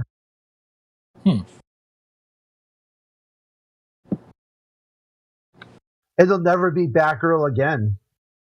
Nice. It's like the character's just been, written off. Unless they somehow pay the money back that they used for, like, as a tax write-off. Seems rather unlikely.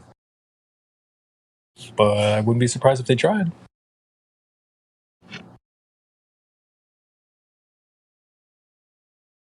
I guess until then, no Batgirl. Is that like a personal attack or something? There you go. Brie Larson, right, for Marvel.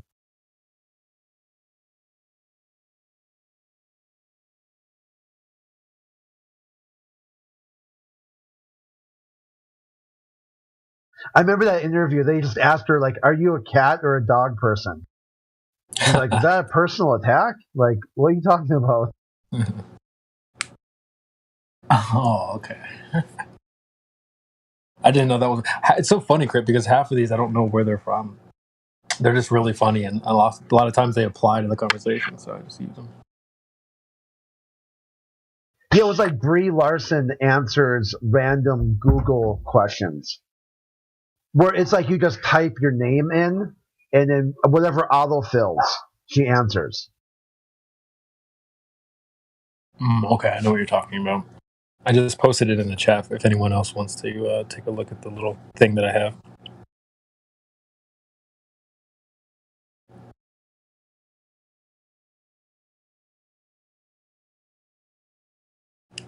Yeah, Professor Fake Waterball says 21 minutes past the hour. Ever thought that a boxing ring is not actually a ring? And what's interesting, old Haas, is they call it the squared circle. And that same guy earlier that we were talking to that said, give me the hypothesis in one word.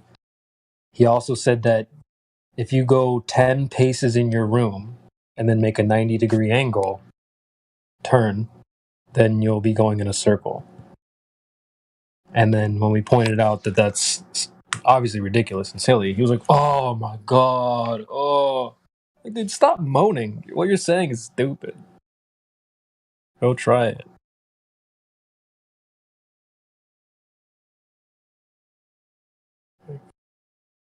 FE Batman just guys, look who just joined. We put up the bat signal and FE Batman just joined the panel. Hey, maybe I was wrong. Maybe it does. Debunked. You just got debunked. I will put the proof in the chat.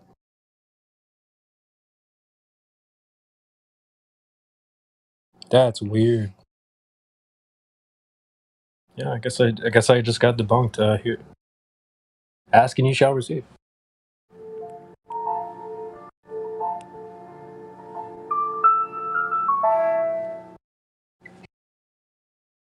Maybe he was listening on YouTube. Or maybe I'm just a conspiracy theorist. We are Sorry, go ahead.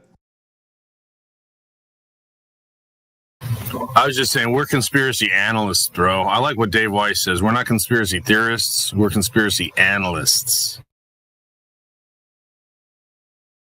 Coincidence? I think not.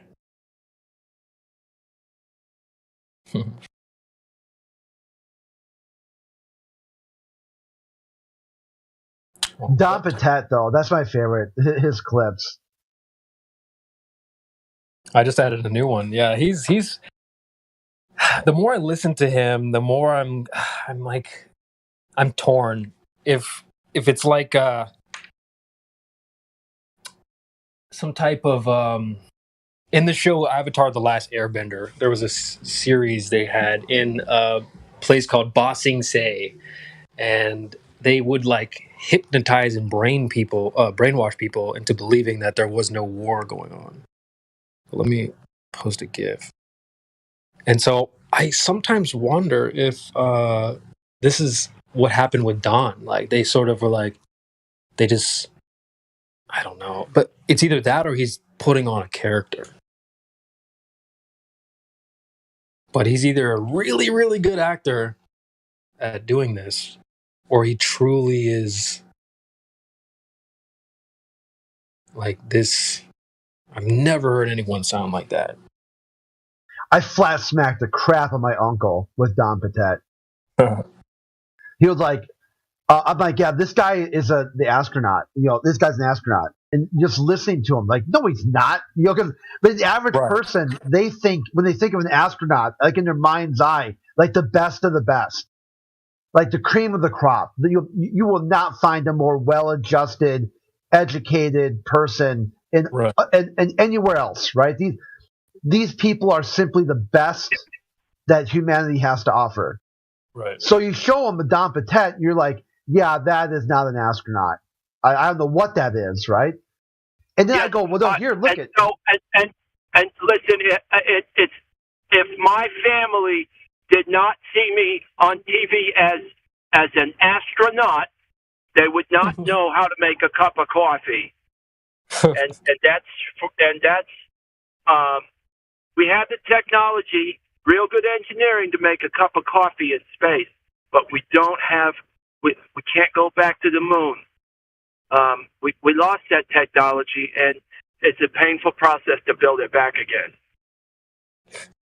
Yeah, exactly that. I would play stuff like that for my uncle. And he's like, and then show them like the web, NASA's webpage. I go, they're the same person. And he's like, no, they're not. That's a celebrity impersonator. Oh my god. That's how bad like he was that sure. Like this is just a YouTube gag. That's not the real Don Patet. I'm like, here's a video of him on NASA's page, and he's like, yeah, they just hosted it as some kind of gag or some sort of fun thing, like it was like multiple layers of inception before he's finally like, cheese it, see that guy, he's like, no way, Yeah, he's back at the slow bus to school every day. It's crazy. Isn't it funny, Kurt, how you go from trying to be the person that's representing, like, oh, no, like, NASA's legit, blah, blah, blah, and then you turn into the conspiracy theorist real quick. No, they're faking that. Oh, no, but they're faking that, too. No, they're faking this. Yeah, you go from the guy... Yeah, and, like, astronauts are the best of the best at what? Like, that guy's good at anything? Listen, I couldn't take Don Pettit seriously if he were in my family. If that were the way he really was in real life, dude, I'd be like, yeah, well, is Uncle Don there? And they'll be like, yeah, and I'll be like, I don't know, man, I might have something else to do that night. You know what I mean? Like, I know. What happens if you get a leak on that?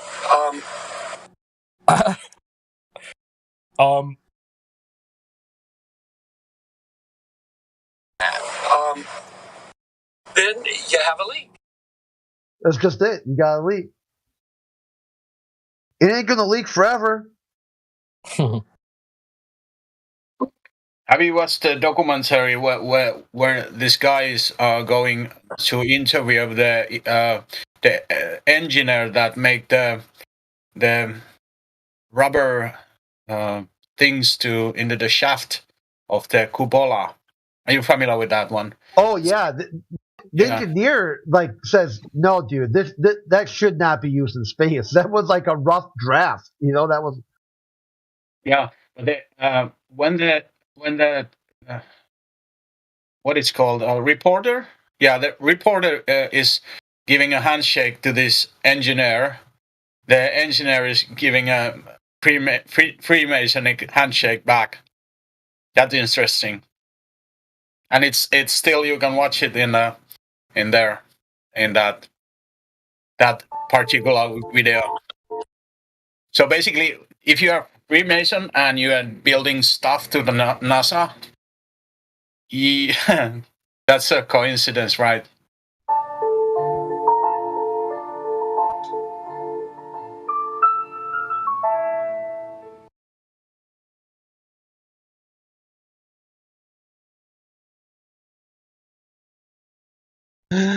CB, you're making my day. I'm just doing the smoke, and it was a great time.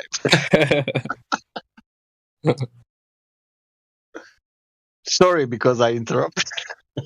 Oh, you're good. You're good. Alex, you forgot smoking lamp. I bet y'all drinking that wine too, ain't you? Just smoking them tweeds and everything.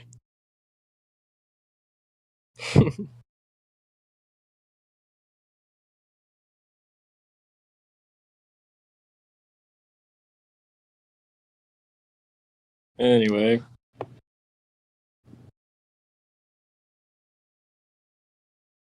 Yeah, Don, man, what a guy. How do you... Okay. Everybody went through the Cocoa Pebbles, right? Nobody said it with an R. How do you... Don Pettit here from NASA. I'm at home due to the Corvette. What? Like, how do you... Come on, man. Who says that? 3 years. Corbett? Nah, dude. That can't be real.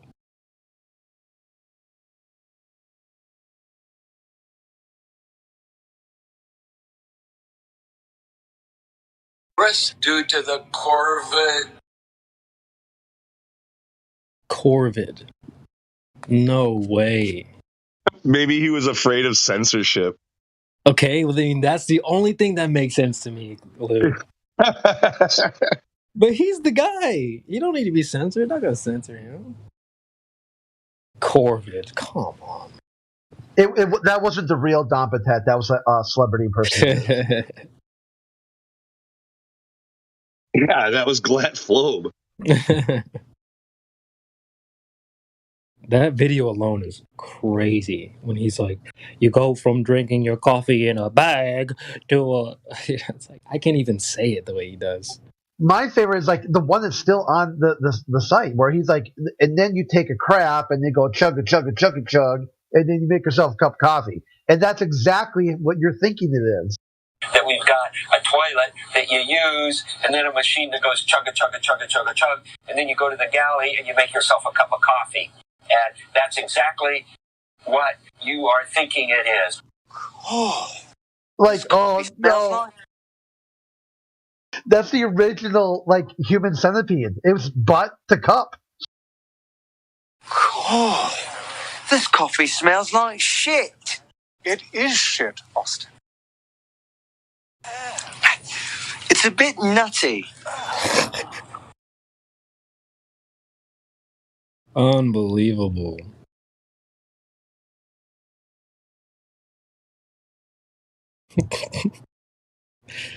Oh my gosh. The thing it's funny too is that he's supposedly the best of them. He's their spokesperson. Like, he's the guy they rolled out. Like, all the astronauts will have one spokesperson, and they picked Don Patet to be their voice. Like, Well, isn't he the man they claim has spent the most amount of time in space out of anybody?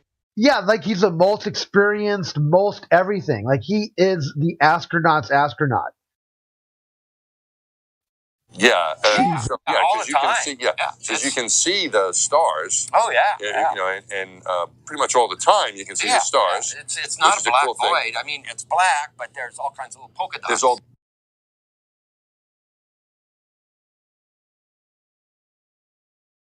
You can, and there's more than stars. You can see planets. You can see moons. The Magellanic clouds. Oh my goodness.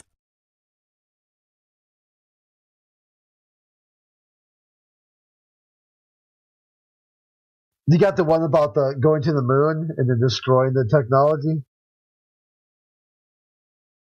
The problem is we don't have the technology to do that anymore. We used to, but we destroyed that technology, and it's a painful process to build it back again. Most famous accomplishment of mankind, of humans, the landing on the moon. NASA lost everything. They're claiming there's nothing in their archives, nothing in storage, nothing in a cardboard box someplace that has anything to do with the Apollo missions. It's all gone.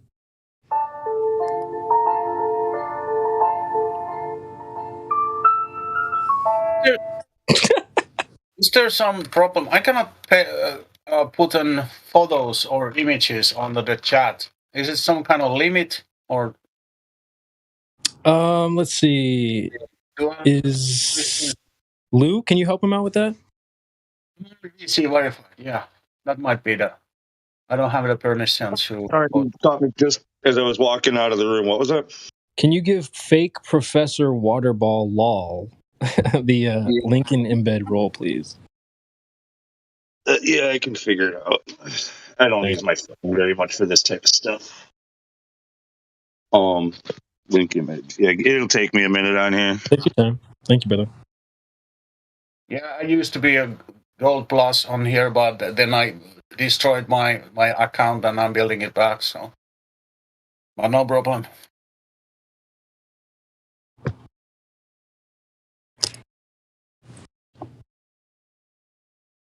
Yeah, I just wanted to show a handshake from that video where they were talking about these rubber rings that insulate the base from the capsule where they change the.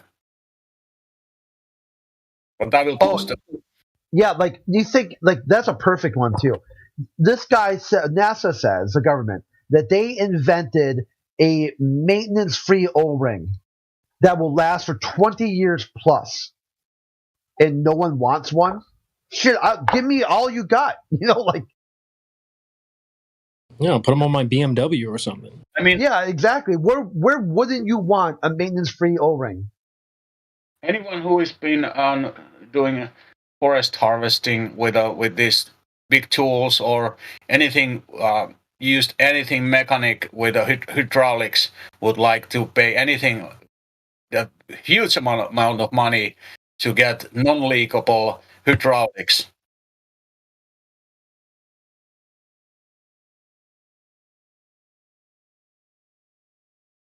All right, thank you, Lunatic. There's the handshake. What do you think about that? For me, it's so clear because the finger is right in the middle, touching your veins or those what they are called. And if you have ever, tendon. yeah. So if you have ever shake the hand with a Freemason, you know how that feels so awkward. If you are not Freemason yourself, it feels like some kind of filthy. It feels not normal. But Yeah, I think somebody once. I've had my hand shaken by somebody that way once, and yeah, like it felt weird, like kind of like you remember being like a young boy and doing that thing where you put your buddy and you lock your fingers together, and one guy sticks his finger in there, and you're like, ooh. yeah, You don't know. yeah, but that's the. At least that's one handshake they use in a Freemasonry, but it's so obvious in that when this guy is going there, and it's right in the front of in the video. I posted the video in the time stamp approximately in there, so you can watch it yourself. What happens? So he's basically entering the room. Maybe he's not aware of the camera or doesn't care that the camera is capturing the handshake, but yeah, there it is.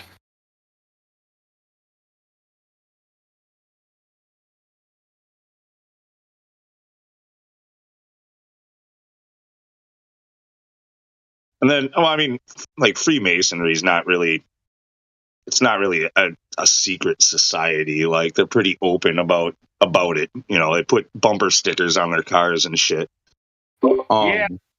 Also, for example, I understand in the United States, the police department are kind of if you are a Freemason, you can put a badge of Freemasonry on your officer suit. Am I right? Like at least in the United States, pretty sure just about. I think every cop is a Freemason, and at least in most police departments, their like patch or like their logo, their symbol has Freemason like symbols all in almost every single police department. Like their actual official patch like is a Freemason like symbol. Yeah. So they are kind of most of them are very open if they belong to that society, but not all of them. It's up to individual if they want to reveal themselves as a Freemason or not. I think that's the case.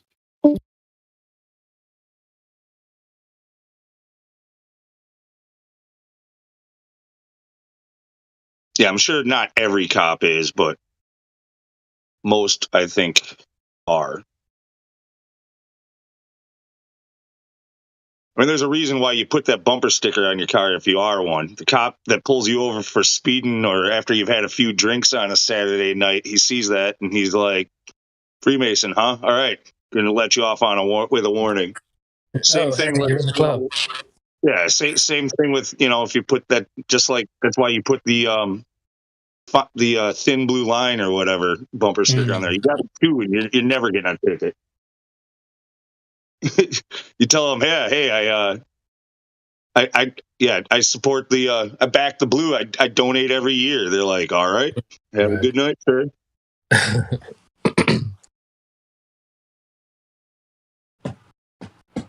What about if you put a sticker "Make America Great Again" on your bumper? What you will get today? Is it a good bad? You weren't supposed to do that. Yeah, but what if you do? How will people behave? How will they be angry or like cheering to you? Yeah, that's what we want. Or what's going to It happen? depends on where you are. If you're like in the city, typically they're more leftist, and most people in the city see, at least around here, like yeah, the cities are all left, Democrat voting for the most part, and then as soon as you get outside of them, it's more rural. Like hardly anybody is on the left; they're all on the right. Yeah, if they pulled up next to you and rolled down their window, they'd be like, How dare you? Thanks, Greta. Or your boss might be like, You're fired. You're fired.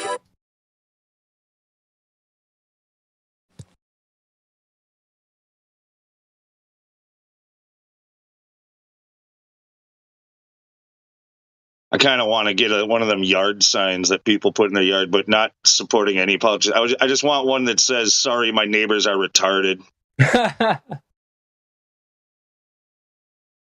that's funny.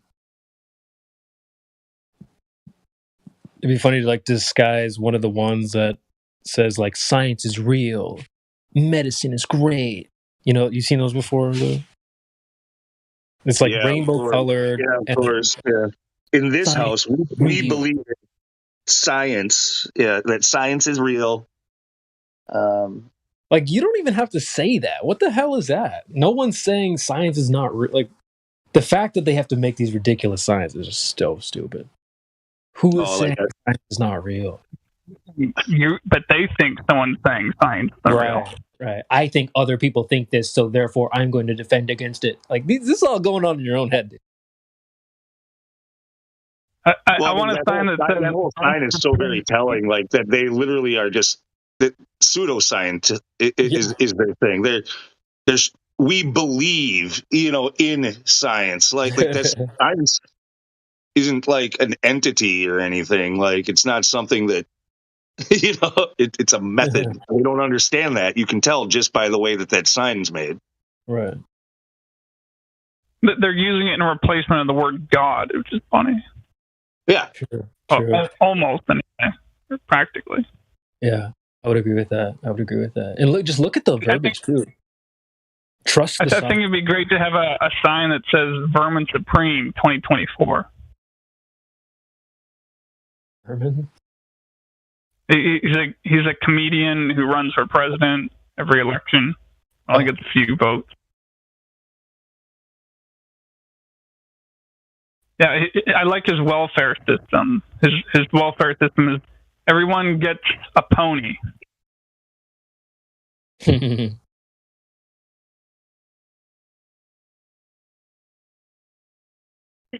Okay, so I would vote for My Little Pony over Kanye West for president, for sure, without any semblance of a question. Wait, we still vote? Why would you vote for anyone or anything over Kanye? I know, Ryan. I know that. I'm just trying to make a joke. No. I want a sign that says Trump Kanye, or no, Trump West 2024. Trump Kanye West 2024.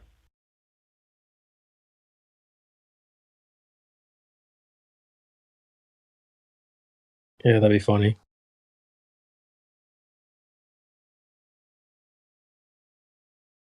All right, we don't still vote, do we? No. Okay, just making sure.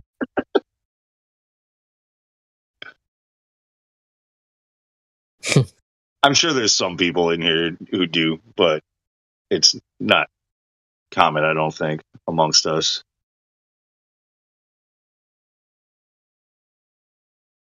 Actually, I would go the other direction. I'd say probably more people in here do that don't. But the difference is most people in here, as opposed to most people other places, we're not in denial about the relevance or irrelevance behind what we're doing when we're doing it. Like at this point in time, are we really voting for someone?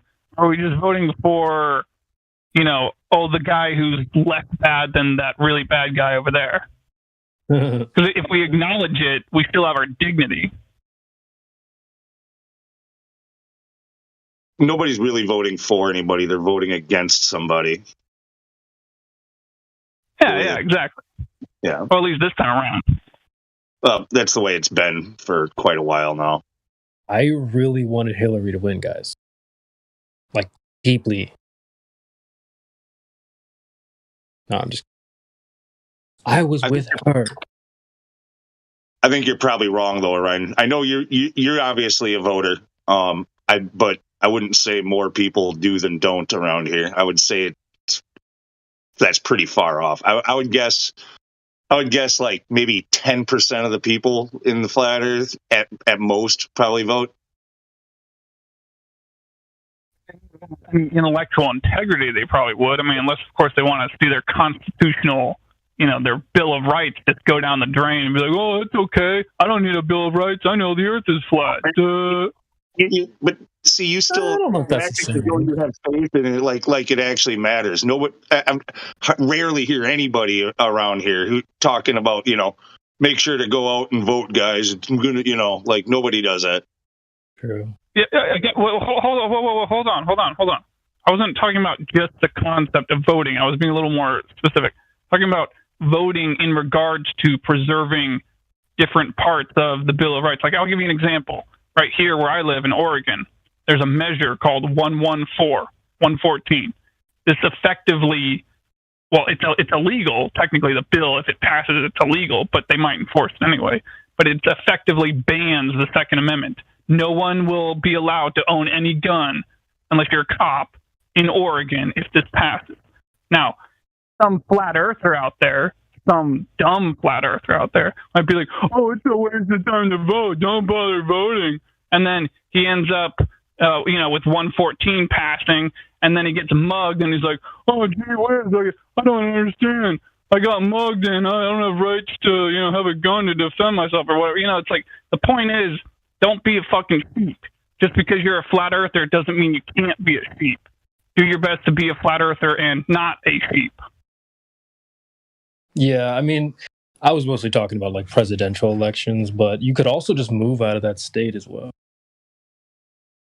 Yeah, but move to where? To a place where we don't need gun rights? Like, move to where? Come to Ohio. With what you're saying, I know, but the point is they can do the same bullshit in Ohio. The point is there's no point in running from it. You have to take it head on. Like, the only time it makes sense to run from something like this is when you're talking about a place like Venezuela or 1938 Germany. Like, in that situation, yeah, by all means, run. But if you're not in a situation like that, you're a fucking asshole if you run. Well, isn't a lot of people like leaving California though? Aren't people like leaving California in drones for this exact reason? Oh yeah, and you see, that's a good example because that's a state that's so big that, and it's going so far that direction that I would almost compare that, at least in an economic sense, at least economically, I would compare that to that Venezuela or 1938 Germany. Yeah, it's turning into a shithole that you can't really control. So when it's a shithole you can't really control, by all means run. But if you at least have some way of wielding some control still, by all means stay and fight. Otherwise, you're just part of the problem. For sure. No, I agree with the 114 thing. I would go and support not letting that pass or whatever. That's for sure. But I'm mostly talking about like presidential, like the people getting riled up. Like, no, we need this person to win. So, yeah, I don't hear flat earthers going on like that either. Even on the smaller local stuff, like he's talking about with this 114 thing. Sure, like maybe just vote anyway if it matters to you, because hopefully it's not all rigged. But look, if there's an agenda they want to push, they're going to get what they want no matter what, and it's going to be, you know what I mean? Like the votes don't. They can make whatever results they want. That's the whole thing about going electronic. That's why they did it years ago. Well, that sounds like a Twitter mentality, and an unjustified one at that. Well, I would tell you, whatever, unjustified. It's unjustified to think that there's an agenda behind everything. That everything in politics. No. That's what I meant. It's unjustified to think that your vote doesn't count, like, at all. Period. Yeah, I'm very doubtful that it does at all. Period. In any case, yes, I'm very doubtful of that. Okay, care to elaborate on that thought? Or are you just going to say that? Well, he did kind of say like shit's rigged, bro. Like, I mean, I would probably agree with that. If they want to push this agenda, they probably will. They have, Isn't the whole thing of voting giving you the illusion that you're actually doing something? I mean, I was considering turning, being a poll worker myself here lately. I mean, I just mostly on the campaigning side. I have a lot of respect for the little old ladies that do that. I mean, seriously, why do we leave it to all the little old ladies to be poll workers? Mm-hmm. Yeah. Why aren't there any young men and women that are poll workers? Or is it because just them? tired people need something to do. Yeah, I think it's because people like you have a quitter mentality. I think that's the problem. That's the reason why. Have a what mentality? A quitter mentality. I don't know. I mean, we look back at the last 3 years, the cocoa juice or whatever. Like, no one's vote was going to stop that. So that's kind of the point, right? Like, if they want to push something, they're going to do it anyway. Yeah, I'm not in denial about that, but that's just simply something that wasn't up to it. Like, that's just a whole separate subject within itself. Which, by the way, I was a lot more, dismayed about that subject when it first started. Like I was telling, like, my friends and stuff to not get it and stuff, my family and all that, and people I was working with. But these days, I'm thinking, I don't know, man. I mean, I hate to sound cruel. I really hate to sound like that asshole, but I mean, is this not like a giant, version of the Darwin Awards, really? Yeah. No, I think I had the same switch. I was like, let me save people. And then I'm like, wait a minute. No, dude, go ahead, bro. Yeah, I agree with you on that.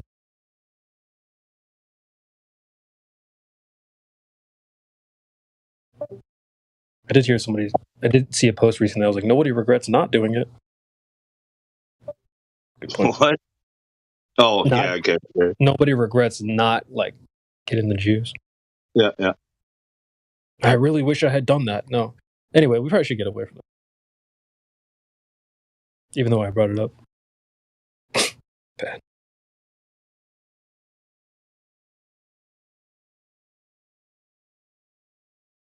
Anyway.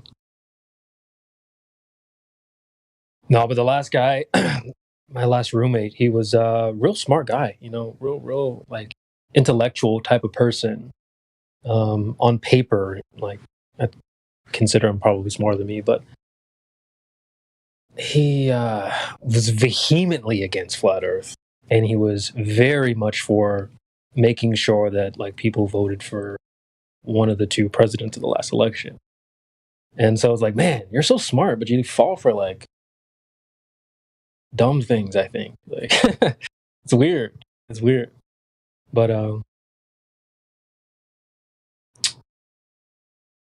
I think maybe sometimes being an intellectual, like, gets in the way. Like, it probably prevents a lot of these guys from seeing the truth because they think they're too smart. This can't be flat. I'm too smart. Fall for that type of thing. I think it's also the ego problem related to the intellectual, yes, but it's doing it with the ego. If a person has a big ego, it's impossible to think that you're wrong.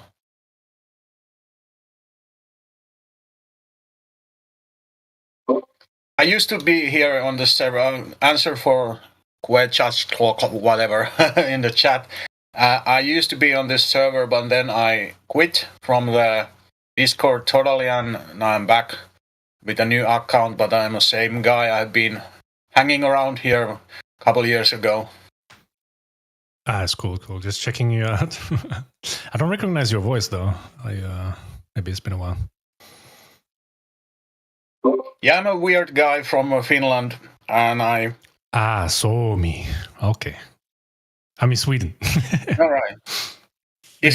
Sorry, jag talar inte på svenska. Yet you spoke Swedish. That's almost everything I can say in Swedish, but yeah. We are neighbors. Are you going to NATO, by the way? Or are you in a NATO already? What? You mean Sweden? Yeah. I don't know. I don't follow the, the politics and such. So, okay. I mean, it wouldn't surprise me if they joined. I don't know. Okay. We already know which side they're on. Who they're playing for. Anyway. I'm not voting for it, though. No. Me personally, no.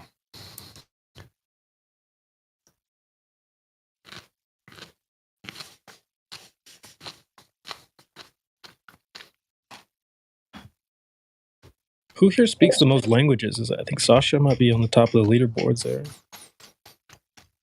Quetz, you speak a couple languages? What? You speak a couple languages? Yeah, Swedish, English, some Russian, some Arabic. Damn. I understand a little bit of German, yeah. Scandinavian countries, like, don't you guys, like, you have to take, like, 5 languages or something like that, right? But I'm not fluent in all of them. I mean, like, you know, so some of them a little bit less than, yeah.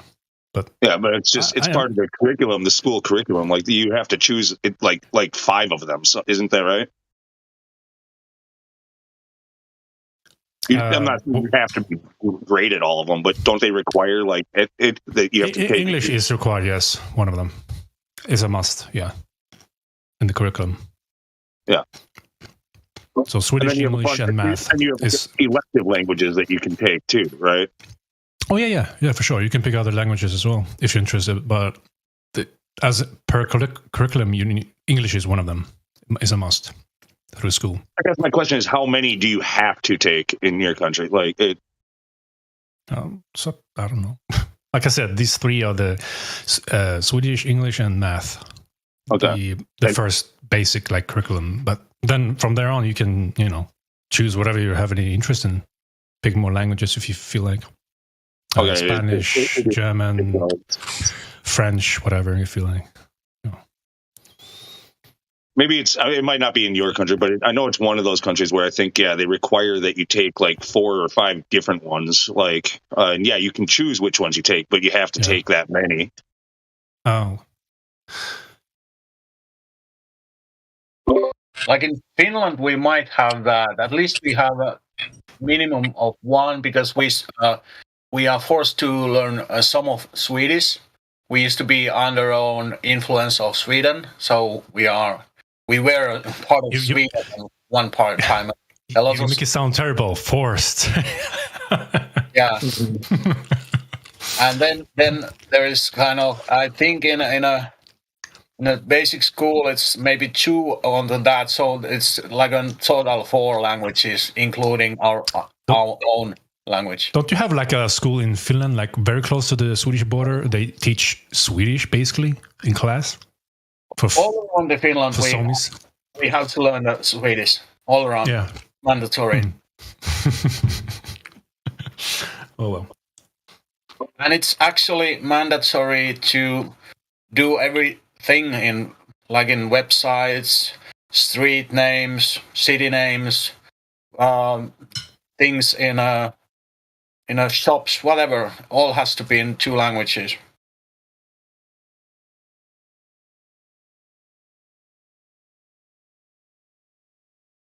Even if we are not still under the influence of His Royal Majesty of Sweden, King whatever, or Prince, we have to learn the Swedish language. Yeah, I don't know. It's some kind of special relationship between those 2 countries. I don't know why. Because there are so many Swedish speaking people here in Finland. So it's easier to communicate with their own language. Yeah, I guess. But I don't know why they're forcing you to learn Swedish, though. It's kind of weird. For me, in a way.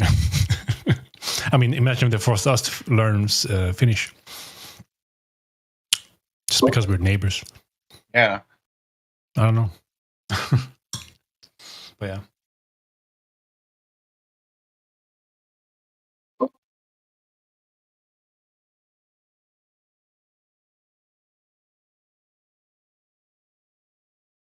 Sorry, just typing in the chat. Still here. We see you.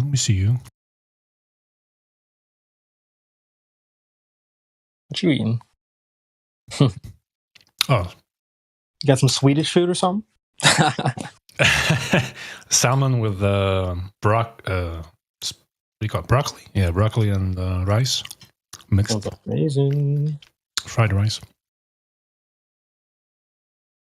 And where can you find all this spectacular space food? At Spacey's. Now with our new ratatouille. Spacey's. It's good food. Space.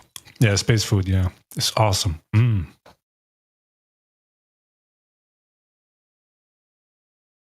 Yeah, they just recently opened up the space dispensary as well, ladies and gentlemen. Get your space weed and get it soon.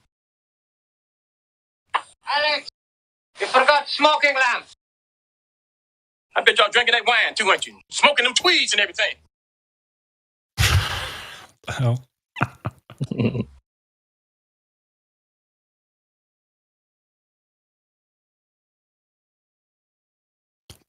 Oh, Soon wow. we'll have a whole space city.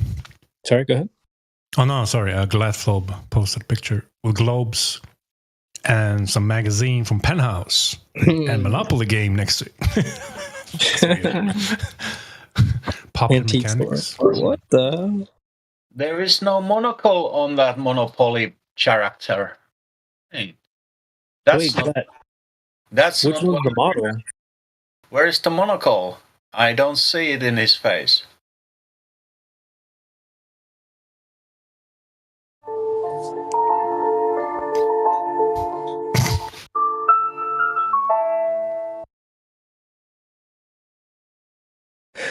And the clue or clue,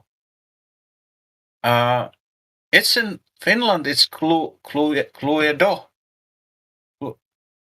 Is it a different game? I write it on a. It's probably the same game. So it's about the murder, game of murder, whatever. Somebody murdered somebody, and you have to figure out who it was. But in Finland, it's typed in that way that I put it in a chat because I cannot say it in English. Cluedo. Cluedo. I don't know. Anyway, which one is? Are they different games or? I think it's the same game. Finland, it's with a longer version of the name. Anyway, I don't know. Can you zoom in, Professor, to the bottom Monopoly game? Because there's 2 Monopoly games. You see that? Does the bottom one have the? Yeah, no monocle there as well. I don't see one there. I'm trying to zoom in. I don't see it. But... No, I have the exact same game from my childhood. The lower one. A freaking Penthouse magazine, bro. Why is that on the top? What the hell? I said, which one's the model? Lol.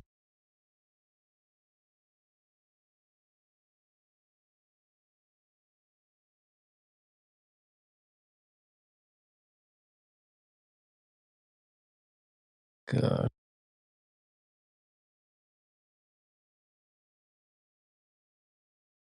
Look at the difference between the 2 globes as well.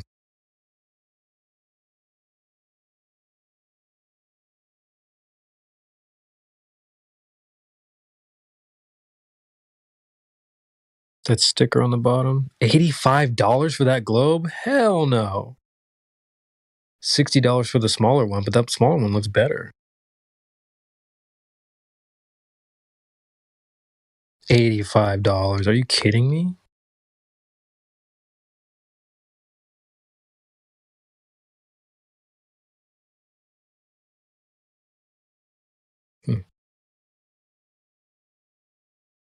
But some sucker baller would actually buy that.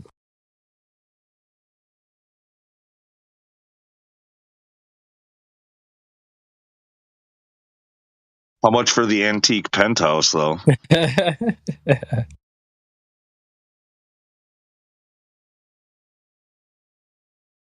What year is that? I can't see. I mean, it's got to be from like the early 2000s. This is what? Yeah. Crunk it up with Lil Jon on the corner. Star Wars video. Okay. You said this was at an antique store, though. That's not old enough to be antique. It's 2005. Crunk it up. Yeah. What the heck? Yeah, see the side notes on that Penthouse.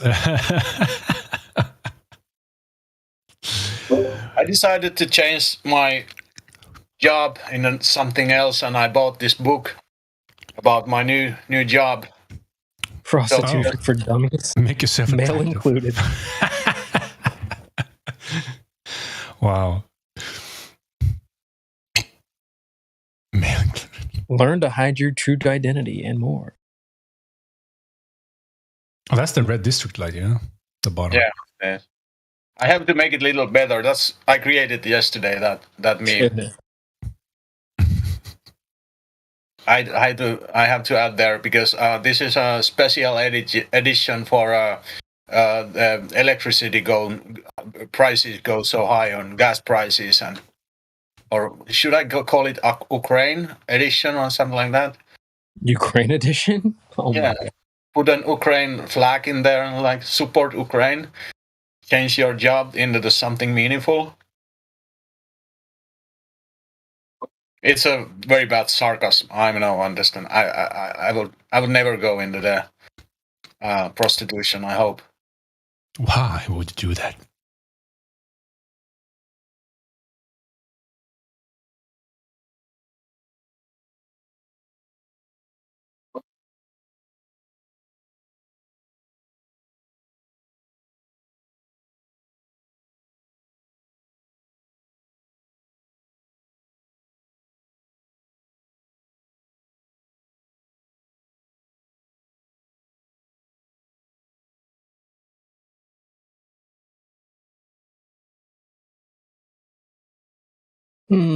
So what else is new? Man, Acid Rain's been spitting some fire at these Globers lately. That's good. Good to hear.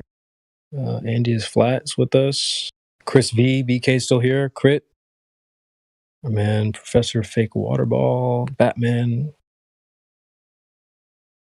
Who else? We have Inquiring INFJ. Iron Horse. It's Beautiful still with us. Johannes has been hanging. Julius. Kiwi still with us. Lou. Hey, Kiwi, how are you? I'm good, brother. How are you doing, man? Thanks for holding down the fort. Hey, somebody's got to do it, right? But I'm happy to. Appreciate you. Yeah, you as well. Melancholy is still here. VC verified. Let us know if you have any questions or anything. Happy to chat. OHR. Still firing at them ballers. Orion's here. Central, hey, good to see you. Who else? Quetz is still with us.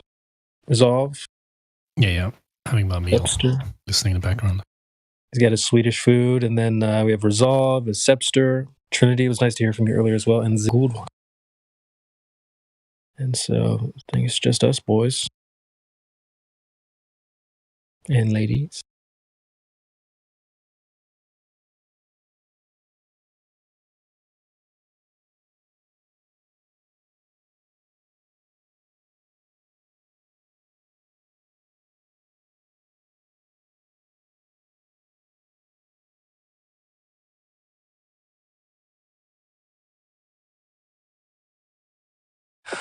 Well, I guess I'll have to take care of this myself.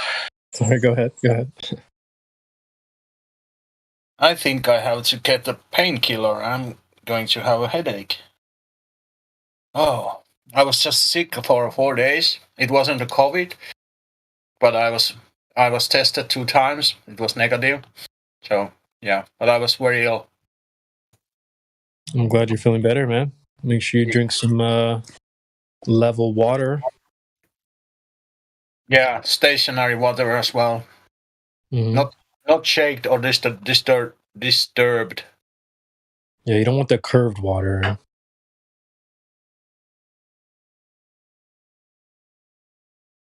How can you even drink a curved water? Bendy water. Well, I mean, I am currently building a custom house. It has nothing flat. It's going to be really like a beautiful artwork, really. I mean, the driveway is curved, but you can refract over the driveway so you can see when you're parking. Front door is curved. Doorknobs are all spherical. All the walls are curved. The floors are curved. The house is supercharged with gravity, so all the water actually bends. Even when you like fill up a cup or your sink, you can make a rubber ducky disappear behind the curve in the bathtub. So it's a really amazing house. This custom spherical house. What color of gravity they have there? It's the bending and warping of space-time. Yeah. What color was the gravity they used in that house? Well, they used it clear so that you can, you want to be able to. Yeah, because I like the purple one. Purple gravity is my favorite. Yeah, and it tastes the taste of the purple gravity is the best. I think that, but that's just opinion. Yeah, it is opinion. Some people like the different flavors of gravity, but yeah.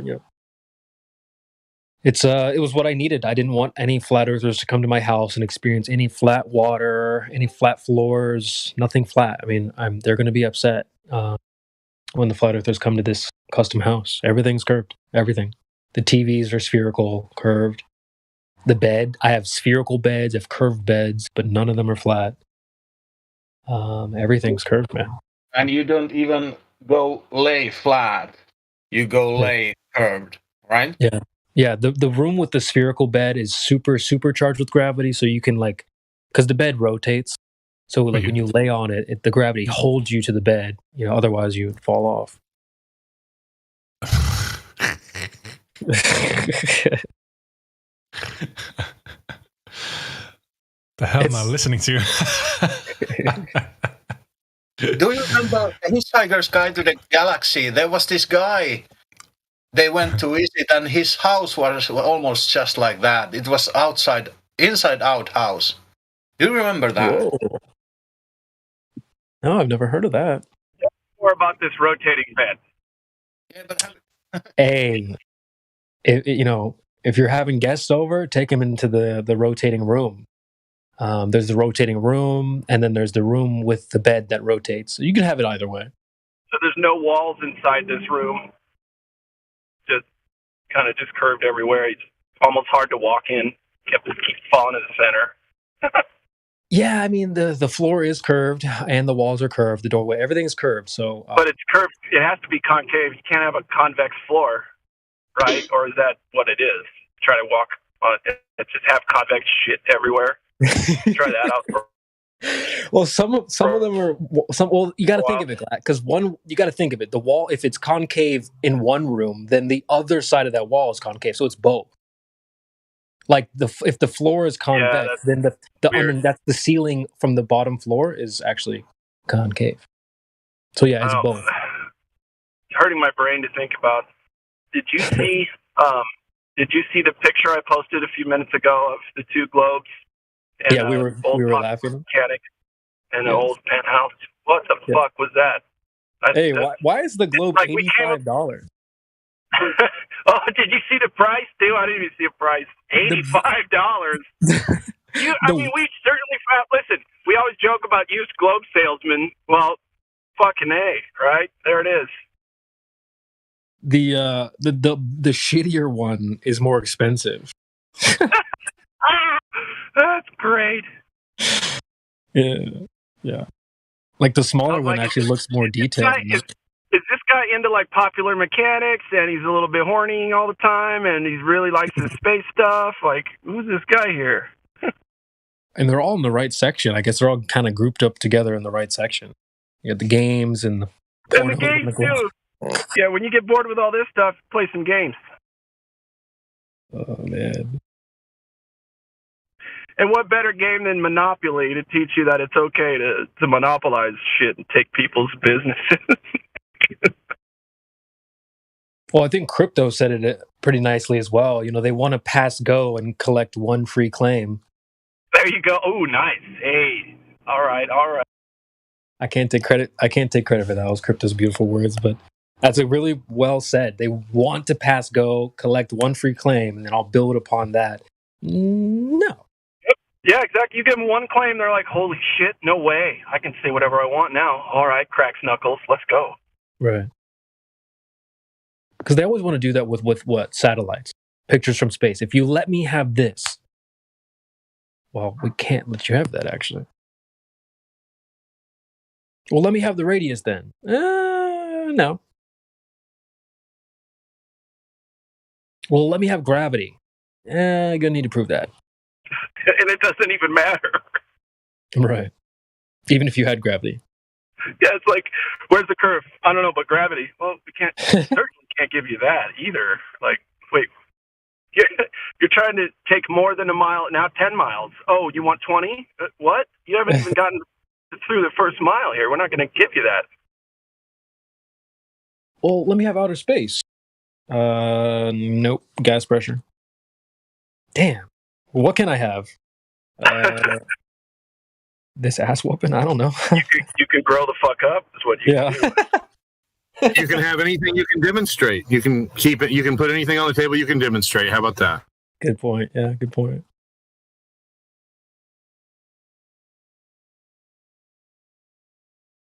But if I look at the sky... Yeah, it's a lot of fun up there in the sky.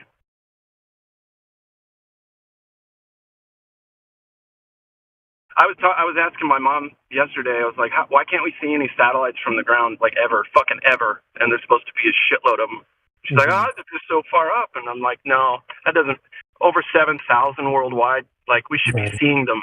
Like, say, oh yeah, here's one that we picked out. We can say that this is the Verizon satellite. This is the duh.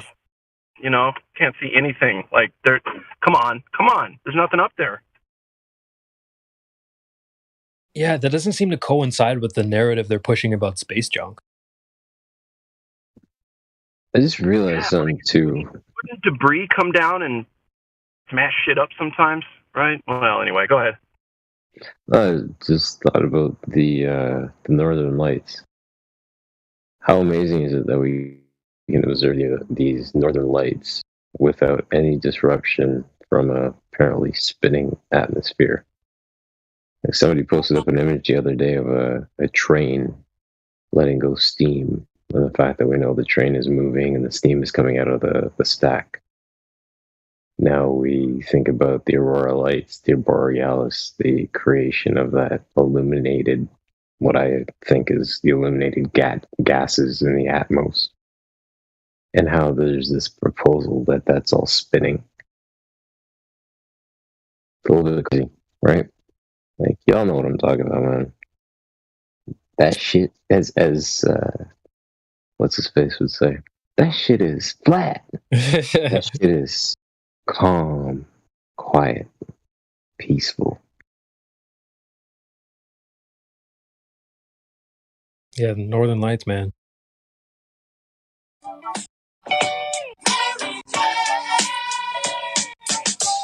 Oh, wait, you meant the other Northern Lights? You know it, but either or are applicable in this case. Let's go.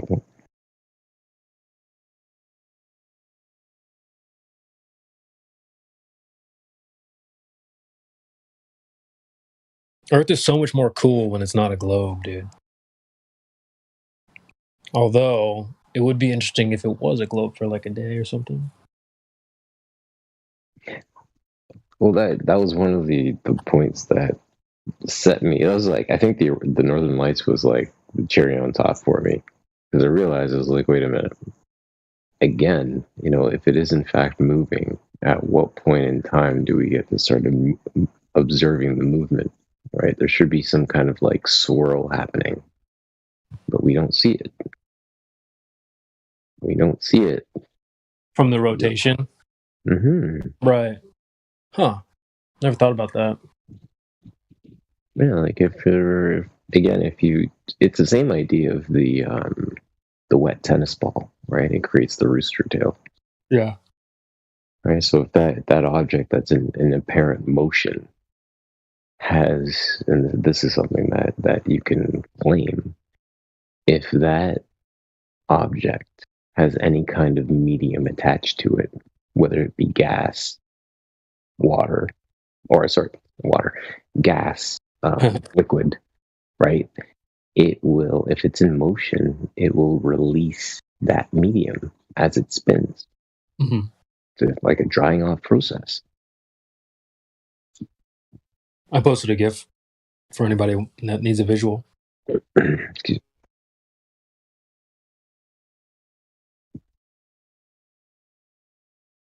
It is weird how they'll invert that. They'll be like, well, the rotation what pulls it in. Mm-hmm. How's way?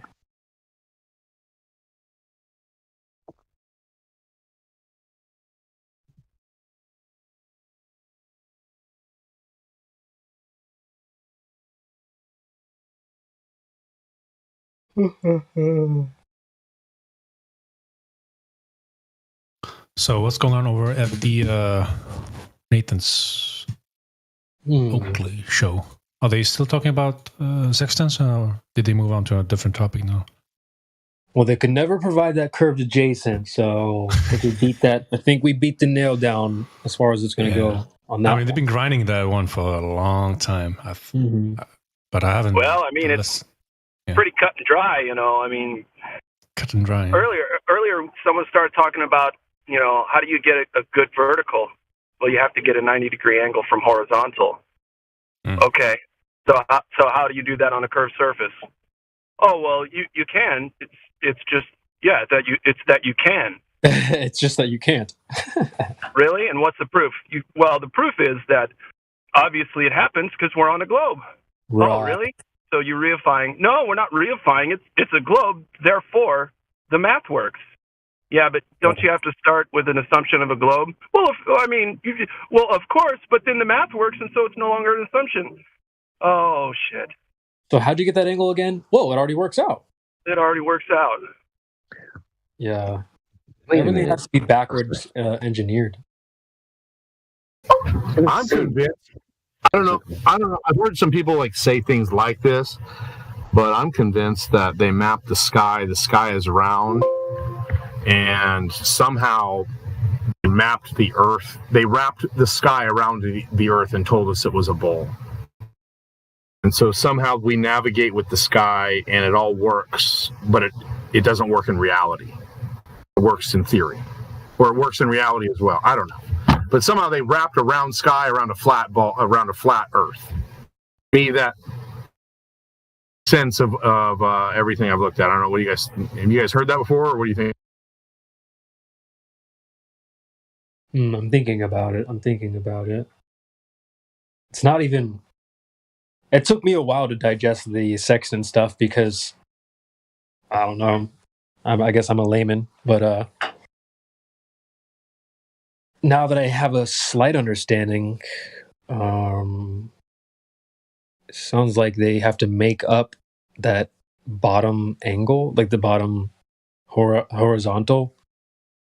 Somehow they have to That'd be the Sagittarius. The Sagittarius. The Sagittarius. The Sagittarius, whatever. Yeah. The bottom chord measurement of the arc.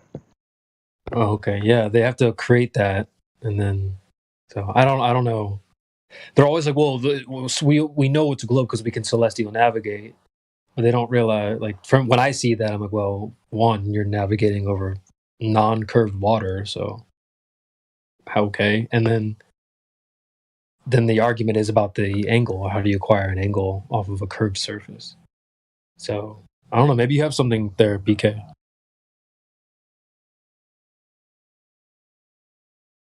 If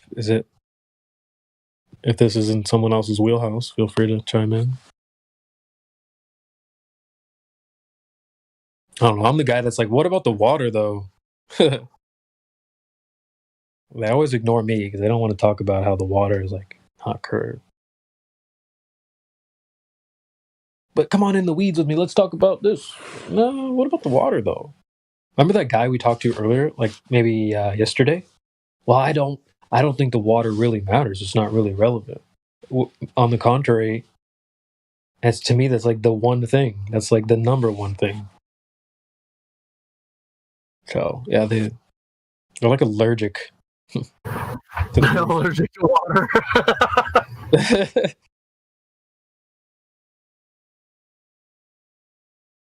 Well, here's what I understand. BK is 100% correct. I mean, based on celestial navigation, if you guys consult with the live stream text, you need that 90-degree point so that you can navigate with the stars, figure out where you are when you're on the water. And again, the water is a great place because water measures flat. Now, that's the mathematical equation, SOHCAHTOA, sine, cosine, tangent, high school mathematics. to help you illustrate where you're at.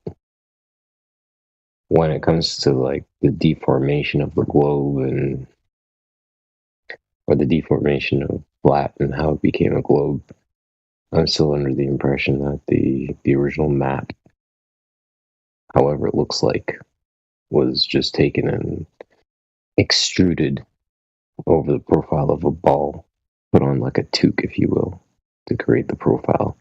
Certain land masses were elongated to help hide the quote-unquote curve. My thoughts, anyways. Thank you, Kiwi. Yeah, appreciate that. It's like we need everybody to rip into this stuff, and there's something for everybody.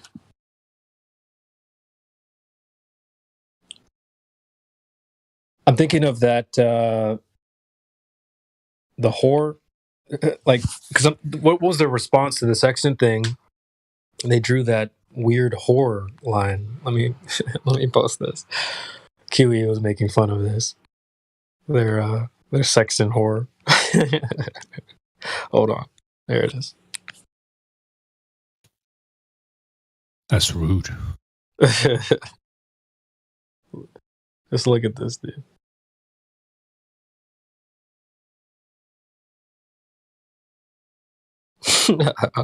Hold on. There you go. 37 minutes past the hour. Yep, exactly. What is that? That's the what the fuck? Okay, so perfect. Well done. So this is a perfect example of, I believe it's is it obfuscation? Obfuscation? Look at how small the ball is. Like, you gotta be fucking kidding me. What? Exactly. Dumb shit. So this is where they will muddy the waters and they will pull out a bubble sextant. So they'll use the sextant. Now the sextant is meant to be used at water's level, if not on the deck of the boat for observation purposes. But a bubble sextant is used for an elevated, so it'll account for that dip angle. We'll build it in. Usually, I think bubble sextants are mainly, and from my understanding, bubble sextants are really only used for high altitude, like planes and stuff like that.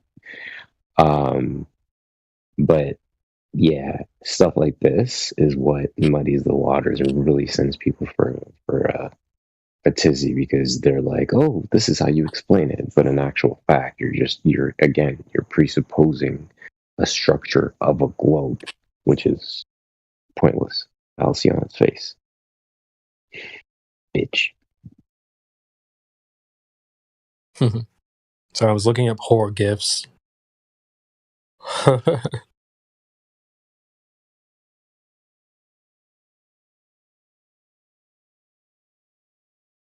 What's the original video? Yeah, if we could not go there with that word. Sorry, I'll stop. You're good. Horror.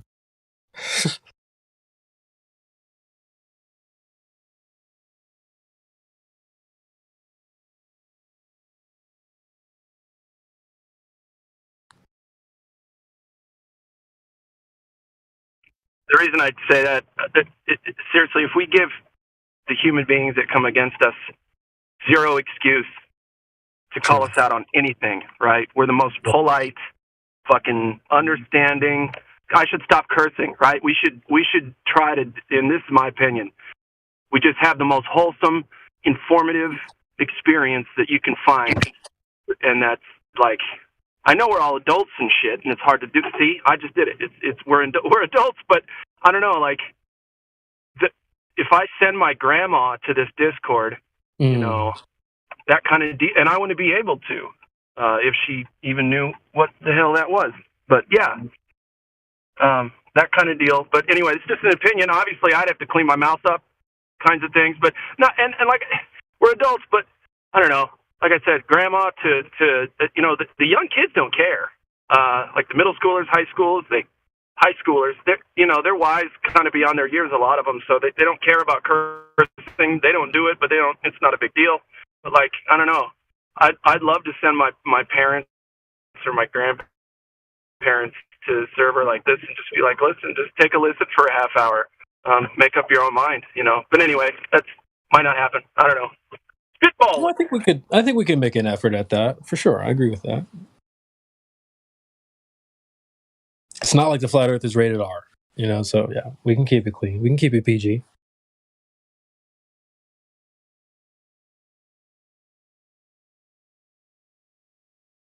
Until after dark. Just kidding.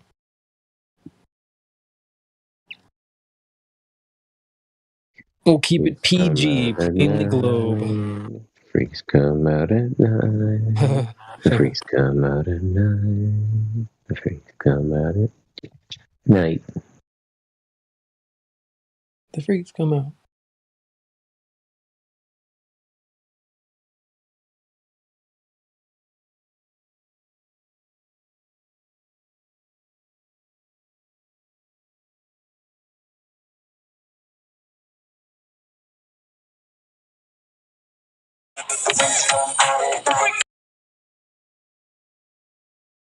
Great song, great song. Thank you, Kiwi. You know, but it's funny because I only threw the alley-oop. You completed the two. But the and one, that was just epic. Yeah, well, we'll keep it PG, plainly globe. It's no problem there. That's cool.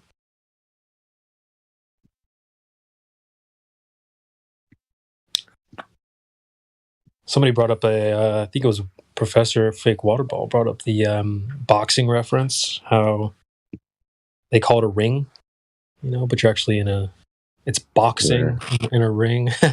There's so many word flips there. But also they call it the squared circle.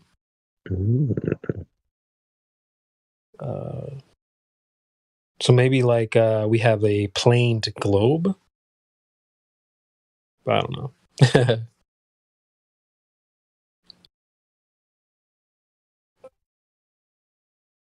I'll type that out. Don't forget the sweet science. True. Yeah. I forgot about that. Yeah, it's the sweet science. Isn't that funny? Good point. Wouldn't it be crazy if you had box on a convex surface? Why is it that everything takes place on a flat surface? Kind of weird.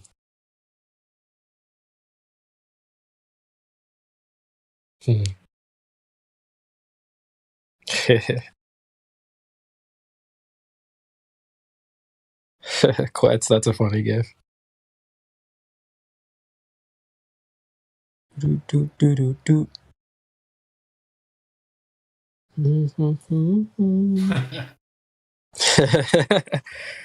Sorry, it's catchy.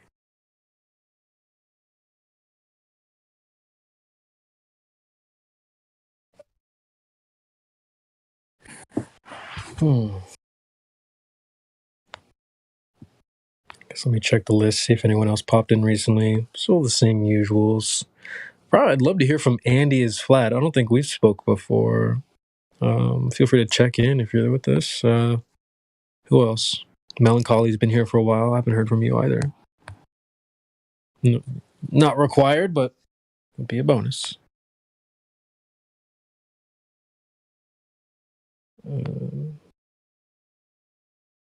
Who else don't we hear from very often?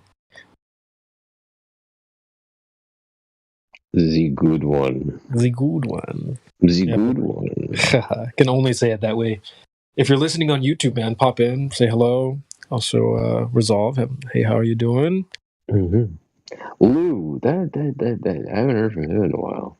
Hope you're doing well over there, brother. It's beautiful.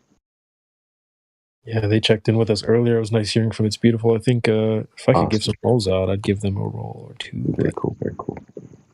I just know some names, so. He said he's been here for about a month or so definitely freshman. He's a freshman. Welcome.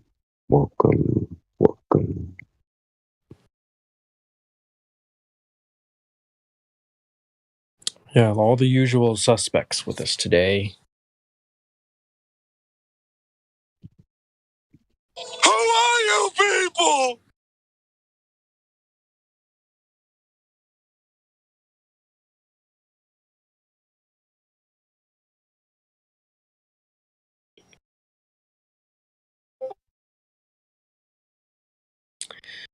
What else is going on? Someone just popped in. Johannes. Welcome, welcome. Welcome back, I should say. Dang, glad. Now that I agreed to the PG, I'm like, dang it, I can't play some of these clips. Oh, it's all right.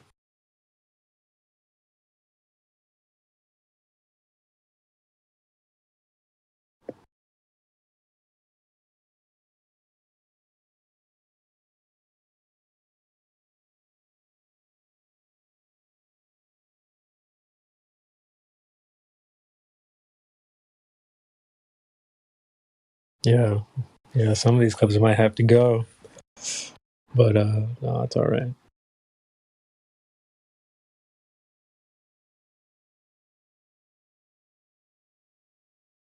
Yeah, damn, a lot of these have rated teen.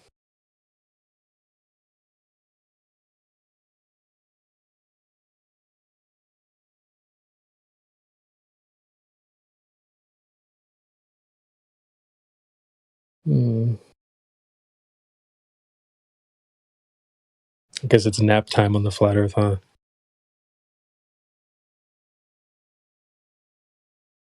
It's all right. Get your flat cots out, everyone.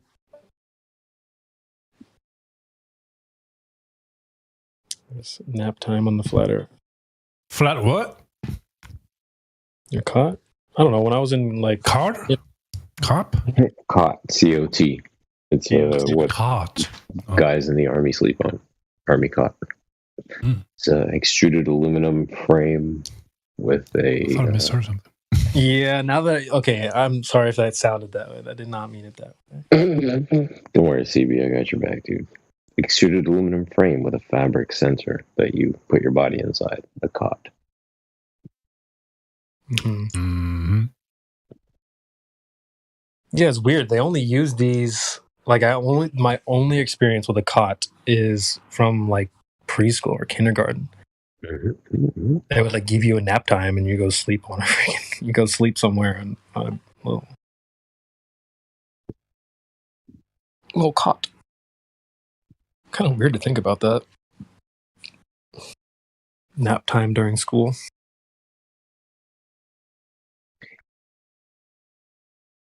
They're already putting you to sleep. Junior kindergarten and senior kindergarten. I remember my kids having nap time when they went to their respected programs. Or actually preschool, I think, would be that age.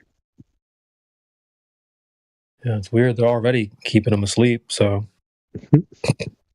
yeah. While you sleep, we'll feed you more stuff for you to believe in. It's a globe and it spins. Spins you right off to bed.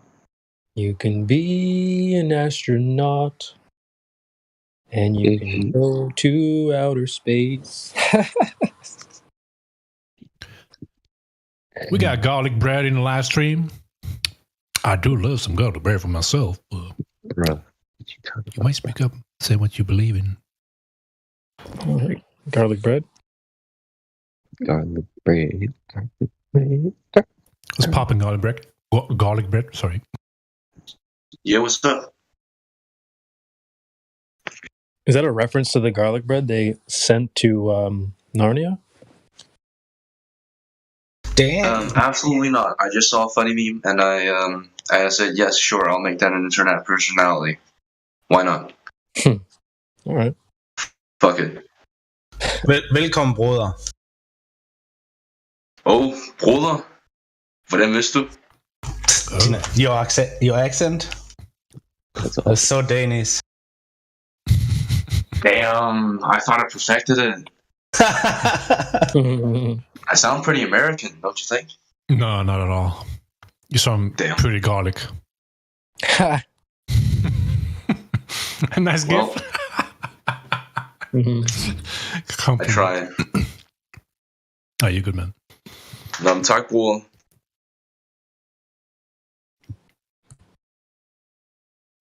You've been here for a while, let's see. All right.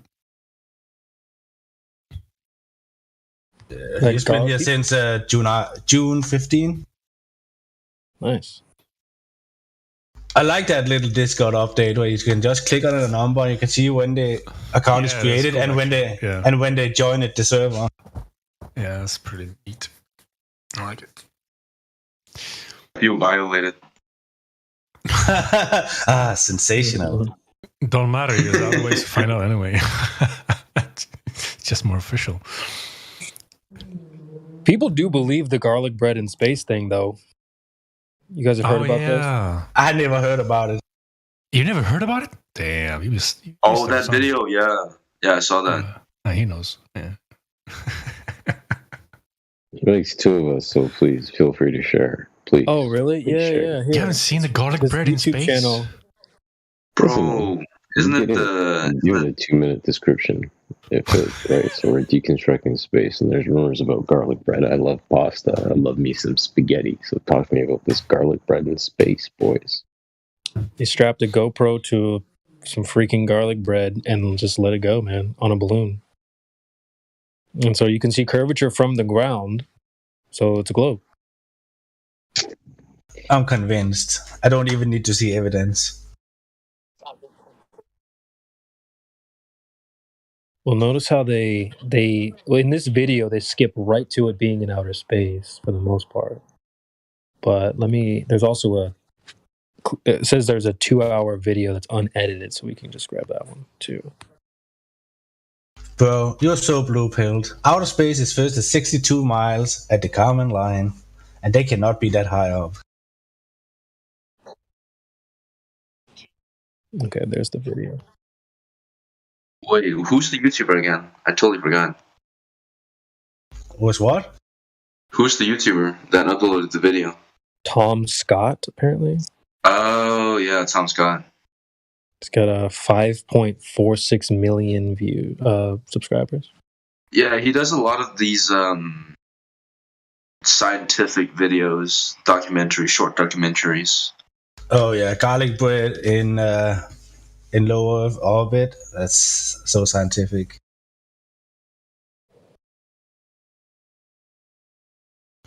Is that him with the gray shirt? Looks like a child. Yeah. So did I post the unedited clip yet? Let me get back to the Discord. Like that quote-unquote smartest kid in America that found a fifth fucking dimension and stuff like that. You know what I'm talking about? Like, yeah, it's been in my recommended for years. It's just so funny. Like, he might be smart, but he's just talking a lot of bollocks. Let's see how he is doing in the field of 20 plus, you know? What achievements does he come up with? He's just like that Chinese Sukumasaka guy that is talking without any evidence.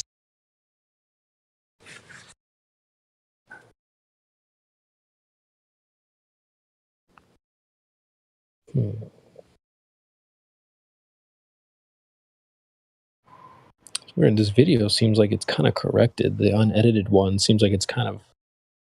It doesn't show the drastic curve that it does in the other videos. I mean, there is GoPro correctors. Yeah, that's what it seems like.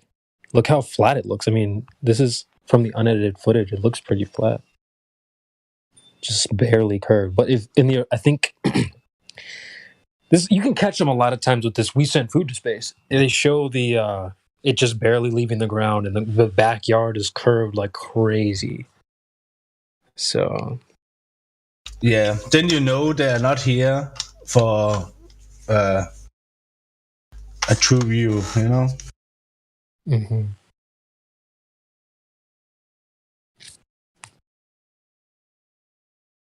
But then again, even with a rectangular lens and or whatever it's called, like it's hard to get these perfect lines, because even on these on some of these balloon launches and stuff like that, there seems to be a slight curve at times, and you simply cannot remove 100% of the distortion from the lens, no matter how well you how much you're trying. Mm-hmm. So there will always be something on every single video where someone can pull out a ruler and say, hey, it's not 100% straight at all times, so must be curved, or something like that. It's really hard to. I mean, but again, it's just video or pictures, so it's how much can we use it for? Like, I mean, we can use it to show that it looks pretty flat most of the times.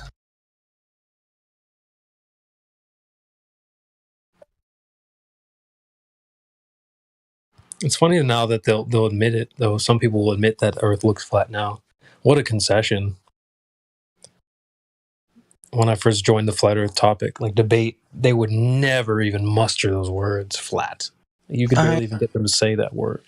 At that time, everyone was young. They had the basic script. Boats go over the horizon. You can see the curve from 4 miles away, blah, blah, blah. But then more and more, quote unquote, evidence came out, and better cameras, and they had to adjust the script. You can see a lot of their arguments today is flat Earth arguments 5 years ago, like refraction, stuff like that.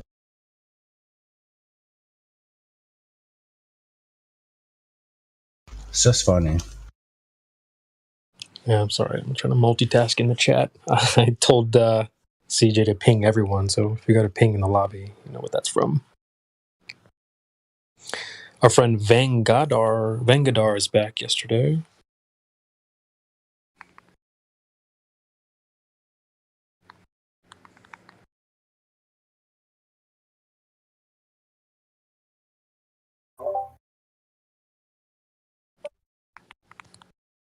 It looks like Danes are overrepresented in here. We have C, Good One, Garlic Bread, and me. 3 Danes in a row.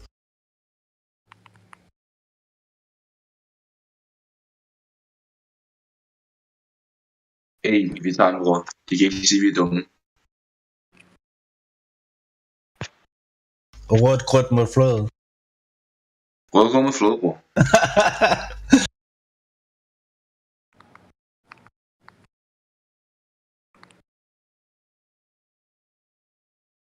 But, yeah, I don't think they can call us stupid anymore. Don't really think that's much of an argument. Nah, that's dishonest at best.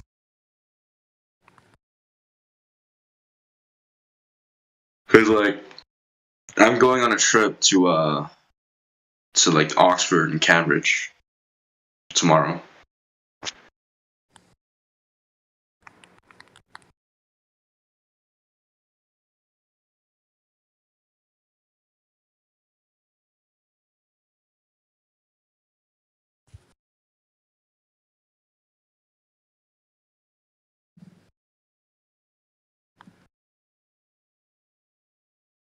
Damn, Vin the space criminal joined.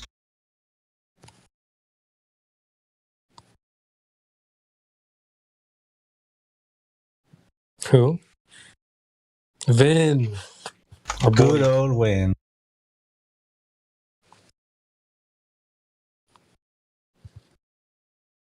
Tate gang. It's like, nah, what's up, dude? Our friend yesterday who was asking if you could see across the whole Earth is back in the chat. It's weird. He was like, well, why can't you see across the whole Earth? And then in the chat later, he's like, well, I can only see 3 miles. It's like, so. Oh, is that Vanguard dude? Mm-hmm.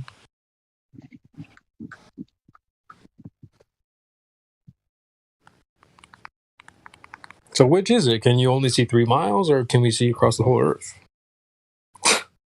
I mean, these kind of questions, they just...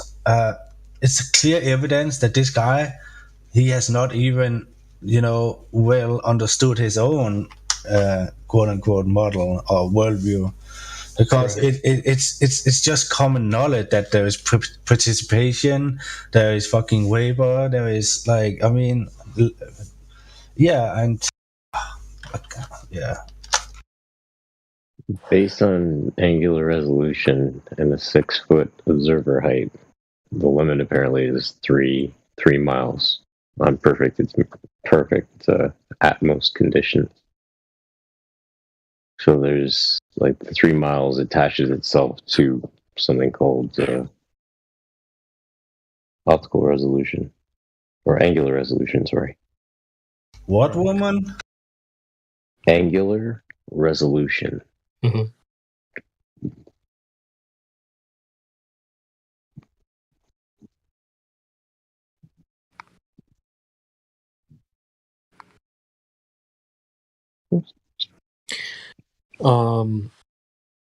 Central highlights this perfectly every single time. How the goalpost, y'all already put the goalpost at a certain spot.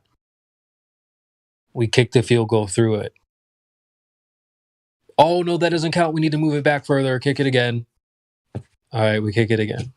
Oh, no, you have to go back further and kick it again. This is what they're doing when they're like, well, how come you can't see across the whole earth? It's just a moving of the goalpost. You guys already set the goalpost down in the spot where you claimed the horizon was curved. So don't go and move it now. But yeah, this guy didn't fully understand that. I think that was the first thing we brought up. Hey, do you know how big the globe is or the claims? No, I don't think that's relevant. And then fast forward to later, he's like, well, give me the equation that I need. Well, the equation's based on that. Those globe claims that you said was irrelevant, my man. So, yeah, they're confused about their own worldview, sadly. Yeah. Isn't that weird? Like, you have to teach them that. You have to teach them their own globe. It's crazy. They're trying to... That's what's so funny, is that they come here trying to teach us about what a flat earth should and shouldn't do. Oh, well, if it's flat, it should do this. Why are you trying to teach me about a flat earth? You don't even know what that means. And then the opposite, we have to teach them about their globe. Yeah. I mean, I wish there was one guy who came in here and asked, what is flat earth all about? And we could just lay it down. It's not about a shape claim. It's really not about the entirety of the earth. It is about, we have been given some dimensions, and we have put those dimensions to the test. And we figured out that these things cannot work. We can't have gas without a container. We can't see any curvature at all, and rotation cannot be detected. And with these 3 points alone, like, we can kind of conclude that it's not a globe. It can be, it might be a globe, but it's gonna be a super duper huge globe, and there must be some physical containment to it anyway. You know what I mean? Because none of us claim a definitive shape. We say that the pond we are residing in must be level and flat because that is what we observe everywhere. We don't know the extent of this plane or this realm. It could be a cube Earth to some extent, like if we're really going out in the weeds, because we don't know, the complete extent of the pond and what is beyond. But people think in here. I have a question real quick. Do we agree with, the laws of physics that have already been established, like Newton's first, second, and third? You mean about transfer of energy and energy cannot be created out of nothing and stuff like that? Yep. Yeah, I mean that is observable. Like most of these things are laws because this is what we observe at all times. And this is why we also say, like, we have second law of thermodynamics, which is mentioning entropy, and if you look at the definition of pressure, you need a container to press up against. So when we have atmospheric pressure, there must be a barrier somewhere. So this is how we are using, known physics to disprove second law of thermodynamics violation, aka outer space, for example. The same about the It's the same You about don't believe in the law of attraction. law of refraction. The law of attraction, yeah. No. Well, I'm attracted to you because you're fucking sexy. Thanks. Right back at you.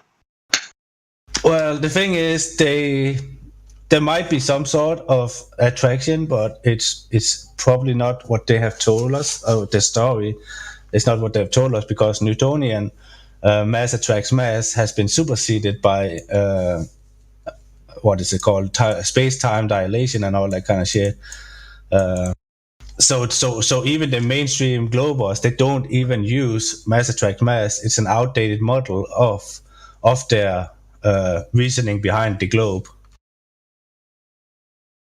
But again, I mean, there is a lot of things I don't know about. I have heard a lot about, stuff like electrostatics, and it's everywhere, and that could cause, like, because it's about charge and discharge and magnetism and stuff like that. There is a lot of things we don't know. So if you're seeing a boulder roll towards another boulder, I don't think it's because the masses is attracting themselves. I think there could be a lot better explanations, like wind or anything like that,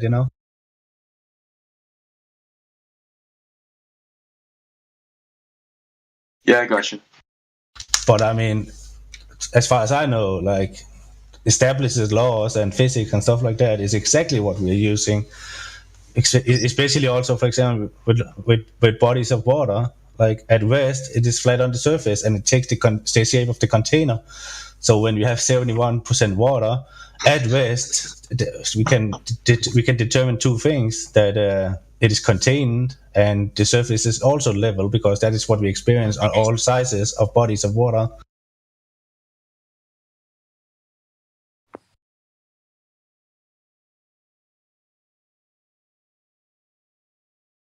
But the most crucial part is that they claim there is a radius of 3959, and with those dimensions, there should be a set drop over distance. And when we apply those numbers to reality, they just don't add up. We have a world record photograph on like nearly 300 miles. You can go out on most clear days and you can easily see 10, 20, maybe up to 30 miles. And there should be several hundred feet of drop at 20 to 30 miles. So things should have been obstructed by the physical horizon. As they say, at observer height of 5 feet, you can only see like 3-4 miles. So when you see things 10 to 20 miles away, like, there's something that is not adding up according to the math. That is the real nail in the coffin. That is non-detectable curvature based on the dimension given. Everything else is just filler. We actually only need the curvature or the lack thereof. Don't forget, refraction is a sock over the globe. Yeah, this is what I was trying to say earlier. Like, flat Earth is not about a shaped claim, a flat shaped claim, because flat is just a description. Flat Earth has always been about that something about the established model does not add up, aka with more and more evidence, it's just not is. It's just been debunked. Then we can start to go out in the weeds about why, what is this place, all these kind of things. Some people take a religious approach to it, and other people are kind of agnostic in it all. And yeah, some like to experiment and imagine a lot, but baseline is there is no curvature, and with no curvature there is no ball. With no ball, there is no gravity. With no gravity, the entire heliocentric model crumbles in its own footprint.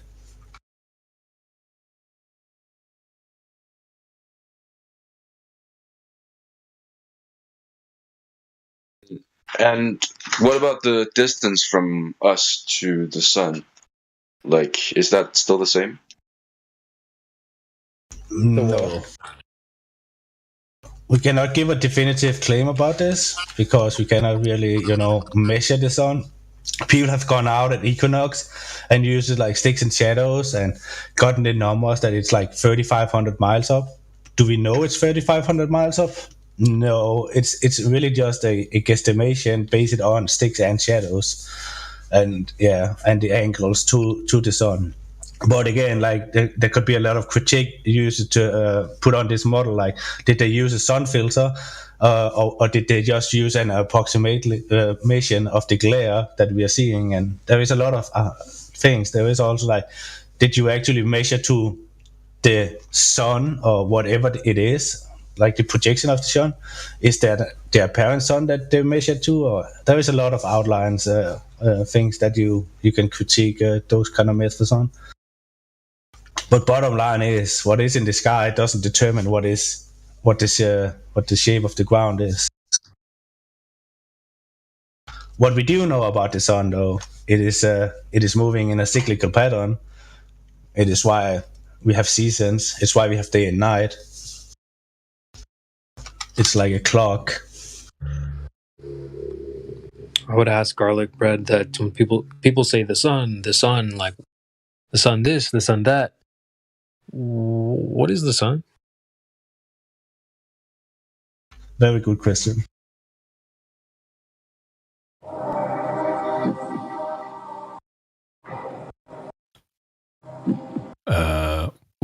We don't know.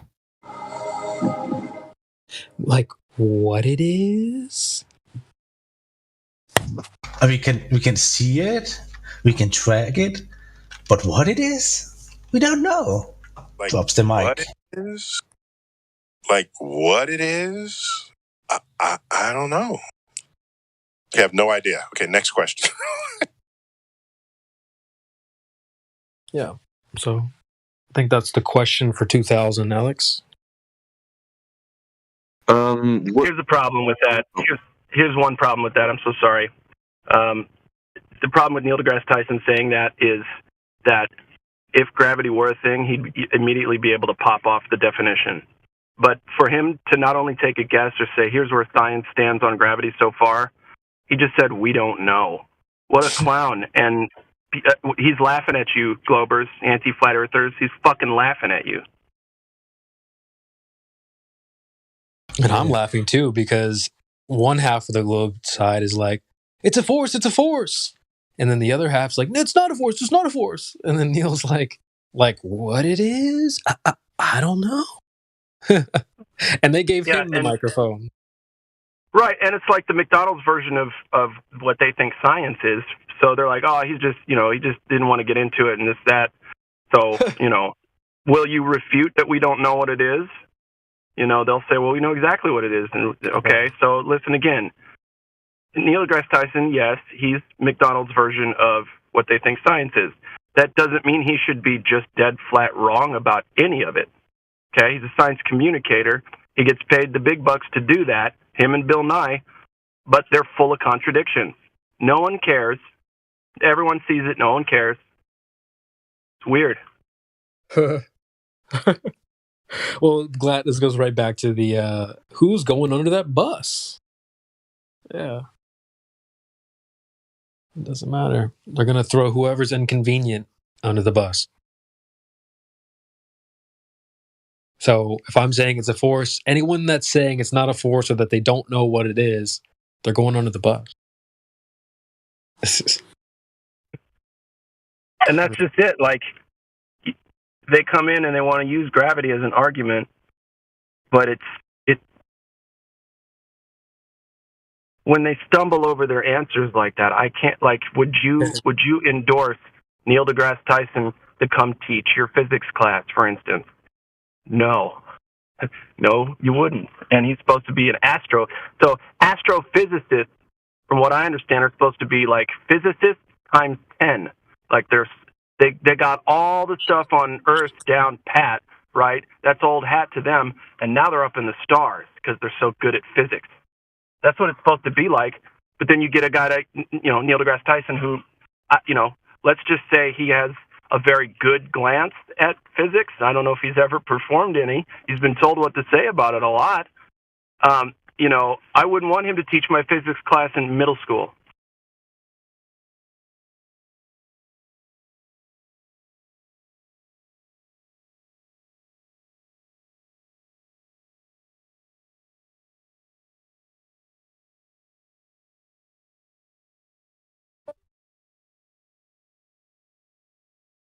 Sorry, I've been in the chat.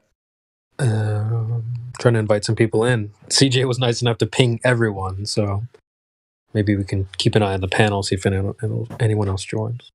Safe travels, Garlic. Ping everybody. Who are we pinging? Why are we pinging? Ping pong. What's happening? Thanks, man. See you. I'm glad you just popped out. Ses, broder.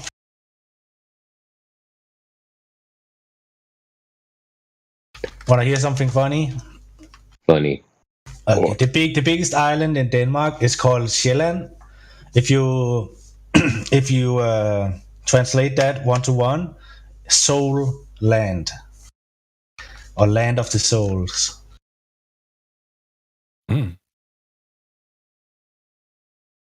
Interesting. No bigger meaning, just a little funny translation, you know.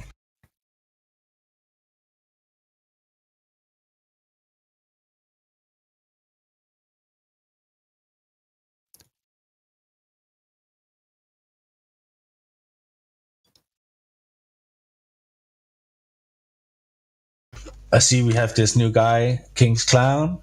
King's Clown, welcome to 24/7 Discord. What brings you hither?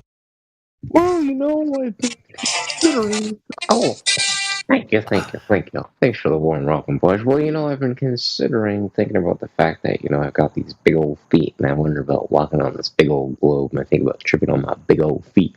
But most importantly, I'm thinking, are we really on a ball? Or are we flat? Have you ever hung a TV, sir? Can we ever know anything? Like, you have to imagine that there is 3 forks in front of you, and you don't even know if they're there. You have to imagine them. You have to make up a theory about forks. But if I So is it like the river Styx, like Soland, the island Soland? Is that where the people of Denmark go after they die? No, I mean, I really don't. I don't know the origin of the names. River Styx? What is that? There is a lot of different stories. I don't know, but it's just where Copenhagen is located, our capital. So I don't really know. Oh, is it STYX Styx?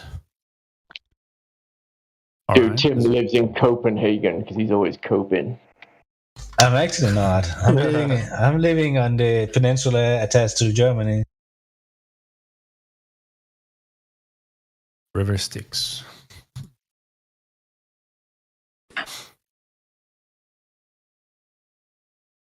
For the record, there's no other crew that I would rather get roasted by than you guys. You guys are the best. No doubt. Oh, we got Vin, the space criminal. You wanna outspace us a bit? Space you for what? Vinny, the criminal.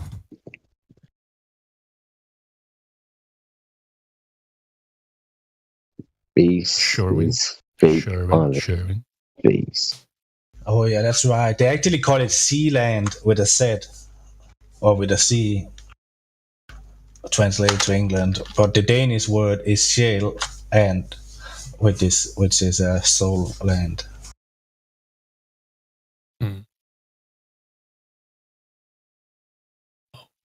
Question is, do I need the soul plane to fly to the soul land? Okay, Sjælland is stems from 1915 and was originally called Seal und, which is made up of 2 old Danish words, seal, fur, and animal, seal. So it was like, what is his name? There was a lot of seals there. So it's actually not about souls at all.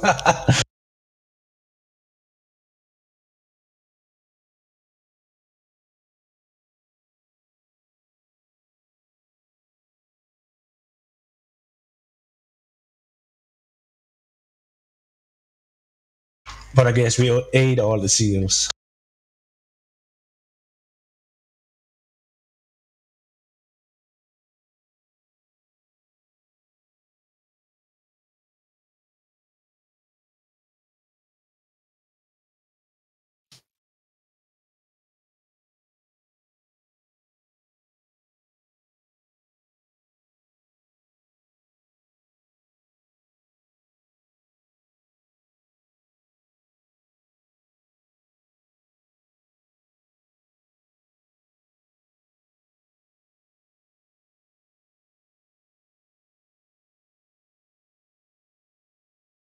Of course, meaning Twad, you are the man. I am the clown.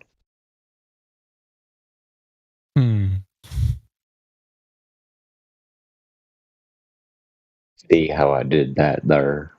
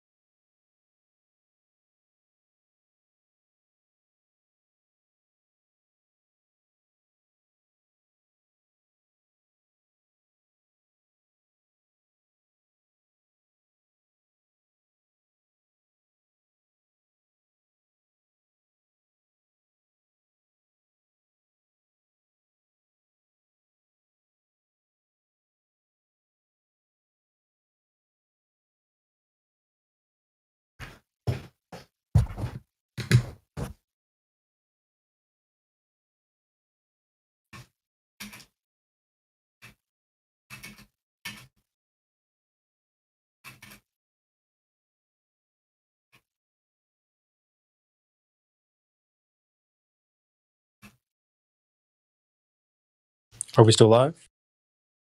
Live and kicking. Ladies and gentlemen, we are live.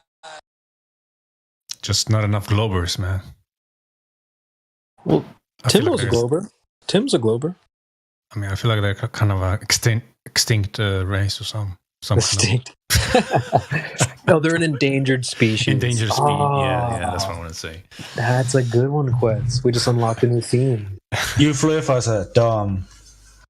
You don't even understand that light is bending, so it looks flat, but it is a globe. Wait, say that again. Light is bending, Snell's law, gradient density gradient will create a bending light, which is causing things to be lifted up, or you can call it a mirage.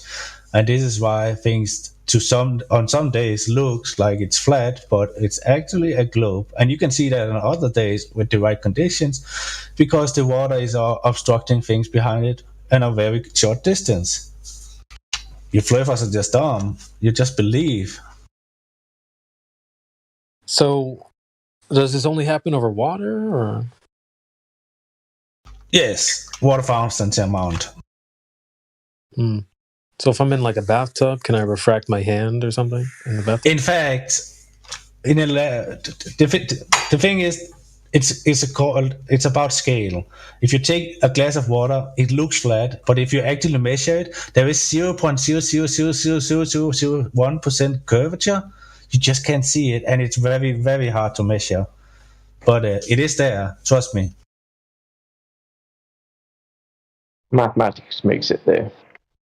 It's there because of maths. Flatty might be the smartest flat earther I have seen. I have met. Yeah, that's right. And all I hear right now is crickets. I guess the nail in the coffin. Flat Earth is dumb. Earth is a globe. Checkmate, flippers. Are there any TikTok debates going on over there about flat Earth and such? Any good ones? Maybe. I don't really follow these kind of things, but I have heard that it's booming on TikTok. That's great, actually.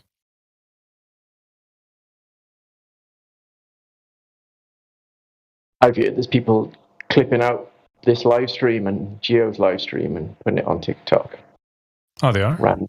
Yeah. That's nice.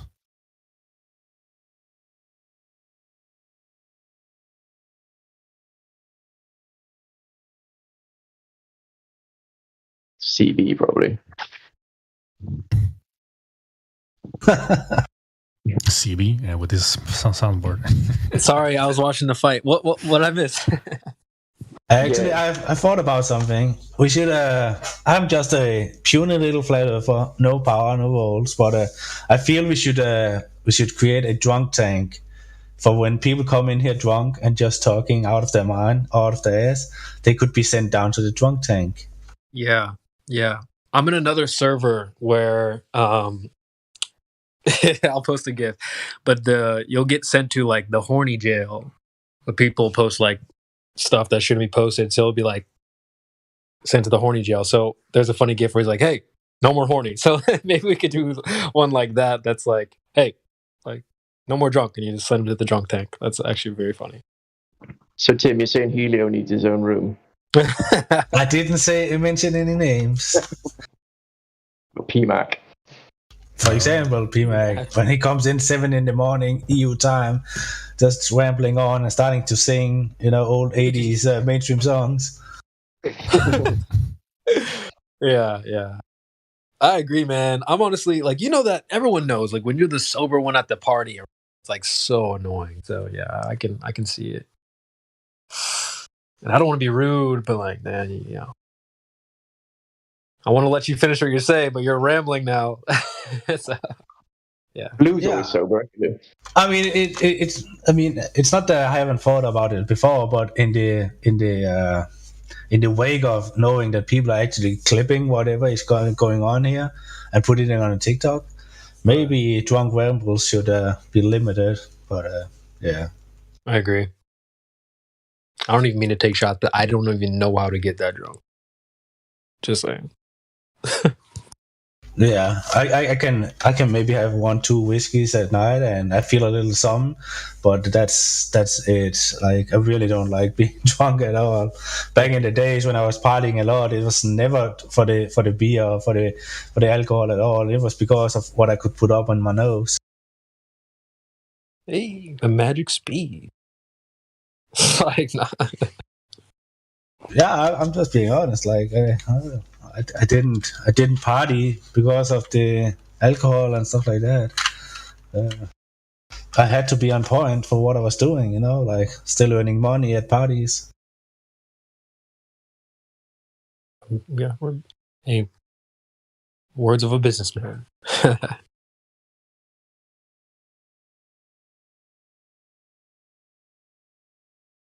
Good stuff. No, I like that idea. I don't quite have the power to do some stuff like that just yet, but I do like that idea. I will put that in the locker room just for a reminder.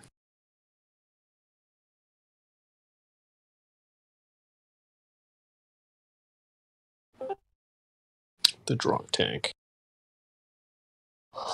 Good stuff. Somebody just popped in. Lekati. Okay. Oh, Foster. This baller, some baller just joined. Platty. Flatty. Get him.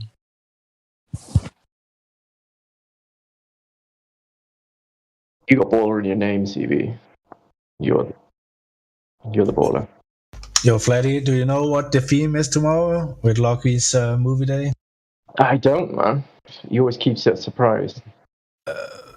Wait, Flatty, you said I'm the baller. I'm retarded?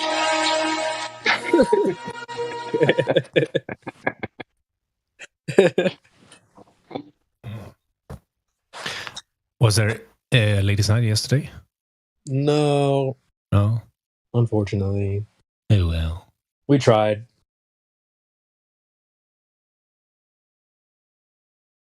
Oh, that was a really good alley-oop there. I appreciate that. I haven't played that clip in a long time. I just posted it if anyone wants it. It's like, wait, I'm retarded? Brilliant. Such a clip, man.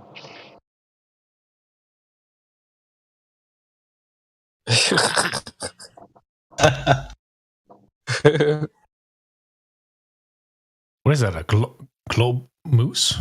Moose on a globe? Yeah. So you got good eyes, man. You got really good eyes. I mean, the quality is not the best, but yeah, it looks like yeah. It does look like that. Is it? Oh, let's see. I don't know. I'll post a screenshot. Some kind of, I don't know. Oh, it's water right there. bottle or. They got to put the gravel everywhere, man.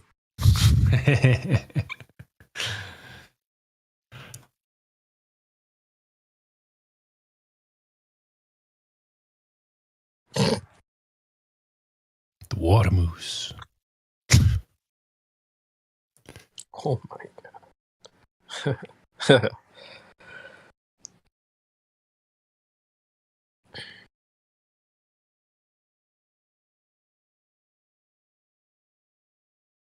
Yeah, I mean, it's harder to be a baller than you think, man. You have to be a lying weasel, and it's kind of hard to talk out of the side of your mouth.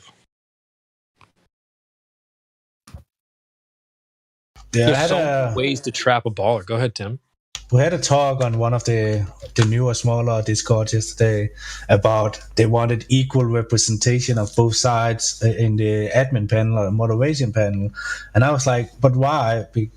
This is not a flat Earth channel, but we do know that the majority of Globers, they are not only thinking that flat Earthers are stupid, they also think that everyone who entertains the idea about, let's say, just Tartaria and worldwide conspiracies and stuff like that, we are equally stupid as flat earthers, or it's too dumb, dumb plus dumb when we are thinking these kind of lines. So why would you even represent them equally when they will never be able to provide anything to the discussion except for, nah, you're dumb, no matter what we're talking about.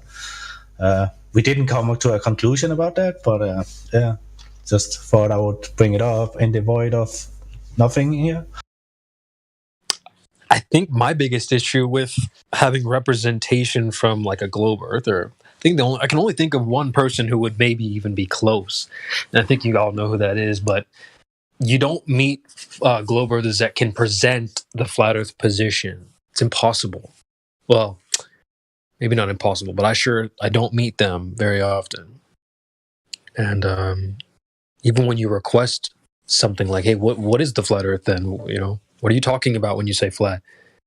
I think 9.9 people out of 10 they don't know what it is. So you can't have equal representation. They don't even know their own claims. You know what I mean? Yeah.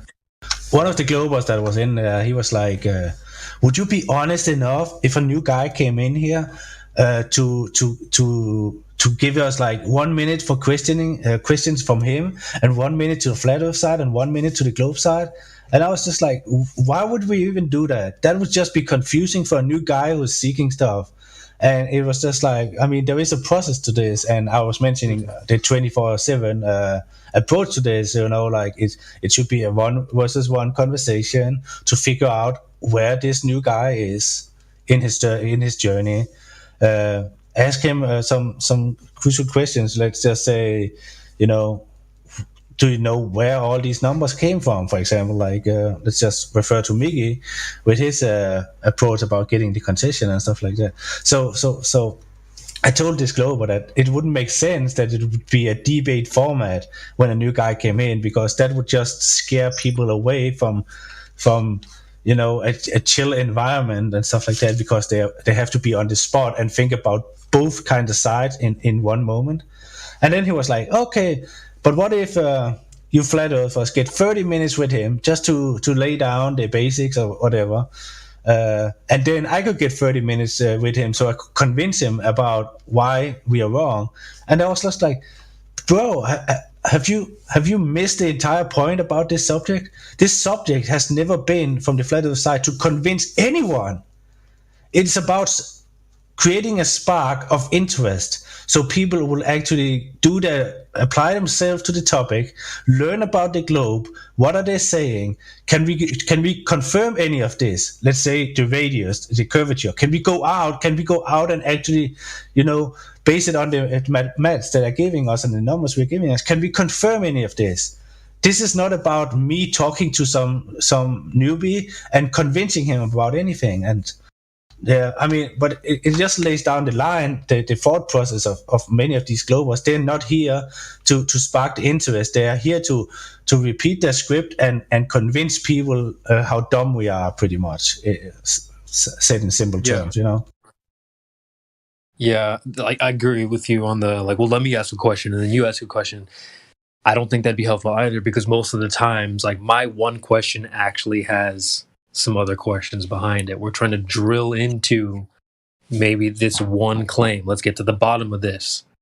Yeah, it's a process. Like I said, it should be at the very basics with a new person a one versus one conversation. And at some point, this is a little critic to the place here, not mentioning any names, but when a new guy comes in here and there isn't one of the quote unquote dominant moderators to really moderate, like it often ends up in a not often. Sometimes it ends up in a little bit of a shit show because everyone wants to be heard.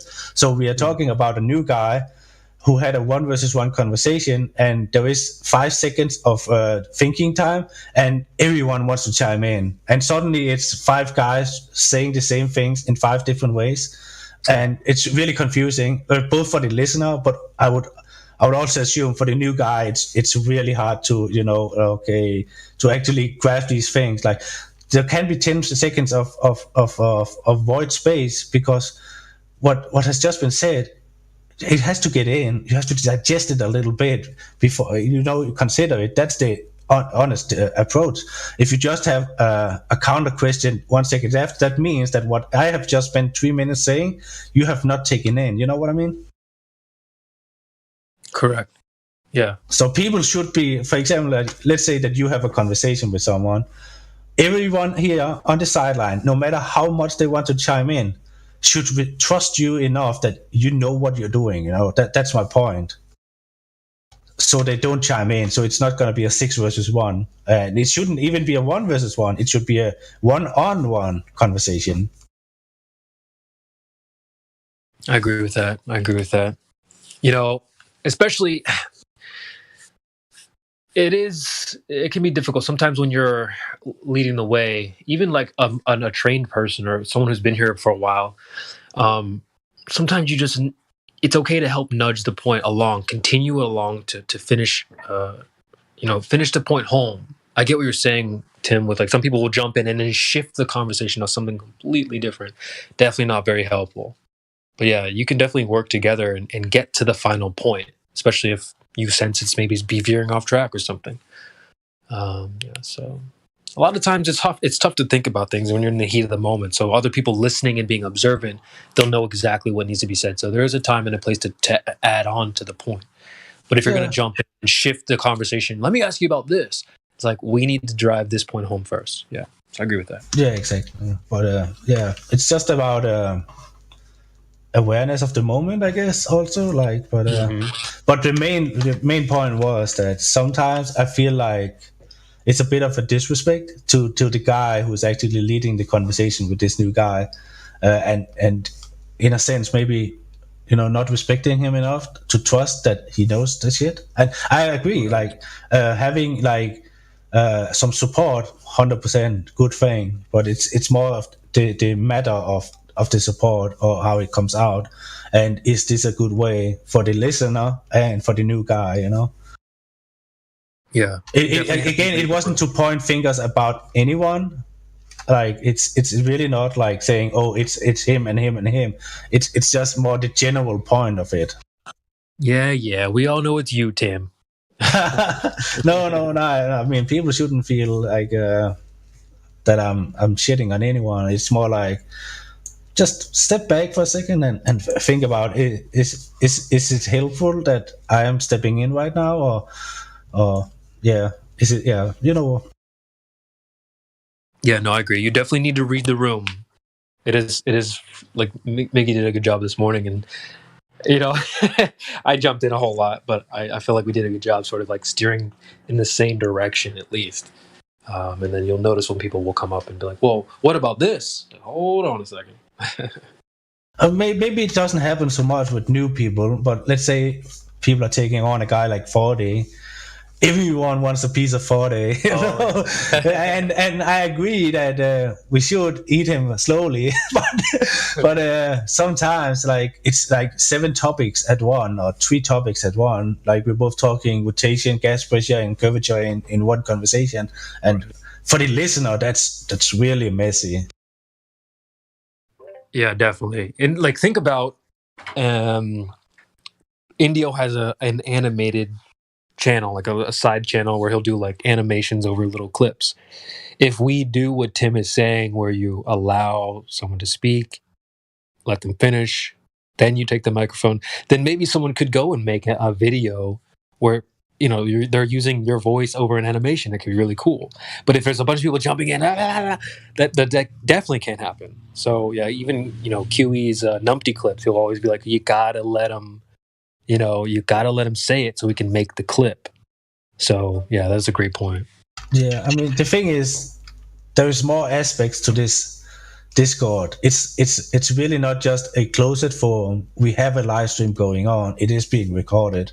So if there is a lot of these messy periods, it's just like, I mean, did the listener get anything out of this? There should always be a second thought in any interaction. Yeah. Yeah, agreed. That's a good point. Yeah, consider that whatever you're saying could be a clip for someone else. Maybe we could replay this and teach someone else. And, use your time wisely in here, I guess. Yeah, exactly. I also like this idea of like getting to the money. Let's get right. Oh my gosh, I'm watching UFC right now. This is wild. They're in the weirdest position.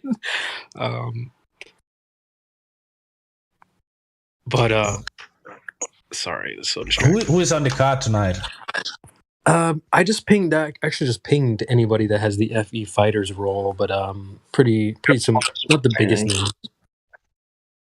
Yeah, I do, Flatty. I got you. Yeah, I don't think I've heard any lead up. I do know that the Oliveira and Makachev fight. Oh, that's next weekend. Yeah, that's the only thing really being promoted these days. Correct. I mean, that's what you're going to watch. You don't want to watch tonight. But I'm into it, so yeah, I'm catching around. Yeah.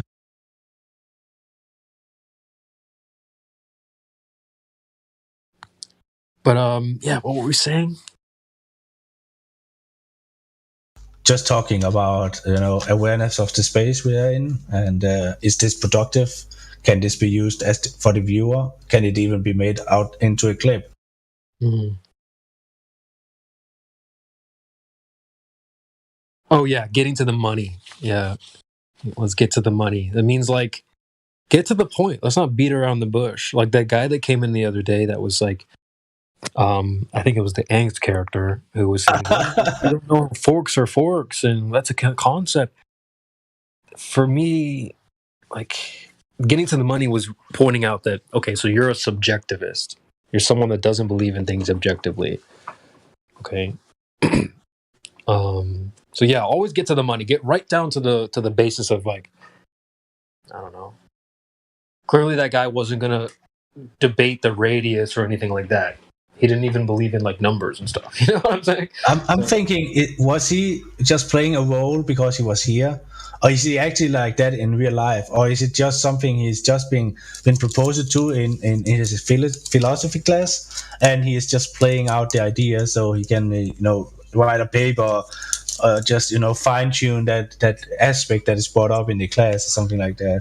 Is he really like that in real life? Like he's ordering a pizza, but he don't even know if the pizza is coming because he don't believe the phone was even there at the first place, Yeah, it did seem like he was working on something. All those words, especially, he was practicing. Maybe.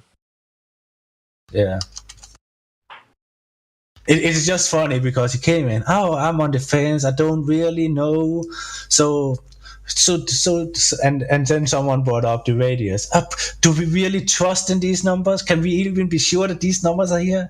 Yeah. Numbers is home numbers. Height is height. Blah blah blah. And if you have 5 forks and someone brings 7 forks, you have 12 forks. No, but you have to imagine these forks.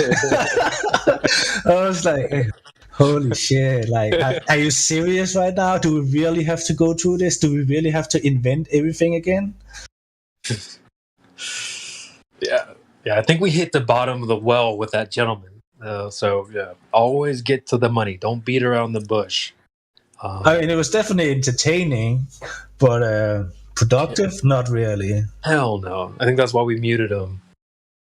Somebody suggested not to put him on mute, but yeah, that's probably the best thing we can do at this point. I mean, I think you did a great job. You really tried to get him back on the ground. Like, let's be honest here. We're 2 people talking together. Let's not go out in these imaginary weeds where we cannot establish anything in this world. Like, can we agree that 1 + 1 is 2 and 2 + 2 is 4?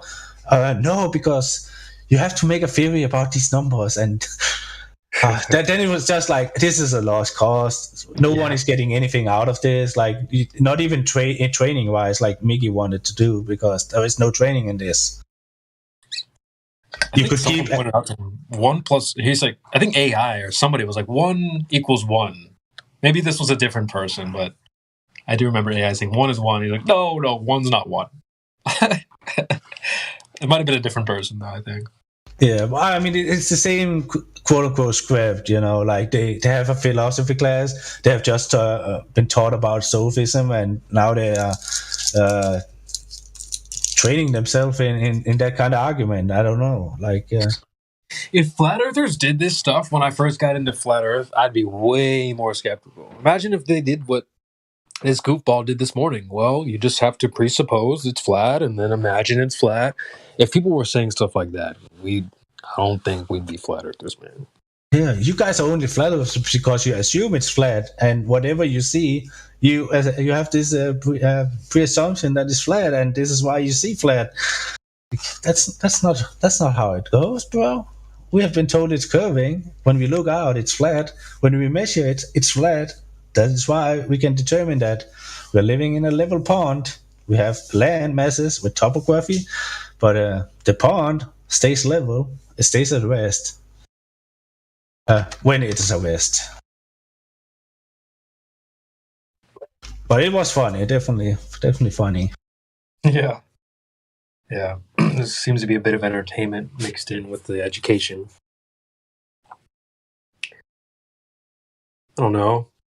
It would be nice if we could actually, say, fire up their arena again and actually have, I don't know, a real discussion, a real debate. I'm getting annoyed. I'm getting slightly annoyed with having to teach these dumbos their own worldview. But it's not that hard to do. But are you interested in taking a 1 versus 1 about with something like, let's say, Kosho, who have 800 soccer accounts in here? We know the script, we know what they're saying. We can go over in Geos and experience this every single day if you really wanted it. And after a day or two or something like that, you're filled up with it. Like, you don't want it. You just want to. Yeah, you don't want to listen to that shit all the time. Like when they're talking about, inferior mirages for 7 hours at the same time every single day for 14 days. Like it's like the what is it called? The same topics from FED, the sextant topics. Like it's interesting, but at some point you have heard all the arguments and you don't get anything out of it anymore. We know your side. We have heard the arguments. They have been shut down many times, but you bring it up again and again, like you haven't heard the arguments from yesterday. Yeah, it is kind of sad. They don't seem like they've really advanced in their argument. It's sad, especially after all these years. I guess it is kind of reassuring to hear somebody that's been in this debate for years to say things like, well, my proof is in the sky or something like that, Oh, okay, great. So there is no proof here on Earth. That's kind of my point. So, well, thank you. Yeah, I mean, from my analysis of what's going on in the different forms, the best shots is zenith angles, which there is a lot of room for error. So it's not even precise whatsoever. They have eclipses, which is not a strong argument anyway. It's a cyclical pattern. It's in the sky, doesn't determine what the ground is. And then they have, refraction, which has also been, shut down multiple times. Don't get me started on refraction. Exactly. I'm just listing off the 3 quote unquote home runs, which are weak home runs. And it doesn't really establish anything for the globe. They cannot demonstrate gravity. They cannot demonstrate that the numbers is adding up. They cannot demonstrate rotation. They cannot do any of this. Like if their best argument is fucking lunar cycles, like the what is it called, the Sauer cycle? Like it doesn't look good, bro.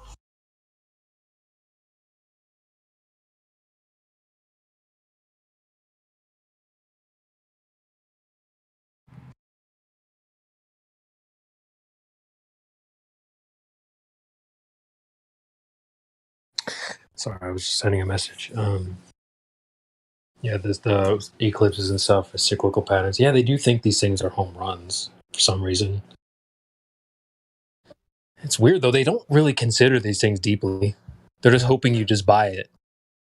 We were talking with a global, I think it was last night, and we were talking about 24-hour suns, and we started to Google search because we wanted to find some evidence for these claims of theirs, and I was searching for the most southern tip of South America, South Africa, and New Zealand, and none of these places have 24-hour suns at all. Their longest days varied from 15 to 18 hours, which means that there is still 4 hours of complete darkness. Maybe there is some light in the horizon, but that's still and yeah, I mean, it just doesn't. Their claim is that the only 24-hour sun they have in the south is from Antarctica, and every time we see one of these compilations or these time lapses of it, it cuts. It's never a true 24-hour. You know, like what I mean. But you can go north and you can experience this at a relatively southern latitude. You know, like as Trace have said several times, like they have 24-hour suns up there. In the northern region of Norway, you have it at the Norwegian island Svalbard, which is a little north of Norway. Like there's 24-hour suns at these places, and this is written. This is recorded. This is factual.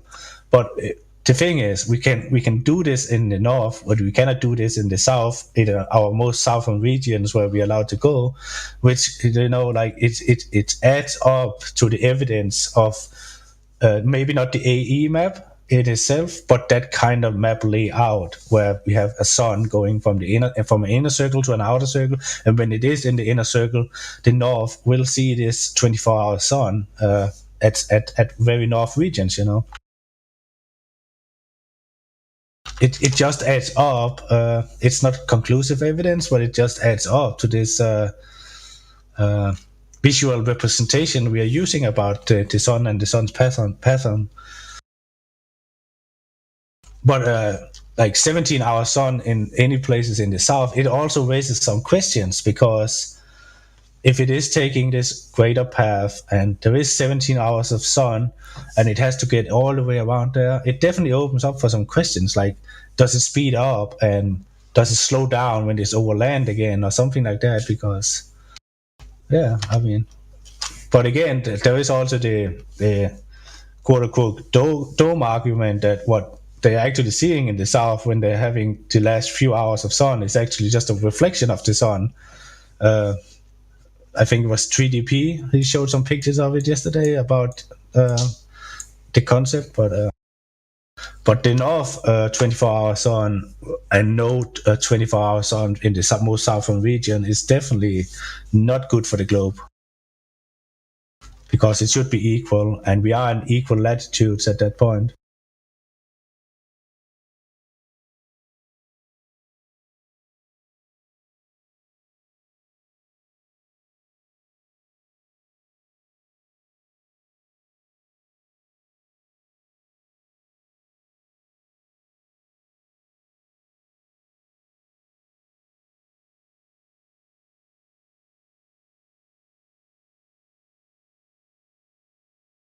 Sorry, I'm still here. I just wanted to catch this guy's interview, but it's all good. I'm trying to multitask over here.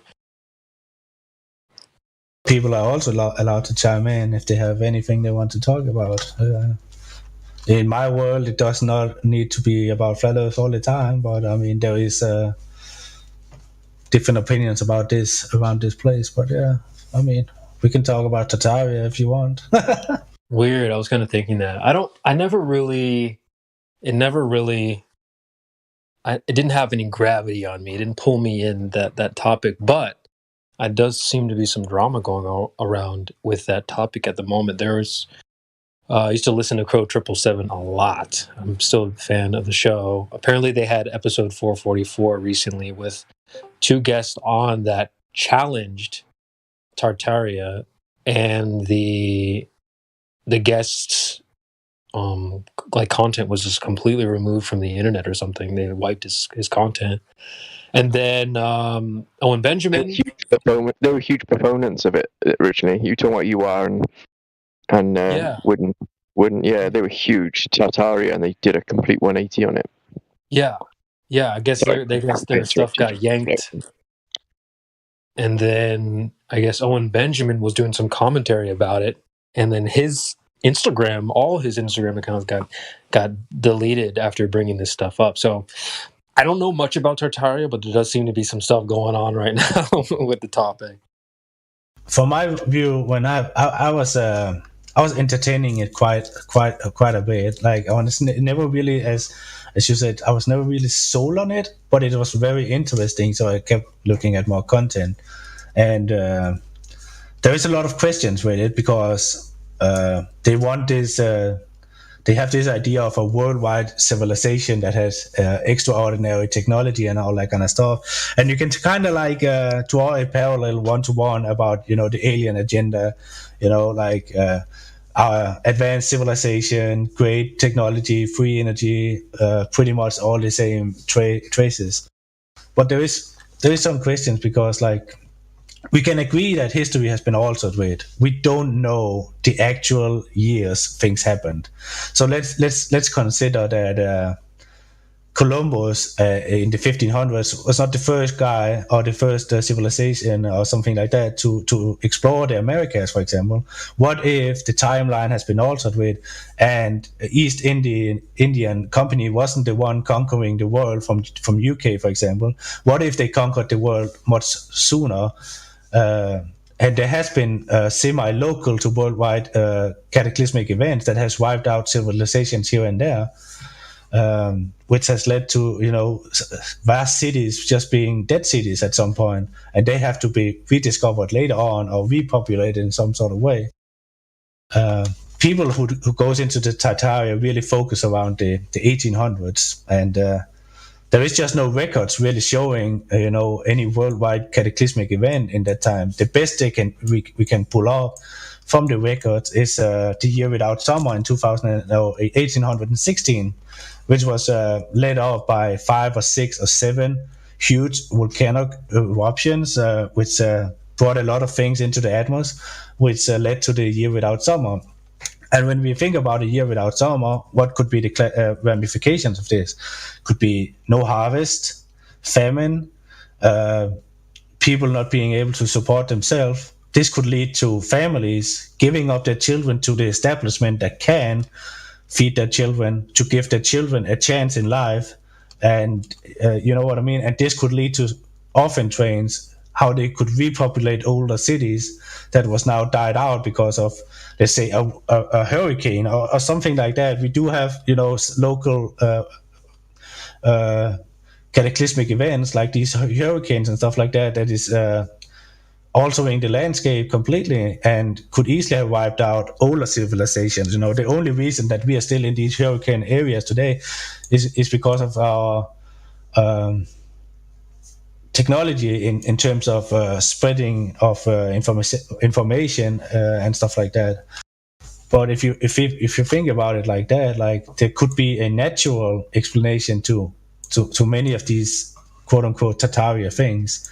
We don't need a worldwide civilization. It could have been that the history has been altered with. They conquered the world much sooner than we have been told. And there could have been these local to semi-worldwide cataclysmic events that has led to famine, has led to families giving up their children. So orphans has been used to repopulate areas and stuff. Like there could be much more, let's just call them natural or logical explanation for this without having a worldwide civilization with great technology, free energy and all that kind of stuff.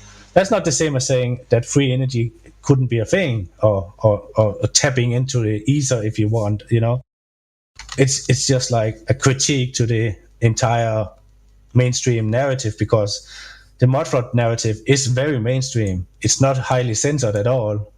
These guys was first censored after they started to question the mainstream narrative, Yeah, I didn't mean to ramble on. That's okay. But yeah, it's just some of the thoughts I have gotten, and I have followed Ava since the early days. I have followed Static in the Attic, and these two guys was one of the original proponents to this worldwide civilization and modpods and all that kind of stuff back in the 2018. But they have both changed the direction because of where the research have led them to.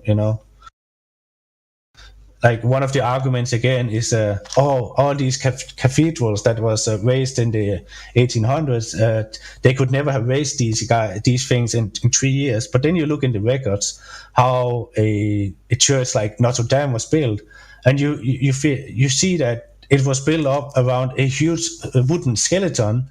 And if you just have 100 dedicated workers and 5 masons that know their craft, these things are easily explainable with the technology they had back then, because you can go into the archives and you can look what machinery they had for example, stone cutting and plank cutting and all that kind of stuff. And when you're adding all these kind of things together, there is a viable explanation for why these big buildings could be raised in a relatively short time.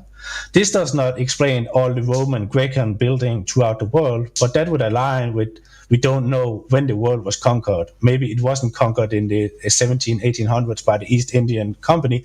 Maybe the world was conquered much sooner, like let's just say 1300 or the Dark Middle Ages or whatever, like there is also histories about numbers has just been added on to the timeline. So we actually do not know when things happened. We have just heard a story, but as we know, most, if not a big part of what we are being told is not actually what happened. It has been altered with to destroy our sense of history. And if our sense of history has been destroyed, it's easier to destroy our morality. And just look at flat Earth. If we don't know that this place is special, we are just living a nihilistic life where nothing really matters.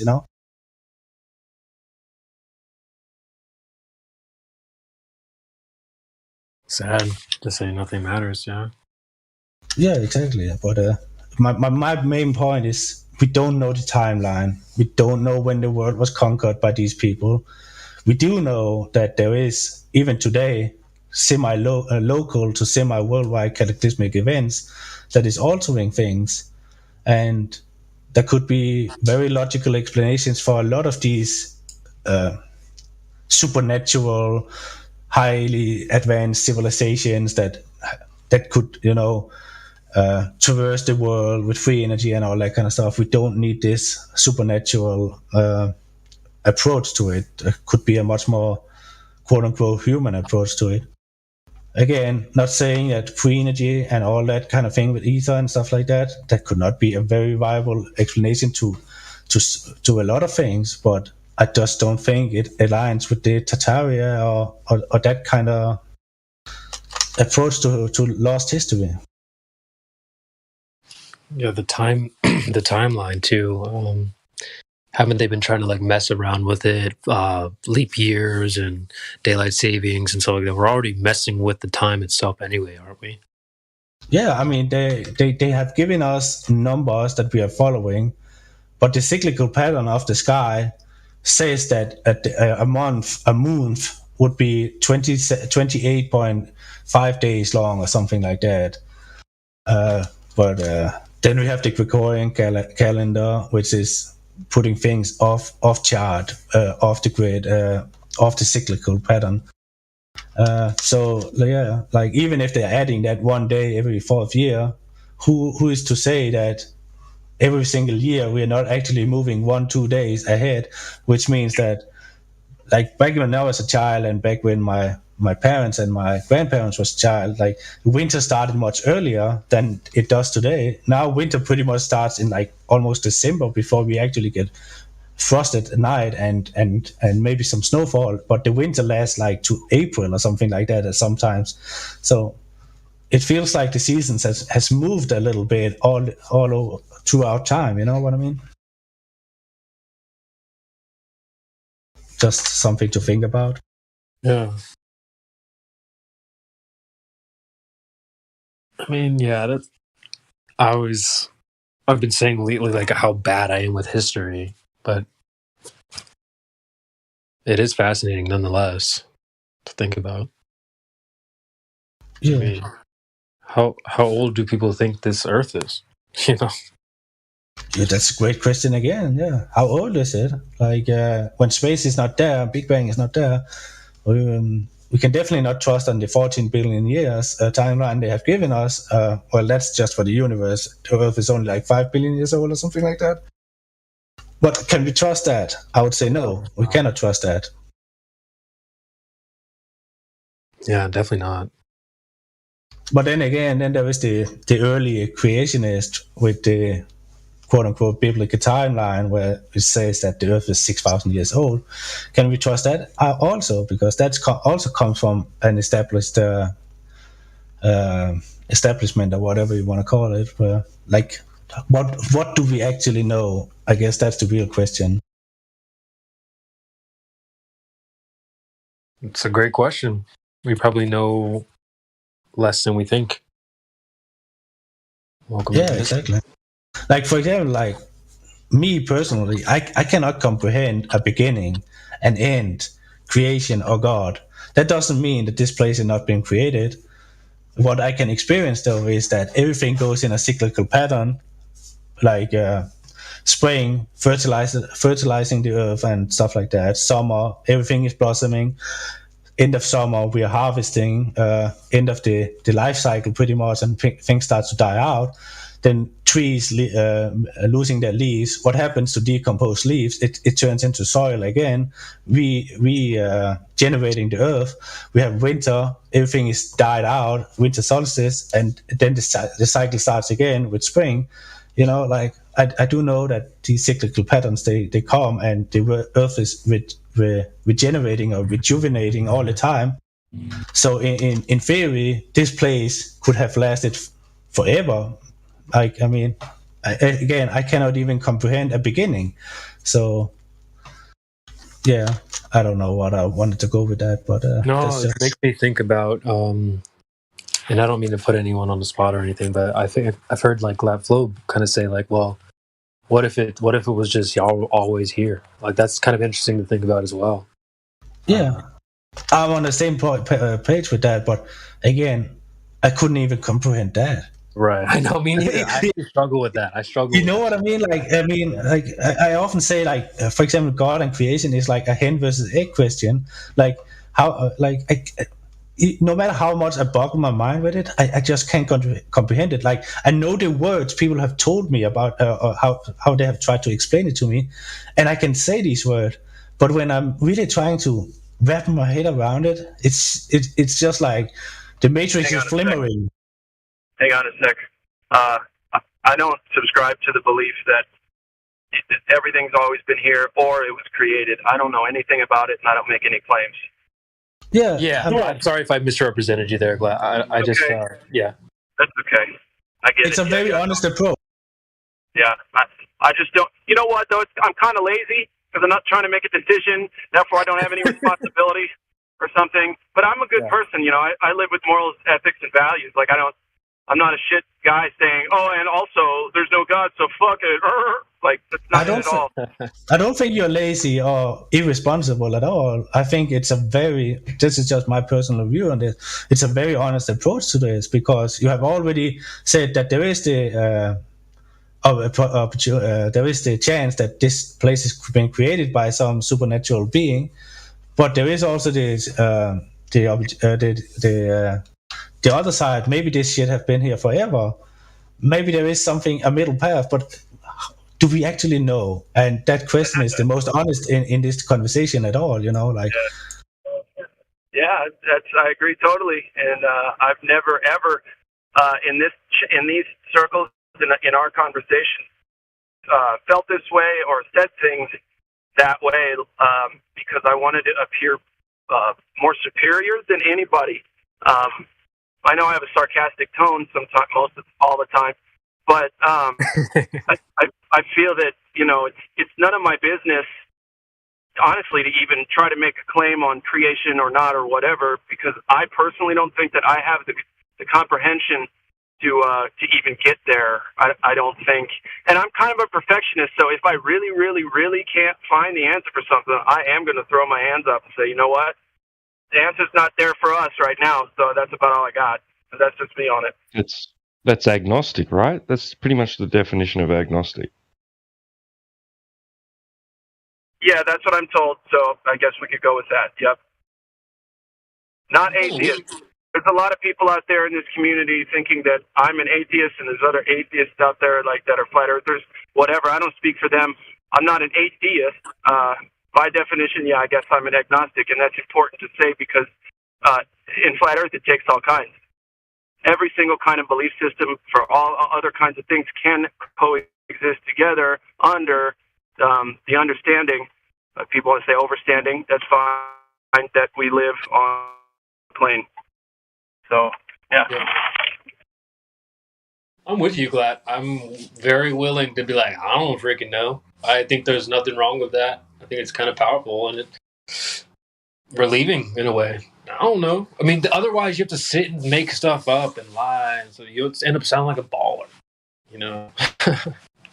Kinda, but see, there's a flip side to religion itself. You know, you're cutting out a bit. I think you're out driving.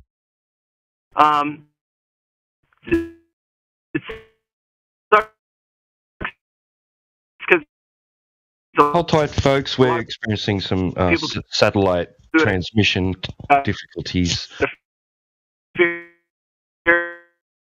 Glad we are not hearing anything you're saying.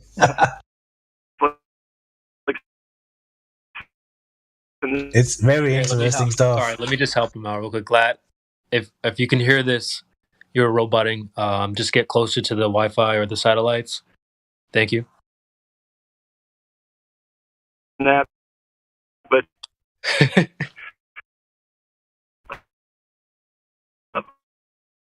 at the same time, it's kind of comical, but you're roboting a lot. Glad, can you hear us now? We've missed like the last 2-3 minutes of that. I hate when that happens because I'm sure it's a good point too. And I don't even know what he can hear from us. But Glad, if you can hear this, you've been chopping up. If you could drop and rejoin, get closer to the Wi-Fi, to the satellites. Adjust your dish or whatever. You got to get the angle right. Yeah. Point your your dish at the satellites.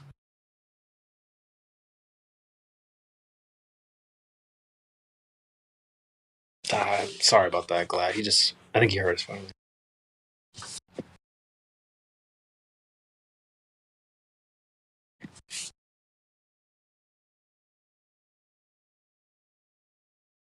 Anyway, I'm sure he'll pop back in after his reestablishes his satellite connection. Yeah. Guess he was out driving or something like that on the tunnel.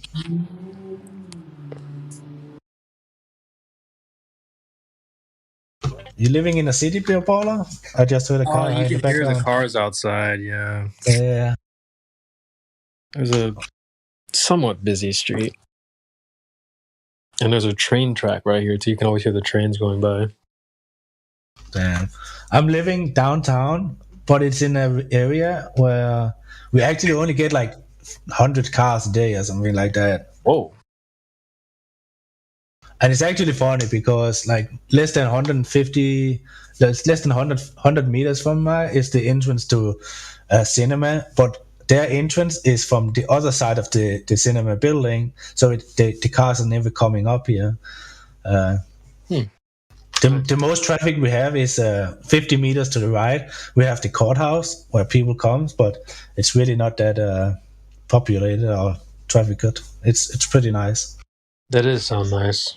And it's actually in a good area because there's very few young families or young people here. It's actually most elders and pension people. So it's very quiet, and I like it. I love the quiet. Yes.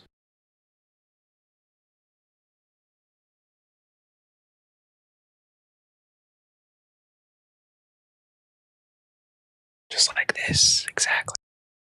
Yeah, I mean the quiet here is a little different. I wish. Like honestly, like I'm an introvert with extrovert traits at times, but most of the times I'm more like the guy who just sits over in the corner and monitor, or not monitor, but observe what is going on in the room, you know. But I guess I'm just trying to keep the show going right now. The effort is much appreciated. I do this also a lot. So I'd rather do this than sit and listen to the bot or whatever. I'm like anti-bot. Yeah.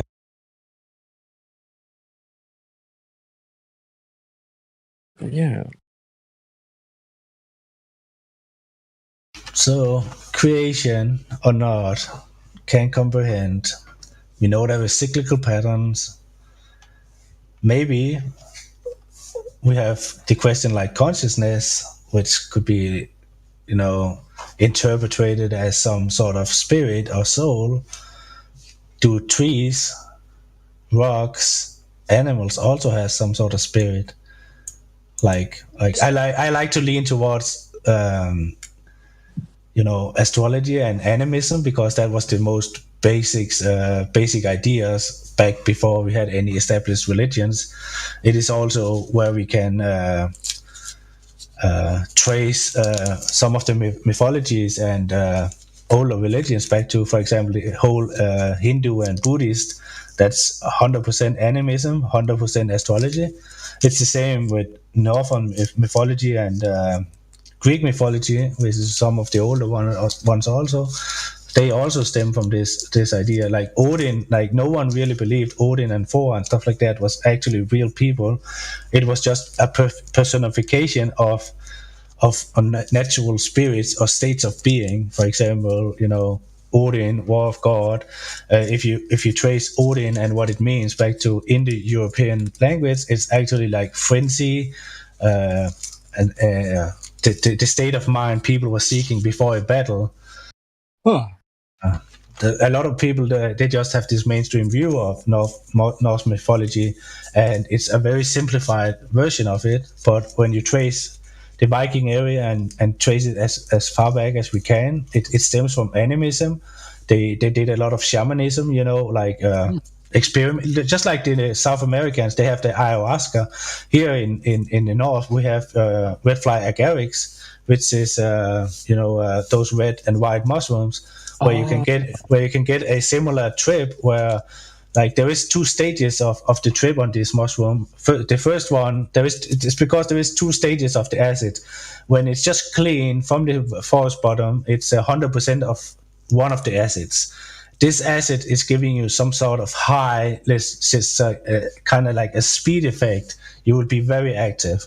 But if you are drying it out, it is losing, or it is converting 30% of that acid to the other one, to the other part. And the other part of the acid, when it has been converted, is more like a slowed down version, let's say like weed, but it can also give you like these visuals and stuff like that, just like ayahuasca when you are in a salt bath and stuff like that, where you can let's just call it astral project and stuff like that. Right.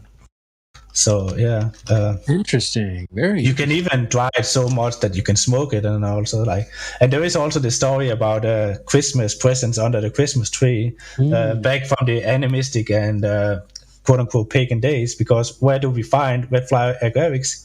We find them under pine trees. What color is the mainstream presence under the tree? Red and white. There is a whole story where this tradition actually comes from. That it's actually a pagan tradition, and it comes from red fly agarics under the pine trees in the north. I've heard those actually big mushrooms with the are they red with the white dots on them? Yeah, exactly. Right. Like Amanita muscaria. Yeah, Amanita muscaria. That's what I was. Yeah. Yeah, I guess that it has different names. Yeah, I call them red fly agaric, but I do know that they are also called something else. Yeah, but there's places in Australia they grow all over the place. Like in the right climate, the right conditions, they grow in Australia. I've seen them in the wild. all they need is moisture and darkness. So if it is in a forest area, you should be able to find them all year round. They pretty much are here all year round. But when the first night frost comes, then they start to die out. But right now here in October, it's the perfect shroom season in Denmark, for example. Nice. And yeah, we also have like. Some of the strongest psilocybins, which is like exactly. And they also grow right now all over the place. But yeah, nice, dude. Just something to take in that like we have this mainstream history and these traditions and stuff like that. But where does these traditions actually stem from? We have been told A. But when you dig a little bit, you can see that they might stem from something completely different, like Christmas trees and presents could actually just be a pagan tradition about red and white mushrooms under the pine trees, you know? Yeah, I mean, look at Santa Claus. He wears the red and white too. I posted a video if anyone's interested. Coca-Cola invented him. That version of him. It was Coca-Cola. Oh, the Coca-Cola. The red. But I've been saying for a while now that gods is a relatively modern concept that we've imposed on the ancients. We've dictated to them, and they're not around to defend themselves. We've dictated to them what they were thinking, how they perceived, the spiritual realm and all that. And we could be way off, like Tim's saying, you know. Yeah. That's a good point. We don't like being misrepresented here either. So yeah, I guess if they could defend themselves, do it. What? You say what? Yeah, that's not what we meant. Yeah. I'm just looking like this. What is the most simple explanation? And what did ancient people have to observe? They had nature, animals, and the sky. So we can determine two things from that they could see that animals was also living beings. And if things have a spirit, if we have a spirit, there is a good reason that animals also have a spirit. And even the connection, like the electrical pattern or connection from tree to tree roots, so spirits and all other animism is where the idea of the father spirit and mother earth is coming from. We need the spirit and we need the mother. We need the father and the mother to have this cyclical pattern of life.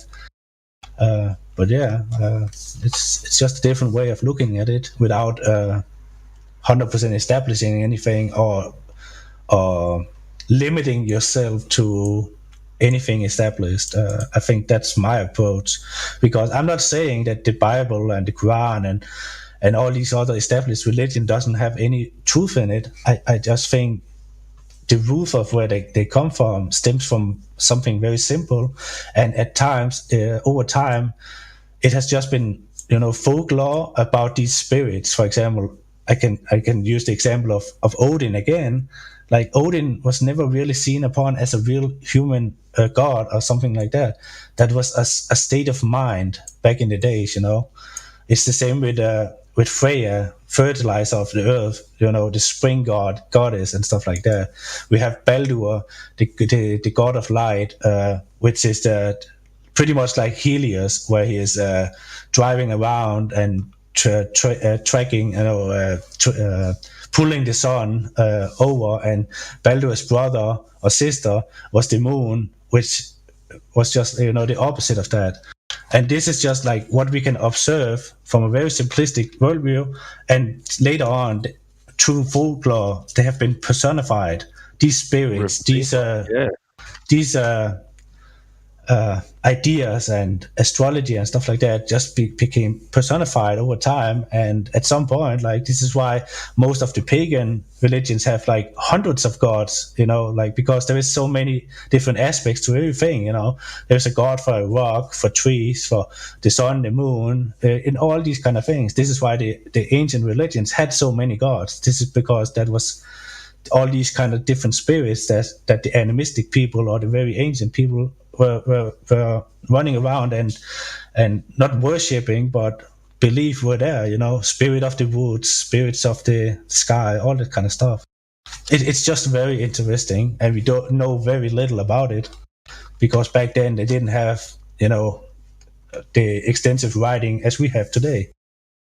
And if they had, there has also been a war on ancient knowledge where temples and stuff like that has been crumbled to the ground, and libraries has been burned down to the ground. Also, books burning. Yeah, erasing a lot of history, a lot of knowledge. Yeah. Also, I have like a theory that that European domination of the world involved the hijacking of certain cultures' history. So they basically rewrote that culture's history for them and wiped out anybody that would be able to pass on the actual knowledge, of what took place, and gave them a narrative to follow. And they took children in that didn't know any better, taught them that's your history, and then they just continued on from there, and that culture perpetuated that unknowingly, that lie about their own history. Yeah, it doesn't take many. It doesn't take many generations to erase what was. It really doesn't.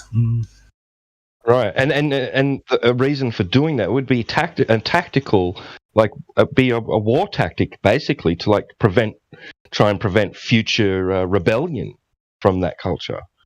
Yeah, exactly. Especially with the personification of, for example, natural spirits and stuff like that. That is just like, this is our folklore. You are not allowed to imagine any further. You have to be given some boundaries, and then they just build upon those. Right. Very interesting stuff.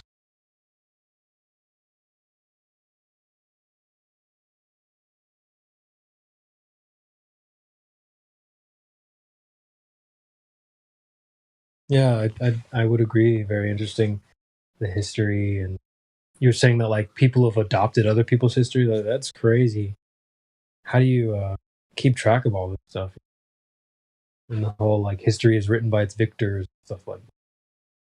Well, it's even in the history books, even from in scripture, it describes one culture going into another culture, dominating it, and then those two cultures integrating and combining and adopting each other's, even the victors would adopt some of the culturalistic aspects of the ones that they were dominating, that they were overthrowing.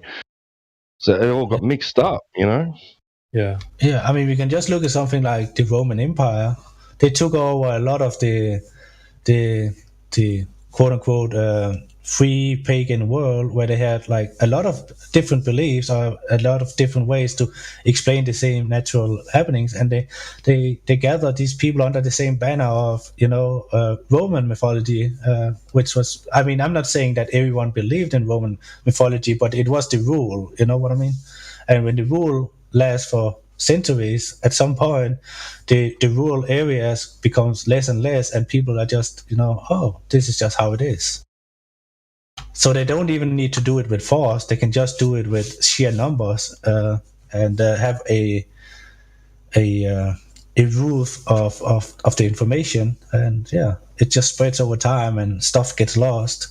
Like, for example, after Christianity took over the North world, paganism was completely banned, and you can get burned at the stake if you were even practicing some of the old ways, like sacrificing an animal to Freya and stuff like that. But that's another way of it. That's definitely by force. But how much do we actually know about that? That is the real question. It's Yeah, good point. I'm glad people are more interested in this topic than I am. So it's fun to listen to because I struggle with history a bit, but I guess that's why we're all here. We all sort of paint the picture together. One of the things I liked from listening to like some of the Hindu stuff that I used to be into was like it was a quote I heard. It was like three blind men trying to describe an elephant. Like one person has it's like one person is describing the toes and another person's describing like the tusks and another person's describing some other part of the elephant. We're all trying to piece it together from different angles. So yeah, it's like I mean, digging down to these kind of topics, they're definitely not giving any clarifications. At best, they're just raising more questions, Right. Well, I've read about examples where modern Europeans have asked like indigenous South Americans, like what does your culture say about these buildings that exist here, these massive monuments and stuff, and they said, well, legend has it that they were already here when we got here, and the giants built them, right? And that was their own take on it. And then those, like academia has like then imposed upon them, no, that's not true. Your ancestors built them. yeah, yeah, that's a good point.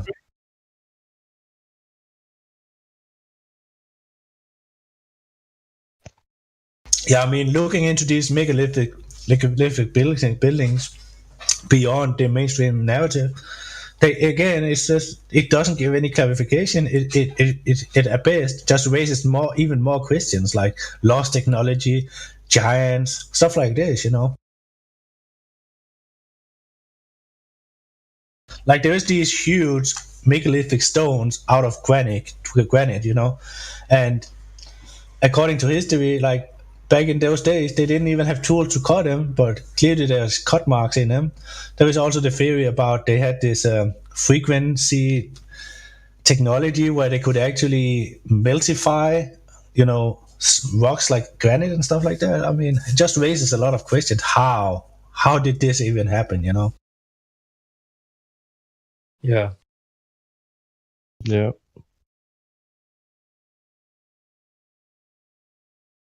You said giants, my ears perked up. I'm like, oh. But this leads me back to the Truman Show, where he wants to. I want to be an explorer, and the teacher rolling down the map and says, "You're too late. Everything is been settled. Like there's no more places to explore." They do the same with history. We cannot even, ask the questions like, "Can we trust mainstream narrative?" No, we have to trust it, and you have to think in these closed boundaries of this kind of aspect. And if you're moving out of that, you're a crazy alien believing conspiracy nut job. Exactly. Yeah. It hasn't just been within the realm of astrophysics and and all that. It's in archaeology and all different fields of what they call science. But that dogmatic, view, attitude. Yeah, you can think like this. We have already settled the answers. You just have to read this book, and if anyone asks, you just have to repeat this or show them this book, and that's it. You cannot use your imagination. You cannot even question it. You can definitely not point out that they didn't have the tools to cut in these kind of stones back in those days. Like that's a dumb question. We already have the answer. They used 10 million slaves over 20 years, and that is how the pyramids was built.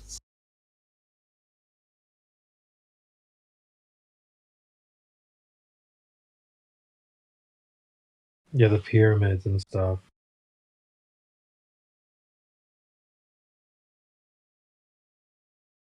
Yeah.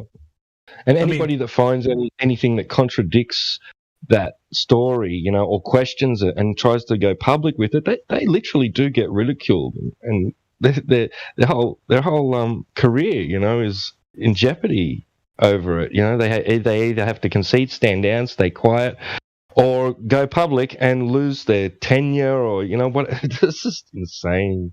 Yeah, fear mongering. I mean, we can look at like some old structures that is raising even as big questions as these pyramids. Is like the city of Petra. These major cities that has been like pretty much carved into rock. You know, like how the fuck. Like these completely square rooms and stuff like that. Like, I mean, I could understand if it was like some edgy rooms with, but no, these are completely square, you know, like 90 degree angles, smooth walls. This is it feels like some high-tech shit, you know, like how the fuck.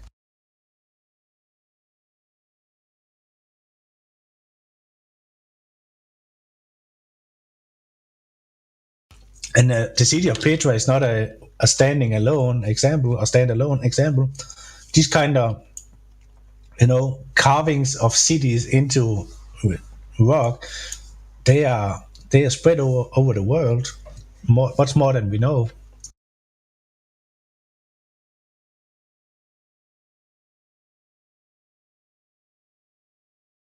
And then there is all the pyramids that still haven't been dug up, but you can see it on Google Maps and stuff like that. That they have the 8-sided edges from aerial views, and yeah, and now it's just lost greenery. But pretty sure if we dug all the earth away, we would find much more of pyramids and stuff like that. And there is tons of these also. Yeah, well, they just recently dug one up in Indonesia. A huge temple pyramid-like structure that was basically a mountain. Nobody really even... They just found... They knew there was like a few ruins on top. And, you know, for centuries nobody had even like thought, hey, is there anything else underneath the ground, you know? And then there's the idea that it's massive, this structure, you know? It's like basically turned into a mountain with trees growing over it and everything. Yeah.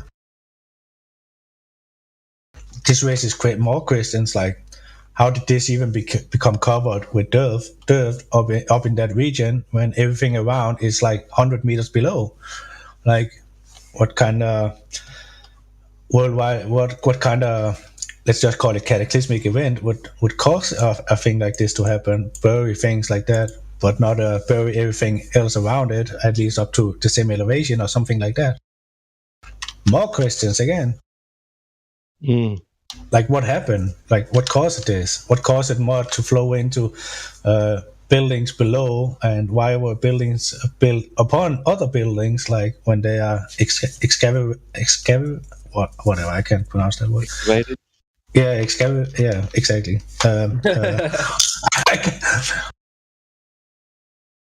Excavate. What the fuck? The data. It's bumpa baba. Excavated. Subscribe. That's so funny. But yeah, I mean, like, these kind of things, they're not giving any answers. They're just raising more questions.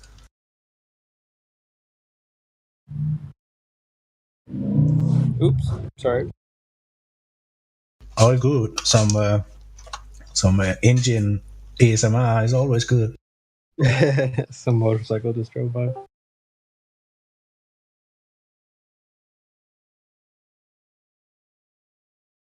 Hey, Dave. Deader Dave has joined us. Everyone behave. Dave's in the place. Everyone behave. Dave's right. I say dead air Dave. I will take that as an insult. I think it's funny. Probably rowboating. No new people. Fine. Oh, no, this baller named Dave Hinkle. No rolls. Shout out to YouTube. Somebody out there wants to come in and discuss the shape of the earth. These gentlemen have some questions. Back to you. Yes, we have questions. big questions.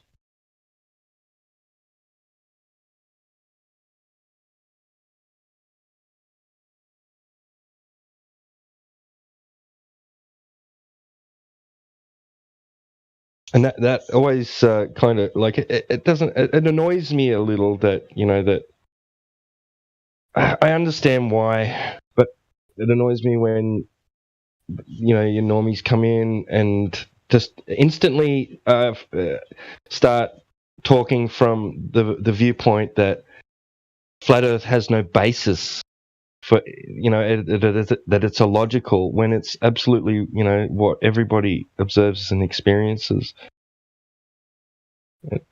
Like, it doesn't have any foundation. It's just crazy. Why would you think the Earth is flat? Why would you think you're breathing? You know, like, oh my goodness. Now, what's worse is when they say, "Oh no, you're just following, like, just crap other people have said. You haven't thought about this yourself. You're just, you know, it's kind of a reversal of what they do. You just believe in a YouTube video. Yeah. Right.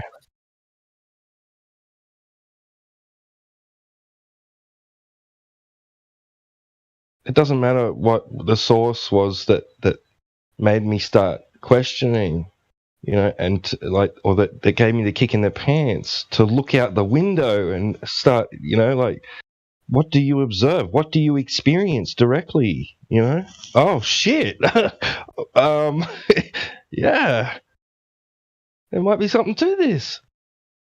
Spot on there, Spot. I mean, generally speaking, when you switch from thinking flat Earth is stupid to actually examining the globe, and you see how stupid that is, that's your turning point right there.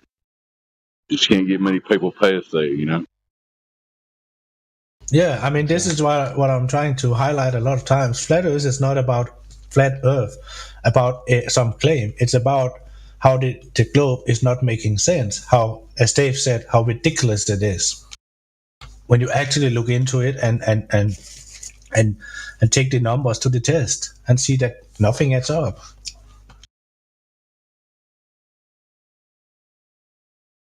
Correct, Tim. It's like I've said many times. It's not flat versus globe. It's globe versus reality.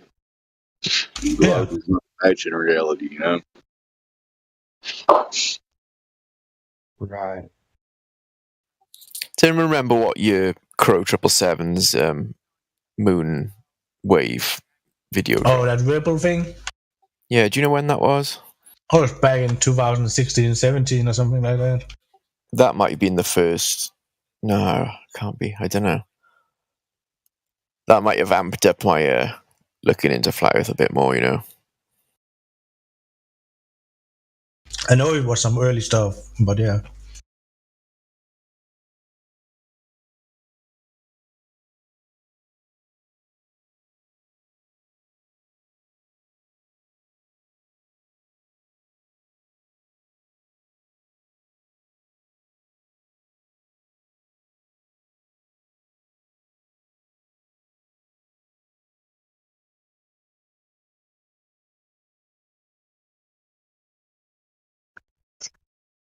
Dead Air Dave strikes again. Y'all were talking before I came in here. Go ahead.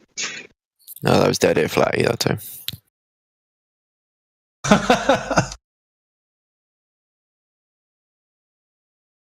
Now, we were just talking about the more we dig into historical monuments and buildings and even the shape of the Earth, like, it's not like we're getting any answers. We're just raising more questions because, okay, so it's not a globe. The water is flat, but what is the full extent of this place? You know, like, more questions. It's not like digging these things up answers anything except for dismissing the mainstream narrative, pretty much. It just gives us more questions, more things to think about, to examine it, and research. And I love that. I love that there's so much more mystery. You know? Yeah. The book never ends. I hate when a book ends with like an open ending. I hear what y'all are saying. It for me, it like literally opens up literally a whole new world. Things you may never figure out, but at least it's not what the bullshit you got taught. Yeah. I mean, at some point, if there is enough light being shed over this topic, there will become a paradigm shift at some point. And when the people want it, instead of spending $65 million a day on space, quote unquote, and pictures thereof, we could use those things to do other things, like put those money into research that would actually help humanity, or into real exploration. Like, let's get some exploration parties to the south and explore the north more. Like, I'm pretty sure they have already done this, but it's just like covered up, but to the public, like, let's get that out to the public. Yeah, sometimes I wonder how much more we already know with NASA and all this globe stuff never existed. If we all just knew what it was or what we thought it was to start with, we accepted it for what it is, and just explored from there instead of making up all these stories. People had to look in the sky and make up all kinds of BS, right? Here we are.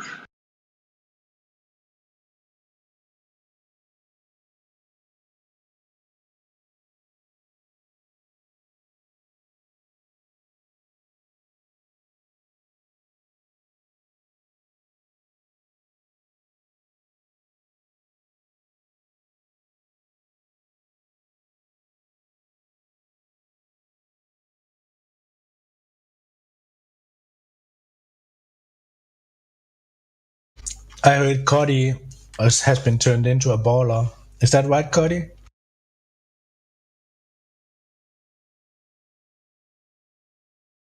The people in Geos finally convinced you. He's back on the ball. Cool. Let's hear about it. Yeah, let's hear your voice, Cody.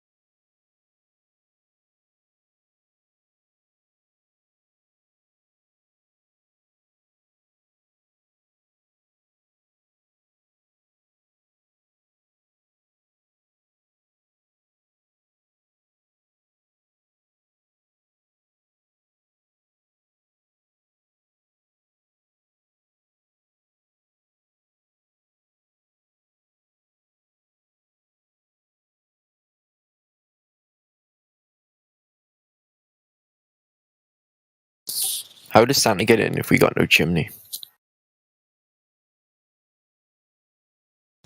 Good question. Magic. Duh.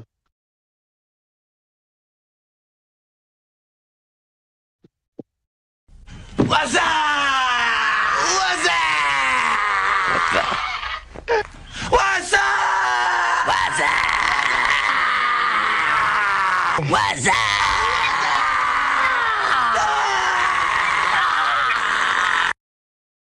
Interaction. What was that? Am I still here? Yeah. What the hell was that? Someone abusing the bot.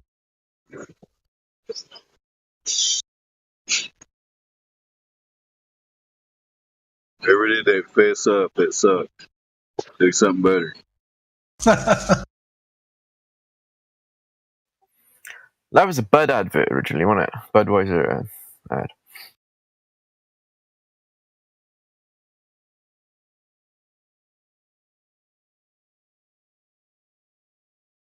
Was that G Flight again? It sounds like something you would do. Nah, wasn't me, dude. Susan P. Everyone stay calm. We got a guy with only VC verified role. Stay calm. Pyramids, welcome back. Welcome to the server. Yo, what's up, guys? I've been here for some time, to be honest. Just off and on over like the past couple of months.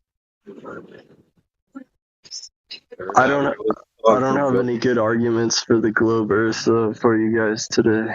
I'm not educated on either of the models, to be honest. Who wants to talk to him? One person, go ahead. Not me. Go, Tim. I'm eating. Go, CB.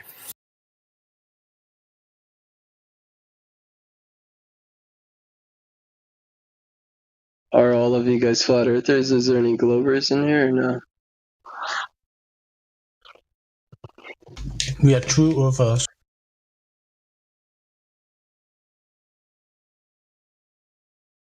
I feel like the things that I would say is like, because we don't have all the information, if we spend enough like effort and energy, we could propose like multiple ideas and concepts, but maybe we don't really know for sure. I've heard some of your guys' arguments and stuff, and they're interesting, but because I don't have enough of a science background, I can't really take it that serious. But I can't take the other one serious either, so don't get me wrong. I just think like until I gain more education, it's going to be hard for me to really stand for something.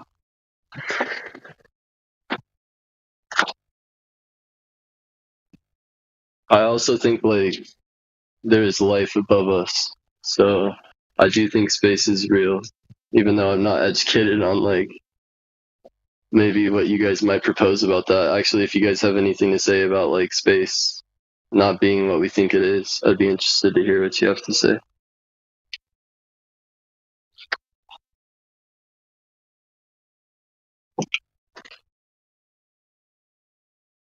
So you're admitting that you just have a belief? Is that true? Yeah, pretty much. Fine. That's what I would say. That's fine. At least as long as you say you claim as a belief, if you don't have any evidence, like some globers do, claiming stuff that they can't prove. Yeah, don't put yourself down as well. You don't have to be a scientist or have super knowledge in science to to understand. It's more of a logic thing.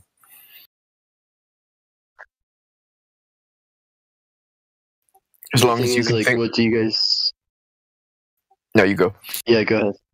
I was just gonna say, like, I've seen some of the tests, like where they do like the laser on water, and I think it is interesting, honestly. But I also think like there might be something scientific at play, like they propose, like they say that like light bends. How do we prove this? Like whether or not this is true, you know what I mean? Until we get down to the nitty gritty of like the absolute proof, it's hard to. I feel like we're just assuming, yeah. Well, they can only show light bending between two mediums. And it's not even bending, it's deflecting. Yeah, it's just changing angle. Yeah. Drastically changing angle or, drastically. But yeah. So the best argument there would be a density gradient, but if this was a real thing, it would not only be over water, we would be able to experience this. We would be able to experience cars moving over a hill obstructed by a hump of dirt and being brought back to light under certain conditions. But there's serious such things. So it's really not a.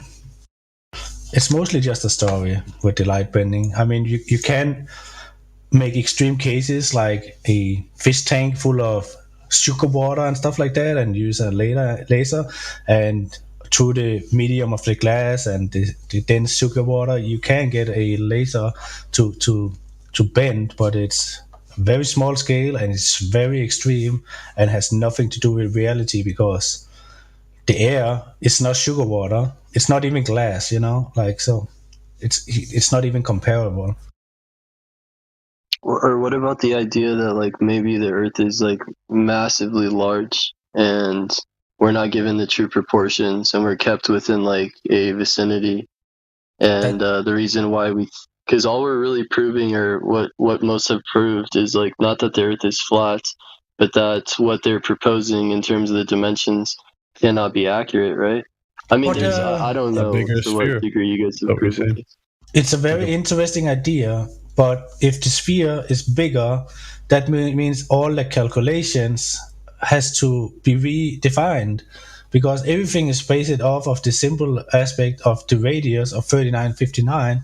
This is what determines the circumference, the drop over distance. This is what determines, stuff like gravity, rotation, uh, the sun, the pattern of the sun, all these kind of things has to be redefined if the Earth is bigger. Like, then the sun would have to be further away, but it also had to be 3, 4, 5, 6 times as big to be able to provide the light needed, and all these kind of things. Like, And getting rockets into orbit. Exactly. I mean, everything crumbles if the Earth is bigger, if it's not the dimensions they have given us, because it's all based on the circumference and the diameter and the radius. Everything is built up from that. This is why when Glober say, "Oh, all you have is the lack of curvature," and our answer would be, we don't need anything more, because this is the baseline. This is what everything else is built up around. So when there is no curvature, there is no globe. If there is no globe, there is no need for gravity, no need for outer space, no need for all of these things. Can I jump in here and say? Go ahead. I just wanted to ask Pyramids. So if you're going down the route that we might potentially be on a much larger sphere or something, then you're acknowledging that you have been lied to in a grand way, right? Like, we agree on at least that part. That would mean you've been deceived one way or another. So I'm just wondering why, if you know what's coming out of mainstream science is such a huge deception regarding the nature of our world, why would you default to the assumption that it's a sphere and not what you actually experience in your lived life, which is you experience a flat, motionless plane, you don't observe curvature. You've never seen it, and nobody has seen curvature in their entire existence. So just wonder why you're clinging to the ball. Have you thought about that? Yeah, I guess what I'm saying is like until because I don't have an understanding of the science, I really can't give the best arguments. But I guess what I would say is that it could be something different than what we perceive it to be, because like even though they propose a certain model and then we do the laser test isn't proving that it's flat. It could also be proving that it's much larger. And I know it sounds like it does have an effect on many other things, but that's what I'm trying to show you, is like until we really like prove with absolute certainty, we have to be careful what truth we think we're coming to. That's the other thing. So like this laser test is interesting, but it doesn't necessarily prove that it's flat. It could be a much larger piece of land. Yeah. You're coming from the place that the globe has ever been proven demonstrably. It's not. The only thing it's ever been proven with objective measurements, tests, observations is a flat, motionless plane. The globe's never been proven. Why we would even consider it is only because we've been given these stories from a young age, and it's deeply ingrained in many people. But it just needs to be completely thrown out. It's not substantiated with anything empirical.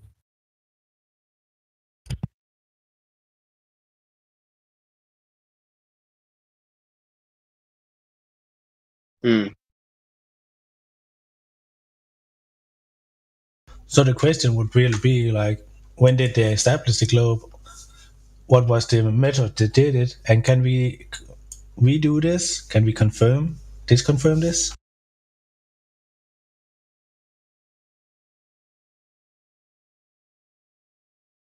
Yeah, exactly. The only thing is like a lot of like even the points that you made before is beyond my level of understanding in terms of what they're even proposing and just how it all fits. So it's going to be until I'm going to have to continue my pursuit of knowledge basically to really come to like more of a truth, I guess is what I would say, cuz when I first came in here like they did present information to me and it's interesting. Don't get me wrong, but a lot of it also is like beyond my level of understanding or my expertise. So it's hard for me to really like know it with certainty that it could be like this. Plus, I Yeah. think like the way the human mind works is this is what I see in the world, man. Like when there's a piece of like missing information, we can propose like 3 different ways of it potentially fitting, and they all seem very logical. But until we gather more like information, we can't really come to that certainty. Yeah. How many sections of flat level water do we need to establish that the water is not curving into a ball? Well, I would have to bring an understanding of like what are they saying about like light curving, and how does that work? You know what I mean? This thing, and you spoke on it for a minute, and I know you are knowledgeable on it, so what you're saying is probably accurate, but it would be hard for me to until I get that science in my head. It's going to be hard for me to know it, I guess. He wasn't actually talking about light. He was talking about water. So if we can establish that the surface of bodies of water at rest actually do measure flat, horizontal, level, then that what can we take from that?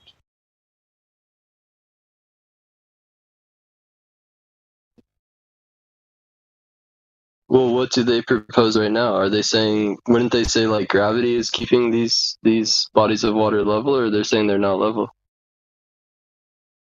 Well, hydrostatics will tell you that the surface of bodies of water or liquid at rest measure horizontal and level. And the definition of horizontal is flat and level. So then they would have to propose, outside of the field of study of hydrostatics, you'd have to assume that that's just on a small scale. But once we get larger bodies of water, it actually starts conforming to the surface of a sphere, and like you said, being pulled to the center of mass by gravity, or through the bending and warping of space-time, whichever one you subscribe to. But then we need a demonstration of that. We need some empirical evidence that that's actually the case. Otherwise, a simple test of any body of liquid at rest can tell you that liquid is not curving in conformity at a rate of what they claim. A sphere with a radius of 3,959 miles. Mm.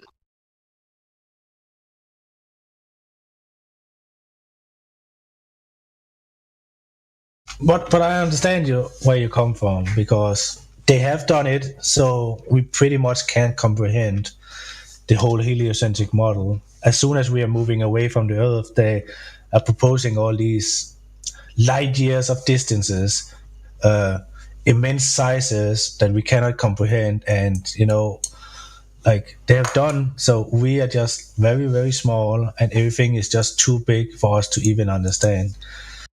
And we all came from that, and it is something one has to break out of. But the best thing would be to go to the baseline, as Trot was talking about, and I was talking about before. Like, what is the shape of the Earth? Like, how can we verify the numbers that they have given us?